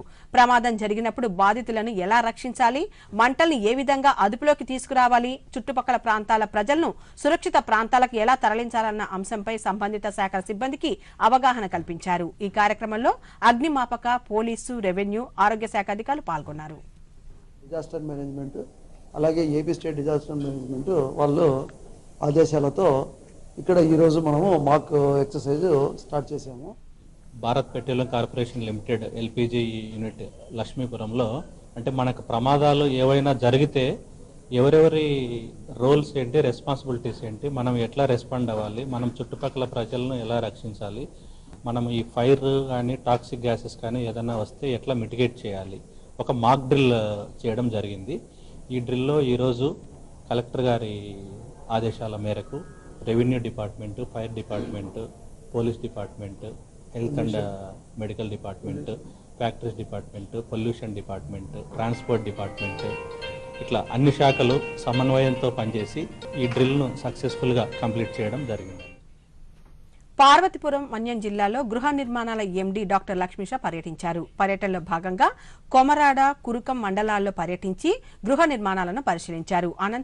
అనంతరం జిల్లా కలెక్టర్ కార్యాలయంలో సిబ్బందితో సమీక్ష సమావేశం నిర్వహించారు. ఈ సందర్భంగా ఆయన మీడియాతో మాట్లాడుతూ ఉగాది నాటికి 5 లక్షల ఇళ్ల నిర్మాణాలు పూర్తి చేస్తామని, డిసెంబర్ నాటికి పూర్తి స్థాయిలో నిర్మాణ పనులు కూడా పూర్తి చేస్తామన్నారు. గృహ నిర్మాణాల్లో అవకతవకలను పనిలో అలసత్వాన్ని వహిస్తే అధికారులపై చర్యలు తీసుకుంటామని తెలిపారు. రాష్ట్ర స్థాయిలో 5 లక్షల ఇళ్లు కంప్లీట్ చేసి పేదలందరికీ వాళ్ళ సొంతింటి కళని నెరవేర్చడానికి రాష్ట్ర ప్రభుత్వం ప్రణాళిక చేపట్టింది. ఆ భాగంగా ఈ జిల్లాకి ఇచ్చిన 13,000 ఇళ్లలో ఇప్పటి వరకు 60% కంప్లీట్ చేసి ఉన్నారు. ఎవరైనా నాన్ గా ఉంటే లేదా ఎక్కడైనా దూరంగా ఉంటే లేదా మైగ్రేట్ అయ్యి ఉంటే వాళ్ళని కూడా పిలిపించి ప్రతి ఇల్లు కండిషన్ వేయించి విదిన్ టైంలో కంప్లీట్ చేయండి అని చెప్పడం జరిగింది. ఇప్పటి వరకు మనకు రాష్ట్రంలో చూసుకుంటే దాదాపుగా 2,80,000 ఇల్లు ఇప్పటికే పూర్తి స్థాయిలో కంప్లీట్ అయ్యి ఇంకొక 3 లక్షల ఇల్లు రూఫ్ లెవెల్లో రూఫ్ క్యాస్ట్ స్టేజ్లో ఉన్నాయి. సో వచ్చే యుగాది నాటికి కంపల్సరీగా 5 లక్షల ఇల్లు కంప్లీట్ చేసి పేదలందరికీ అందజేసే కార్యక్రమం జరుగుతుంది. ఇదే కాకుండా స్టేట్ గవర్నమెంట్ అలాగే గవర్నమెంట్ ఆఫ్ ఇండియా నుంచి ఎప్పటికప్పుడు అవసరమైన నిధులను జారీ చేస్తూ ఉన్నారు. ఇంకా జగన్ లేఅవుట్కి వస్తే ఎక్కడైతే ఈ పేదలందరికీ ఇల్లు లేఅవుట్ ఉన్నాయో అక్కడ basic facilities like water supply కావచ్చు, ఎలక్ట్రిసిటీ, రోడ్స్ ఇవి కూడా ముమ్మరంగా టేకప్ చేసి ఇప్పుడు డ్రైనేజెస్ కూడా చేయడానికి ఆల్రెడీ రాష్ట్ర ప్రభుత్వం ప్రణాళిక చేపట్టింది. ఇదే భాగంగా ప్రతి ఒక్క లేఅవుట్లో ఒక ఫుల్ ఫ్లెడ్జ్డ్ అందజేయాలనేది చేయాలనేది రాష్ట్ర ప్రభుత్వం ఉద్దేశం. ఏపీ స్టేట్ హౌసింగ్ కార్పొరేషన్ కూడా అడుగులు ముందుకు ఇస్తా ఉందని. ఇప్పుడు కాసేపు విరామం. సిగ్గెందుకు పడుతున్నావు? గజ్జి తామర దురద అందరికీ వస్తాయి. జాలిం లోషన్ నాకు నానమిచ్చింది. చర్మ వ్యాధులకు అద్భుత పరిష్కారం అంది. జాలిం లోషన్ పురాతన యోధుడు, పురాతనమైందే మెరుగైంది. జాలిం లోషన్ ఫాస్టెస్ట్, ట్రస్టెడ్, టెస్టెడ్ తరతరాలుగా. జాలిం లోషన్. ఈ విషయాలకు కూడానే అన్ని ప్రాపర్ గా జరుగుతాయి. నిన్న అతని బ్యాంక్ అకౌంట్ లో 15,000 రూపాయల ఫ్రాడ్ జరిగింది తెలుసా? అయినా ఏ టెన్షన్ లేదు అతనికి. చూడు, టెన్షన్ ఎందుకు? నా తప్పేం లేదుగా. అయినా ఫ్రాడ్ జరిగినప్పుడు నేను వెంటనే బ్యాంక్ ఇన్ఫార్మ్ చేసేసా. ఆర్బీఐ అంటుంది, మీ అకౌంట్ లోంచి ఎవరైనా మోసంగా డబ్బు తీసినట్టయితే బ్యాంకుకి వీలైనంత త్వరగా ఇన్ఫార్మ్ చేయండి. 3 రోజుల్లోగా చేస్తే ఏ నష్టం ఉండదు. ఎంత లేట్ చేస్తే అంత ఎక్కువ నష్టం. ఇంకోటి, అన్ని జరిగిపోవు, ప్రాపర్ గా జరిపించాల్సి వస్తుంది. ఆర్బీఐ అంటుంది, విషయాలు తెలుసుకుంటే జాగరూకంగా ఉండండి. తిరిగి వార్తల్లోకి స్వాగతం. ఉద్రిక్తత, సంఘర్షణలతో నిండిన నేటి కాలంలో భారతీయ కళలు శాంతి, సామరస్యాన్ని వ్యాప్తి చేయగలవని రాష్ట్రపతి ద్రౌపది ముర్ము పేర్కొన్నారు. ఆధునిక యుగంలో భారతీయ సాంస్కృతిక విలువలు ఎంతో ఉపయోగకరంగా మారాయన్నారు. 2019, 20, 21 సంవత్సరాలకు గాను సంగీత నాటక అకాడమీ ఫెలోషిప్లు, అకాడమీ అవార్డులను ఈ రోజు ఢిల్లీలో ఆమె ప్రదానం చేశారు. ఈ సందర్భంగా ద్రౌపది ముర్ము మాట్లాడుతూ భారతదేశ మృదు శక్తికి భారతీయ కళలు కూడా ఒక ఉత్తమ ఉదాహరణ అని పేర్కొన్నారు. కళలు, కళాకారులు భారతదేశ సుసంపన్నమైన సాంస్కృతిక వారసత్వానికి వాహకాలని పేర్కొన్నారు. భిన్నత్వంలో ఏకత్వం దేశ సంస్కృతి సంప్రదాయాలలో అతిపెద్ద లక్షణమన్నారు.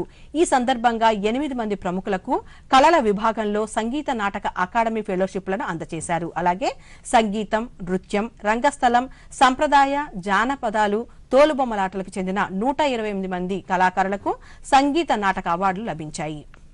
सामने आती है, लेकिन संस्कृति द्वारा हमारी अमूर्त विरासत की धाराएं प्रवाहित होती है.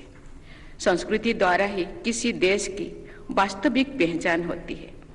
असम के बिहू नृत्य से लेकर केरल की कथकली तक, पूर्व में छौ से लेकर पश्चिम में गरबा तक, नृत्य विधाओं में हमारी संस्कृति की इंद्रधनुषी छटा दिखाई देती है.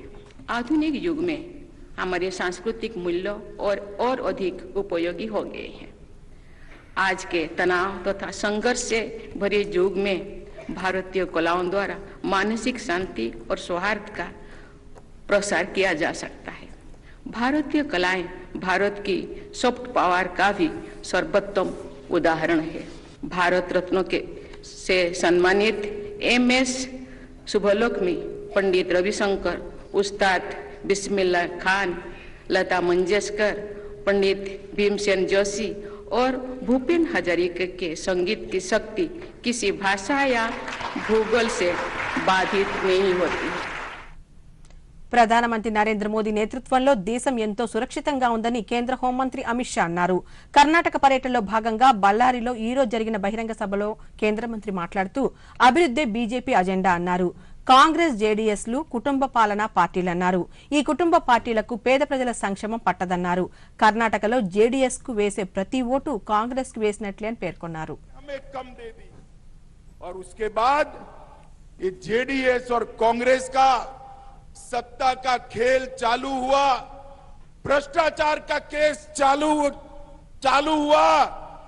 ये कांग्रेस और जेडीएस दोनों परिवारवादी पार्टियां हैं मित्रों. लोकतंत्र में परिवारवादी पार्टियां कभी जनता का, गरीब का कल्याण नहीं कर सकती।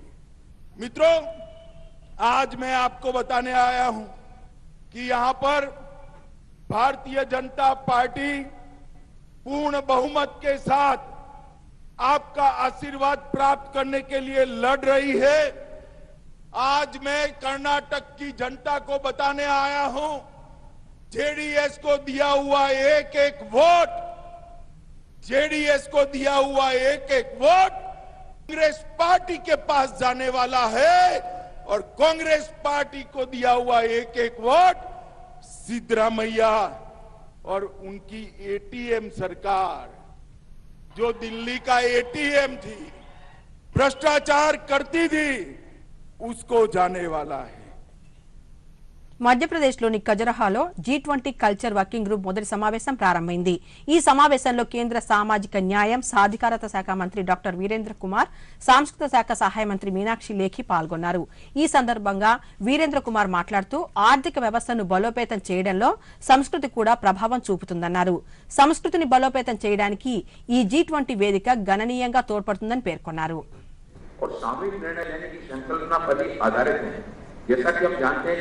संस्कृति हमारी पहचान जो विश्व के समक्ष हमारे विचारों एवं हमारी प्रतिबद्धता व सक्षमता को दर्शाती है और भविष्य का मार्ग तैयार करती है। इसी भावना से ओतप्रोत होकर मुझे विश्वास है कि इस वर्ष G20 का यह मंच संस्कृति को और अधिक समृद्ध बनाने में महत्वपूर्ण भूमिका अदा करेगा। ఈ సందర్భంగా మీనాక్షి లేఖి మాట్లాడుతూ భారతదేశంలో సాంస్కృతిక సమానత్వం, సామరస్యం మన వారసత్వం నుంచి వచ్చిందన్నారు. విదేశాల నుంచి 25 విగ్రహాలను ఇప్పటికే భారత్ తీసుకొచ్చినట్లు చెప్పారు.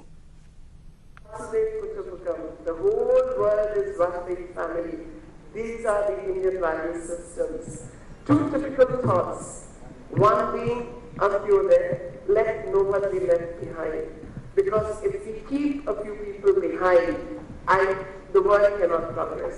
So we have to see equal distribution of resources. We have to see and work from the difficult perspective of working together.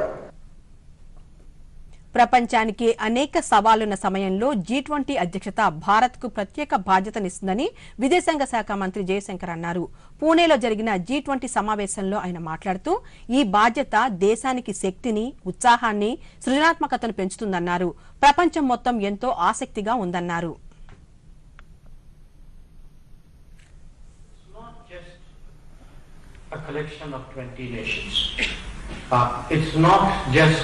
A presidency which comes our way like so many other organizations do. This is a very special responsibility at a very difficult moment in international relations. What India could do, probably will do in this 1 year, will actually make a very big difference to world politics. So it's not a responsibility that we take lightly. పవిత్ర గంగా నది పరివాహక ప్రాంతంలో కాలుష్య నివారణ, ఘాట్ అభివృద్ధి కోసం 1200 కోట్ల రూపాయల విలువైన 9 ప్రాజెక్టులను నమామి గంగా ఎగ్జిక్యూటివ్ కమిటీ ఆమోదం తెలిపింది. ఈ ప్రాజెక్టులలో 7 గంగా బేసిన్లో కాలుష్యాన్ని తగ్గించడానికి, 2 ఘాట్ అభివృద్ధికి సంబంధించినవి ఉన్నాయి. National mission for clean Ganga executive committee 47వ సమావేశంలో ఈ నిర్ణయం తీసుకున్నారు. అదేవిధంగా బీహార్లో 10 కోట్ల రూపాయల అంచనా వ్యయంతో ఒక ప్రాజెక్టును ఆమోదించారు. పశ్చిమ బెంగాల్, ఉత్తరప్రదేశ్, మధ్యప్రదేశ్ సహా పలు రాష్ట్రాలు ఇప్పటికే గుర్తించిన ప్రాజెక్టుల కింద గంగా నదిని శుభ్రపరిచేందుకు వివిధ మురుగునీటి శుద్ధి ప్లాంట్లు, ఇతర పనులు జరుగుతాయని కేంద్ర జలశక్తి శాఖ తెలిపింది. దేశవ్యాప్తంగా 27 బొగ్గు గనులకు సంబంధించిన ఈ వేలం ప్రక్రియ రేపు జరగనుంది. ఈ మేరకు కేంద్ర బొగ్గు గనుల మంత్రిత్వ శాఖ పేర్కొంది. ఈ వేలం ప్రక్రియ ద్వారా బొగ్గు గనుల కేటాయింపులో పారదర్శకతకు అధిక ప్రాధాన్యం ఇస్తున్నట్లు తెలిపింది. 36 బొగ్గు గనులకు సంబంధించి 96 బిడ్లు అందినట్లు మంత్రిత్వ శాఖ పేర్కొంది. అన్ని సాంకేతిక అంశాలను పరిగణనలోకి తీసుకున్న అనంతరం వేలం ప్రక్రియ నిర్వహించేందుకు ఏర్పాట్లు చేసినట్టు వివరించింది.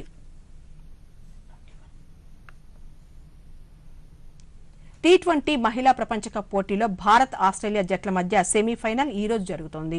దక్షిణాఫ్రికాలోని కేప్ టౌన్ వేదికగా జరుగుతున్న ఈ మ్యాచ్లో తొలుత టాస్ గెలిచిన ఆస్ట్రేలియా బ్యాటింగ్ ఎంచుకుంది. కడపటి వార్తలు అందే సమయానికి ఆస్ట్రేలియా జట్టు 9 ఓవర్లలో 1 వికెట్ నష్టానికి 59 పరుగులు చేసింది. భారత బౌలర్ రాధా యాదవ్ 1 వికెట్ తీశారు. దేశీయ స్టాక్ మార్కెట్ సూచీలు వరుసగా 5వ రోజు నష్టాల్లో ముగిశాయి. ఉదయం ఫ్లాట్ గా ప్రారంభమైన మార్కెట్లు కాసేపటికే నష్టాల్లోకి జారుకొని ఇంట్రాడే కనిష్టాన్ని నమోదు చేశాయి. అక్కడ కొనుగోలు మద్దతుతో కోలుకొని చివరి వరకు తీవ్ర ఒడిదుడుకుల్లో నిలిచలించాయి. చివరి అరగంటలో అమ్మకాలు వెల్లువెత్తడంతో నష్టాల్లో ట్రేడింగ్ వచ్చాయి. అంతర్జాతీయ మార్కెట్లోని మిశ్రమ సంకేతాలు మార్కెట్లపై ప్రభావం చూపాయి. ఉదయం 59,777 దగ్గర ఫ్లాట్ గా ప్రారంభమైన సెన్సెక్స్ చివరకు 139 పాయింట్ల నష్టంతో 59,605 దగ్గర స్థిరపడింది. నిఫ్టీ 43 పాయింట్లు నష్టపోయి 17,511.25 వద్ద ముగిసింది. మార్కెట్లు ముగిసే సమయానికి డాలర్తో పోలిస్తే రూపాయి మారకం విలువ $82.68 వద్ద నిలిచింది. ఈ వార్తలు ఇంతటితో సమాప్తం. నమస్కారం.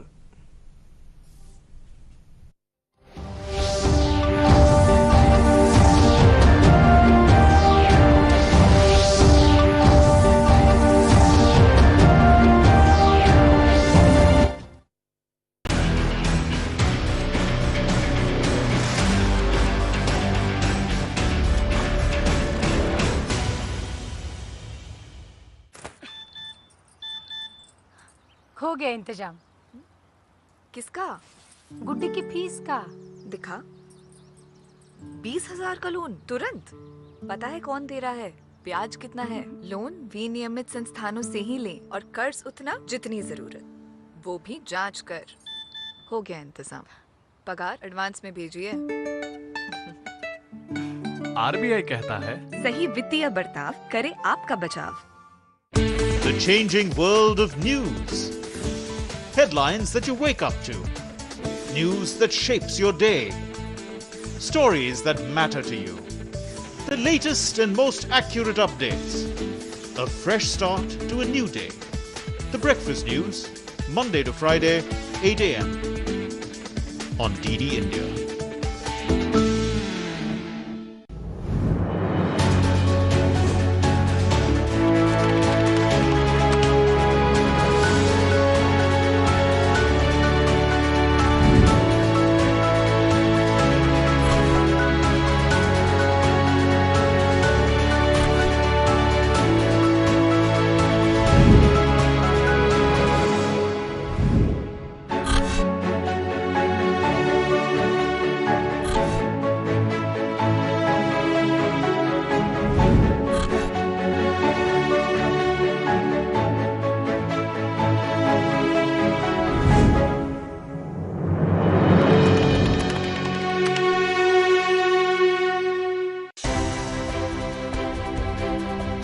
You've got the award in the category of community welfare. Now tell us about your related activities in a little more detail. My project is a team oriented. We are working together with the local communities and the students and different stakeholders. We organize the local communities at the grassroots level, and we are doing a certain infrastructure in the rural area, mostly in the rural areas. It includes construction of bridges, developing water spring. Now we are doing the check dams as well as electrification of villages. Also we have built one toilet in schools. So our project is a multi-dimensional project. We work in different areas.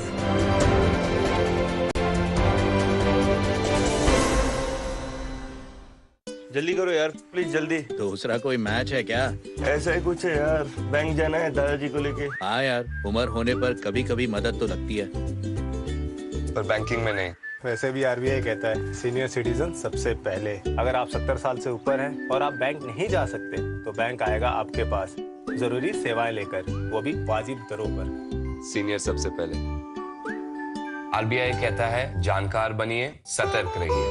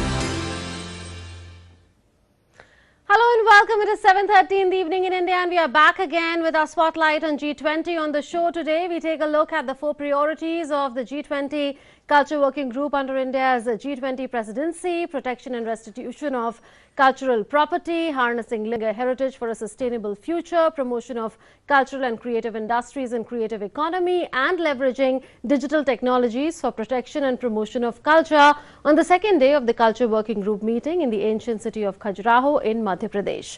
Also on the show, the key takeaways from the second G20 Finance and Central Bank Deputies meeting in Bengaluru, which is a prelude to the first G20 Finance Ministers and Central Bank Governors meeting on Friday and Saturday. We will bring you details of both the meetings. I'm Munmun Bhattacharya. First up, the top stories. World Bank Group President David Malpass meets Prime Minister Narendra Modi. Looking ahead to the G20 summit, leaders discuss India's priorities, action on debt for low-income countries and vulnerable middle-income countries, and the role and evolution of international finance institutions.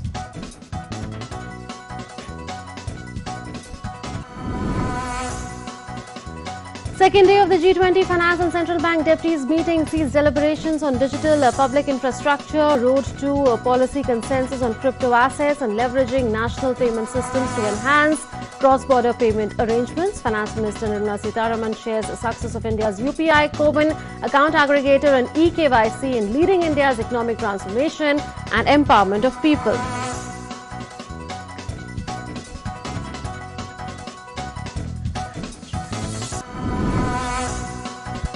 Union Finance Minister Nirmala Sitharaman holds bilateral meetings with the G20 counterparts, meets US Treasury Secretary Janet Yellen. Yellen says 55% low-income countries are facing debt and US will push for common framework process for debt restructuring. Thanks India for its help on debt restructuring, says global economic outlook has improved.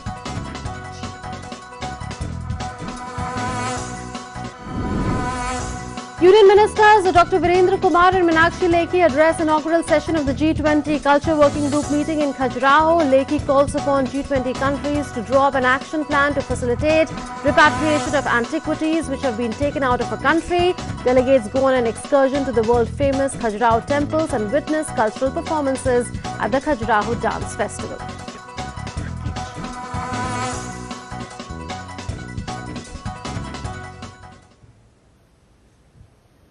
Let's take a look first at what's happening in Bengaluru. Well, DD India correspondent Aisha Khanam caught up with Adrius Charles, OECD delegate in Bengaluru, and India's leadership aimed at coming up with collective solutions to global economic challenges. The Organization for Economic Cooperation and Development is a unique forum where the governments of 37 democracies with market-based economies collaborate to develop policy standards to promote sustainable economic growth. India is a member country of OECD. Listen in. The first day of the G20's second meeting of the finance and central bank deputies have been fruitful, and there have been deliberations on various aspects of financial transactions, the financial security and the financial infrastructure. To talk more about today's deliberations, I have with me Andreas Schall, who is from OECD. Andreas, how was the day today with the agenda, with regard to the financial aspects of this meeting? Thanks so much. I mean, first I should say big thanks and kudos to the Indian G20 presidency. It's fantastic that India hosted G20, and we are all touched about the warm hospitality of India. Right. Second, on the substance, I think this is very important times for international cooperation on financial issues, on support for the global economy, which is in a very complicated situation at this moment in time. We as OECD will work in particular on international taxation in order to create a more fairer, more efficient international tax system, and we also work on more efficient ways for countries to share data on carbon mitigation. And now, what has been today's point of discussion? Because we saw that there were talks on prevention of tax evasions, money laundering. So how did this agenda unfold? No, I think this is a long-standing agenda, in particular on tax evasion, base erosion, profit shifting, the taxation of digital companies, where we have kind of come to a compromise a year ago on 15% minimum taxation, and now we are kind of trying to implement these agreements. And I think there's good progress in the room of countries moving forward on that, and that's what the exercise is about. It's about inclusivity and sustainability. It's about inclusivity, sustainability, but it's also about making the international system more efficient, fairer, and more effective at the end. India has also shown how digital empowerment can be done. Do you think this will be in a way which can strengthen the financial transactions and the system itself? Yeah, sure. I mean, this is something which we need. I think we are. I mean, this is more a marathon than a sprint, and we have just we are probably on the first 5 or 10 kilometers, but we make some progress, and this is what this exercise is all about. How do you look at India's leadership, especially during the pandemic, where India created digital infrastructure with regard to vaccines, with regard to financial transactions? How do the G countries look at this? No, I think, I mean, this is just my very personal view, and I think India is doing terrific in, you know, the digital identity, the digital public infrastructure. This is very important, and India is one of those countries where we have this discussion about leapfrogging several stages of development since more than 2 decades, and India is probably one of those countries who, because of the courageous leadership of your Prime Minister, of the people around him, like Amitabh Kant, the Sherpa, you really lead this discussion here. What's your experience in India, the hospitality and the culture that is on showcase here? Now, I said at the beginning, the culture, the hospitality is just fantastic. The people are great and warm people. It's also fantastic for us to know a bit more about the culture, about the religion, about you know, the way how people in India live and how they see the world. And for us, it's really a great experience. And I mean, as the leitmotif of the president says, one world, one family, one future. Vasudhaiva Kutumbakam. Can you say that in Hindi? Vasudhaiva Kutumbakam. Vasudhaiva Kutumbakam. Thank you very much for trying that. That was Andreas, who says that the essence of Vasudhaiva Kutumbakam is reflected here, and he appreciates the culture, the hospitality by the Indian presidency, and also the aspects that are being seriously discussed across the table with regard to financial security, with regard to financial infrastructure, will be firmed up in the coming meetings, and the finance ministers of G20 countries will take this up. With cameraman Appaji, Asha Khanam, DD India, Bangalore. In fact, today, World Bank Group President David Malpass met with Prime Minister Narendra Modi, looking ahead to the G20 summit hosted by the Government of India. President Malpass and Prime Minister Narendra Modi discussed India's priorities, action on debt for low-income countries and vulnerable middle-income countries, and the role and evolution of international finance institutions. A timely meeting as the finance track meetings are underway in Bengaluru. Meanwhile, the second day of the G20 Finance and Central Bank Deputies meeting saw deliberations on digital public infrastructure, road to policy consensus and crypto assets, and leveraging national payment systems to enhance cross-border payment arrangements, much like the linkage launched recently between India's UPI and Singapore's PayNow. Finance Minister Nirmala Sitharaman shared the success of India's UPI, CoWIN account aggregator and eKYC in leading India's economic transformation and in empowerment of people. Here's more on what happened in Bengaluru ahead of the two-day meeting of the G20 finance ministers and central bank governors. Ahead of the crucial first finance ministers and central bank governors meeting under the G20 finance track, Union Finance Minister Nirmala Sitharaman participated in a high-level symposium on digital public infrastructure or DPI in Bengaluru. The symposium saw participation of Indonesian Finance Minister Dr. Sri Mulyani Indrawati, IMF Managing Director Kristalina Georgieva, Governor of Central Bank of Brazil Roberto de Oliveira Campos Neto, and General Manager of Bank of International Settlement Augustine Carstens. It was moderated by Infosys chairman Nandan Nilekani. Finance Minister shared the success of India's Aadhaar-enabled DPI such as UPI, CoWIN, account aggregator and eKYC in leading the economic transformation and an empowerment of the people of India. The high-level symposium on DPI also saw insightful discussions on inclusive growth, resilience and innovation. The FM took a long walk along the exhibits of India's digital innovations.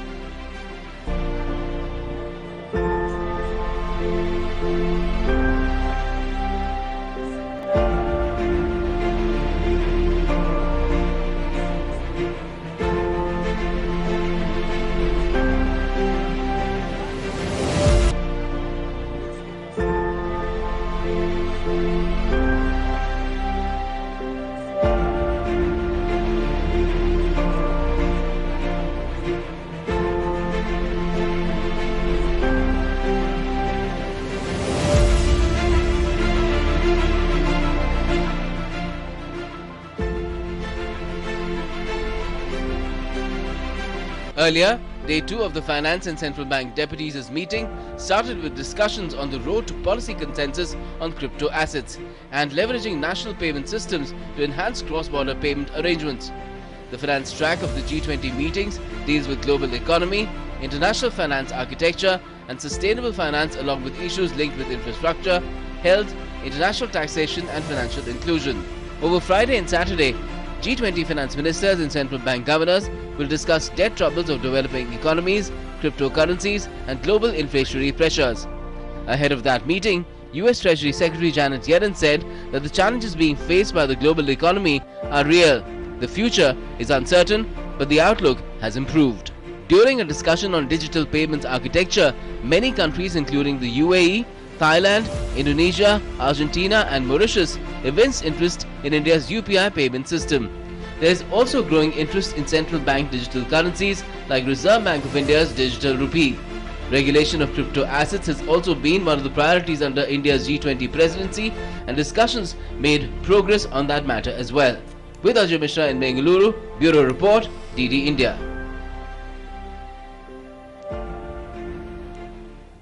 On the eve of the two-day meeting of G20 finance ministers and central bank governors, Finance Minister Nirmala Sitharaman held bilateral meetings with the counterparts in the G20, including G7 countries.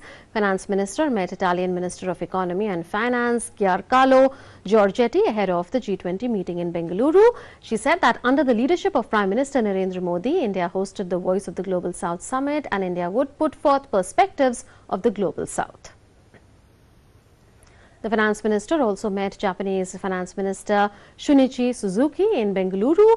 The ministers exchanged views on priorities under G20 Track 2023. Both ministers looked forward to close cooperation between Japan as G7 president and India as G20 president on strengthening of multilateral development banks, debt-related issues, financing cities of tomorrow and coordinated policy for crypto assets. The Japanese minister assured his wholehearted support to India during the G20 presidency. Finance Minister also met US Treasury Secretary Janet Yellen ahead of the first G20 finance ministers and central bank governors meeting in Bengaluru. The two leaders exchanged views on G20 finance track priorities under India's G20 presidency. The two leaders discussed their perspectives on strengthening multilateral development banks, global debt vulnerabilities, crypto assets and health, besides a just energy transition partnership and possible takeaways for the two sides. Both sides agreed that lessons learned from COVID-19 pandemic should not be lost sight of, and there is a need for enhancing preparedness for future pandemic-type shocks.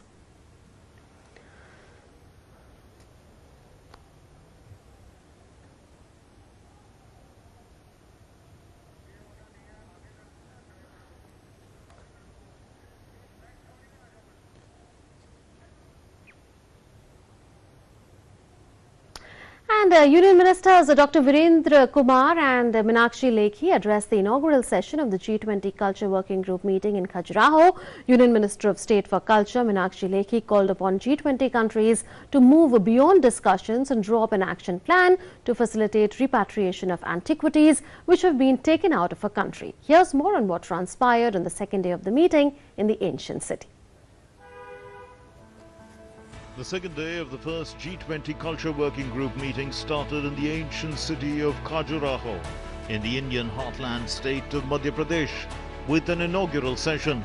The session was addressed by the Union Social Justice and Empowerment Minister Dr. Virendra Kumar and the Union Minister of State for Culture Meenakshi Lekhi. Dr. Virendra Kumar termed culture as the platform to forge bonds between countries and communities for creating sustainable and inclusive development pathways, asserting that integrating culture within the G20 agenda has been a key achievement, as culture can be a powerful tool for promoting economic growth, social cohesion and environmental protection. The minister said that culture in G20 can foster greater cross-cultural understanding and cooperation, which is essential for addressing global complex challenges. मेरा पूर्ण विश्वास है कि एक दूसरे को समझने और विकास पथ पर चलने के लिए विभिन्न देशों और समुदायों के मध्य संबंधों को प्रगाढ़ बनाए रखने के लिए संस्कृति का महत्व व्यापक है। संस्कृति न केवल राष्ट्रों के गौरव का द्योतक है, अपितु यह हमारी भौगोलिक सीमाओं को लांघती है तथा पारस्परिक भलाई के लिए एक दूसरे को जोड़ती है। The minister added that India's G20 culture track is built on the idea of culture for life as a campaign for sustainable living. Union Minister of State for Culture Meenakshi Lekhi addressed the meeting, where she spoke on the vision of India's G20 presidency, Vasudhaiva Kutumbakam, one earth, one family, one future, terming it a true embodiment of India's cultural ethos. Highlighting the significance of preserving and celebrating the diverse cultural heritage, she spoke on the importance of G20 deliberations to remove impediments in the way of repatriation of treasures. We all can work towards a culture of togetherness, a culture of construction, culture of dialogue, and a culture of peace, and do away with the things which end up destroying cultures, create awareness about all that can go wrong. Sharing insights into Indian culture, the Union Minister said that while in the present times there is a lot of emphasis on gender rights and women's equality, the bronze statue of the dancing girl belonging to the Harappan era clearly demonstrates what gender equality was all about. But that bronze, typically made 5,000 years ago, explains what gender equality was all about. That gender equality, if you go out and visit the temple precincts, you will see the gender equality meant that we not only recognize women, but we worship them as a form of energy, as deities, which was common to both men and women. Women could have their own, Union Culture Secretary Govind Mohan spoke on challenges faced by the culture sector, including during COVID-19, due to the closure of cultural spaces. The purpose of this platform is to, every country has a culture, every country has a richness in whatever culture it has. The basic objective of this meeting is to create a fundamental confluence of thought, a fundamental congruence of views on some things that all of us need to do if we have to preserve our culture, if we have to showcase our culture, and if we have to make the culture of our nation in fact the culture of the world, which is what Vasudhaiva Kutumbakam is.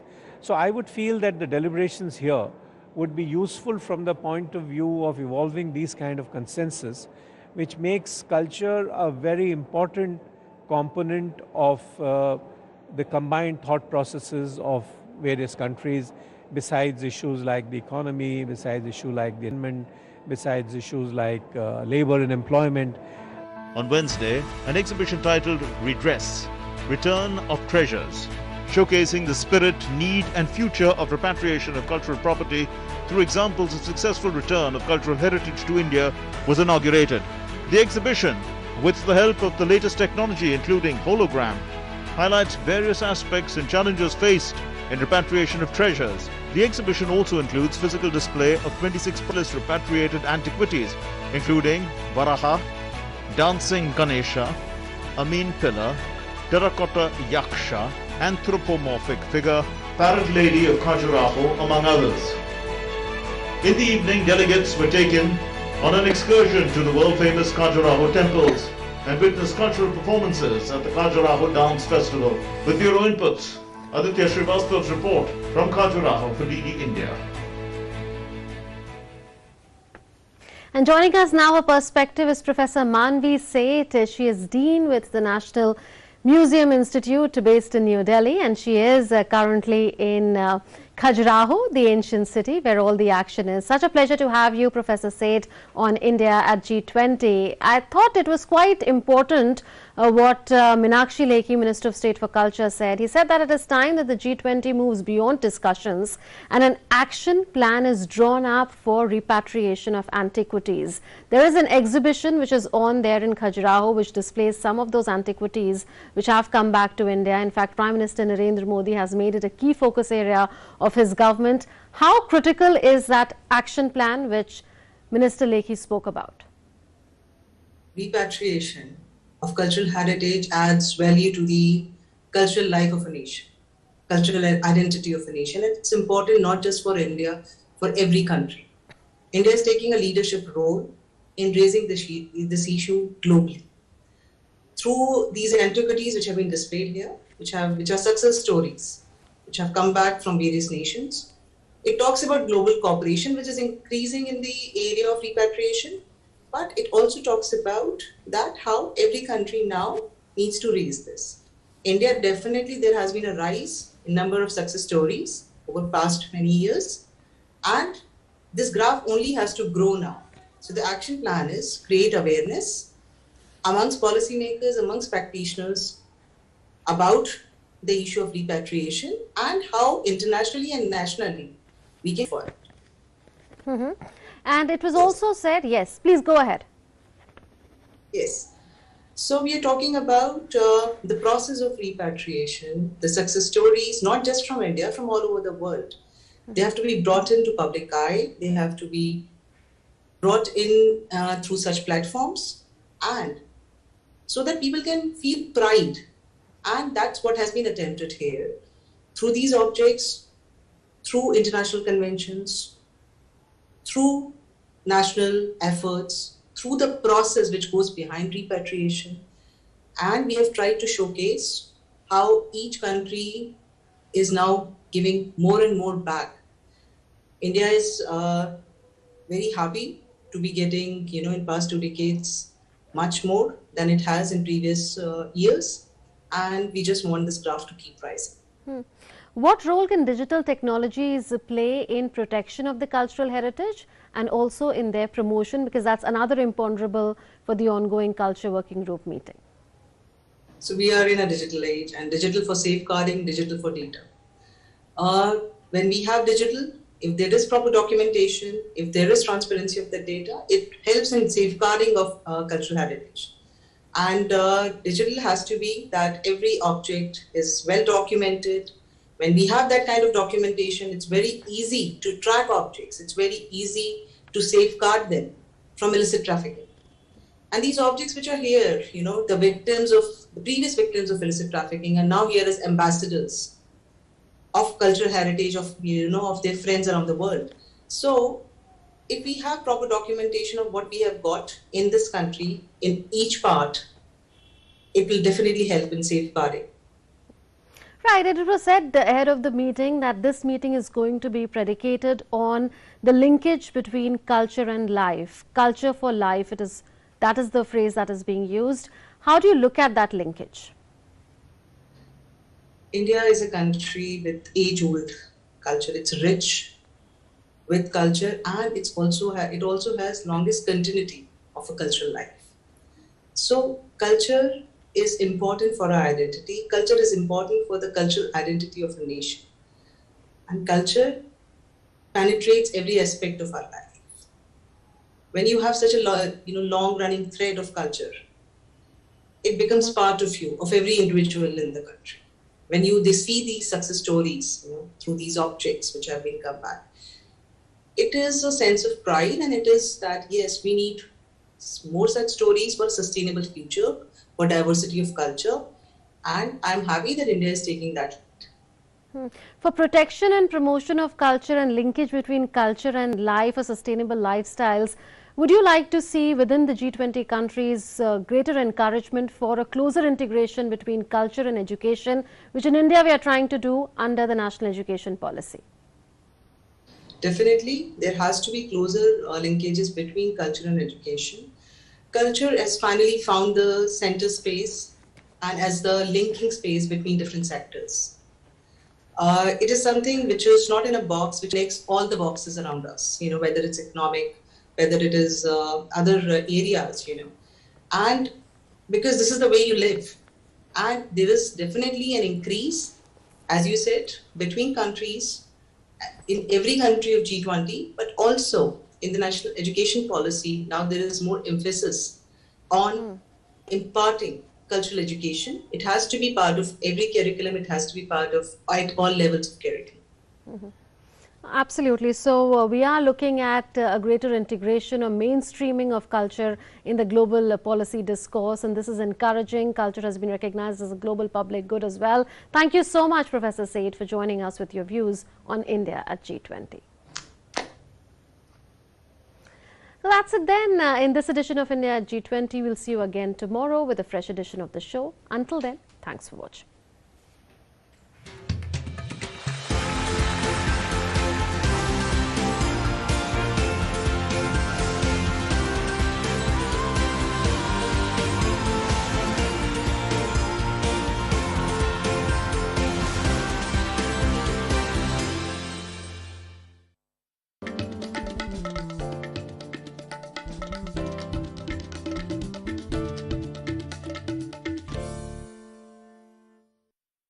The changing world of news. Headlines that you wake up to. News that shapes your day. Stories that matter to you. The latest and most accurate updates. A fresh start to a new day. The Breakfast News, Monday to Friday, 8 a.m. on DD India. जल्दी tiffin pack करो। Raju, mobile छोड़ो। अरे दीदी वो bank का number चाहिए, refund ही नहीं आया है। मिल गया। अब भी कॉल करता हूँ दीदी। बिना नंबर जांचे? अक्सर जालसाज बैंक की नकली वेबसाइट और फर्जी नंबर से पैसों की धोखाधड़ी करते हैं। तो फिर सही नंबर? बैंक की ऑफिशियल वेबसाइट या तो कार्ड पर। आपने तो बचा लिया दीदी। काम से नहीं। आरबीआई कहता है, सही वित्तीय बर्ताव करे आपका बचाव। You've got the award in the category of community welfare. Now tell us about your related activities in a little more detail. My project is a team-oriented. We are working together with the local communities and the students and different stakeholders. We organize the local communities at the grassroots level, and we are doing a certain infrastructure in the rural area, mostly in the rural areas. It includes construction of bridges, developing water spring. Now we are doing the check dams as well as electrification of villages. Also we have built one toilet in schools. So our project is a multi-dimensional project. We work in different areas.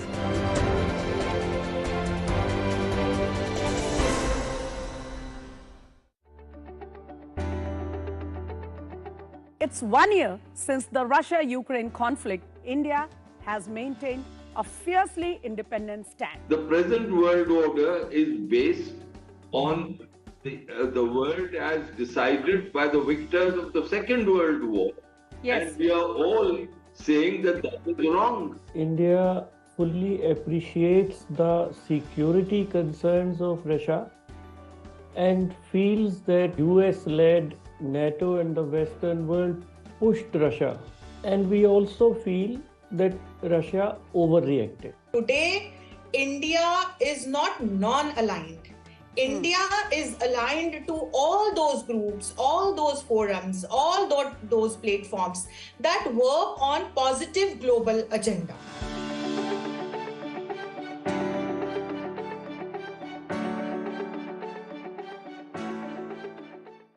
दीदी, नौकरी लग गई। अरे वाह, बधाई हो। तो अब तो ढेर सारी शॉपिंग। हाँ दी, नया मोबाइल। अरे रुको शहजादे, सैलरी से पहले खर्चे। इंस्टेंट लोन भी तो मिलता है। पहले बजट बनाना सीखो, फिर खर्च करो। पर दी, देखो, कमाई का एक हिस्सा हमेशा बचाना चाहिए, लेकिन पार्टी देने से नहीं बचोगे तुम। हाँ दी, पार्टी मेरी, बजट तुम्हारा। अच्छा। आरबीआई कहता है, सही वित्तीय बर्ताव करे आपका बचाव।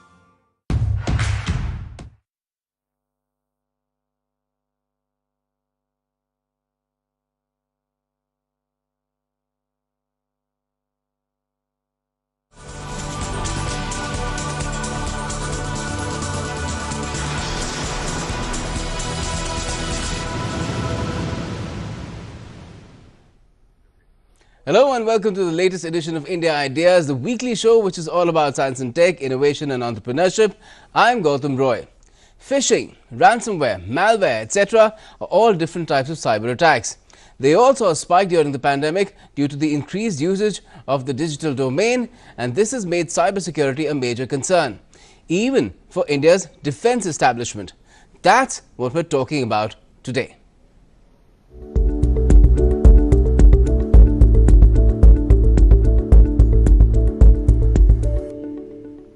Well, the recently concluded Aero India 2023 show in Bengaluru saw a lot of impressive military hardware and software on display, some even flaunting their formidable capabilities. The 5-day event also saw Defence Minister Rajnath Singh launching the 9th edition of the Defence Industry Startup Challenge, or DISE #9, in the field of cybersecurity. The reason being, cybersecurity-related threats and challenges are no longer confined to the digital world with a new age of digitization and growth in cyber technologies, but have become a matter of national security. The Ministry of Defence wanted to promote R&D in this field, so it had different 9 armed and security establishments put forward 28 different problem statements for startups to address and solve. Let's talk about this effort today. We have with us on our panel, let's introduce our guest. Vivek Vermani is with us. He's a CAO, DIO, which is a not-for-profit company under Section 8 of the Companies Act 2013, formed for the purpose of funding and managing IDEX, or Innovation for Defence Excellence. We've also got Lakshmi Das, co-founder and product evangelist at Prophase, which is a made-in-India cybersecurity product company and a cloud-native security provider that helps secure enterprise applications and ensures data security. And we also have Dr. Pawan Dugal with us, cyber law and cybersecurity expert, well-known one at that. Welcome to you all, and start with you Vivek. Tell us how and why was cybersecurity zeroed in on as the broad problem statement for the 9th edition of DISE? Thank you, Gautam. I would start with what IDEX is. So IDEX stands for Innovations for Defence Excellence, and it is an initiative of the Department of Defence Production, Ministry of Defence, to connect startups and MSMEs within the country with the services and to help them provide solutions for finite problem statements of the defense forces. To this extent, we have launched 8 editions before this 9th edition, and the first has been a mix of different kinds of technologies that we have been focusing on. From the 7th onwards, we have become more technology specific. So for DISC 7, we went in for Navy-related problem statements. For DISC 8, we went for space-related problem statements. And for DISC 9, we chose cyber security. See, cyber technologies are progressing at a very rapid pace. If you see a microprocessor, the speed increases within 12 to 18 months. If you see the storage density, that also doubles in about 12 to 18 months. On the other hand, the prices keep on falling at a rapid rate, making these very affordable and pervasive. If you see the usage in India of cyber technologies, till last year there were about 600 plus million users, and by 2025 we'll probably cross about 900 million users. At the same time, over the last few months, we have seen a lot of cyber attacks taking place on our banking sector. Yes. E-commerce platforms have been suffering. Medical establishments have also had to face these. So this has become a very important domain to be focused upon. Also, there are no boundaries to cyberspace, as in the other traditional warfare. We see we can see distinctive boundaries. Here there are no boundaries, so our assets have to be saved and protected all times. So this was one of the major reasons that we went for cybersecurity. Also, over the last few months, we have been tying up with different ministries. So in this case, Ministry of Home Affairs was also very interested to launch some problem statements. Right. And they felt that cybersecurity was very apt. Okay, wonderful. Now, Lakshmi, what do you make of the challenges as someone from the industry solving different cybersecurity challenges of firms in the private sector? Are most of the threats covered among these 28 challenges? Yeah. So first of all, thank you, Gautam, for inviting me for this panel discussion. So to address your question, so basically, what being somebody from this industry working on solving security issues, basically, what we do at Prophase is we secure web applications, APIs, and mobile data backends, all from all kinds of cyber attacks using our web application firewall. So I feel that the security use cases, they do not differ, be it in the private sector or in the government sector, because threats are always threats and they keep evolving day by day. True. Because the cyber criminals are becoming smarter, and they start deploying AI and ML methodologies to fabricate new and modern day attacks. So this is something because it's a cat and mouse game. The R&D has to go on. It's a never-ending game. So what I feel is that since we live in the same and connected world, which is very vulnerable, and we have to keep writing our ML and AI to protect against these kind of threats, changing threats, and we should come up with more defensive methodologies or proactive methodologies, because we have the cyber criminals who are always on the offensive front. So what I feel is that these kind of the 28 use cases that came up, these are just brilliant, and they have addressed most of the use cases in the industry. Not just it's actually interrelated to other industries as well, because it cannot be confined. Cybersecurity can never be confined for just the defense, but in the defense it is a major concern, because we cannot depend on the foreign countries with the data of the country, right? I mean, because it should not be processed outside the country, but unfortunately now to a large extent we do depend, and we import a lot of defense products from outside the country, which is something that has to change, because especially with the Atmanirbharta coming in place, we're sure that there'll be a huge phase shift that will happen, and especially with these kind of challenges coming into picture. Oh, and yes, I feel that most of the threats are actually covered, and there are even more threats will be coming in as the days go by, and the R&D has to keep on happening, and the products that will be deployed as a part of execution of these challenges, they should always be in a constant R&D mode, so that they can address the constantly evolving cyber threat landscape. Okay, so you're saying that it needs to be some sort of an ongoing work instead of like a one-time sort of an assignment. But we'll talk further about that. Let me bring in Dr. Duggal. Now, Pawan Duggal, clearly the cybersecurity challenges for India's defence and security establishment are formidable.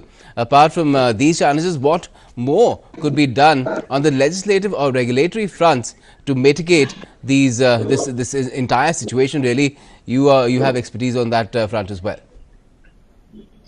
Well, clearly, with now coming of new AI algorithms and AI language chatbots like ChatGPT, our problems vis-a-vis cybersecurity in the defense sector have been now getting more complex and complicated.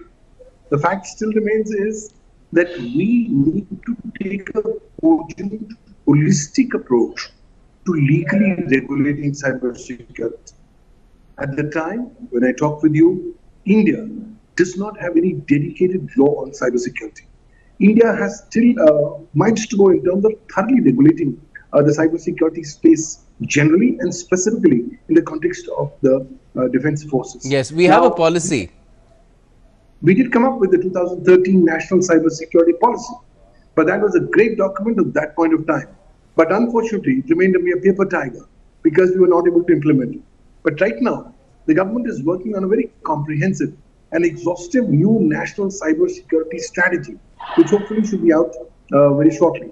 Now that, I think, could be a great step forward in terms of elaborating the rights, duties and responsibilities of all stakeholders generally and specifically even in the context of the defense sector.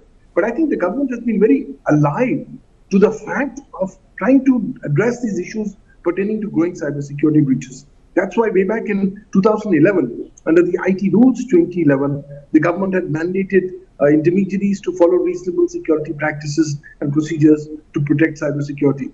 Way back on February 2021, the government came up with the IT Rules 2021, which straddle far more new responsibilities vis-a-vis protection and preservation of cybersecurity. And now last year, with the coming of the Information Technology Directions 2022, the government has taken a remarkable leapfrogging step forward because it's realized that through the secondary legislation, it's aiming to go ahead and plug those loopholes which exist. Now, thanks to these directions, everybody is covered.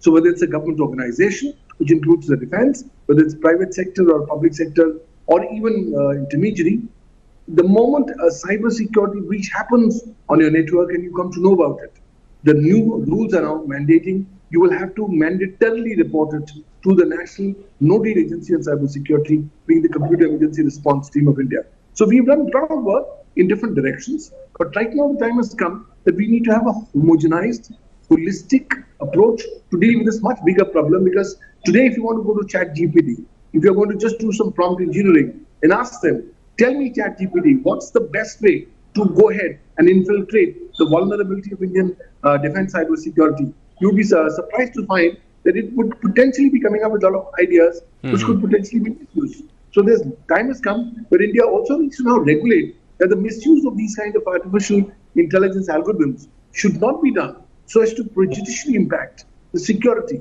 sovereignty and integrity of India. Very exciting time. The government is very nimble, very flexible in its approach, but right now the challenges are constantly mounting and we'll have to now act holistically for coming up with this national cybersecurity strategy later this year.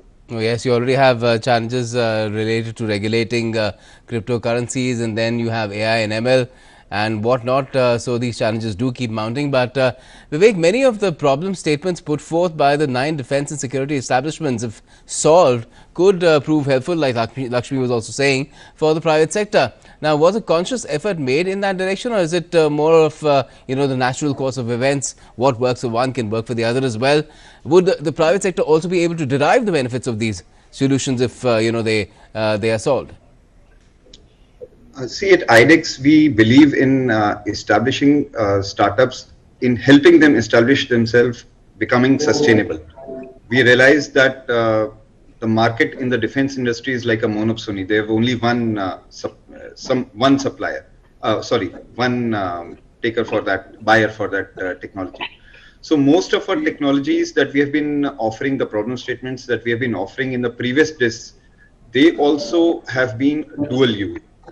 Similarly, in cybersecurity also, most of the challenges are such that a customized form of the same solution can be used for civil use also, which will also help not just the civil sector, not just the private sector, but also our startups will be able to sell these products in a different market.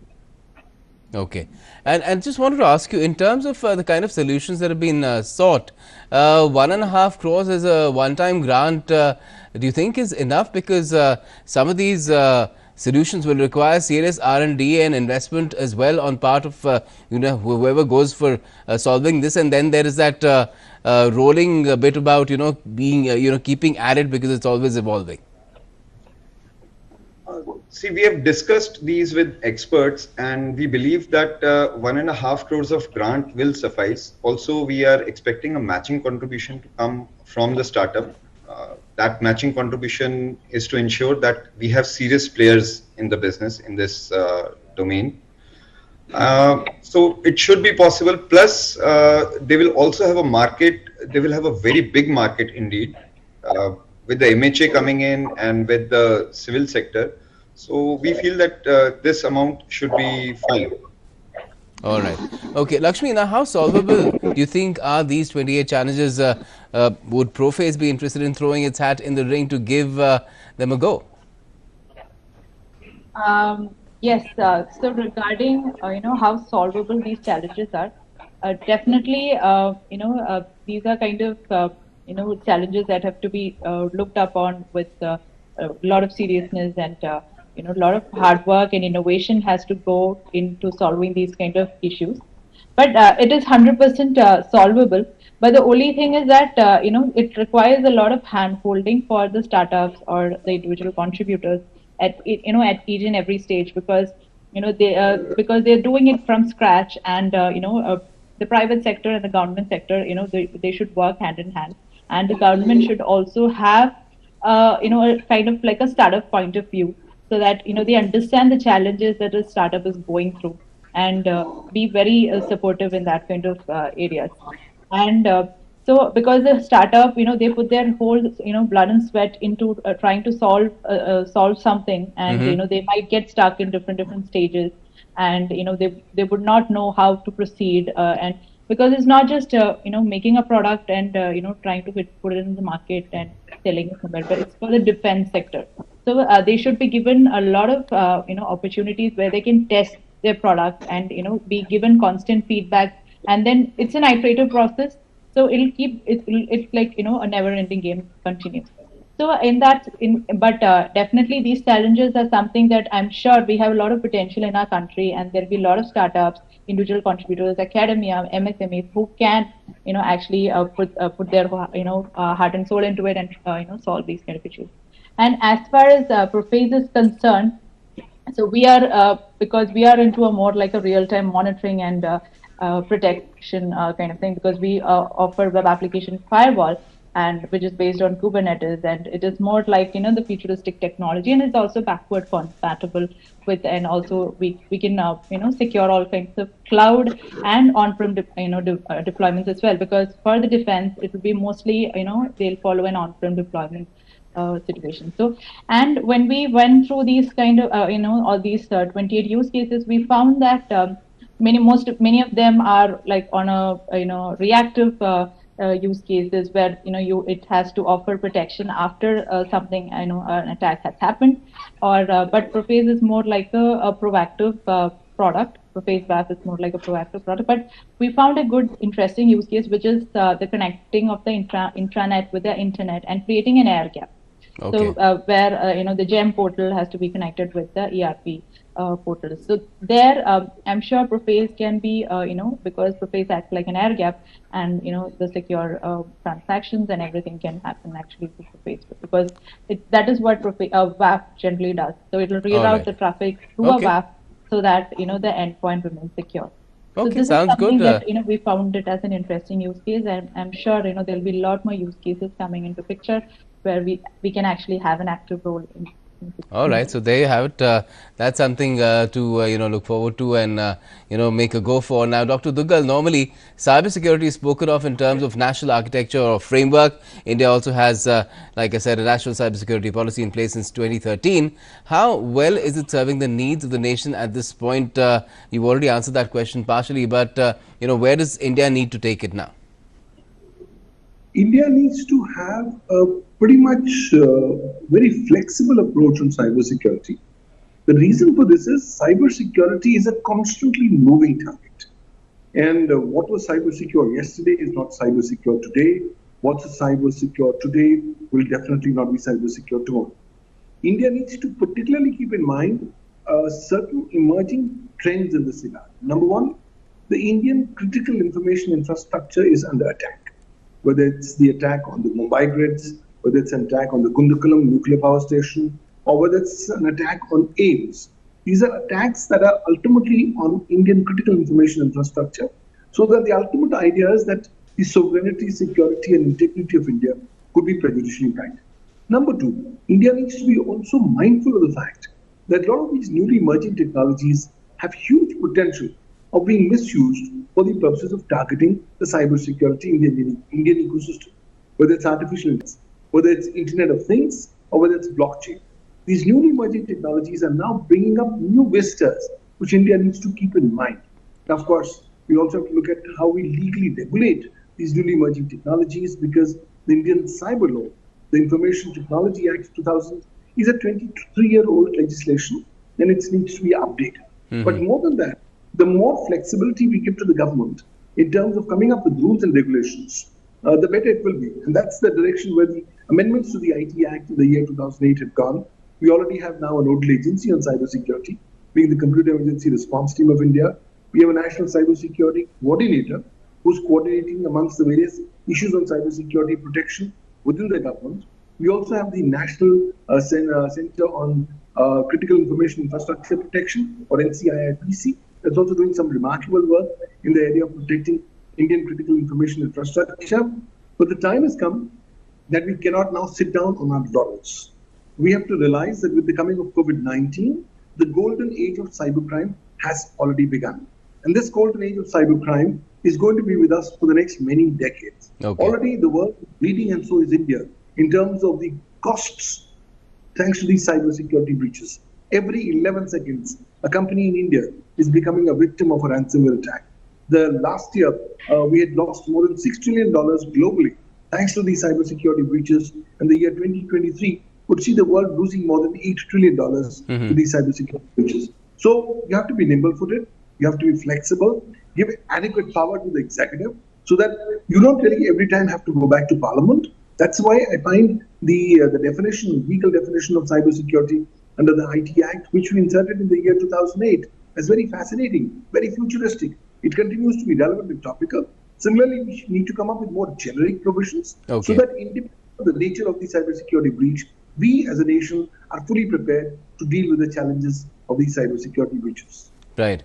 Now, Vivek, could you also tell us a little bit about the previous 8 editions of DISC as well, so we get to know what sort of a success rate have they had in terms of the number of challenges put up to India's DevTech startups, and how many of them have been solved and led to business being generated for the firms? The first DISC was launched in 2018, and the first of our agreements contract was signed only somewhere in 2019, towards the end of 2019. So it has been almost 3 years, 3.5 years.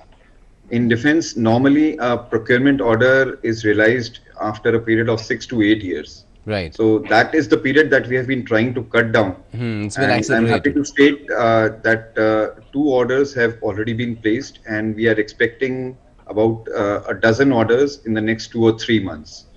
And these are all these are across different sectors, different in fact, Army, Air Force, Navy, all are placing orders now. Also coming to, I wanted to add one point regarding the amount of 1.5 crores that was discussed. See, we are also offering a lot of in-kind support to the startups. Yes. I think what Lakshmi was saying, Testing. I wanted to just focus on that point. So we are offering a lot of in-kind support in terms of the incubator support, any kind of academic help, technical help that they require, any testing facility help that they require, any iterations, as she was mentioning. We agree. It is a very difficult thing. If it is an innovation, you cannot have a solution in one go. So all kind of help in that sector is provided. Plus, we have launched an IDEX Investor Hub recently in the Aero India, and about 9 investors have already pledged more than 200 crores for our startups. Wonderful. So if we get more winners in cybersecurity, and it is a very likely scenario that there will be dual and multiple use cases coming out of these solutions. So these firms, these startups will definitely get a lot of takers. Excellent. Now, Lakshmi, where do you see DevTech and cybersecurity going in India with these kind of efforts being made to not only encourage DevTech startups to do more R&D in solving such cyber challenges, but also to ensure that they get a viable pipeline of business to help the industry grow? Yeah, so I see that there's a long road of growth for the DevTech, but the major concern is that the mindset should change, because as a startup, while we were actually interacting with the governments of India, different use cases. So initially they have a tendency to actually look whether your product is listed in the international quadrants. So that is something that has to definitely change, because because the government talks about being make in India and all of that, and finally when a startup is actually doing a lot of efforts in that line, and when you're confronted with these kind of comments, it's kind of disheartening.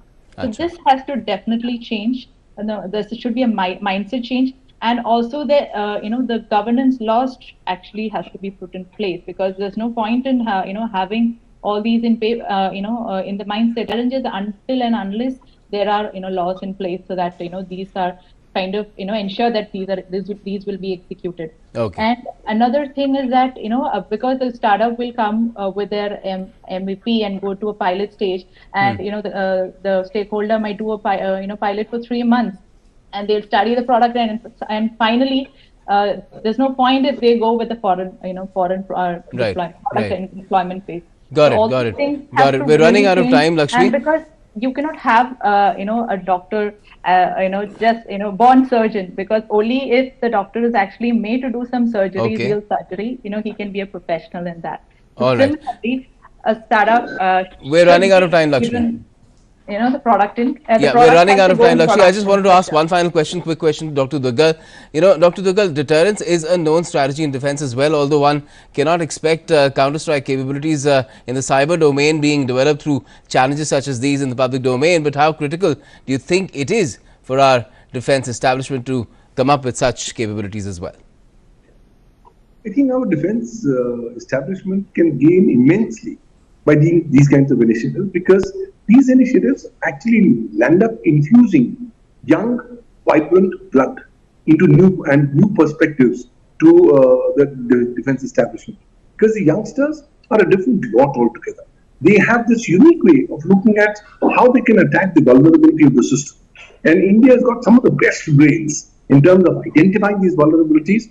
That's why competitions and events like these are of tremendous, remarkable importance, more so in terms of the contribution that they make towards making our defense establishments more secure, but also serving as wake-up calls, because a lot of times they come up with new nuances which may have escaped the attention of the relevant establishments. All right. We're completely out of time, Dr. Duggal, so I'm going to have to close it quickly over here. Thank you so much for joining us to talk about this critical challenge that the DIO has come up in IDEX with, and let's hope that we have cracking solutions coming out of it too. Thank you so much for joining us and talking about today, all three of you. Thank you. So that was India Ideas for this evening. Do let us know what you think about it, and all the time keep watching DD India for all the latest as well.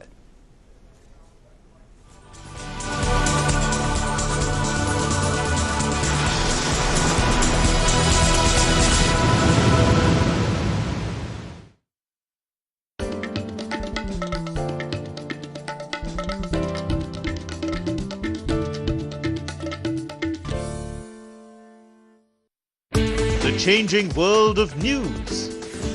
Headlines that you wake up to. News that shapes your day. Stories that matter to you. The latest and most accurate updates. A fresh start to a new day. The Breakfast News, Monday to Friday, 8 a.m. on DD India. Digital banking का है जमाना, time है बचाना। Digital banking है आसान, करो चाहे कोई भुगतान, एनी टाइम एनीवेयर, सेफ है, फास्ट है, हर पेमेंट उंगलियों पे सेट है। लेन देन के हैं ऑप्शंस कई, IMPS, NEFT, UPI भी। 24 घंटे करते ये काम, पेमेंट आसान और रहे आराम। RBI कहता है जानकार बनिए, सतर्क रहिए।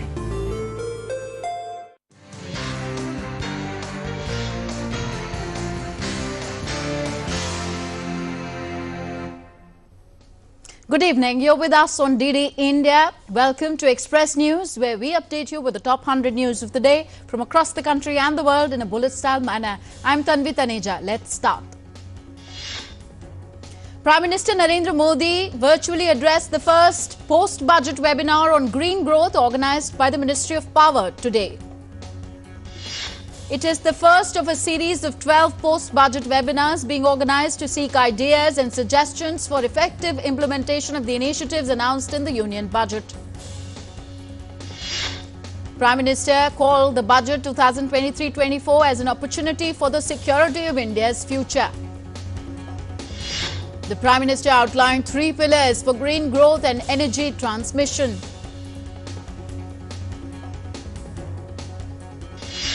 First, increasing the production of renewable energy. Second, reducing the use of fossil fuel in the economy. And finally, rapidly moving towards a gas-based economy in the country. The Prime Minister said that India's commanding position in the renewable energy space will ensure a commensurate change in the world. Prime Minister Modi said that this budget has given a great opportunity to every green energy investor to invest in India. This will also be very useful for the startups in this sector. Prime Minister Modi said that vehicle scrapping policy is crucial aspect of green growth strategy. Prime Minister Modi said that the government has made provisions of 3,000 crores in the budget to scrap around 3 lakh vehicles owned by the central and state governments. Prime Minister informed that India achieved the target of 40% contributions from non-fossil fuels in the installed electricity capacity 9 years before the target date. Prime Minister said that India has to increase its battery storage capacity to 125 gigawatt hours in the next 6 to 7 years. Prime Minister Narendra Modi said that Gobardhan Yojana is an important component of India's biofuel strategy. He said that the government announced plans to set up 500 new plants under the Gobardhan Yojana in this budget. Prime Minister also informed that India has the potential of producing 10,000 million cubic meters of biogas from cow dung. The Prime Minister said that under the National Green Hydrogen Mission, India is moving with a target of producing 5 million metric tons of green hydrogen. The Prime Minister said that India has huge potential to lead the world when it comes to technology for green energy. Prime Minister Modi emphasized that it will forward the cause of global good apart from generating green jobs. Prime Minister underlined that the development of waterways in India will give rise to many opportunities for all stakeholders in this field. Prime Minister urged all stakeholders to act quickly to implement every provision of the budget. India has called for greater cooperation with France in the field of clean energy. The call for cooperation with France came at the inauguration of the Indo-French workshop on clean and sustainable energy technologies in New Delhi. The government said that using the Thar Desert as a site for solar power generation, India is estimated to generate up to 2,100 gigawatt of solar energy. The Vigilance Bureau in Punjab has arrested and registered a case against AAP MLA Amit Ratan Kotfatta from Bhatinda. In business news, the Sensex at the BSE fell 139 points to settle at 59,605. The Nifty at the National Stock Exchange slipped 43 points to 17,511. At the Forex market, the Indian rupee rose 15 paise to close at 82 rupees 73 paise against the US dollar. On the multi-commodity exchange, gold began trading at 55,913 rupees per 10 grams, showing a slight decrease of 0.3%. While silver opened at 65,331 rupees per kilo with a slight decrease of 0.16%. Oil prices rose slightly in thin Asian trade on Thursday, pausing from a 6-day losing streak, fed by mounting concerns that more aggressive interest rate increases by central banks could pressure economic growth and fuel demand.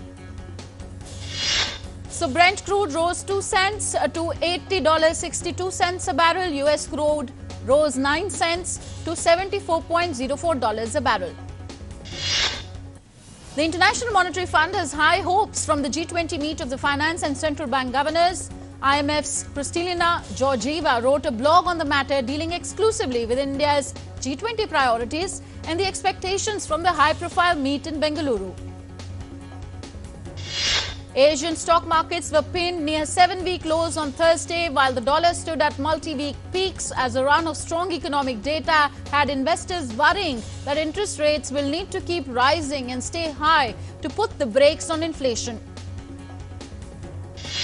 MSCI's broadest index of Asia-Pacific shares outside Japan touched its lowest since January 6th in early trade. It ground 0.5% higher as the morning wore on. Nasdaq futures rose 0.9% after a revenue beat at chip design and Nvidia sent its shares up 9% after hours. Japanese markets were closed for a national holiday. Talking of US stocks, the S&P 500 extended its losing streak to 4 sessions as Wall Street closed broadly down, with traders cautious despite the latest guidance on rate policy from the US Central Bank showing few surprises. The S&P 500 lost 6.29 points, or 0.16%, to end at 3,991 points, while the Nasdaq Composite gained 14.77 points to 11,507. The Dow Jones Industrial Average fell 85 points to 33,045. Qantas Airways Limited on Thursday posted a record profit in the first half, rebounding from 5 straight half-year losses, and announced a 500 million Australian dollar share buyback, adding that it expects airfares to remain above pre-COVID levels, although moderating in the next half. The airline also upgraded its fleet plan to restore capacity faster. The company said fares are up by about 20% in Australia compared to 2021, and by similar amounts in key markets like the United States. Egyptians are increasingly relying on installment payments, not just for big-ticket items, but for relatively cheap routine items such as clothing and groceries, as the North African country grapples with record-high inflation. Inflation in Egypt has accelerated to 5-year highs after the war in Ukraine hit finances, and the currency has been devalued by nearly 50% since March 2022, amidst negotiations with the International Monetary Fund. Pakistan's Prime Minister Shehbaz Sharif has asked his ministers and advisors to fly economy class and forego luxury cars and their salaries as part of an austerity drive that will save the government 200 billion rupees a year. The belt tightening comes as Islamabad, which is facing a balance of payment crisis, thrashes out a deal with the International Monetary Fund to secure funds worth $1 billion, which have been pending since late last year over policy issues. Pakistan's foreign exchange reserves have fallen below a 3-week import cover, and the expenditure cuts announced on Wednesday are part of an effort to stave off an economic meltdown. Mercedes-Benz will use Google Maps data to enable assisted driving features such as automatic speed adjustments before intersections, roundabouts or curves. Luxury car maker Mercedes-Benz announced a long-term strategic partnership with Google. Despite recent damage, the owner of a photo shoot venue in the Gaza Strip, Mohammed Nasir, has carried on with his business, rebuilding it after 3 different strikes in just 2 years. The most recent damage the venue incurred was on the morning of February 13th, when Israel carried out airstrikes in an apparent response for a rocket attack from the Palestinian enclave. The strike hit closer to Nasir's venue, damaging its interior. Taking the lead on applying sustainable practices in their daily routine, young students of a Dubai-based school maintain a hydroponic farm and design sustainable dresses. To empower and allow students to advocate for matters they care for, Dubai's Royal Grammar School, Guildford, included initiatives as part of their curriculum. The search and rescue operation is underway after a coal mine collapsed in Alexa League of North China's Inner Mongolia Autonomous Region, and more emergency forces are being rushed to the site. The collapse left a ruin stretching for 200 meters from the south to the north and 500 meters from the east to the west, with a height of about 80 meters. The Ministry of Emergency Management has sent a work team to Inner Mongolia to guide the search and rescue operations. Multiple factors such as the energy crisis and inflation, fueled by the 1-year-old Russia-Ukraine conflict, has dealt a heavy blow to catering enterprises in Spain, with many struggling shops forced to shorten business hours. The number of European business failures has continued to increase on account of soaring costs and rising interest rates over the past year, with the total exceeding 26,000 in 2022, an all-time high since the statistics started in 1995.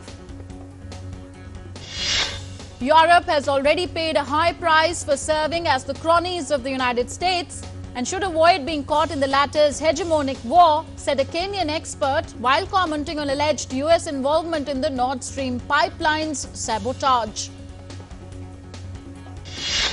A revelatory report released online by famed American journalist Seymour Hersh alleged that the US Navy's operation in June last year was related to blowing up the Nord Stream pipelines. UN Secretary General Antonio Guterres called Russia-Ukraine war a violation of the United Nations Charter and international law. He also warned Russia to step back amidst possible threats of the use of nuclear weapons in the conflict.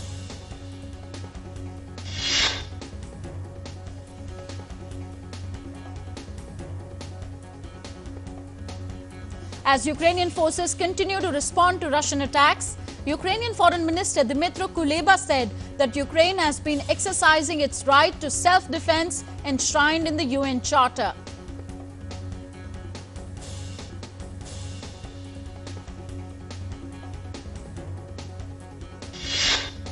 Responding to the fierce debate in the United Nations General Assembly on peace resolution, Russia said that the West was ready to plunge the entire world into the abysses of war over its support to Ukraine.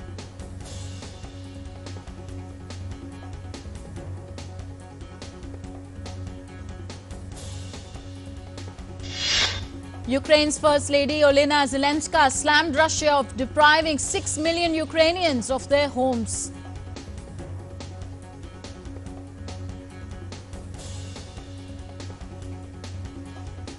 Two days after Russian President Vladimir Putin alarmed the world of suspending Moscow's last nuclear deal, New START treaty with Washington, he said that Russia will continue to pay increased attention to boosting its nuclear forces.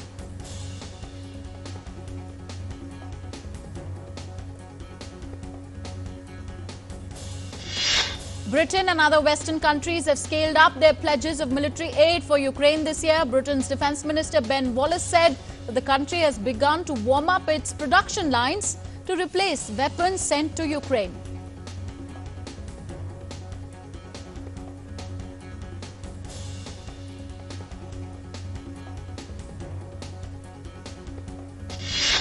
Czech Republic's Prime Minister Petr Fiala said that the country has supplied hundreds of pieces of heavy military equipment to Ukraine over the past year, including 89 tanks.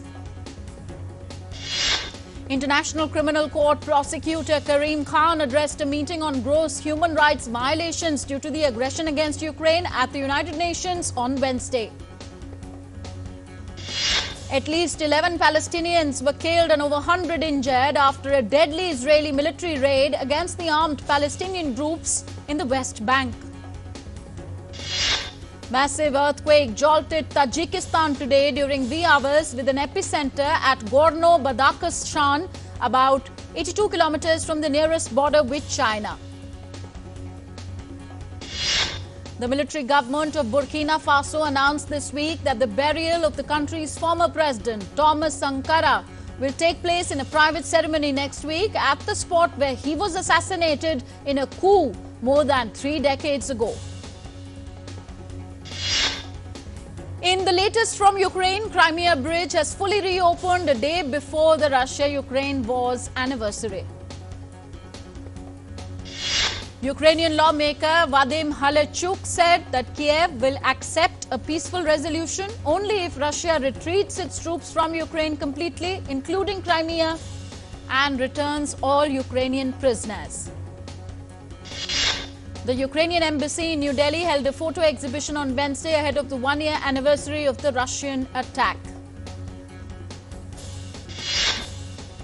The exhibition offers a glimpse of the condition of Ukrainians and their struggles after Russian President Vladimir Putin ordered tens of thousands of troops into Ukraine on a special military operation on February 24th last year.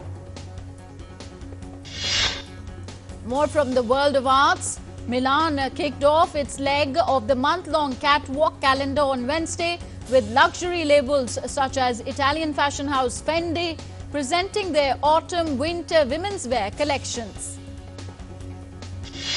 Fendi designer Kim Jones added pleated skirt aprons and trains to tailored trouser suits, as well as shoulder-bearing sleeves to waistcoats. Jones' color palette mainly stuck to pale blue, greys, cream, brown and black.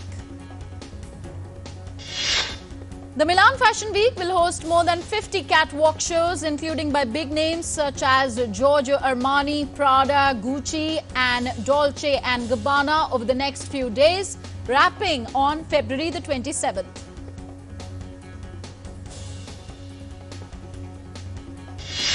Starbucks has launched a new drink that mixes coffee with olive oil, offering it initially in Italy as an alternative to the more standard espresso or cappuccino.